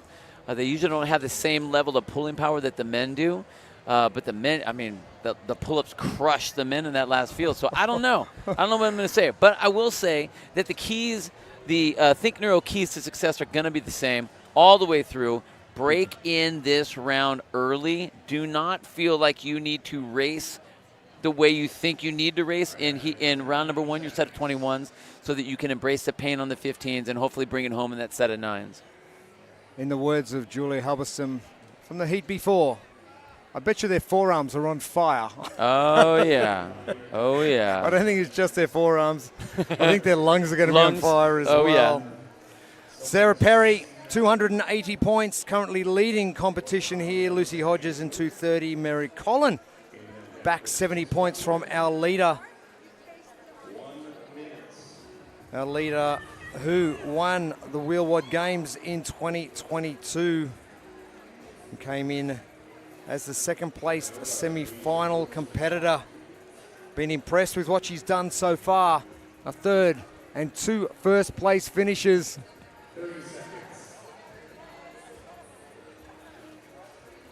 There are our lane assignments. Sarah in lane number 5. And Lucy Hodges in lane 9. Who could get to work pretty well.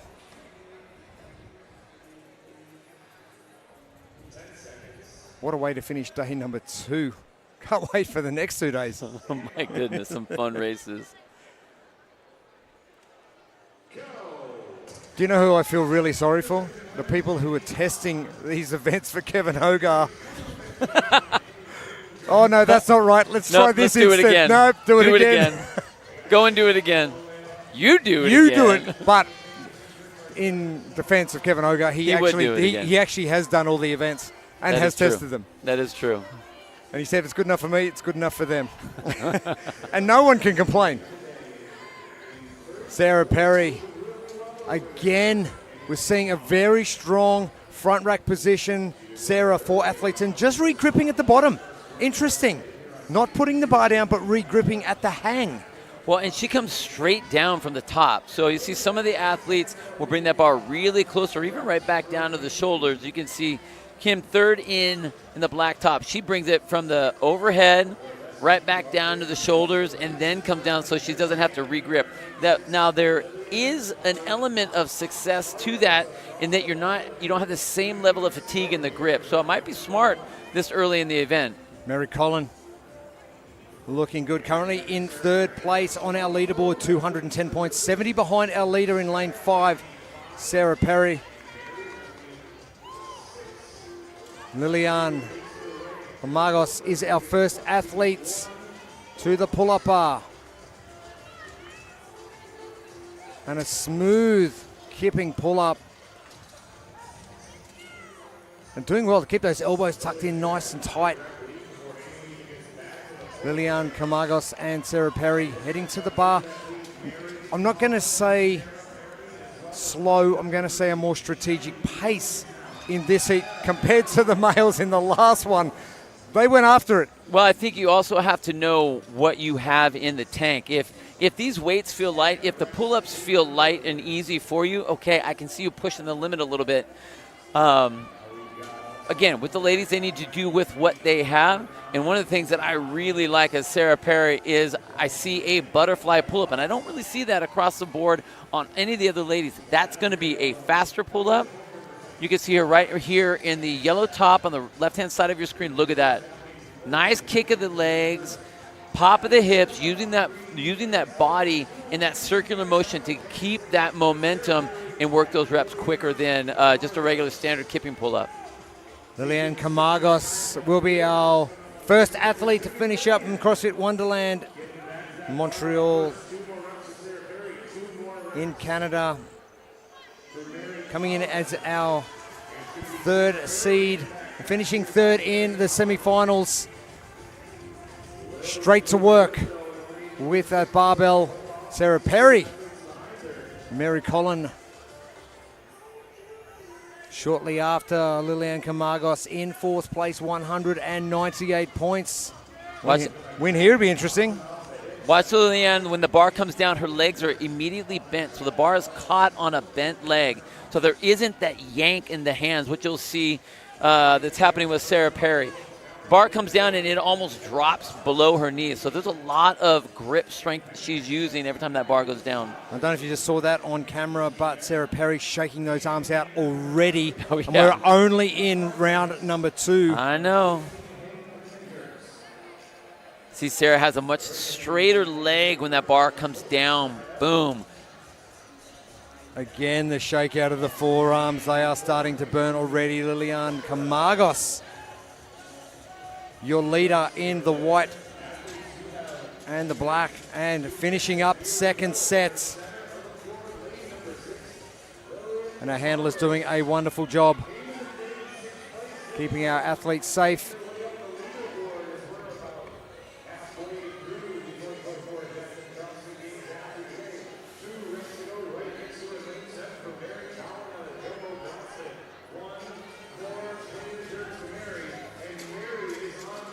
Anna Corpella and Shelley Williams at the far end of the rig. As Lilian Camargos gets back to work, Mary Collin is continuing her progress on the pull-ups in the second set. Time ticking away, only 90 seconds left. It's going to be interesting to see if any of these ladies go close to getting this finished. But Mary Collin, what I like, though, is she's really attacking. I mean, the pull-ups they're a little wild, but she is stopping enough for her. So she's keeping a couple reps at a time and getting after it. Look, does 2, does 3, comes down, seems very calculated, and I love the way she made up a lot of distance on those thrusters. She's sitting in second place on the floor right now over the rest of the field. 3 athletes that are in your top 4 on the leaderboard currently. The only one missing, Lucy Hodges, who is on her second set of the hang clean and jerk. Mary Collin trying to catch Lilian Camargos. 1 to go. Ooh. And Camargos with 30 seconds remaining now. Oh. It is going to come down to max reps. You cannot put the barbell down now. Hannah Corpella jumping into second place now ahead of Mary Collin.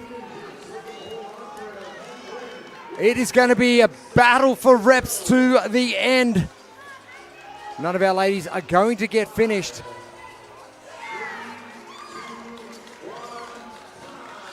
And that will see time here, Lilian Camargos.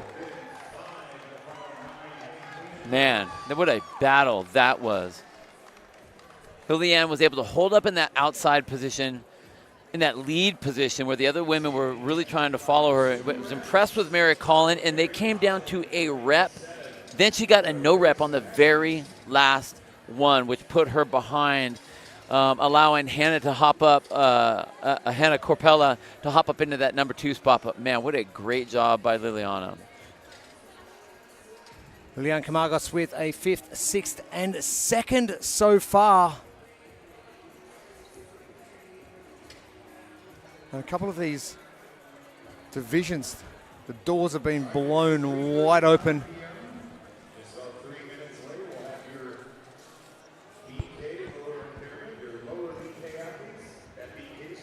And heat number 14, another one that did not disappoint. Some very interesting but quality programming from the team at Will Ward and Kevin Ogar in particular. And what a great job they have done with this event so far. Sarah Perry, Lucy Hodges, Mary Collin, your top 3, but Lilian Camargos sitting in that 4th place position, only 12 points back. And for more on Lilian Camargos, let's head down to Amy Bream on the competition floor. All right, that was quite an event to watch. How are you feeling? I'm so happy. So tired too, but I'm very happy. Have you enjoyed yourself this weekend so far? Yes, I have enjoyed. Amazing. to be here. I'm so tired. I know. I was like, that's quite an event. I make you work, and I'm just talking. Oh, it's incredible for me, the possibility to be part of a competition adapted, because I love CrossFit and to be here with my team, my husband, my love, and Chris. It's a dream for me.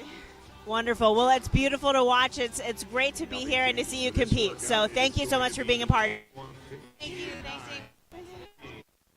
Takes a team to get you over the line.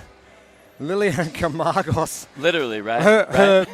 I think her lungs are on fire. Oh, my gosh. Totally. You're an ex-firefighter. You can go put those flames out. It's a great job from Lilian Camargos. As we move on to our lower BK male division, number 15, we have 14 heats remaining of our day 2 competition here at the 2024 Adaptive CrossFit Games by Wheelwad. 21, 15, 9. Hang clean and jerk pull up, 6-minute time cap. The problem for me with this is the 85 pounds. Pull-ups not so bad. The 85 pounds is like, oh. I hear you. I want to see some more strict press going on. What I like so far about this hanging phrase is that, man, is it making it exciting. And what really makes it exciting is if you are using the proper strategies to get yourself through it. So make sure that you break early on this. In that first round of 21, so you can embrace that suck in that set of 15, because nobody likes that one, and then really be able to hopefully close the door. If you paced it right, close that door in that set of 9s. Underway for our heat number 15, our BK lower below knee amputation. Charlie Holford in 250 points, Philippe Maturana in 240, Hildon Cavallo in 224. They are your top 3 heading into our second event of today and our last event to wrap up day 2 of competition. You know, it's really interesting with this particular division is our leaders, our top 2 leaders on the leaderboard have not won an event yet. So our athletes are basically all over the place as far as like what their skill levels are or what their strengths and weaknesses are. So the chance to jump up to the lead is very high for all these athletes, and they really need to know that and be able to understand how important this event is to push when they have the opportunity to push to get through these reps. Consistency is key. Philippe Maturana is our first athlete to move to the pull-up bar. Hildon Cavallo, so 2 of our top 3 moving on to the second part of 6 in event number 4. Oh my goodness, those are nice looking pull-ups. Oh, aren't they what? Hilton going well. Russell Bozanic. Solid. A straight set of unbroken 21 pull-ups. Now, was that the right move? We're going to find out. Now, he obviously looks like pull-ups are good. I mean, I'm the same way. I probably would go unbroken too. I get it. If you can do it, do it. But time and attention on those hands. Is it going to hurt in the round of 9? We are going to be finding out shortly. Charlie Holford.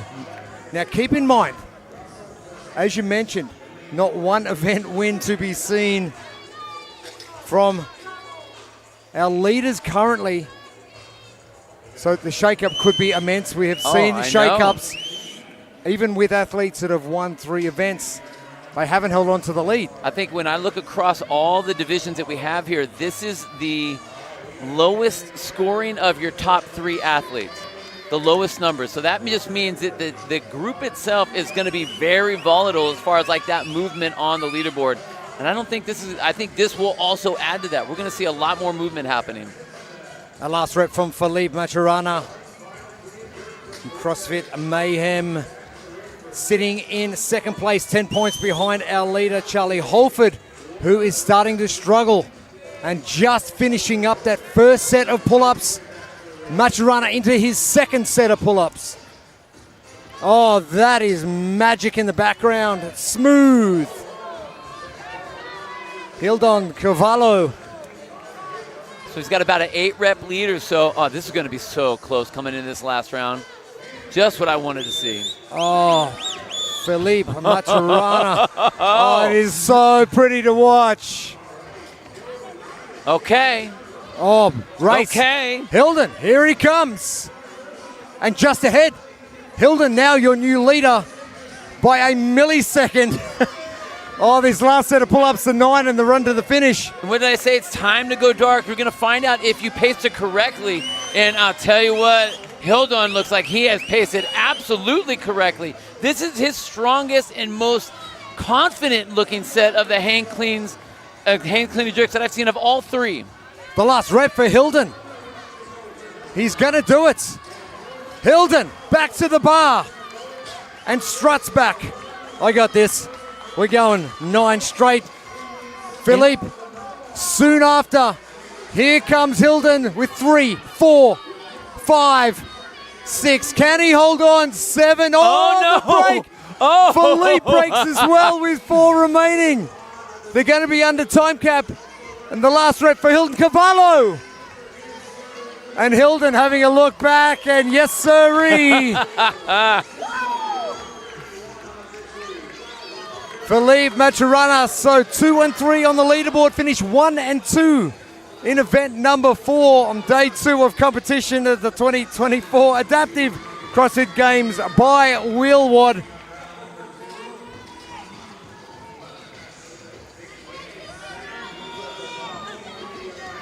Wow, what a great finish by Hildon. Now, what's crazy is that Hildon now, he had 1 win out of the 3 top guys. Our top 2 didn't have any wins out of all the events so far, but number 3 did. That was Hildon.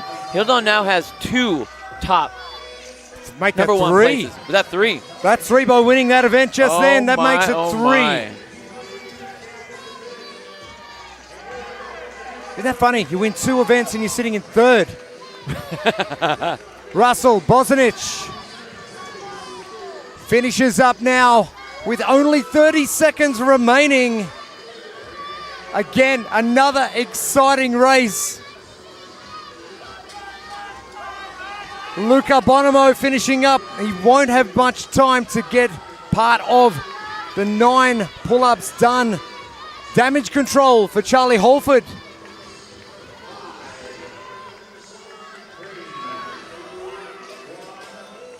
Oh, another absolute cracking race. My goodness, and that's going to be crazy for Charlie because there's still 7 athletes out there on the floor. So where did he fall on that? Wow. Hey, guess what? There's a little QR code up at the top left corner of your screen if you want to know what the leaderboard is going to look like, because I know I want to know what the leaderboard is going to look like after all that shuffling around. Make sure you check that out. That's where you're going to find all your results. Wow. Hildon pacing that to absolute perfection. Starting yesterday with a win, then finishing 8th in Enter Sandman, backing it up with the heavy barbell this morning, and does the same thing with event number 4. For more on that, let's head down to Amy Bream. All right, I'm here with Hildon. He just crushed that heat, and John is here to help us translate. So, how do we feel after that event? Just about 130 last year. Evento muito bom, maravilhoso, para testar meu condicionamento que eu venho trabalhando desde o ano passado. E eu estou muito feliz de estar aqui, mais uma vez, trazendo meu melhor condicionamento, com os melhores planos e estratégia para eu melhorar, com planos alimentares, com a minha treinadora passando os treinos para mim. Eu estou muito feliz de estar aqui. So to start off, he's super excited to be at the CrossFit Games. He wants to thank his coach for all the preparation and the strategies of what he's done. He says that the event went a lot faster than what he thought it was, that his strategy was. So then once he realized what he needed to do, that's kind of where he re-strategized what he was going to do and ended up with the event win. That's awesome. It's been so fun to see you, not just this weekend, but also in the past few years, just progressing as an athlete. So how has that felt compared to where you were at this time last year? So, mucha gente te ha visto ver en los CrossFit Games y ha sido muy exciting verte competir. ¿Cuál es la diferencia del año pasado a este año? Primeiramente, é maravilhoso porque aumentou as categorias, então todos os atletas têm a oportunidade de estar aqui hoje, mas é uma realidade. Acho que faltou um pouquinho mais da própria CrossFit Games estar aqui, estar em outras competições também. Porém, tirando as diferenças, está sendo uma experiência incrível de estar aqui. So the biggest thing for him is just the growth of the sport and the growth of his division. So he's excited to see what happened in Madison, to see the divisions grow, because now we've got 10 BKs that he's got to compete against. So for him, the excitement is just knowing that we're getting the exposure out there for the athletes and making sure that it's really, really growing, because that's what we're all in it for. Awesome. That is so amazing to hear. Love watching you compete. Thank you so much. Obrigado. And a third top place to add to Hilton's repertoire of performances this weekend. When I say this weekend, it's about half a week. It's over half a week. And don't be surprised to see Hilton Cavallo at the top of the leaderboard. As Bill just said, make sure you scan that QR code at the top left of your screen as we head to our lower BK female division, number 16. And we're going to find out if Ghislaine Schuler can maintain this lead, 268 points. Ingrid Bergs at 220 and Lexi Koppler at 188. They are your top three coming into our fourth and final event of day 2 of competition. Our lane assignments will see Ghislaine in lane number 6.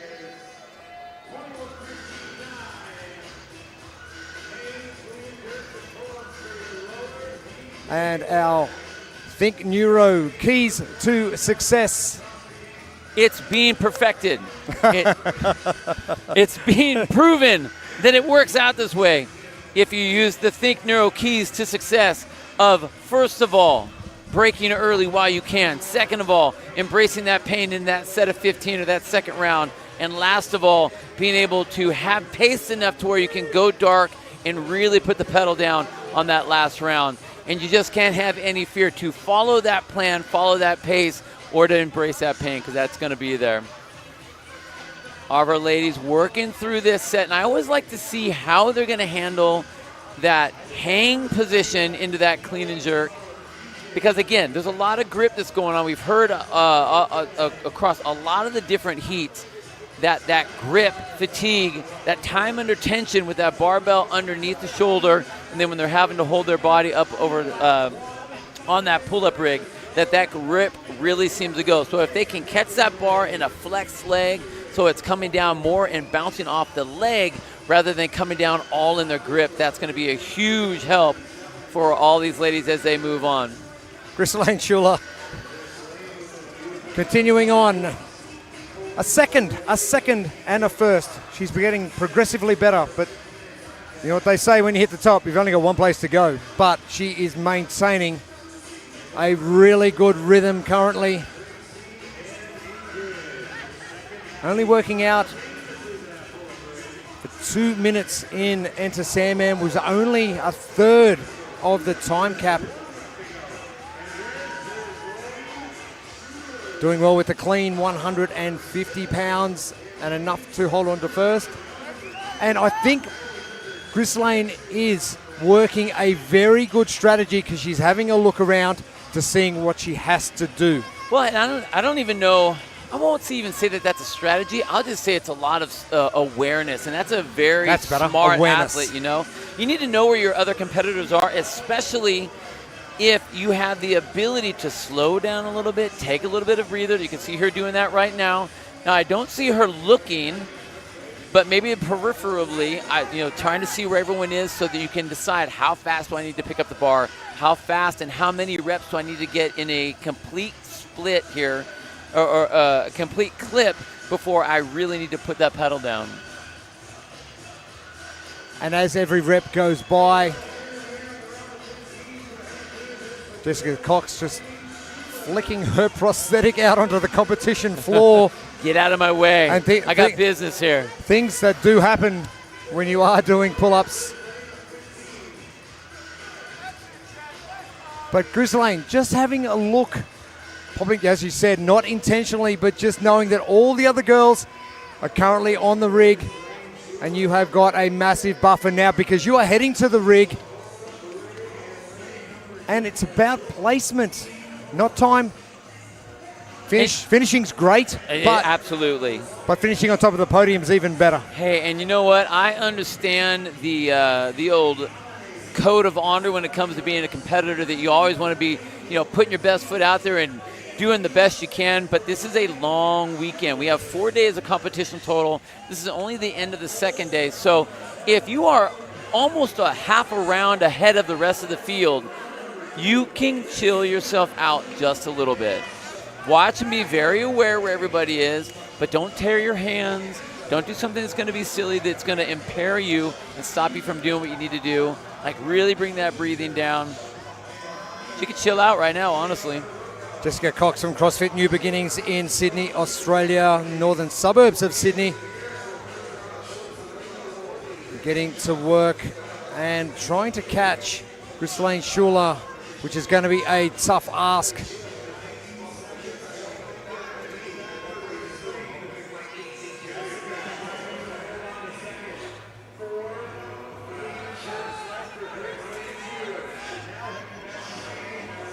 Jessica Cox doing a little bit of a split as she's catching that bar up over the top. You can watch her legs split out, and then she recovers her feet back underneath her hips.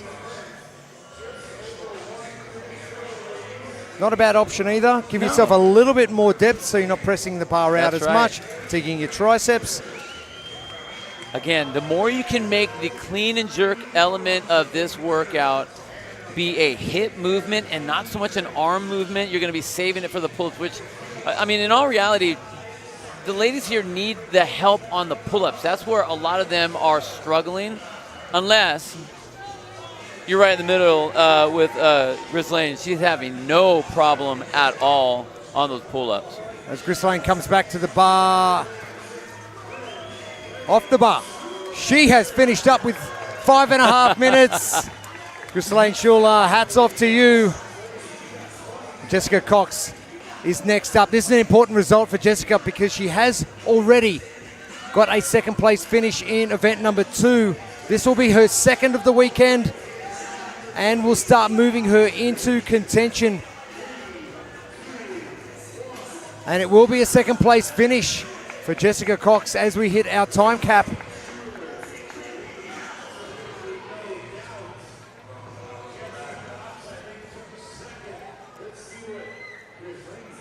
Ghislaine Schuler dominating once again. 2-2-1-1. Not bad for 2 days of competition.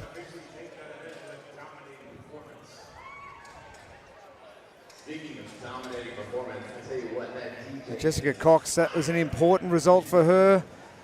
Coming in equal third with Lexi Coupler, and could potentially jump her ahead of Ingrid Bergs into second position as we go into the last 2 days of competition. I'm telling you, there's a lot of flip-flopping around. There's a lot of volatility out there on the leaderboard coming into the second part of the day here. Things are starting to get a little bit crazy for our lower BK females. That is the end of 2 days of competition. We have another 2 days to go. But Jessica Cox is standing by with Amy Bream on the competition floor. And we'll be heading down there shortly. Actually, let's head down there now. I am here with Jessica. Jessica, how do you feel after that workout? Pretty tired. Yeah, I can imagine so. So, coming into this competition, did you have any expectations for yourself, how you wanted to perform or what you wanted to do? Yeah, definitely not. So I think a lot of these workouts don't really suit what my strengths are. Definitely more gymnastics orientated, so I'm glad there's some pull-ups in there. But trying to get up that weight at the same time, it was rough.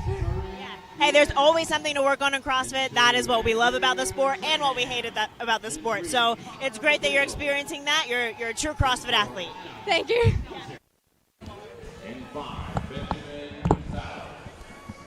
Absolute great job from Jessica Cox.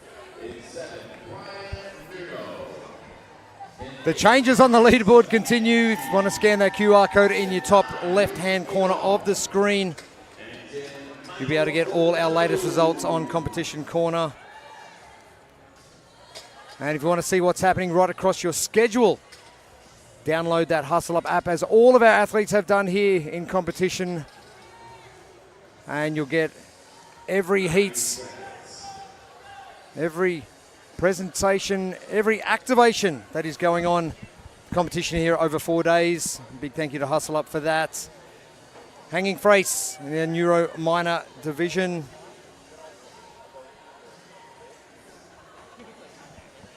(21:15.9) hang clean and jerk and pull-ups. And we're back to 95 pounds. We've added it. Here we go, back to 95 pounds. We're getting into that Franish setup. It is. And our, I think, Neuro keys to success. Don't freak out. It's one of them. Well, yeah, don't freak out. Yeah. So, I mean, I know you want to throw up in your mouth a little bit when you hear the word Fran, but it's not Fran. But like we've seen, and it's been working so great, is you want to break early. I know you're in a race, you guys, but break early so that you can embrace that pain in that second round, because that's where you need to push yourself so that you can go dark in that final round. 21:15.9. I have a little key for each one of those. Follow those.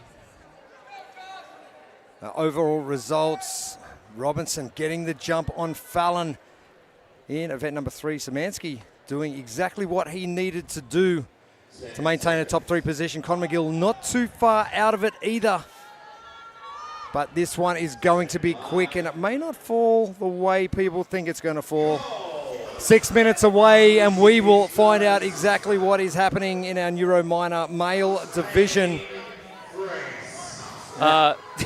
Did you see what happened right there in the middle of the screen? White shirt, that's your leader, Josh Robinson. Everyone else runs to the bar, and he just walked out to it. Like, all right, I see you right there. I'm going to walk right out to the bar, and then I'll get started. So either one, being very cool, calm, and collected, or 2, he's just trying to take a very confident attack upon this workout against the rest of the floor. I know the athletes are sitting there watching what has been happening on the competition floor right throughout all of these heats. Some athletes are finishing fast, some athletes aren't finishing at all. You just hedge your bets and go, okay, I'm going to go at a certain pace to ensure I get most of the reps done, if not all of them. But I don't want to strategize myself out of the next 2 days of competition. You know, you really aren't going to win this event by racing from the gumdrop out here on the start line to the bar. You're not going to do it. Like, no way. You don't get any extra points. You know, you don't get any extra fanfare. The camera's not on you longer. It really comes down to how you handle that barbell once you get into it. So I think one of the things that Josh was doing was being very smart about lowering that heart rate and relaxing himself before he gets into this event. Szymanski, one of those athletes ready to move to the bar, but it is going to be Louis Marin Guillens trying to chase down Ben Fallon. Andrew Trainham also joining Marin Guillens on the bar as well.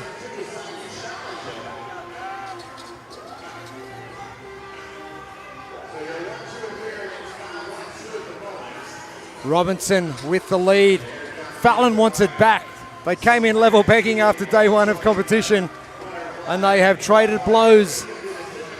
And this is really important for Fallon, not only because he wants to win this to try to get those extra points to at least tie him up, but he's already back to the barbell where your leader overall, Josh, is not. So Josh hasn't even made it to the rig yet for the pull-ups. And if Benjamin Fallon can get a handful of athletes between him and Robinson, that is going to leapfrog him into that lead position. Ben Fallon, the Belfast boy from Boundary CrossFits, one of our Irish competitors. Our scope across the world continues We're grabbing everybody in, coming along for the ride. It is a one-horse race currently with Ben Fallon, your leader. In second position, Luis Marin Guillent. In lane 1, Andrew Trainham. Lane 2 moves back to the bar. This is going to be a great battle for second in lanes 1 and 2. As we maintain position in first place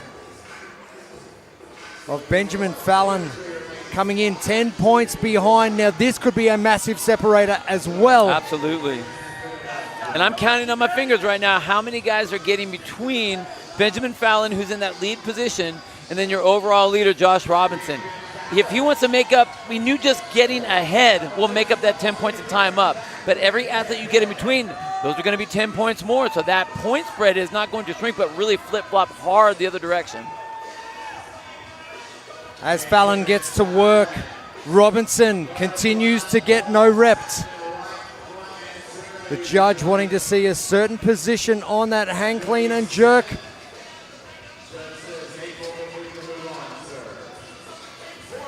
Luis Marin Guillent moving forward to try and catch Benjamin Fallon. Fallon with only a couple of reps remaining.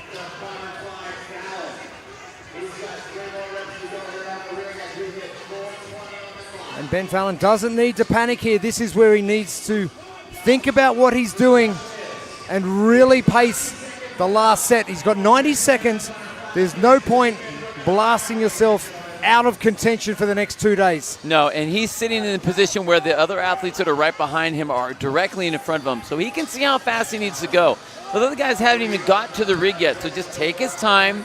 I mean, these are right here, your number 2 and number 3 on the floor, but your leader, just take your time. Know where you are, know where the other athletes are, and know how hard you have to push we're coming up to just about a minute left of this event. Luis Marin Guillent just ahead of Andrew Trainham. Trying to catch the man on screen, your leader. Here's Benjamin Fallon from Ireland. And with 45 seconds to go, potential for Fallon to finish strong. He is going to finish first, regardless of what happens in the next 30 seconds. He could stand there for 30 seconds and still win the event. Absolutely. 4 reps, the forearms are starting to blow out now for Fallon. 2 reps to go, 2 reps. It's going to be a strong one for Fallon. Benjamin Fallon. And Fallon with 5 seconds in the tank. And Fallon will find himself back in the lead. But by how much? That's what's crazy is how many people. I'll tell you what, Robinson was having a rough time. A lot of no reps on those hang clean jerks. Issues on the pull-up. So I think that we're going to have at least 3, if not 4 athletes between him and Benjamin Fallon up here then that lead spot. And that's huge. Oh, the scores coming in are going to be a bit crazy.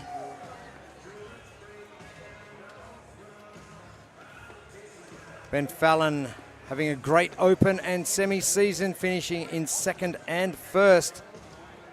Finishing the CrossFit Games in 2022 in second position. One of our athletes with CrossFit Games experience. And for more on Ben Fallon and how he feels post hanging Frace, let's head down to Amy Bream on the floor. All right, Benjamin, that was quite a workout. How do you feel after that? I have T-Rex arms, but I knew that was going to happen going into it, so you just have to suck it up and try to hang on, though I slipped off the bar the final couple reps, but the extra clean, it adds a wrinkle to it. So good workout, though. I knew coming in, gymnastics, light barbell cycling was up my lane, so. Hey, you still made it happen. What going into an event, is there a movement or like a general thing in CrossFit that you're like, that is my thing? I look forward to that. Yeah, high volume gymnastics. I was a swimmer in high school, played water polo in college, so some of my friends call me Lord of the Lats, just because I can swing around. So this was going to be my favorite event. So it hurts, but I like it. Well, hey, favorite event, it paid off. Nice work. Thank you. I love you, baby. See you guys soon.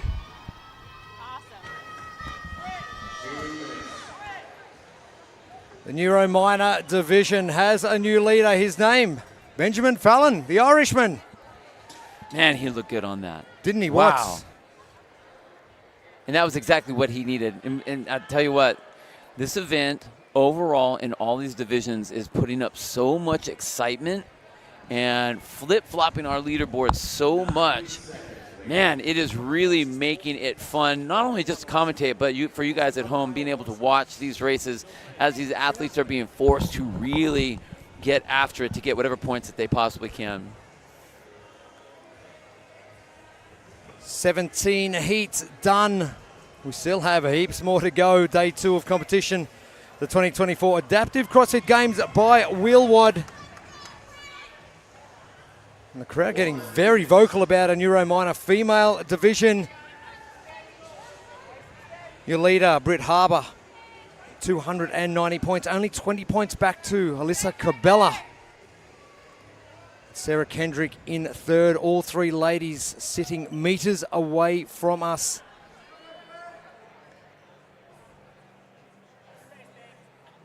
Any fans of Sarah Kendrick in the house? 30 seconds. There they are. 40 points between our top three. I'm glad y'all are paying attention up there. And athletes looking great in their Northern Spirit apparel. Big thank you to Northern Spirit for decking out all of our athletes and ourselves, in fact. All the staff, all the crew, volunteers. You do look really good in it, by the way. I'm trying to mimic what you've got what you're putting out.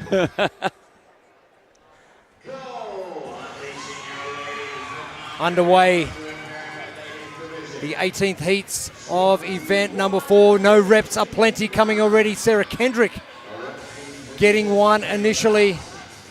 Ooh, and as we've found, it's got to be a strategy race.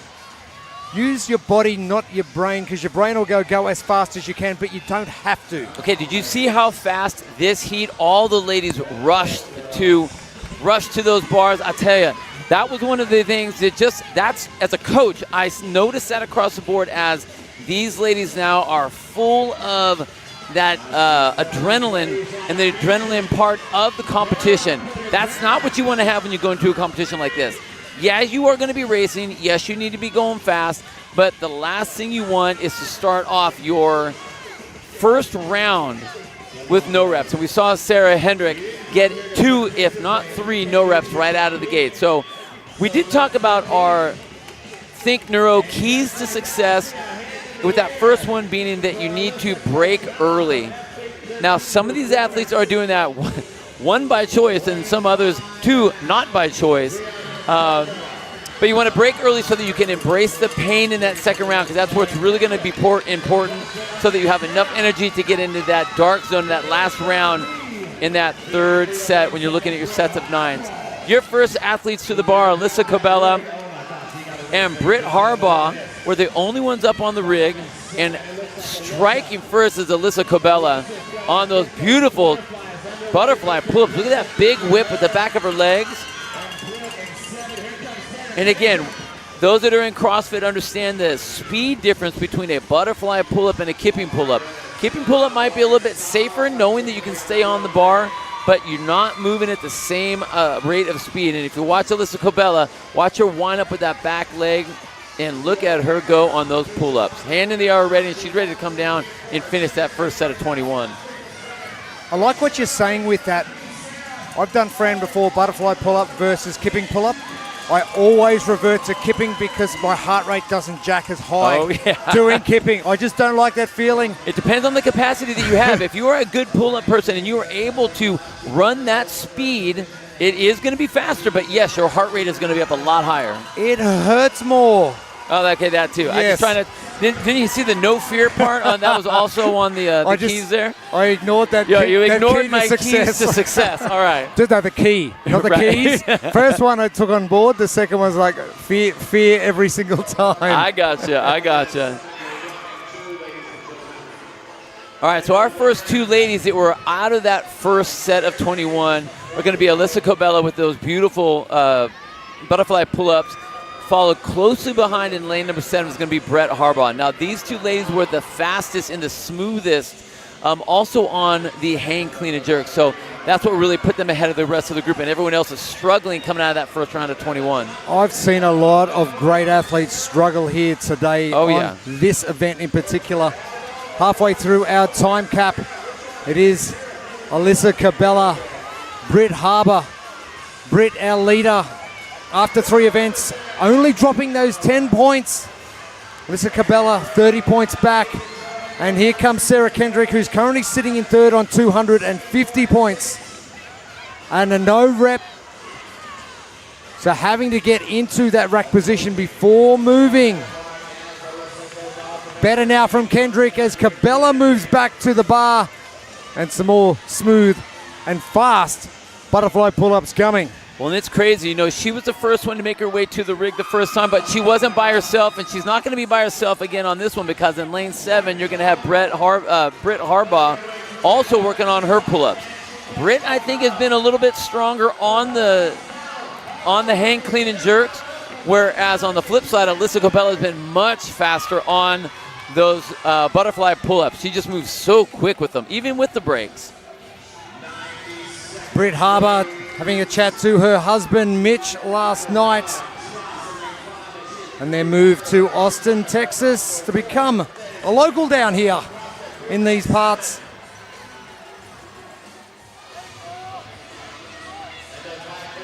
Cobella coming back to the barbell. This will be an important result, but will they get anyone in between Cobella and Harbour?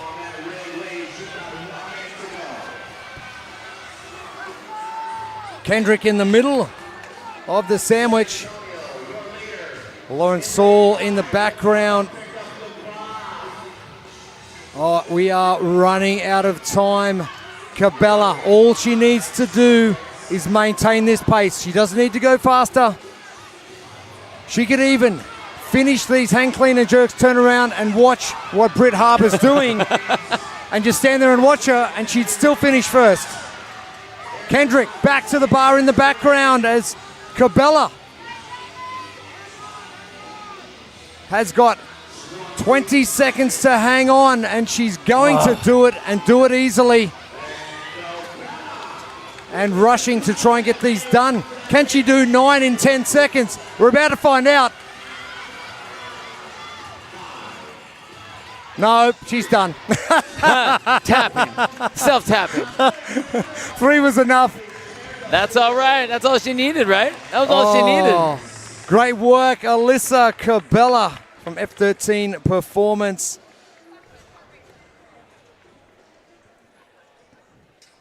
Well done, crowd. Well done, athletes.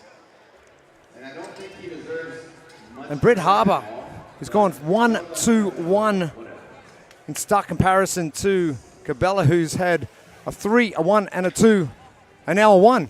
And now a 1.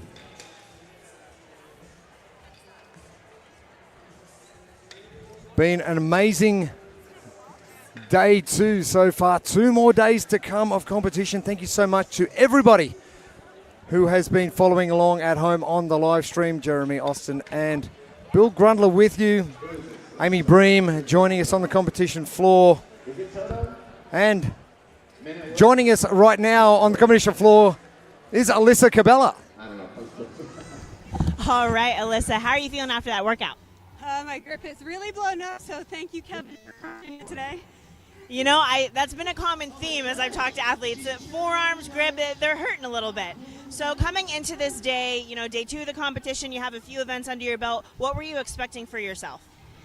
I just wanted to come out here and show what my training has done all year and do the best I can and leave it all out on the floor this weekend. Awesome. Is there something specifically you feel like you've worked really hard on to improve for you this year?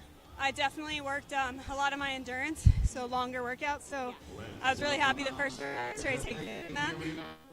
So yeah. Awesome. Well, it's fun to see that hard work pay off. Great job today.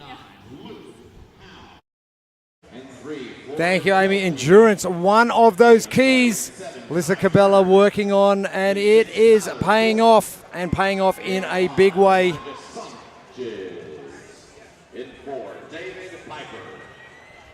Heat number 19 taking the floor now. And again, another great competition ahead of us. Our standing diagnosed men. Luke Howe in the lead, but we attack event number 4, hanging Frace 21-15-9, hang clean and jerk pull-ups at 95 pounds still. That Fran-ish weight bill that you talk about all the time, a 6-minute time cap.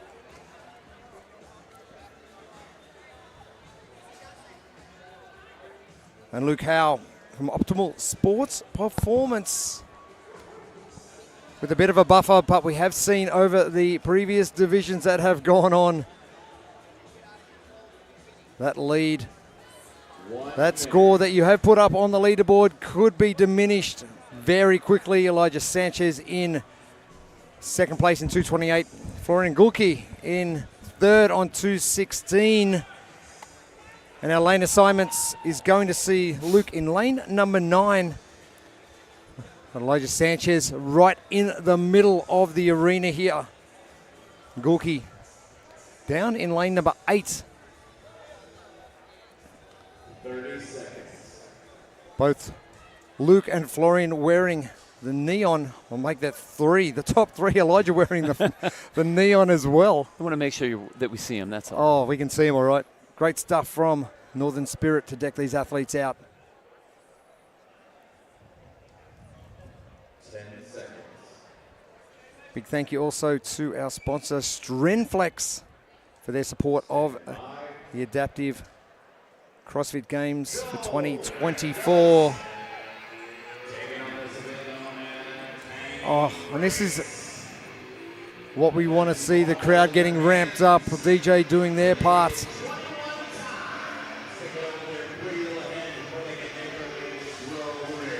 Heat number 19, our standing diagnosed men's division.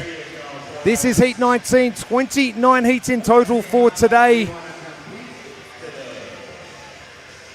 I'll tell you what, as I'm watching these athletes just slam through these hang clean and jerks, what's most impressive, what's very impressive is the way that the judges are being extremely strict on all these athletes. I've seen so many no reps, which I think for a lot of these adaptive athletes, they're not used to having that sort of, just rude judging. I don't want to say rude, but stringent judging. Like, these judges are on them, and I like that a lot. What do they say in CrossFit? It's about virtuosity. You have to do the common uncommonly well, and that's what the judges are really holding these guys to that level. And sometimes you'll get coaches that don't no rep their athletes, and this is where they get into trouble. Right. One guy who's not in trouble, Florian Gulke. He's first to the pull-up bar, closely followed by Carl Lernahan. Luke Howe, our leader, coming into our 4th event of the day, 264 points. He's trying to protect that lead. And here comes Elijah Sanchez as well. So it must be a neon green shirt thing that we got going on. But all 4 of our athletes, Elijah, getting to work with his pull-ups. And those are crazy fast butterfly pull-ups. And you know what? Hey, look at that break. He looks solid on those. He didn't need to come down for 5 reps left. But because he has been listening to our Keys to Success. Our Keys to Success, our Think Neuro Keys to Success all day, break in that first set. He's now in the lead. And because you'll be in the lead, you break early so that you get into your set of 15 and you have the ability to really embrace the pain of this next round, the set of 15, and then really bring it home in that round of 9. Elijah Sanchez getting to work. Second place is Carl Lernahan. Third is Luke Howe in this heat. Florian Gulke in the background to the far right. Coming back to the barbell, one of a couple of German athletes in our entire field of the 2024 Adaptive CrossFit Games by Wheelwad. And I like that. I like how Elijah is attacking the weakness. The barbell is going to be the slowest portion. Yep. He knows he can nail the pull-up, so he's doing that, but very particular about what he does with his hang clean and jerks. What did we see on that set of 21? He was not the first one to the rig on that set of 21. He was the fourth. But he was the first to come off. So, again, just like we were talking about, utilize your strength. And we talked about how he broke early.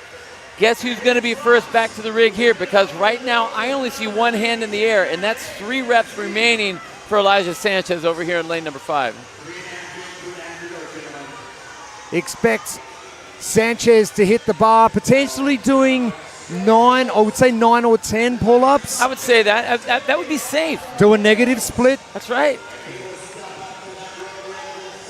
This is going to be good for Sanchez in 228 points in second position with a second, a sixth, and a first. Imagine day 2 of competition with a 1 and a 1 next to your name. Oh, that'll set a nice little momentum into that third day.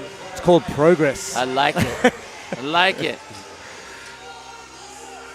Going to be plenty of talking points right across the weekend. One man in particular who's probably going to be talking about a lot of this stuff is the Savant podcast as well, which you are on quite regularly. Oh, man. Those are my boys right there, right?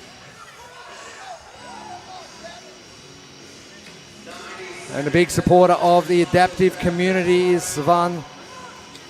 Thank you for all of the support and covering all those important things coming into this 4-day competition. Elijah Sanchez looking smooth. He looks great. He looks great. And again, this is the last round. This is the last round. He only has 1 minute to go, so all he has to do, maintain this pace. He knows he's got everybody on the pull-ups. We are obviously going to see him finish. I've got a feeling Sanchez is going to be doing the last 9 unbroken because he can. He definitely can. Now, here's the thing. He doesn't need to. No. He really doesn't need to. So we'll see what he does or what he decides to do here. You know, a lot of times when you put a lot of pressure into those pull-ups, you're really hanging on. Even if you have grips, you might rip. You don't. Why take that chance? He doesn't need to. But, man, he looks solid on those. Look at that. Sanchez smooth. Luke Howe moving into second position now ahead of Gulke and Lernahan and Sanchez. There it is. Done deal, 5:41 unofficial time. And doesn't look too busted up by doing that. You know what? I don't think he looks that bad. I think he's pretty excited that he got that win. That's a huge one. As we talked about, being able to go 1 and 1 on the second day is massive. And depending on where Luke Howe finished, I think he did finish in second position, so damage minimized. But Sanchez will move on to 328 points. Howe on to 344, so the gap narrowing considerably.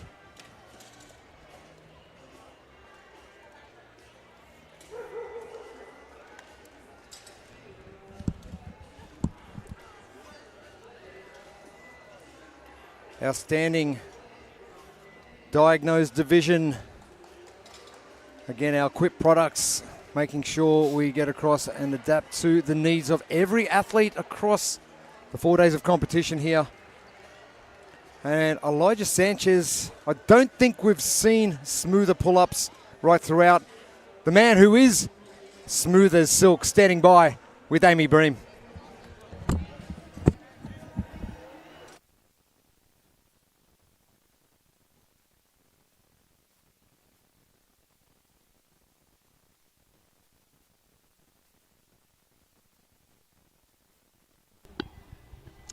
Well, I just asked Elijah how that event went, and the mic wasn't on, but you were saying the grip wasn't feeling great. No, I could barely write my name after the workout. So. Yeah, we've all been there at some point. It's not a fun time. So going into, you're done for the day, right? Yep, done for the day. Here we go. So going into tomorrow, do you have any kind of strategy looking ahead for the final events of the weekend, or are you just taking it one at a time? Kind of take it one at a time, break it down, like see where my strengths are and kind of go from there. Awesome. Sounds like a good plan to me. Great job. Thank you. Amy, thank you, Elijah. Grip completely blown and couldn't even write his name on his scorecard. You wouldn't know. But that was you want it to all be done on the last rep. That was perfect. He did exactly what he needed to do. That was perfect. Hey. Didn't look like he was struggling at all in the pull-ups. No, he didn't look like that at all. Well, the last one he looked a little tired. But again, we knew that it was going to be. That's where you have to go dark. And he pushed the tempo just enough. We want him to not be able to write his name on the card. That's where we want the failure. Not one before, not one after, but right then. That was perfect. Great job. Great job, Elijah. Event 4 continues for our next heat. Heat number 20 for our standing diagnosed females, 21, 15, and 9 of our hang clean and jerk and pull up, 65 pounds. Something we're used to seeing in pretty much every competition and going way back to the start of CrossFit. Oh, I mean, it is if you're talking about Fran, the CrossFit workout. In every CrossFit Games, there's always an element, an event that is very similar to that. So I'm really happy that Kevin Ogar was able to bring something like that into this particular Games. And again, clean and jerks, let's have a little fun with it. A hanging phrase, okay. I like it. I like it. But our keys have been working all afternoon. Our Think Neuro keys to success by breaking early. And I hope the ladies watched that last heat. We saw what it does to break early so that you are able to get into that second round of 15s where it's really bad, where you just have to embrace that pain and then have enough just kind of fortitude and grit and just go dark. Guess what? It's going to hurt. Enjoy it. Enjoy that ride.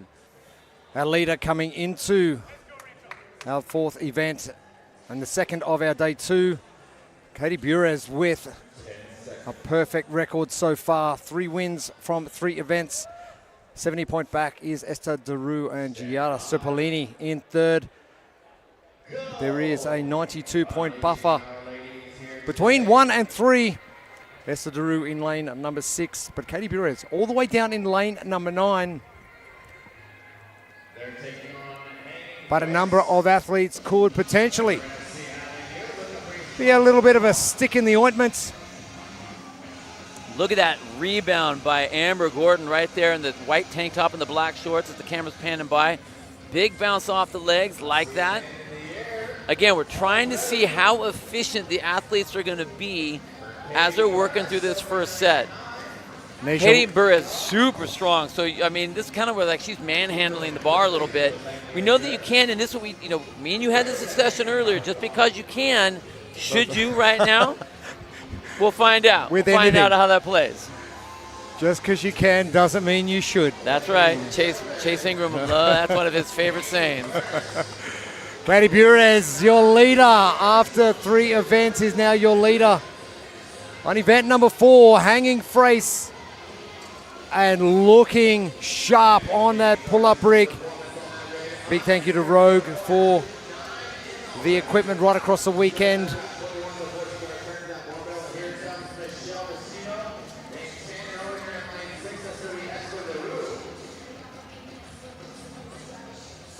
Burez back. Wow. Round 2. This is going to be quick. Okay. All right. So we went unbroken. Went unbroken on the hang, clean, and jerks and the pull-ups. And no rep from Burez. Judge right in there. No, this is how you do it. Well, I just like, sometimes when the bar's too light, or the athlete's probably the better way to say it, the athlete's too strong, you start moving too fast. Not because you're trying to cheat the movement, but just because it's just that easy for your body to move that bar around. And that's why I love that 95-65 pairing, because it's light enough that you can go fast and your intensity level increases and it hurts that much more. The faster you go, the more it hurts. That's just how it works out. Heavier isn't always more intense or harder. It's just heavier. That's why you do a 10-minute Fran and not a 2-minute Fran. It doesn't hurt as much. Right, exactly. Burez dispenses with the barbell for the second round. Is she going to go unbroken with her 15? She's looking super strong on that rig. Breaks this one up. It's either going to be a 9.6 or a 10.5. Not exactly sure how many reps. Potentially 9.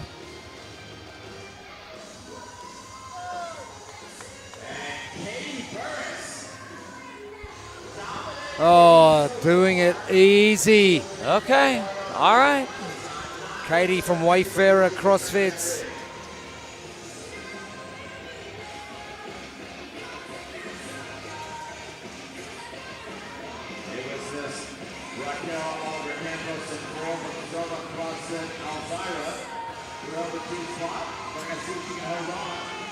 Finishing the Open and the semis in first place. Finishing in first place in events 1, 2, and 3.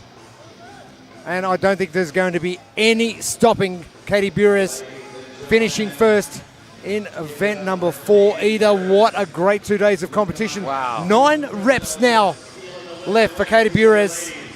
And I think what I've been more impressed with Katie is not even the way she handles the barbell on the hang clean and jerk, but the way she is just destroying these pull-ups. So strong and so many at a time.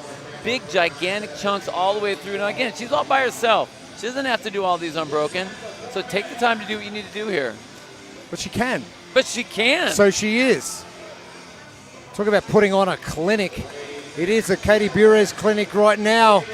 And she wasn't sure if she had one left to go or not, but the girl from Richmond, Kentucky, finishing up, and that was easy. She's going to finish minutes ahead of anyone else. My goodness, and I mean, it's been a while since we've seen anyone finish with less than 2 minutes remaining like that. I mean, she was moving. Holy cow.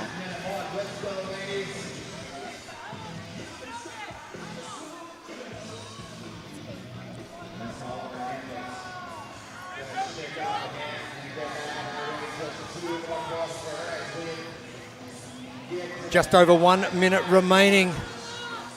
Oh, leaderboard shake-up for those top 3 positions, not just talking about the top position. We're going to have shake-up because there's a lot of stuff that's happened today. We talk about that middle day being moving day normally in a 3-day competition. We've got 4, so we've got 2 days of movement happening. Today's just one of them. Well, I mean, usually when they talk about moving day, it's because that's a maximum amount of points that are happening on that day. This isn't maximum amount of, it's the same, but the shuffling has been insane, and it's not due to the points available. I think it's due to the movements that are being presented to the athletes. 2 events, Thursday, Friday, Saturday, 1 on our final day of competition on Sunday. We'll find out who our champions are going to be across all 15 divisions.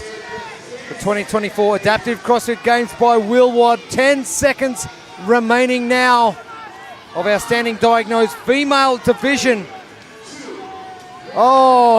Just getting done. And it is Giada Ceppolini. Did she get in there? Dove across the finish line. Let's go to the Comp Corner QR code. Let's scan the code there you and find out if Giada Ceppolini got in there or not.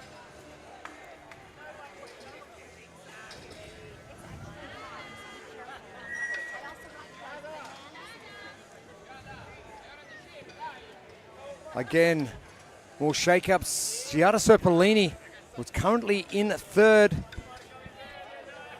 and 22 points back, barring anything else that is going to be happening and positions on the leaderboard. Giada could find herself in 2nd, but there's only one person who is going to be in that first place position, and that is going to be Katie Burez. First place finish in events 1, 2, 3, and now number 4. And Katie Burez on the competition floor, so let's head down and see Amy Bream, and let's have a chat too, Amy Burez. All right, so we are just over halfway of the competition, and we're having a good time. How do you feel so far? Amazing. No, that's hard. Has the fatigue, has the muscle soreness started to set in? Yeah, in my forearms. There is a common theme. Everyone I ask about this workout, forearm fatigue is very real. So between the 2 events tomorrow, which one are you looking forward to the most? Oh boy. Probably the 3 workouts with the rope climb. Yeah. All right. I think that'll be fun. Awesome. Well, we're looking forward to watching you do that. Great job. Keep crushing it. Thank you. Another victim, Bill, of forearm fatigue is Katie Bures, even though she's smashing it up there on the competition floor. She's human. Okay, we've got it. I mean, it's good to know that. But, again, the athletes that are this is what I like. This event is soul-crushing, just the way it's designed. We've seen 21:15.9s, they just do that. They just do that. But the athletes that have the capacity, we see that's where we start to see the forearms and how that really feels. So the true stimulus of what's actually being tested, the athletes that can handle it, those are the ones that really feel that. And it's fun to see that, I think. Not just can they finish it, but are they able to handle it like that? So again, 21:15.9, we've seen it all day long. This is what we have here for the athletes. For the men, 95 pounds on those hang clean and jerks, and then those pull-ups going on all the way through. We've seen it. We've talked about it. We'll continue to talk about it for the rest of the day. Our Think Neuro, keys to success, you got to break early. And you have to break early so that you have the capacity to hit that set of 15. If you are a good hang clean and jerk person and a good pull-up person, you need to break early so that you can really push that back half of the event. So break early, embrace the pain, and then just go dark on that final set of 9. And the third key, minimize that forearm fatigue. I need to take the no fear out of there and just minimize forearm fatigue for sure. Jeremy Maybe I should Gordon. say don't be afraid to have the forearm fatigue. Correct. Let's say it that way. Jeremy Gordon in front now, 78-point lead, 280 back to his chest bump buddy, Vincent Cavazos, after this morning's event. Christian Brackenrich, 198 points. Back to Luke Reeson, who dropped from first place after event number 3. Reeson with some work to do. Gordon, initially, straight up, no rep. I love it. Well, I don't love it. Sorry, guys. I love it. I just love the fact that you are being held to standard. The standard. And the judges need to be very strict on this, especially on these shorter events. It's important for all the athletes to be put on a strict level playing field when they're going for, the world's title, the world's fittest title. It has to have that. So I applaud all the judges out there for doing what they need to be doing and really being aware of those standards.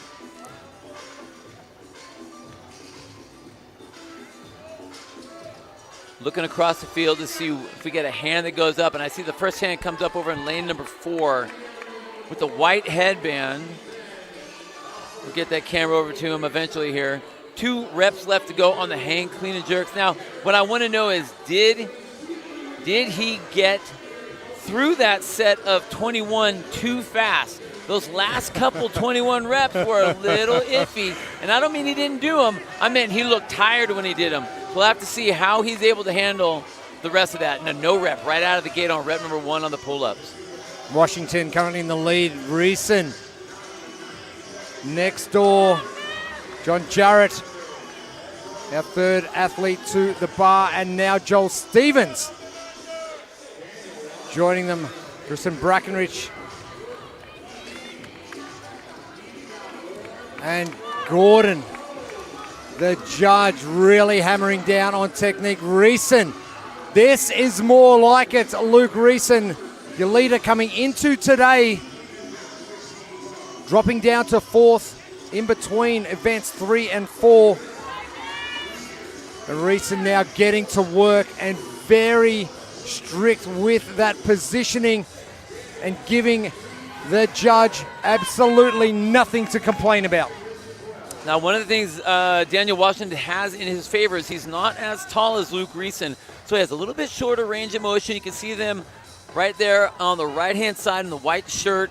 He's able to cycle that barbell just a little bit quicker. Now, I do think that was smart to drop that bar, shake out the grip a little bit, even though Luke Reeson up in the front is going unbroken in this set. Now we have to see what sort of reaction Luke's going to get from going unbroken into the set of 9. How are his forearms going to feel? We've talked about forearms all day long, right? I've got a feeling his forearms are going to be burning. Somebody just set the little torch and it's starting to light under his forearms as he's going finishing up the second round. I think it's more like a blowtorch or a flamethrower. There you go. I'll take that too. Reason doing it easy with that big range of movement. Oh, just need to stretch out. I reckon. He looks pretty confident coming into that last set of 9. Once we get Amy interviewing Luke Reason, he'll go, yep, my forearms are on fire. Yep, forearms. Forearms, I got it. I mean, you can see that happening with Daniel Washington over and right behind Luke there. Trying to chalk up, trying to do everything he can, shake the arms out, but man, Luke Reason is handling that barbell. Again, knowing that it's only a set of 9, knowing that you need to go dark. We talked about that in our keys to success, and he's doing exactly what he needs to do. Now, if you saw that, he's looking around to see where everyone is to understand and need to understand just how hard he needs to push. Another one of our UK athletes is Luke Reason. Currently sitting in 4th position, 190 points. 100 here is really going to help. And the stroll, the strut, Luke Reason, we love it. There yes, we go. Sir. My goodness.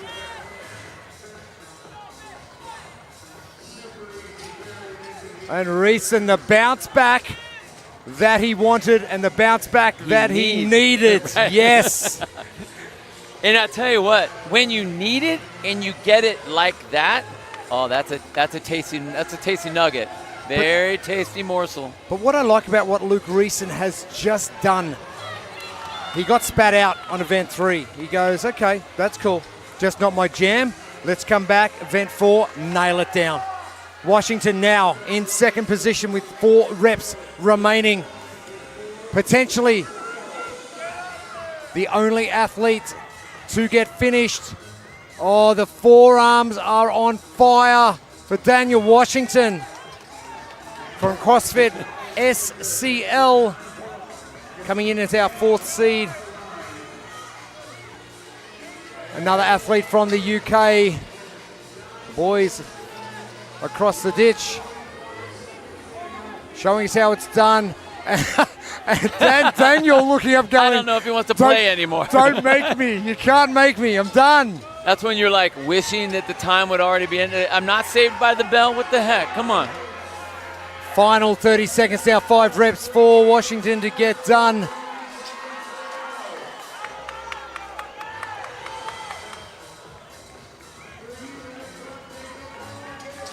And Washington pushing hard to get this finished. Gordon somehow minimizing some damage. Gordon coming from nowhere. Oh, Gordon doing well. I think Gordon finishing in 3rd. Washington about 3 to 4 meters away. What do we call that? About 10 yards, give or take. Give or take. Give or take. Apologies for my conversion. Man, my imperial to metric. You know, that's how we roll. we just try and estimate as best we can. We do the same thing going the other way. It's all right. Okay. It's all right.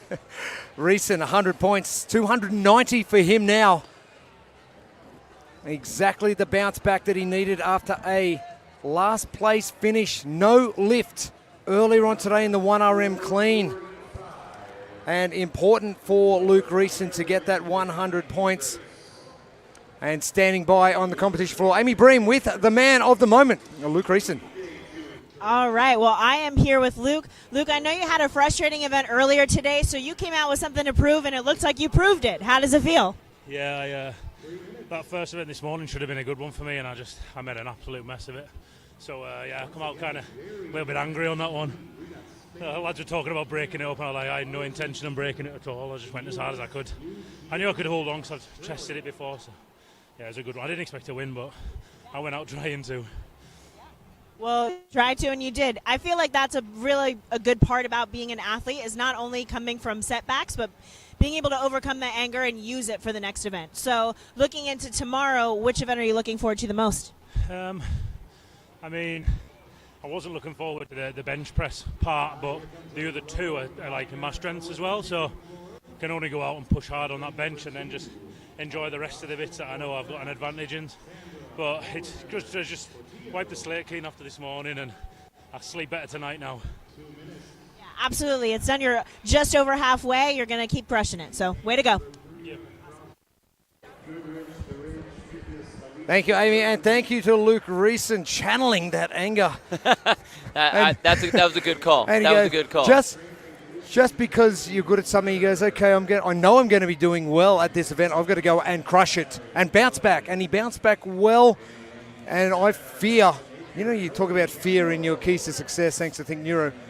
I'm fearing that bench press tomorrow, Barbell, because he is going to get after that tomorrow. Well, you know what I hope doesn't happen is that he overshoots. I think he overshot mentally what the lift was he should have did today. Big time. Once you do that, you can't go down. So hopefully tomorrow, you're right. He should listen to your keys to success. We got some good ones for tomorrow, too. I'm telling you. I'm bringing them in hot every single day. Every day I got some keys for you guys, but wow, he nailed that one perfectly. Strong work. Way to hop back in the game.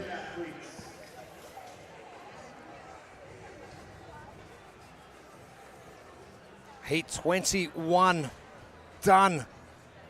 We edge closer to the end of day 2 of competition. 2 more exciting days coming up. 3 more events. 2 more tomorrow. 1 more on Sunday. The Chipper. Now that one I am really excited for because it's all or nothing. You've got to go if you want that title. Come and get it.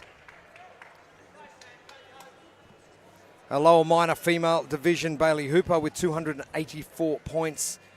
Back to Valerie Cohen on 268 and 188 for Sandra Molina Portillo. Cody Campbell, not out of it just yet, but needs to move here. CrossFit Napier in New Zealand. Cody Campbell, they should be just waking up right about now. Underway, 6 minutes ahead of us. And a rep scheme that is going to be tough.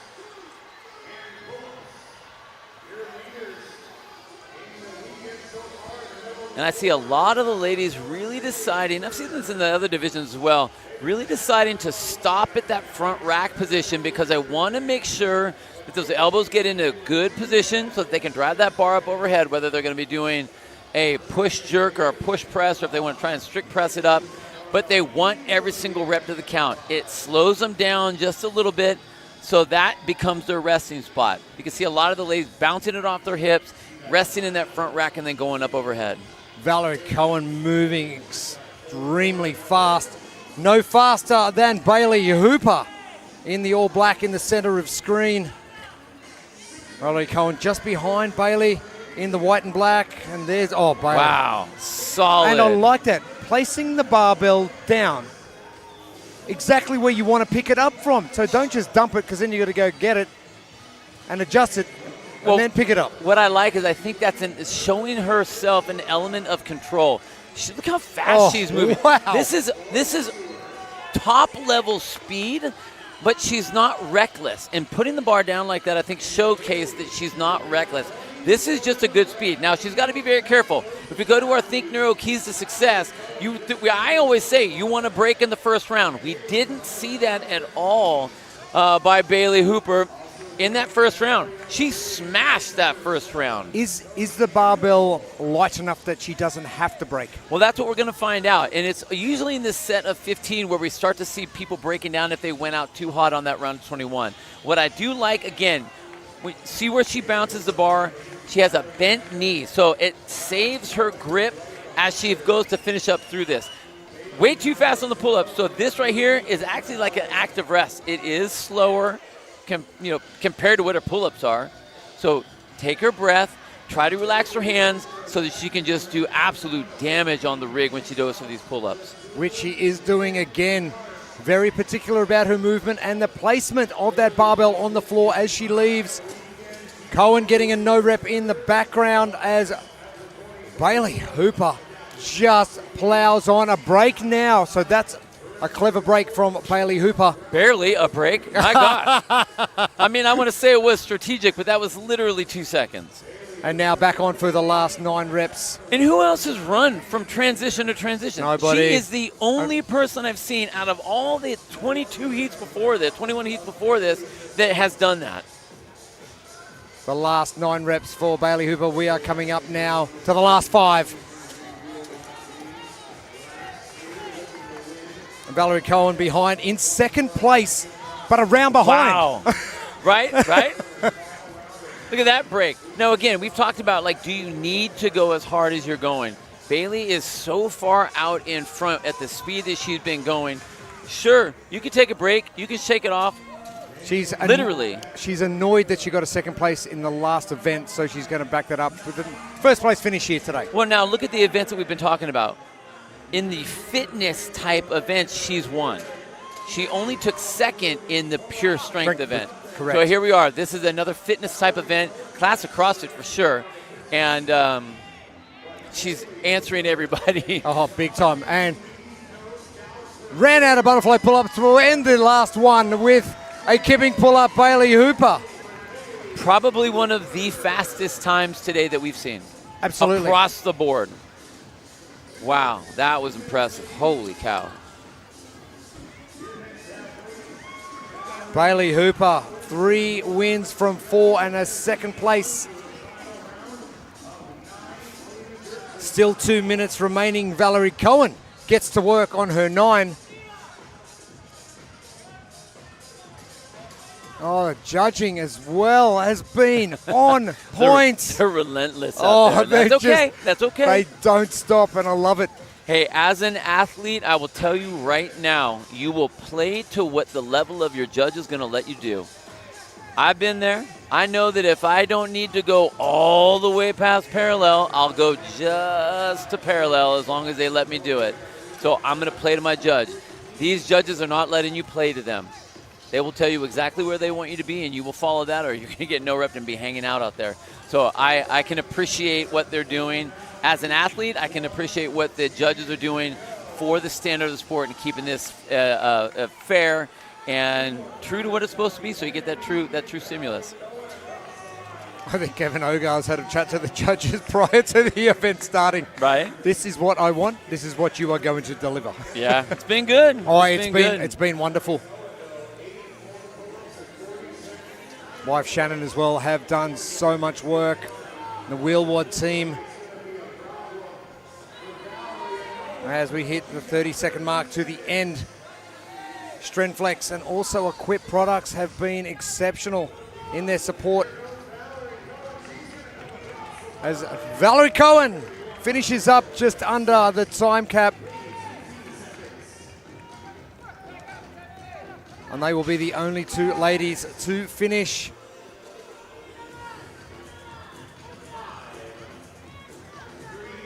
Sandra Molina-Portillo with the far left of the screen, battling those pull-ups. I don't think I've seen anyone enjoy that as much as Bailey Hooper just did. It just looked simple. Yeah, it did. I mean, I've seen Elijah Sanchez getting through nice and smooth and whatever. I think she enjoyed it. She was smiling all the way through. She was particular about where she put her bar down. It just seemed really simple for her. It's funny that you would say that she looked like she was enjoying it. I think it's more what I was watching was an athlete absolutely dismantle that event, and she handled it. I like that. The dismantling of event number 4, the hanging Frace. Bailey Hooper with a first place finish yesterday in event number 1 and 2. Second place this morning. She backs it up with another event win in event number 4. Let's head down to Amy Bream on the competition floor. All right, Bailey, so here we are at the end of your day 2. So how are you feeling at this point in the competition?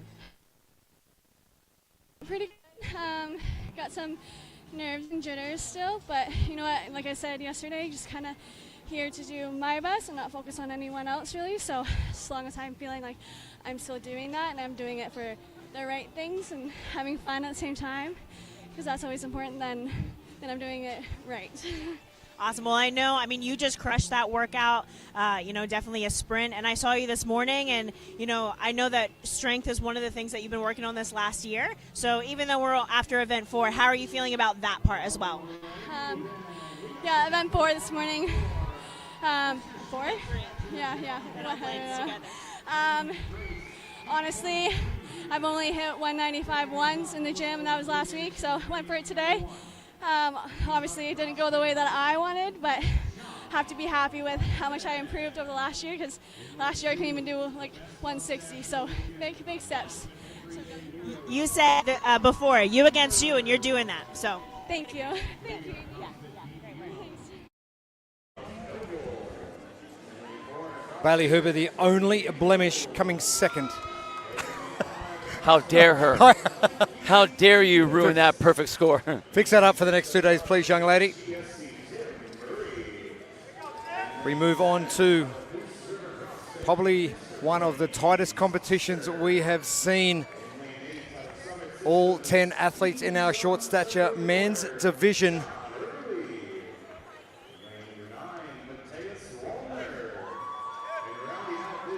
And hanging Frace, 21, 15, and 9 of our hang clean and jerk and pull-ups.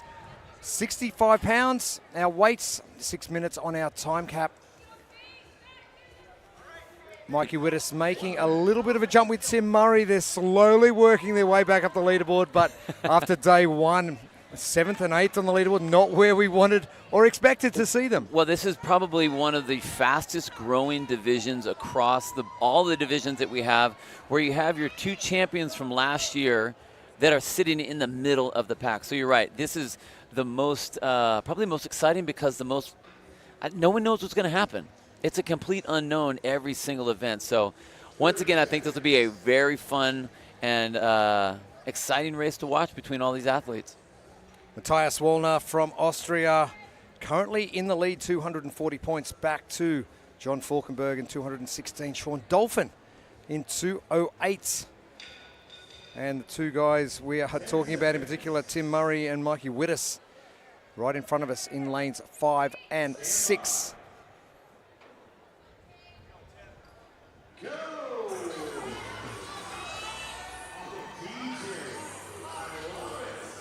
And when you said you haven't seen anyone run to the bar in the previous heats, some have just strolled up. These athletes, they're sprinting because they know the shake-up of points is so tight that every second is going to count. I like using the word volatility for a lot of these different divisions that are so tight, where the results are virtually all over the place. We don't have anyone across the board that's just constantly dominating every single event. So these are a lot of points that are up, ready to go. And, man, I'm already seeing hands up in the air over here in lane number 2, over in lane number 9. Well, Falkenberg. My gosh. No surprise to see Falkenberg currently sitting in second position. A win here for Falkenberg would probably jettison him into the lead. Tice Wallner doing it easy with the pull-ups in lane number 9. Falkenberg. Sean Dolphin with that fast butterfly kip. Wow. Holy dooly. Dolphin's going to be done very shortly. Holy cow. And one of the only athletes on the floor that is doing the butterfly kip, Alexander Hall, is doing that in lane number 10. Sean Dolphin currently in third position, 208 points.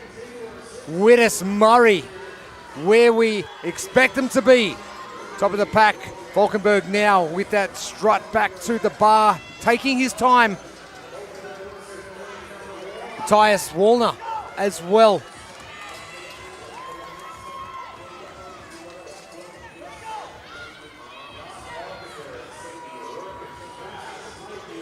And this is going to be, again, another exciting race.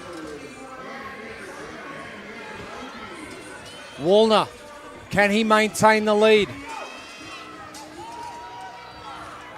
Lane 6, though, is where our new leader is. Tim Murray. Wittes in second. And the 2 guys we thought would bring it Oh, hello there, they champs. They needed some warm-up time, that's all. Right. That's right. That's right. Now, what was really impressive between Mikey in lane 5 and Tim in lane 6 is both of these athletes are extremely powerful on the thrusters. That's where they keep making their move. Whereas on the other side of the field, you have Sean Dolphin, who wrecks the pull-ups. He's so fast on the pull-ups. Tim Murray, man, back here to the we bar. go. Now, I've got to correct you. You called them thrusters. Oh, did I? I'm so Franish right now. I shuddered a little. How dare you? Sorry. Hang clean and jerks, my friends. Hang clean and jerks. Tim Murray. Oh, strategic break. And look at the speed of the way he took the break, and that was a regimented break. Very calculated. Just over halfway through our 6-minute time cap. Tim Murray, your equal champ from last year at the CrossFit Games and winning the Real Wad Games last year. Performances we expected, but we haven't received so far. But Tim Murray now with 3 reps remaining. Fittest trying to catch up. He's got 1 hang clean and jerk. He's moving back to the bar now. But Tim Murray is going to come down the floor and take the win in event number 4. Sean Dolphin. Important result for him. He's on to his last set of pull-ups in lane number 1. And those pull-ups are starting to break down. We saw how fast he was before, but that struggle that he was having on the hang clean and jerks is really affecting these pull-ups. Mikey Fittest, only a couple of reps until he finishes up. Time ticking away. 1:40. Mikey Fittest, is he going to get ahead? He is wow. Just ahead of Sean Dolphin. Dolphin currently in 3rd on the leaderboard. Caden Gliss through. Great result, and Alexander Hall in lane number 10. Falkenberg finishing up in lane 2. It's like a waterfall effect. One finishes and they all finish. And that's going to be crazy. Again, we talked about that flip-flopping on the leaderboard. Your number 2 just came in. What was that, about 6th position? Lots of points going to be moving around in this after this heat, after this event. Well, Murray sitting in 5th position. Fittest in 6th. They come in 1st and 2nd.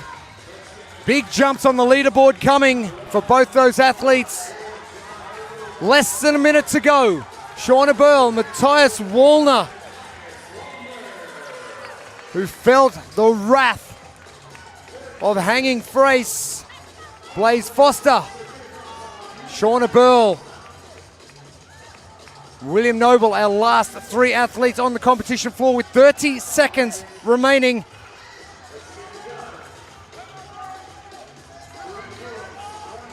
Blaze with 3 pull-ups remaining, center of the arena in lane number 7. And Blaze nice. Will get finished up with 10 seconds left on the clock. Shauna Burl and William Noble will try and get through as many reps as they can. Tough going with Tim Murray for the win. An absolute battle. You said it earlier, I think it was yesterday, you were talking about one of the most anxiously awaited divisions out of all the ones that were here. And it has been, the battles have been insane. And we constantly are going to be having this flip-flop of leaders and placements across the board between all these guys. And man, is it a good race. It is. Current results for Tim Murray, 2, 9, and 4. Let's back that up with a 1. Let's head down to the floor with Amy Bream. Did that work out? Oh, that one was much needed. A much needed win after yesterday, falling over on the last shuttle run and kind of dropping a few spots. So getting that win was huge. Feels real good. Listen, I feel like part of being an athlete is being able to pick yourself back up after, stuff doesn't go our way, and you definitely did that today. What are you looking forward to most in the rest of this competition? Just continuing to showcase the skills I've been working on, getting better. 37 years old, just trying to come out here. I'm the oldest of the group apparently, which was not exactly what I expected to hear. Are you enjoying yourself? This is awesome. It's the greatest thing ever. Awesome. Well, we love to see you compete, and we're looking forward to watching the rest of it, okay? Thanks, Amy. Tim, the best thing ever is seeing that big smile back on your face after taking your first place in event number 4. And it's been a very subdued Tim Murray over the last day and a half. But you could see the relief, and he said much needed result. Oh, yeah. Oh, wasn't it what? Yeah, it was. But he deserved it. I mean, he executed perfectly. Oh, the strategy perfect for Tim Murray in that one. Mikey Fittest the same.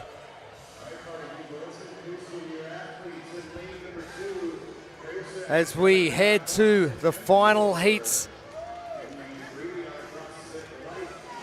of our second day of competition. Heat number 24 coming onto the floor. It is our split heats of our short stature ladies and our seated 3 ladies. And speaking of smiling, we've got Smiley back. Annalise Williams. back. Smiley's back.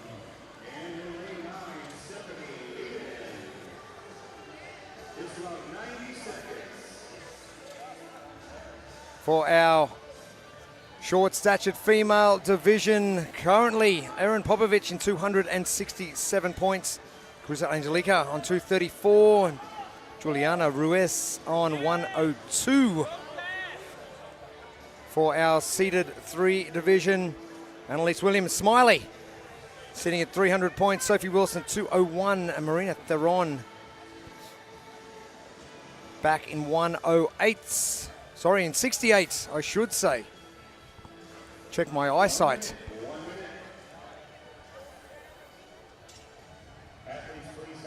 Hanging Frace for the ladies coming up for our 2 divisions, our short stature and our seated 3 for our females. 30 seconds.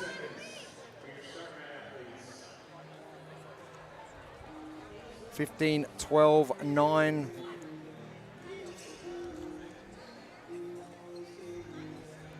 For our seated 3 division.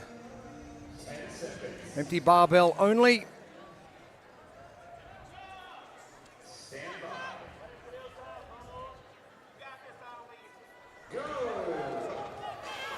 Underway. And if our short statured race for the men is anything to go by, our ladies race, especially with Cruza Angelica and Erin Popovich. What a battle it has been so far between these 2 ladies from the get-go. It was the first minutes of event number 1 for Cruza Angelica and for Erin Popovich. And they are really bringing the heats for the seeded 3. Annalise Williams, Sophie Wilson. And they're going to have to pull themselves out of the chair each time. For the seated 3 division, Marina Theron from CrossFit Amana in New Zealand. The Kiwis will just be waking up a very early morning on Saturday, the weekend for them, as Annalise Williams again gets to work.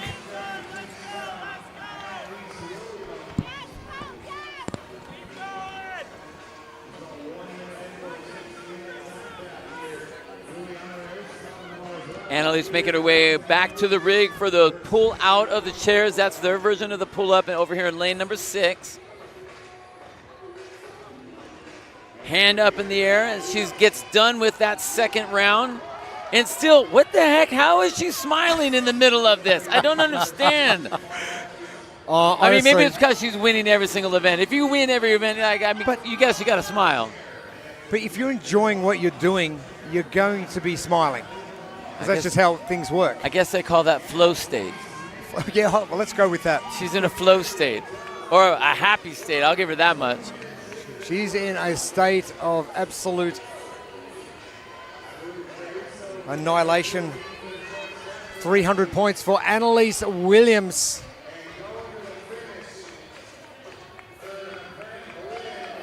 Again, roll over.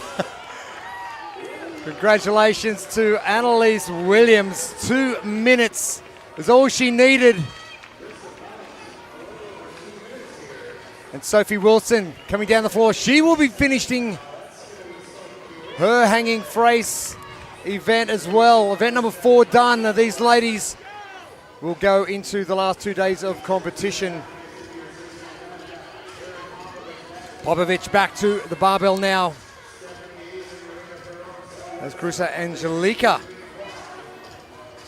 finishes off her pull-ups. Again, the race is on with these two ladies. Popovic at the back, Angelica at the front. 9 reps. It is going to come down to who has more in the tank. Halfway through our time cap now.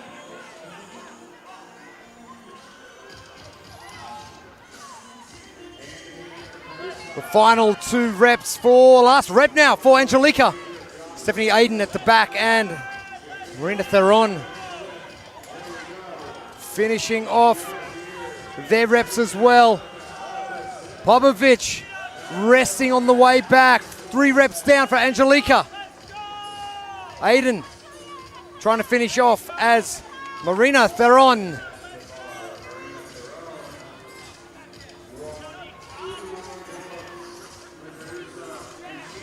And Angelica will be finishing up first. Oh, the shake continues. Popovic a few reps behind Juliana Ruiz in the neon and black. And Theron is about to finish off. She's coming down the floor. And CrossFit Mana represents Stephanie Aiden now back to the rogue rig. It's Popovic. Has she sent it a little bit too early? Got to try and play catch up as best you can. Well, I think what happens, once you hit the wall in any sort of a gymnastic movement, and that's what's really holding her up is on the pull-up. You can see her struggling there. She went out way too hard in that first round. So here she is struggling through that second set of 15. And again, these athletes are starting to feel it on their hands, or feeling it in their arms, or feeling it in their forearms. You've heard that all day. If you go too early or too heavy too early, it's going to rock you. Stephanie Aiden working so hard.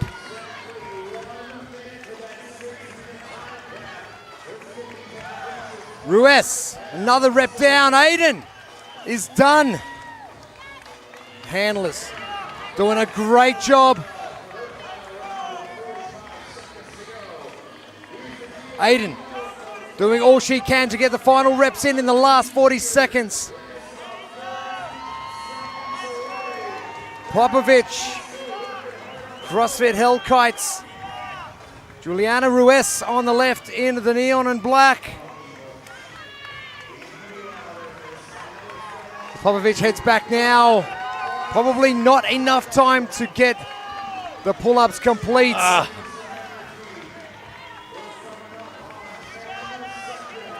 You can see Juliana just struggling to get her chin up over the bar. She needs a little bit more of that hip pop. Her feet are coming up well, but not enough of a hip pop to get that chin over.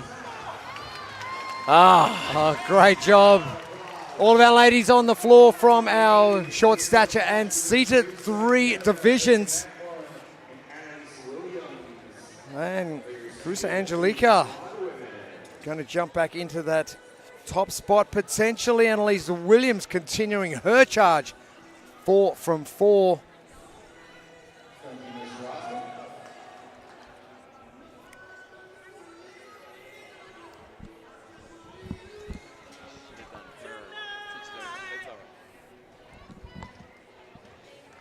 Our heat 24 done. 5 heats remaining of our day 2 of competition, the 2024 Adaptive CrossFit Games by Wheelwad. And the girl we call Smiley, and we're going to continue to call her Smiley, Annalise Williams, who has gone 4 from 4. She continues to smile and dance away.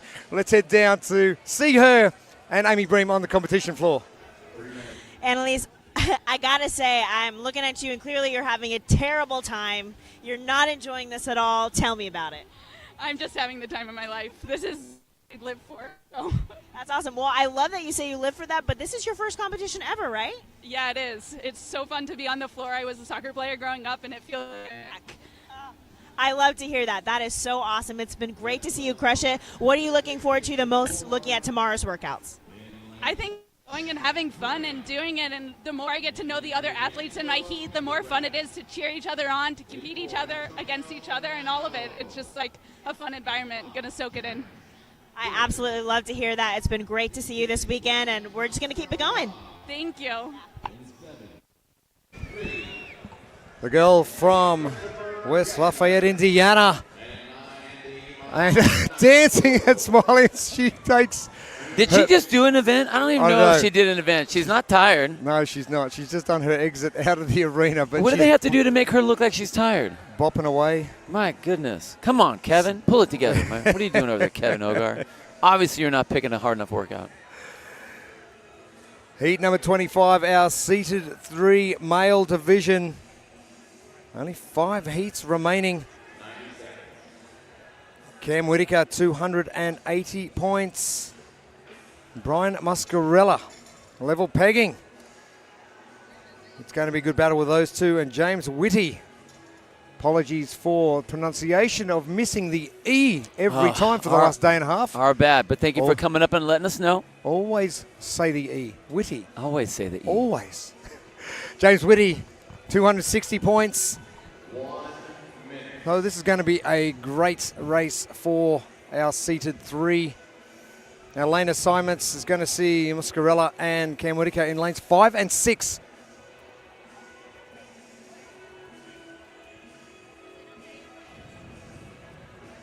Cam Whitaker from Northgates in Queensland, Australia. Get up in the Sunshine State, we call it. Plenty of sunshine in Queensland. Not so much south of Queensland. That's too bad. Bad for them. Bad for yeah, not bad for me at all, because I moved from south to go to Queensland.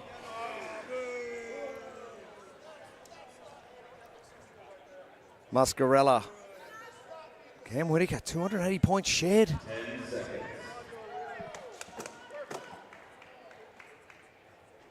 Stand by.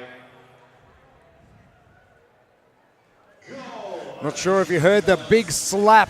James Whitty slapping those wheels on his chair prior to going. He is pumped up. Fired up over there. Oh, and moving quick. At the back in the white shirt, just behind Brian Muscarella and Cam Whitaker, is James Whitty.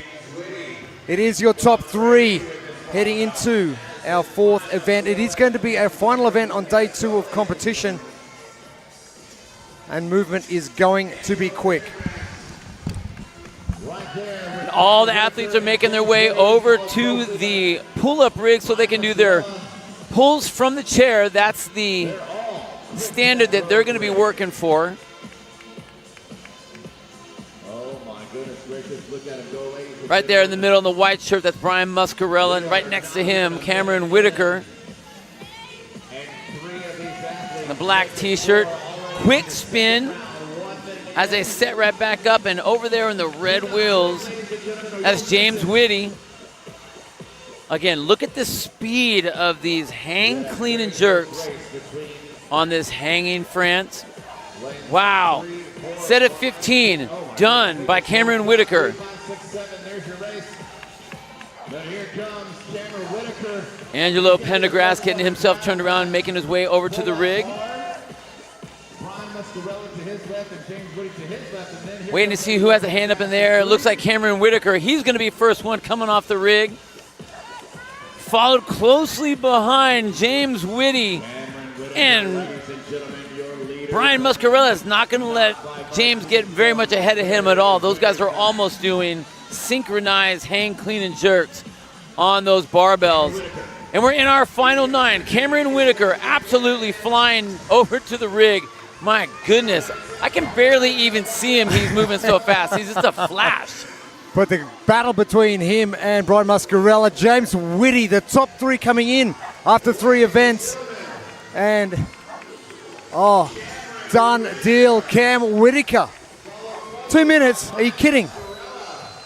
Muscarella done, Whitty done. So fast for those three. Angelo Pendergrass, he's finishing up his final set of 9. Monaco and Gessner still on the competition floor as well.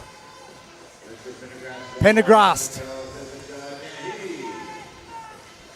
All finishing up as well, 2:42. Again, one of the fastest heats we have seen. Probably the fastest heat overall we have seen. We've seen some fast individual performances.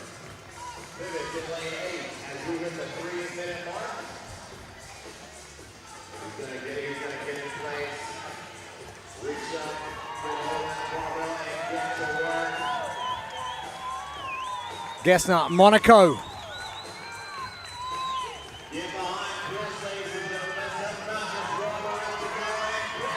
Crowd roaring as well.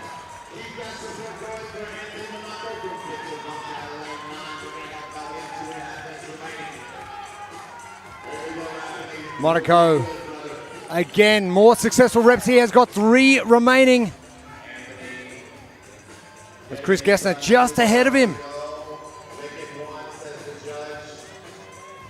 And our handler's doing a wonderful job all weekend so far. It will continue for the next 2 days as well. I think it's just fantastic the way that these handlers are able to really get themselves in the middle of that competition for these athletes so that they can really just go all out.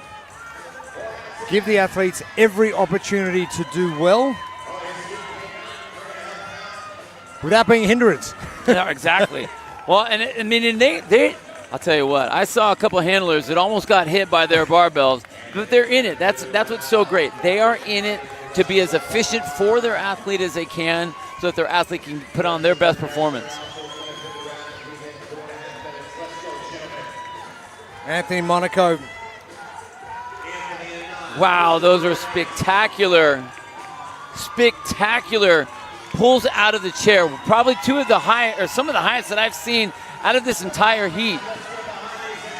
Monaco from Hicksville, New York.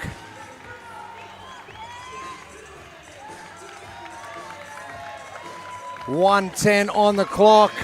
And Chris Gessner finishing up.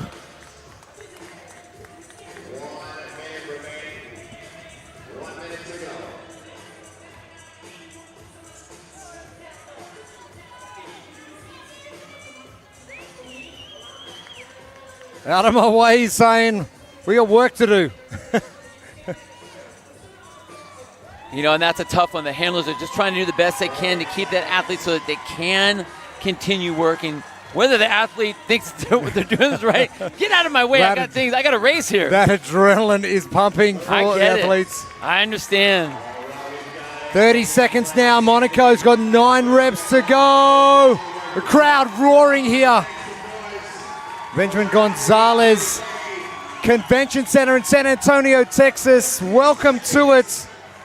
We've got 5 heats remaining.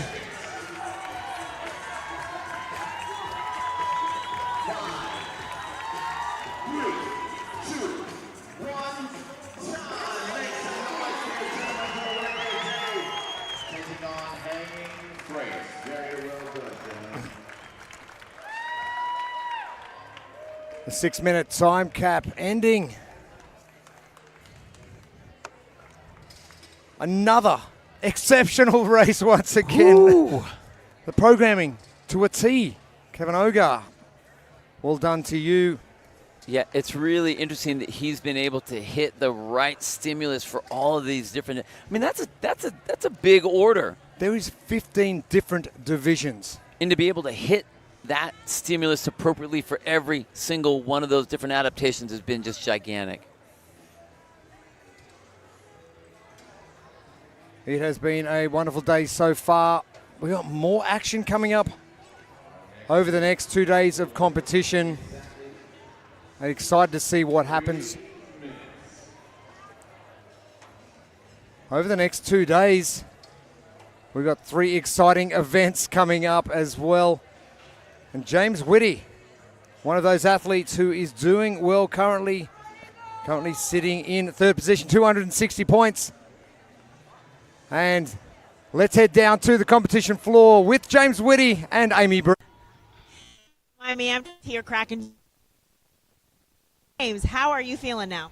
I'm a little tired. It was a little quicker than I was expecting, right? We banged it out and we got it done, right? Just real casual. I'm a little tired, but we're good. So we're 4 events down. We talked, this is your first competition. Yes, ma'am. So did you have expectations for yourself coming into this competition, and do you feel like you're fulfilling them if you did? The only thing I was thinking was lift heavy things up and put them down. That's all I'm doing. Well, you're doing that. That's awesome. Well, it's great to see you on the floor. I think you're killing it, and I'm looking forward to seeing you finish it the weekend out. Thank you very much. James Whitty doing everything he needs to do to stay in that top 3. 2 days of competition to come. Anything can happen. But a great battle between him, Brian Muscarella, and Cam Whitaker ahead of us in Saturday and Sunday. We're nearly finished for day 2. I went through this yesterday. Can you believe that? I know. Don't be acting like we haven't been here all day. Bringing everybody out there, all kinds of great commentary. True story that. Our seeded 1 men's division heat number 26. 4 heats remaining, hanging frace, 21 clean and press. Our 6-minute time cap and 65 pounds for these athletes.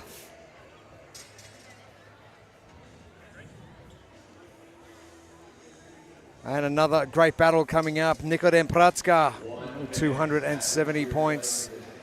Josh Young on 250 and Marion Holloway, 210. Brandon Mance not too far out of it either. And great battle with David Kellum, Kai Vickers. Things getting pretty tight with those top 6 places. Our lane assignments will see Josh Young and Nikodem Pratska neck and neck.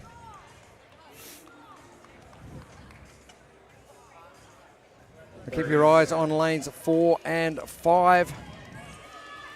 Rion Holloway, we know how strong Rion is.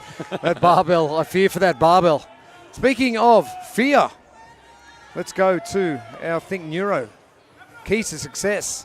Well, now we saw the last heat, how fast you can go based on the movement that are given to these athletes. So, yes, I do say break early, embrace the pain on that second round, and then go for broke, go for dark on that last round. But it really depends on the speed that these athletes are able to do. If this is not an issue for you as an athlete, then have no fear and just go for it. If you need these points, sometimes you just got to throw caution to the wind. And, you know, it's a risky move. Sometimes you'll win when you do that. Rolling those dice. We'll see what happens on this one. Oh, I love it when they do roll the dice. It's fun. And you get one of 2 responses. One's favorable, one not so favorable. But we've seen everything today. It has been a wonderful day 2 of competition here at the 2024 Adaptive CrossFit Games by Wheelwad. 4 heats left on our agenda, which will wrap up our second day of competition. This is the 4th event.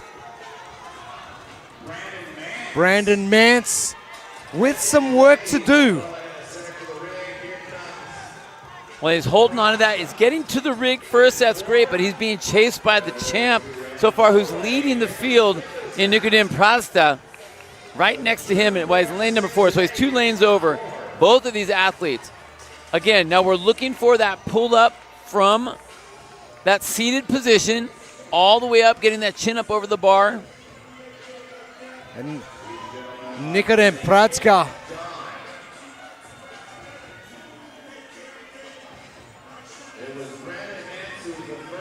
doing a great job far left of screen. Josh Young pulling from the floor. Brandon Mance, first person to the pull-ups. He's going to be the first one back to the barbell for round number 2. Brandon Mance currently sitting in 4th position, 198 points. 72 points out of first. You add 100 points to this tally. That's a good position. More nice place to shakeups. be. More shakeups are coming. Now, one of the things I heard the handlers being told before this event started was, make sure you guys are small, meaning they want the handlers to do their job, but you can see how some of them are working from the behind that chair. They don't want them to be hit, but they also don't want them to impede their movement. So when they're told to be small, they're trying to be, hey, help, but don't help, if that makes any sense. It does, and they've obviously got to be very flexible and mobile to get into some positions. Some I don't think I could get into. That's why you're up here with me. It's okay. I'll keep you up here with me. Pliability is the goal. And a big thank you to Pliability for helping us out this weekend as Brandon Mance continues and extends his lead over the field in the seated 1 division. Our seated 2 coming up after our ladies from seated 1, and that will see out our day. But Mance can really throw a cat amongst the pigeons with this result. He just needs to maintain. Kai Vickers heading back. Woo-hoo-hoo-hoo. Rodrigo Velasquez Garcia. Oh, lane number 1. Smashing it out. Josh Young with the comeback that he needed. Nikodem Pratska.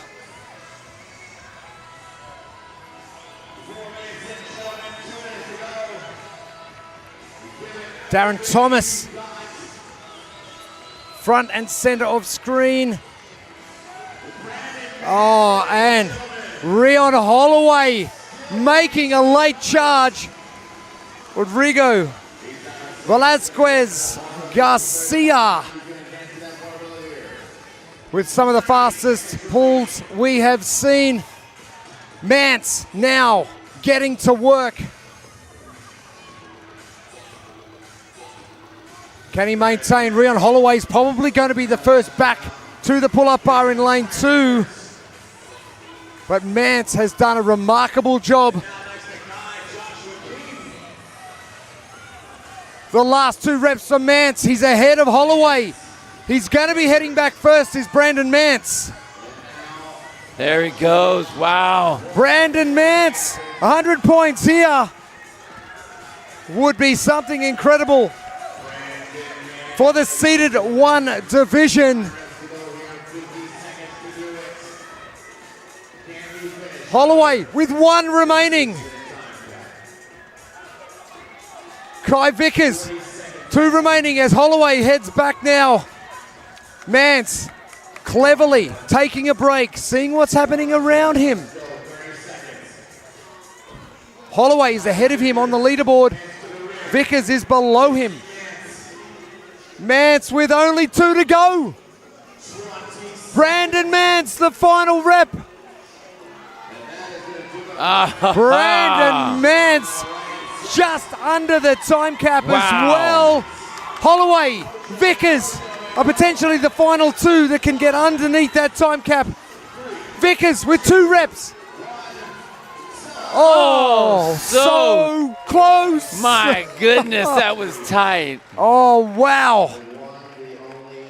What a great performance. Brandon Mance. Wow. Man, talk about when you need points to like go to work. Oh, holy cow. That's silly stuff. Holy cow, Brandon. Beautiful attack of that entire event. And he pushed the limit from the beginning. That's what I was saying. Like, my keys will work, but if the weight is light and you can just go, roll the dice and go, especially if you need it. What do you have to lose? And I love that he rolled the dice and he got exactly what he needed out of that. Brandon Mance is going to move from that 4th place position on the leaderboard, and his trajectory is up. We'll have to find out where the rest of our athletes finished up. But Brandon Mance, impressive. Very impressive. Wow. Mance I hate to say it, but unfortunately he's got to hang out with Kevin Ogar a lot at CrossFit Watchtower. But let's head down to the competition floor and let's hear from the man himself with Amy Bream. All right, so I am here with Brandon. Brandon, we're just over halfway of the competition. How are you feeling? Pretty good. I came in a little sick, and so yesterday was just a battle. And this morning, I'm not a power guy, so just kind of getting through those first three, and felt good coming into this one that this was the one to send it on. And I knew I had to get a good result. Well, you definitely did, and you said, I mean, you came in sick, but also I wanted to ask, because I saw on social media you had some issues with your chair a few weeks ago, so tell me about that. Yeah, just about 2 weeks ago, I was flying back to Denver, and the whole backrest was completely snapped, both of the metal bars. So Performax built a whole new backrest, which is custom, overnight shipped it to me, so I was back up and running and able to come here. That's really incredible to hear. I don't think people realize just how important your perform these workouts, so I'm so glad to do that. Yeah, it was huge. Yeah, mobility devices give so much ability to not only compete but to navigate the world, as you know, and so like having solid equipment is huge. Well, way to stay with it, show up, be an athlete no matter what, and you're killing it. Thank you, Amy. Brandon Mance, believe it or not, he's the power guy. Right. But a few issues with that chair and specifics of athlete to chair or person to chair is just so important, and Amy just covered off on it then. It's so good to have Brandon back here after having all those issues with his chair a few weeks ago. Yeah. But the power guy, he knew this one was going to be a good one for him, and he got after it. Hey, if you get an event that falls in your wheelhouse, you gotta take it, right? Especially if especially if you have a couple that aren't playing your way. But they're the scary ones because you know you're going to do well at them, so you're probably a little bit more nervous as you go in. The pressure because you have to do well. Yes. You know you should do well. You know you should do well. I think more is more of the case. But the happiness afterwards when you do. Oh, yeah, man. amazing. Our seeded one females, Andrea Wilson, 280 points. That's absolutely crazy. Nestle Bernardi with a great result yesterday in Enter Sandman event number 2. And Rebecca Storm-Nagel, who just refuses to go away. In a good way, I mean. Yeah, absolutely. Absolutely. Our lane assignments is going to see Andrea, Nestle, and Rebecca front and center in lanes 5, 6, and 7. We are going to have a mad race on our hands for Hanging Frace. This is the 4th and final event of our second day of competition. And Andrea Wilson is in a massive rush.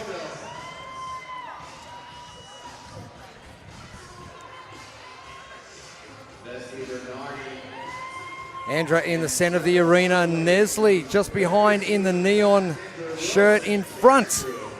Here's Rebecca Storm-Nagel in the white shirt. And far out, Andrea Wilson. Wow. In the form that she has on those hang, clean, and jerks, what we saw earlier when she was doing the heavy lifting, pulling those elbows up very high, she's got extremely strong shoulders. So she was just manhandling that bar. And then we go right into those pull-ups off the ground. Man, look at the strength she has. Well, you win event 1, you win event 2, you come third in event 3. You're going okay. You've got some stuff in your wheelhouse that you can choose from. Andrea Wilson. Well, and she knows how to win. She's been here before. South Dakota girl. Part of CrossFit Mayhem athletes. And Wilson with that 20-point lead over Nestle Bernardi. Rebecca Storm-Nagel coming back, however. And this will be a good result for Rebecca.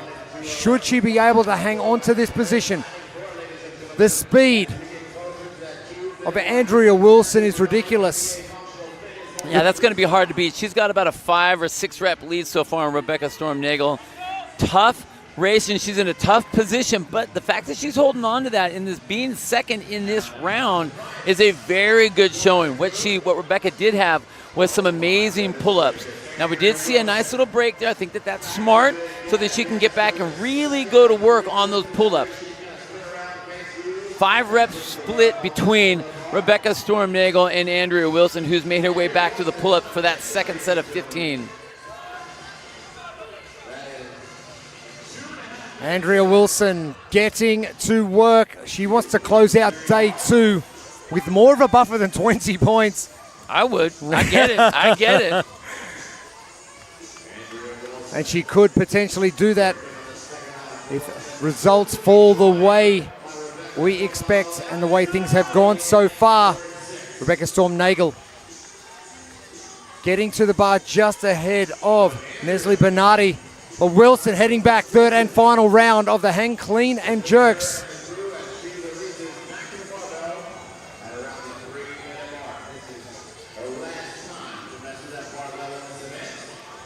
Andrea Wilson.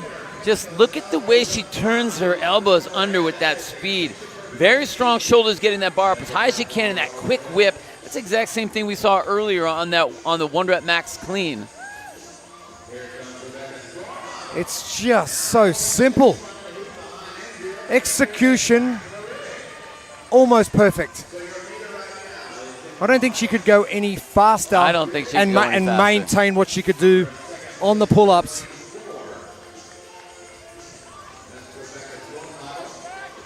Andrea Wilson on her last set of pull-ups, coming up to the 4-minute mark, which will mean the other athletes will only have 2 to go.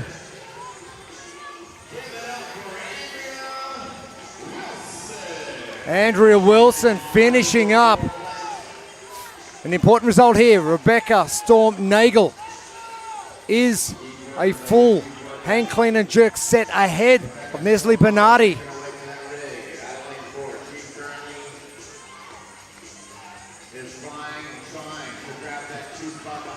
Rebecca will move on to 340 points. Andrea Wilson will be at 380. So the buffer now 40 points. But as we've seen how much movement there's been, we still have 2 full days of competition left. This is just past the halfway point-wise. This is toe in the water stuff. We're just getting warmed up. If you will. Rebecca Storm-Nagel finishing up.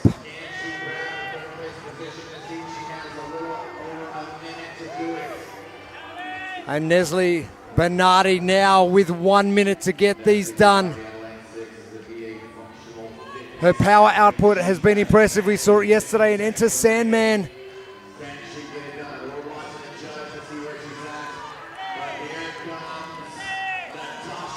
Natasha Price, my fellow Gold Coaster.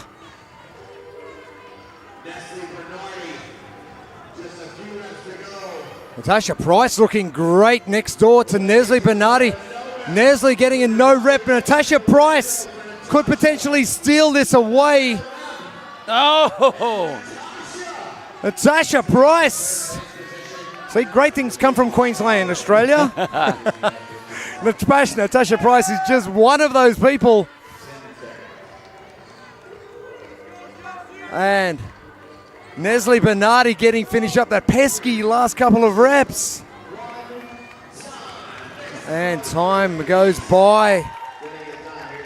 The final heat of our seated 1 division.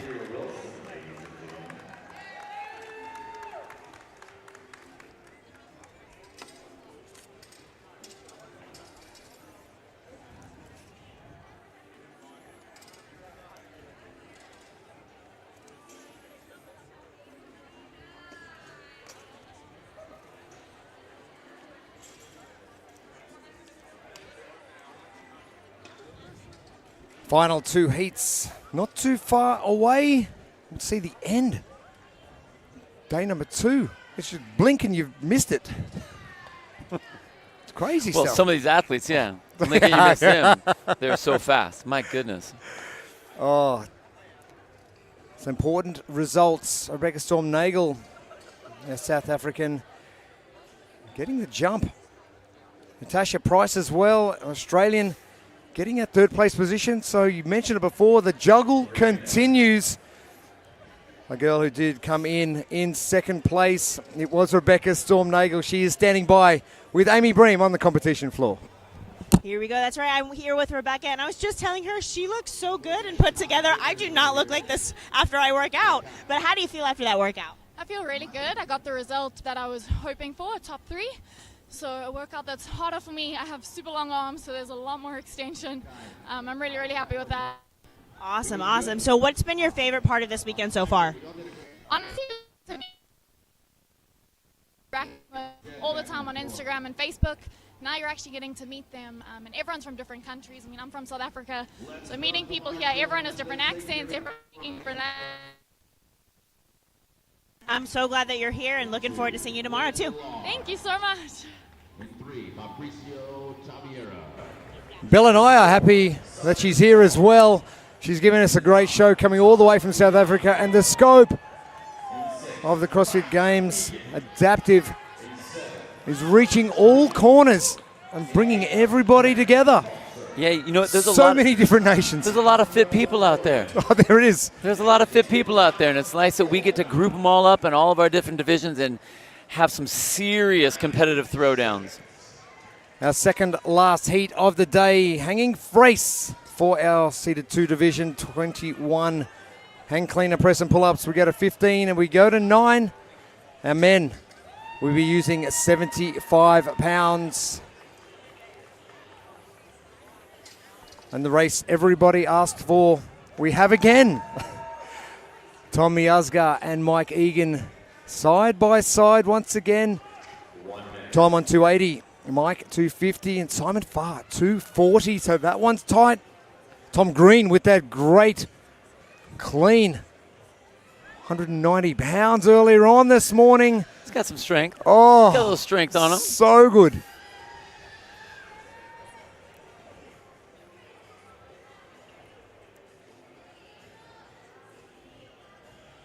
Elena Simons, Simon, Tom, Mike, and Thomas right in the middle, 4 through 7. What are we going to see come out of this one? Well, what's really interesting is seeing the top 3 start to separate them from the rest of the field. And those top 3 are going to be juggling back and forth, I think, on every single event. So none of them have the room to let go. I mean, 10 points is nothing. Lechin Duplessis knows all about that. Right. Losing 40 points in event number 4 and the lead at the same time. Yep. Underway, second last heat of the day. Your champ, Tom Miazga. Oh, moving super fast. Simon Farr, that beautiful moustache. Tom Miazga, Mike Egan. And I don't know if you saw it or not, but Mike Egan right there with the hat on backwards took a planned break right in the middle of that set of 21. And this might be a perfect time to talk about our Think Neuro keys to success is taking a break early when you can, especially on this first round. That way it saves you just enough to really be able to embrace the pain of that set of 15. And the last thing you want to do is shut down. But you want to be able to have enough energy to go dark on that last round of 9. Brett Pulser, the first to the bar. Thomas Green, second. Tom Miazga and Mike Egan. Next in line, Simon Farr in there as well. And all the way down the end, Jan Folger.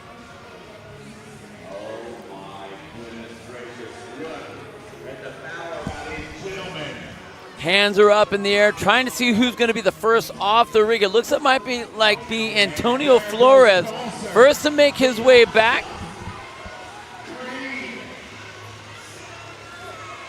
I'm sorry, that's going to be Brett Pulser in that first spot to attack. But Tom Miazga right behind him in the white T-shirt, just to the left of Mike Egan right there, the hat on backwards. We're looking at lanes 5 and 6. And the speed at which those guys are moving. We go back to the clean earlier on today, and Thomas Green moving that heavy barbell easily. The light barbell is causing him a few issues. Right. Well, okay. When you have a massive strength piece like that where it's, I just need to lift the bar one time, great. But we're not lifting it one time. You got to do it 45 times. Yes, we are. Simon Farr, Tom Miazga. Miazga in the lead now. This is something that he wants to maintain. Miazga. He only has ones next to his name. He wants to maintain that in this expanded competition, the 2024 Adaptive CrossFit Games by Wheelwad, expanded by one division. Tom just absolutely crushed that set of 15 on those pull-ups. I don't know if you just saw his face just then. He is blowing hard. Yeah. This is starting to hurt. Well, this is what you wanted to do. Right now, it's time to go dark. That's what we were talking about. Embrace the pain on the second set, and then get after it. You want to empty the tank. And yeah, he does have a little bit of cushion as far as lead over the other athletes, but still, he's trying to push it, and you can tell just how hard he really is. Egan in the background. Pull-ups easy. Tom Green next to him in the white tank. Getting done, it's Miazga.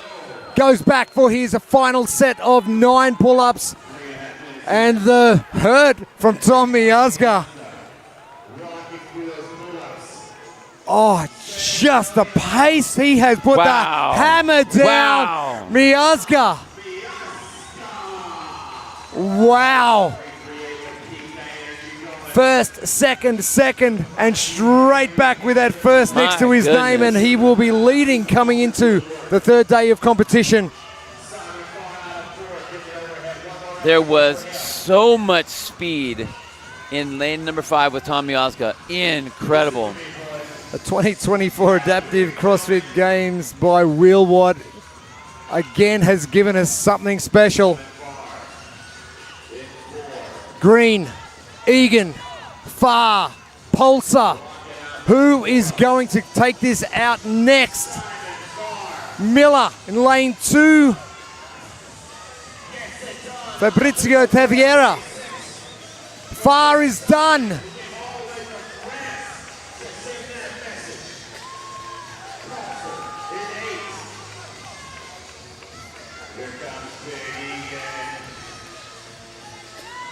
Brett Palzer with the hands up in the air. He's trying to finish it up.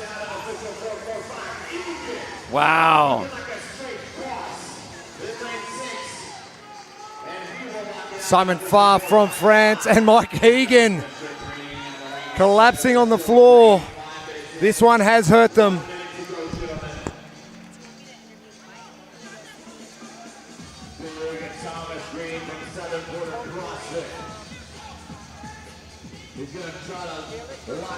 Thomas Green right there in the center of your screen with the white t-shirt, hand up in the air. Looks like he has 5 reps remaining with just about 40 seconds left on the clock, trying to get through his last set of 9. Oh, no rep. Exactly what you didn't want this close to finishing. Shake out. He's got 20 seconds to get this final rep done. Or is it 2 reps? This is the final rep now for Tom Green from the UK. Still no. 10 more seconds. He's got enough. I think he's got enough seconds left in the tank. No, just can't get it done. That's all right. What a way to fight. What a way to fight. You said empty the tank, give it everything you've got. Tom Green just then, everything he had and nothing else. Well, I mean, he ran out of reps. Well, guess what? You just get to rest tonight, right? So you don't have to save anything for later. You don't have another event coming up. Just now you get to recover. You get to eat. So, yeah, way to go for all those fellas. My goodness. And fuel's probably one of those things that the athletes really have to think about. 4 days of competition, Yeah. probably something they're not used to doing. Well, look at all the rookies that we have in the competition now. Not many of them have had any sort of 4-day competition where they have to last for an entire week like that. This is reminds me of the movie Sing. I'm a big fan of Sing. I'm going to be honest. It has been remarkable so far. And unfortunately, Bill, we've only got 1 heat to come. But that's okay. That's okay. We got a couple more days of competition coming. So We'll be back here tomorrow. Yeah. It'll be good. We can do the same thing tomorrow as well. And we've seen some great results in the seeded 2 division. And Tom Green with a 4th, 7th, 1st. And finishing up 1 rep short. Let's head down to the competition floor. Let's catch up with Tom Green from the UK. All right, Tom. So that was quite the race, quite the workout. And I know you lifted heavy this morning. So comparatively, how did you feel in that last workout compared to event 3? Well, the barbell, yeah, a lot lighter, but it just gets you in a different way, right? It builds that lactic acid, and then when you compare that to some of the guys that are left and right of me, some absolutely incredible athletes, I'm honoured to be on the floor with them, so it's great. So when you come into a competition, when you see something, you know, a lighter barbell for reps, do you like that, or do you prefer just going for max? I mean, don't get me wrong, I like anything with a barbell, you know? Heavy barbell, light barbell, it's all good. But my wheelhouse is heavier stuff. So knowing that you like the barbell, I can make a guess, but what are you looking forward to most tomorrow? I'm looking forward to all of them, honestly. What a great attitude. I love that. That's awesome, Tom. You're crushing it this weekend. Thank you very much. Thanks, Amy, and thanks to Tom Green. Attitude is everything. Yes, it is. Isn't it what? And I don't know if I've seen a competition where everyone gets along, everyone's having a good time, no one's spitting the dummy a little bit and just going, oh, that wasn't a great result. You're going to have wins, you're going to have losses, you've just got to take it on chin. All these divisions, all these athletes have just taken it on chin and gone, yep, cool. Look, we had chest bumps out there today from 2 of our athletes that probably have never met 2 days ago. I think, well, without a doubt. I think the fact that this division is expanding, and they're seeing a lot of other athletes that are like them. They get to showcase what they can do, not just to us and to the world abroad, but to everyone. Then they get to rally amongst themselves. So I think it is spectacular that these athletes get to get out there and 30 seconds. And Taya gets it done on official 5:33.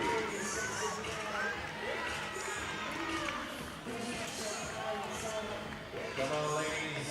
Just 15 seconds remaining. 10 seconds. 5, 3, 2, 1. Round of applause for all your ladies standing up here today. What a phenomenal performance. That's going to wrap up day 2 of the 2024. And the finish of our events, and Amalia once again getting the job done. Geraldine coming in second position. Apologies for the technical dropout. But what a wonderful way to finish. Amalia. Elizabeth Foster getting in that 3rd place position.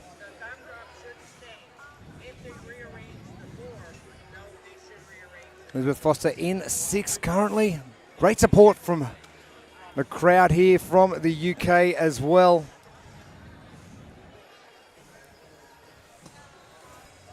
We cast our minds back about 10 hours. We had some really heavy things go on this morning. Look at you being just all cute with your little puns on the heavy on the heavy lift. You know what? I think that now let's do this. Let's not go back just 10. Let's not go back 10 hours. Let's do this. Let's look over the last 2 days of what we've been able to see. And with that, we've seen a long event. We've seen a very short high-powered event. We've seen a heavy event and then a classic CrossFit event. We've had 4 workouts, 4 events so far out of 7.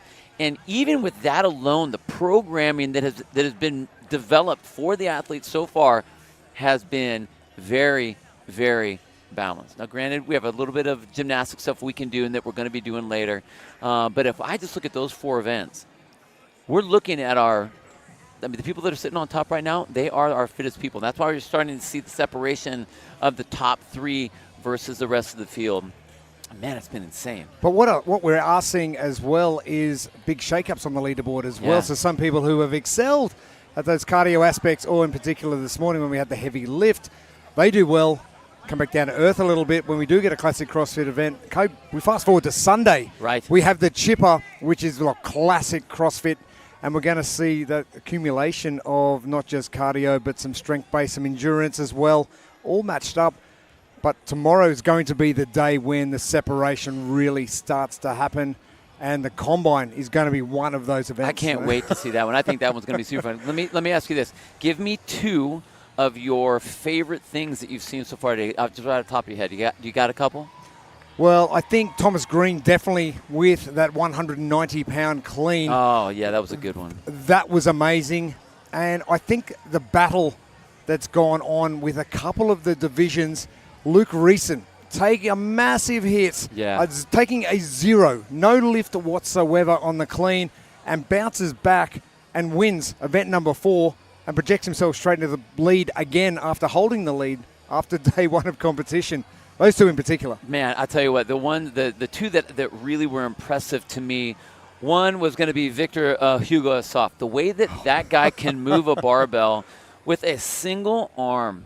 I mean, the grip strength that he has and the explosive power and the perfect movement from hip, core to extremity, as we're talking about in CrossFit, that guy has it more perfect than I think that I've ever seen anyone, especially here on the floor. So I think that's the first one. The second one's going to be Bailey Hooper, the way that she absolutely dismantled. Everyone was destroyed by hanging Franz. She destroyed hanging Franz, and it was completely flipped. So, I mean, those 2 results were just absolutely amazing to me. But, man, what a day. It's been a massive day. I can't wait for day 3. I can't believe it's day 3 already.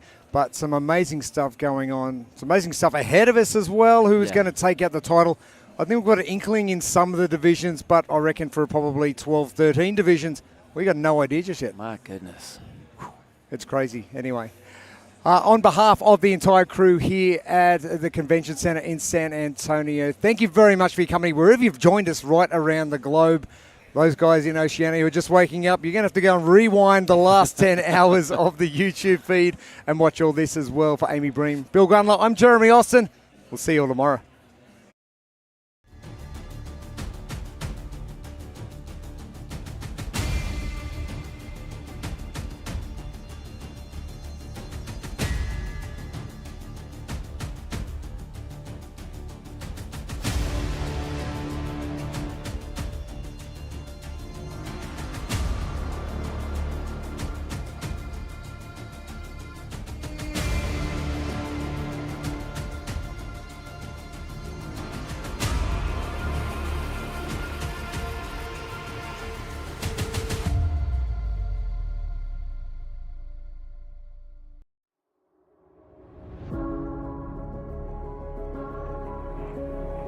For every athlete,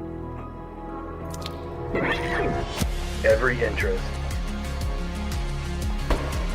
every human. Even if today is day 1, our headbands are our love letter to you. Start your year with junk.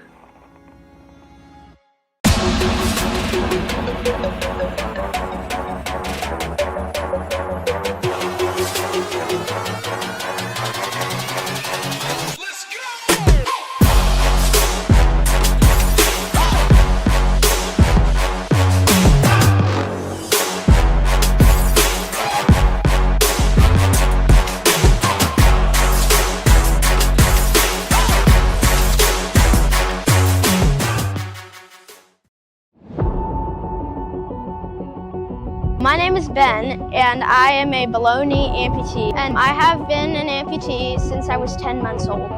My name is Emily. I'm an above knee amputee. I was a passenger in a car accident. I was in a coma for almost 2 weeks. Losing my leg could have been the end of my story, but I chose to rewrite it. I didn't let my amputation define me. I let it drive me. I'm not just an amputee. I'm an athlete, and I'm unstoppable.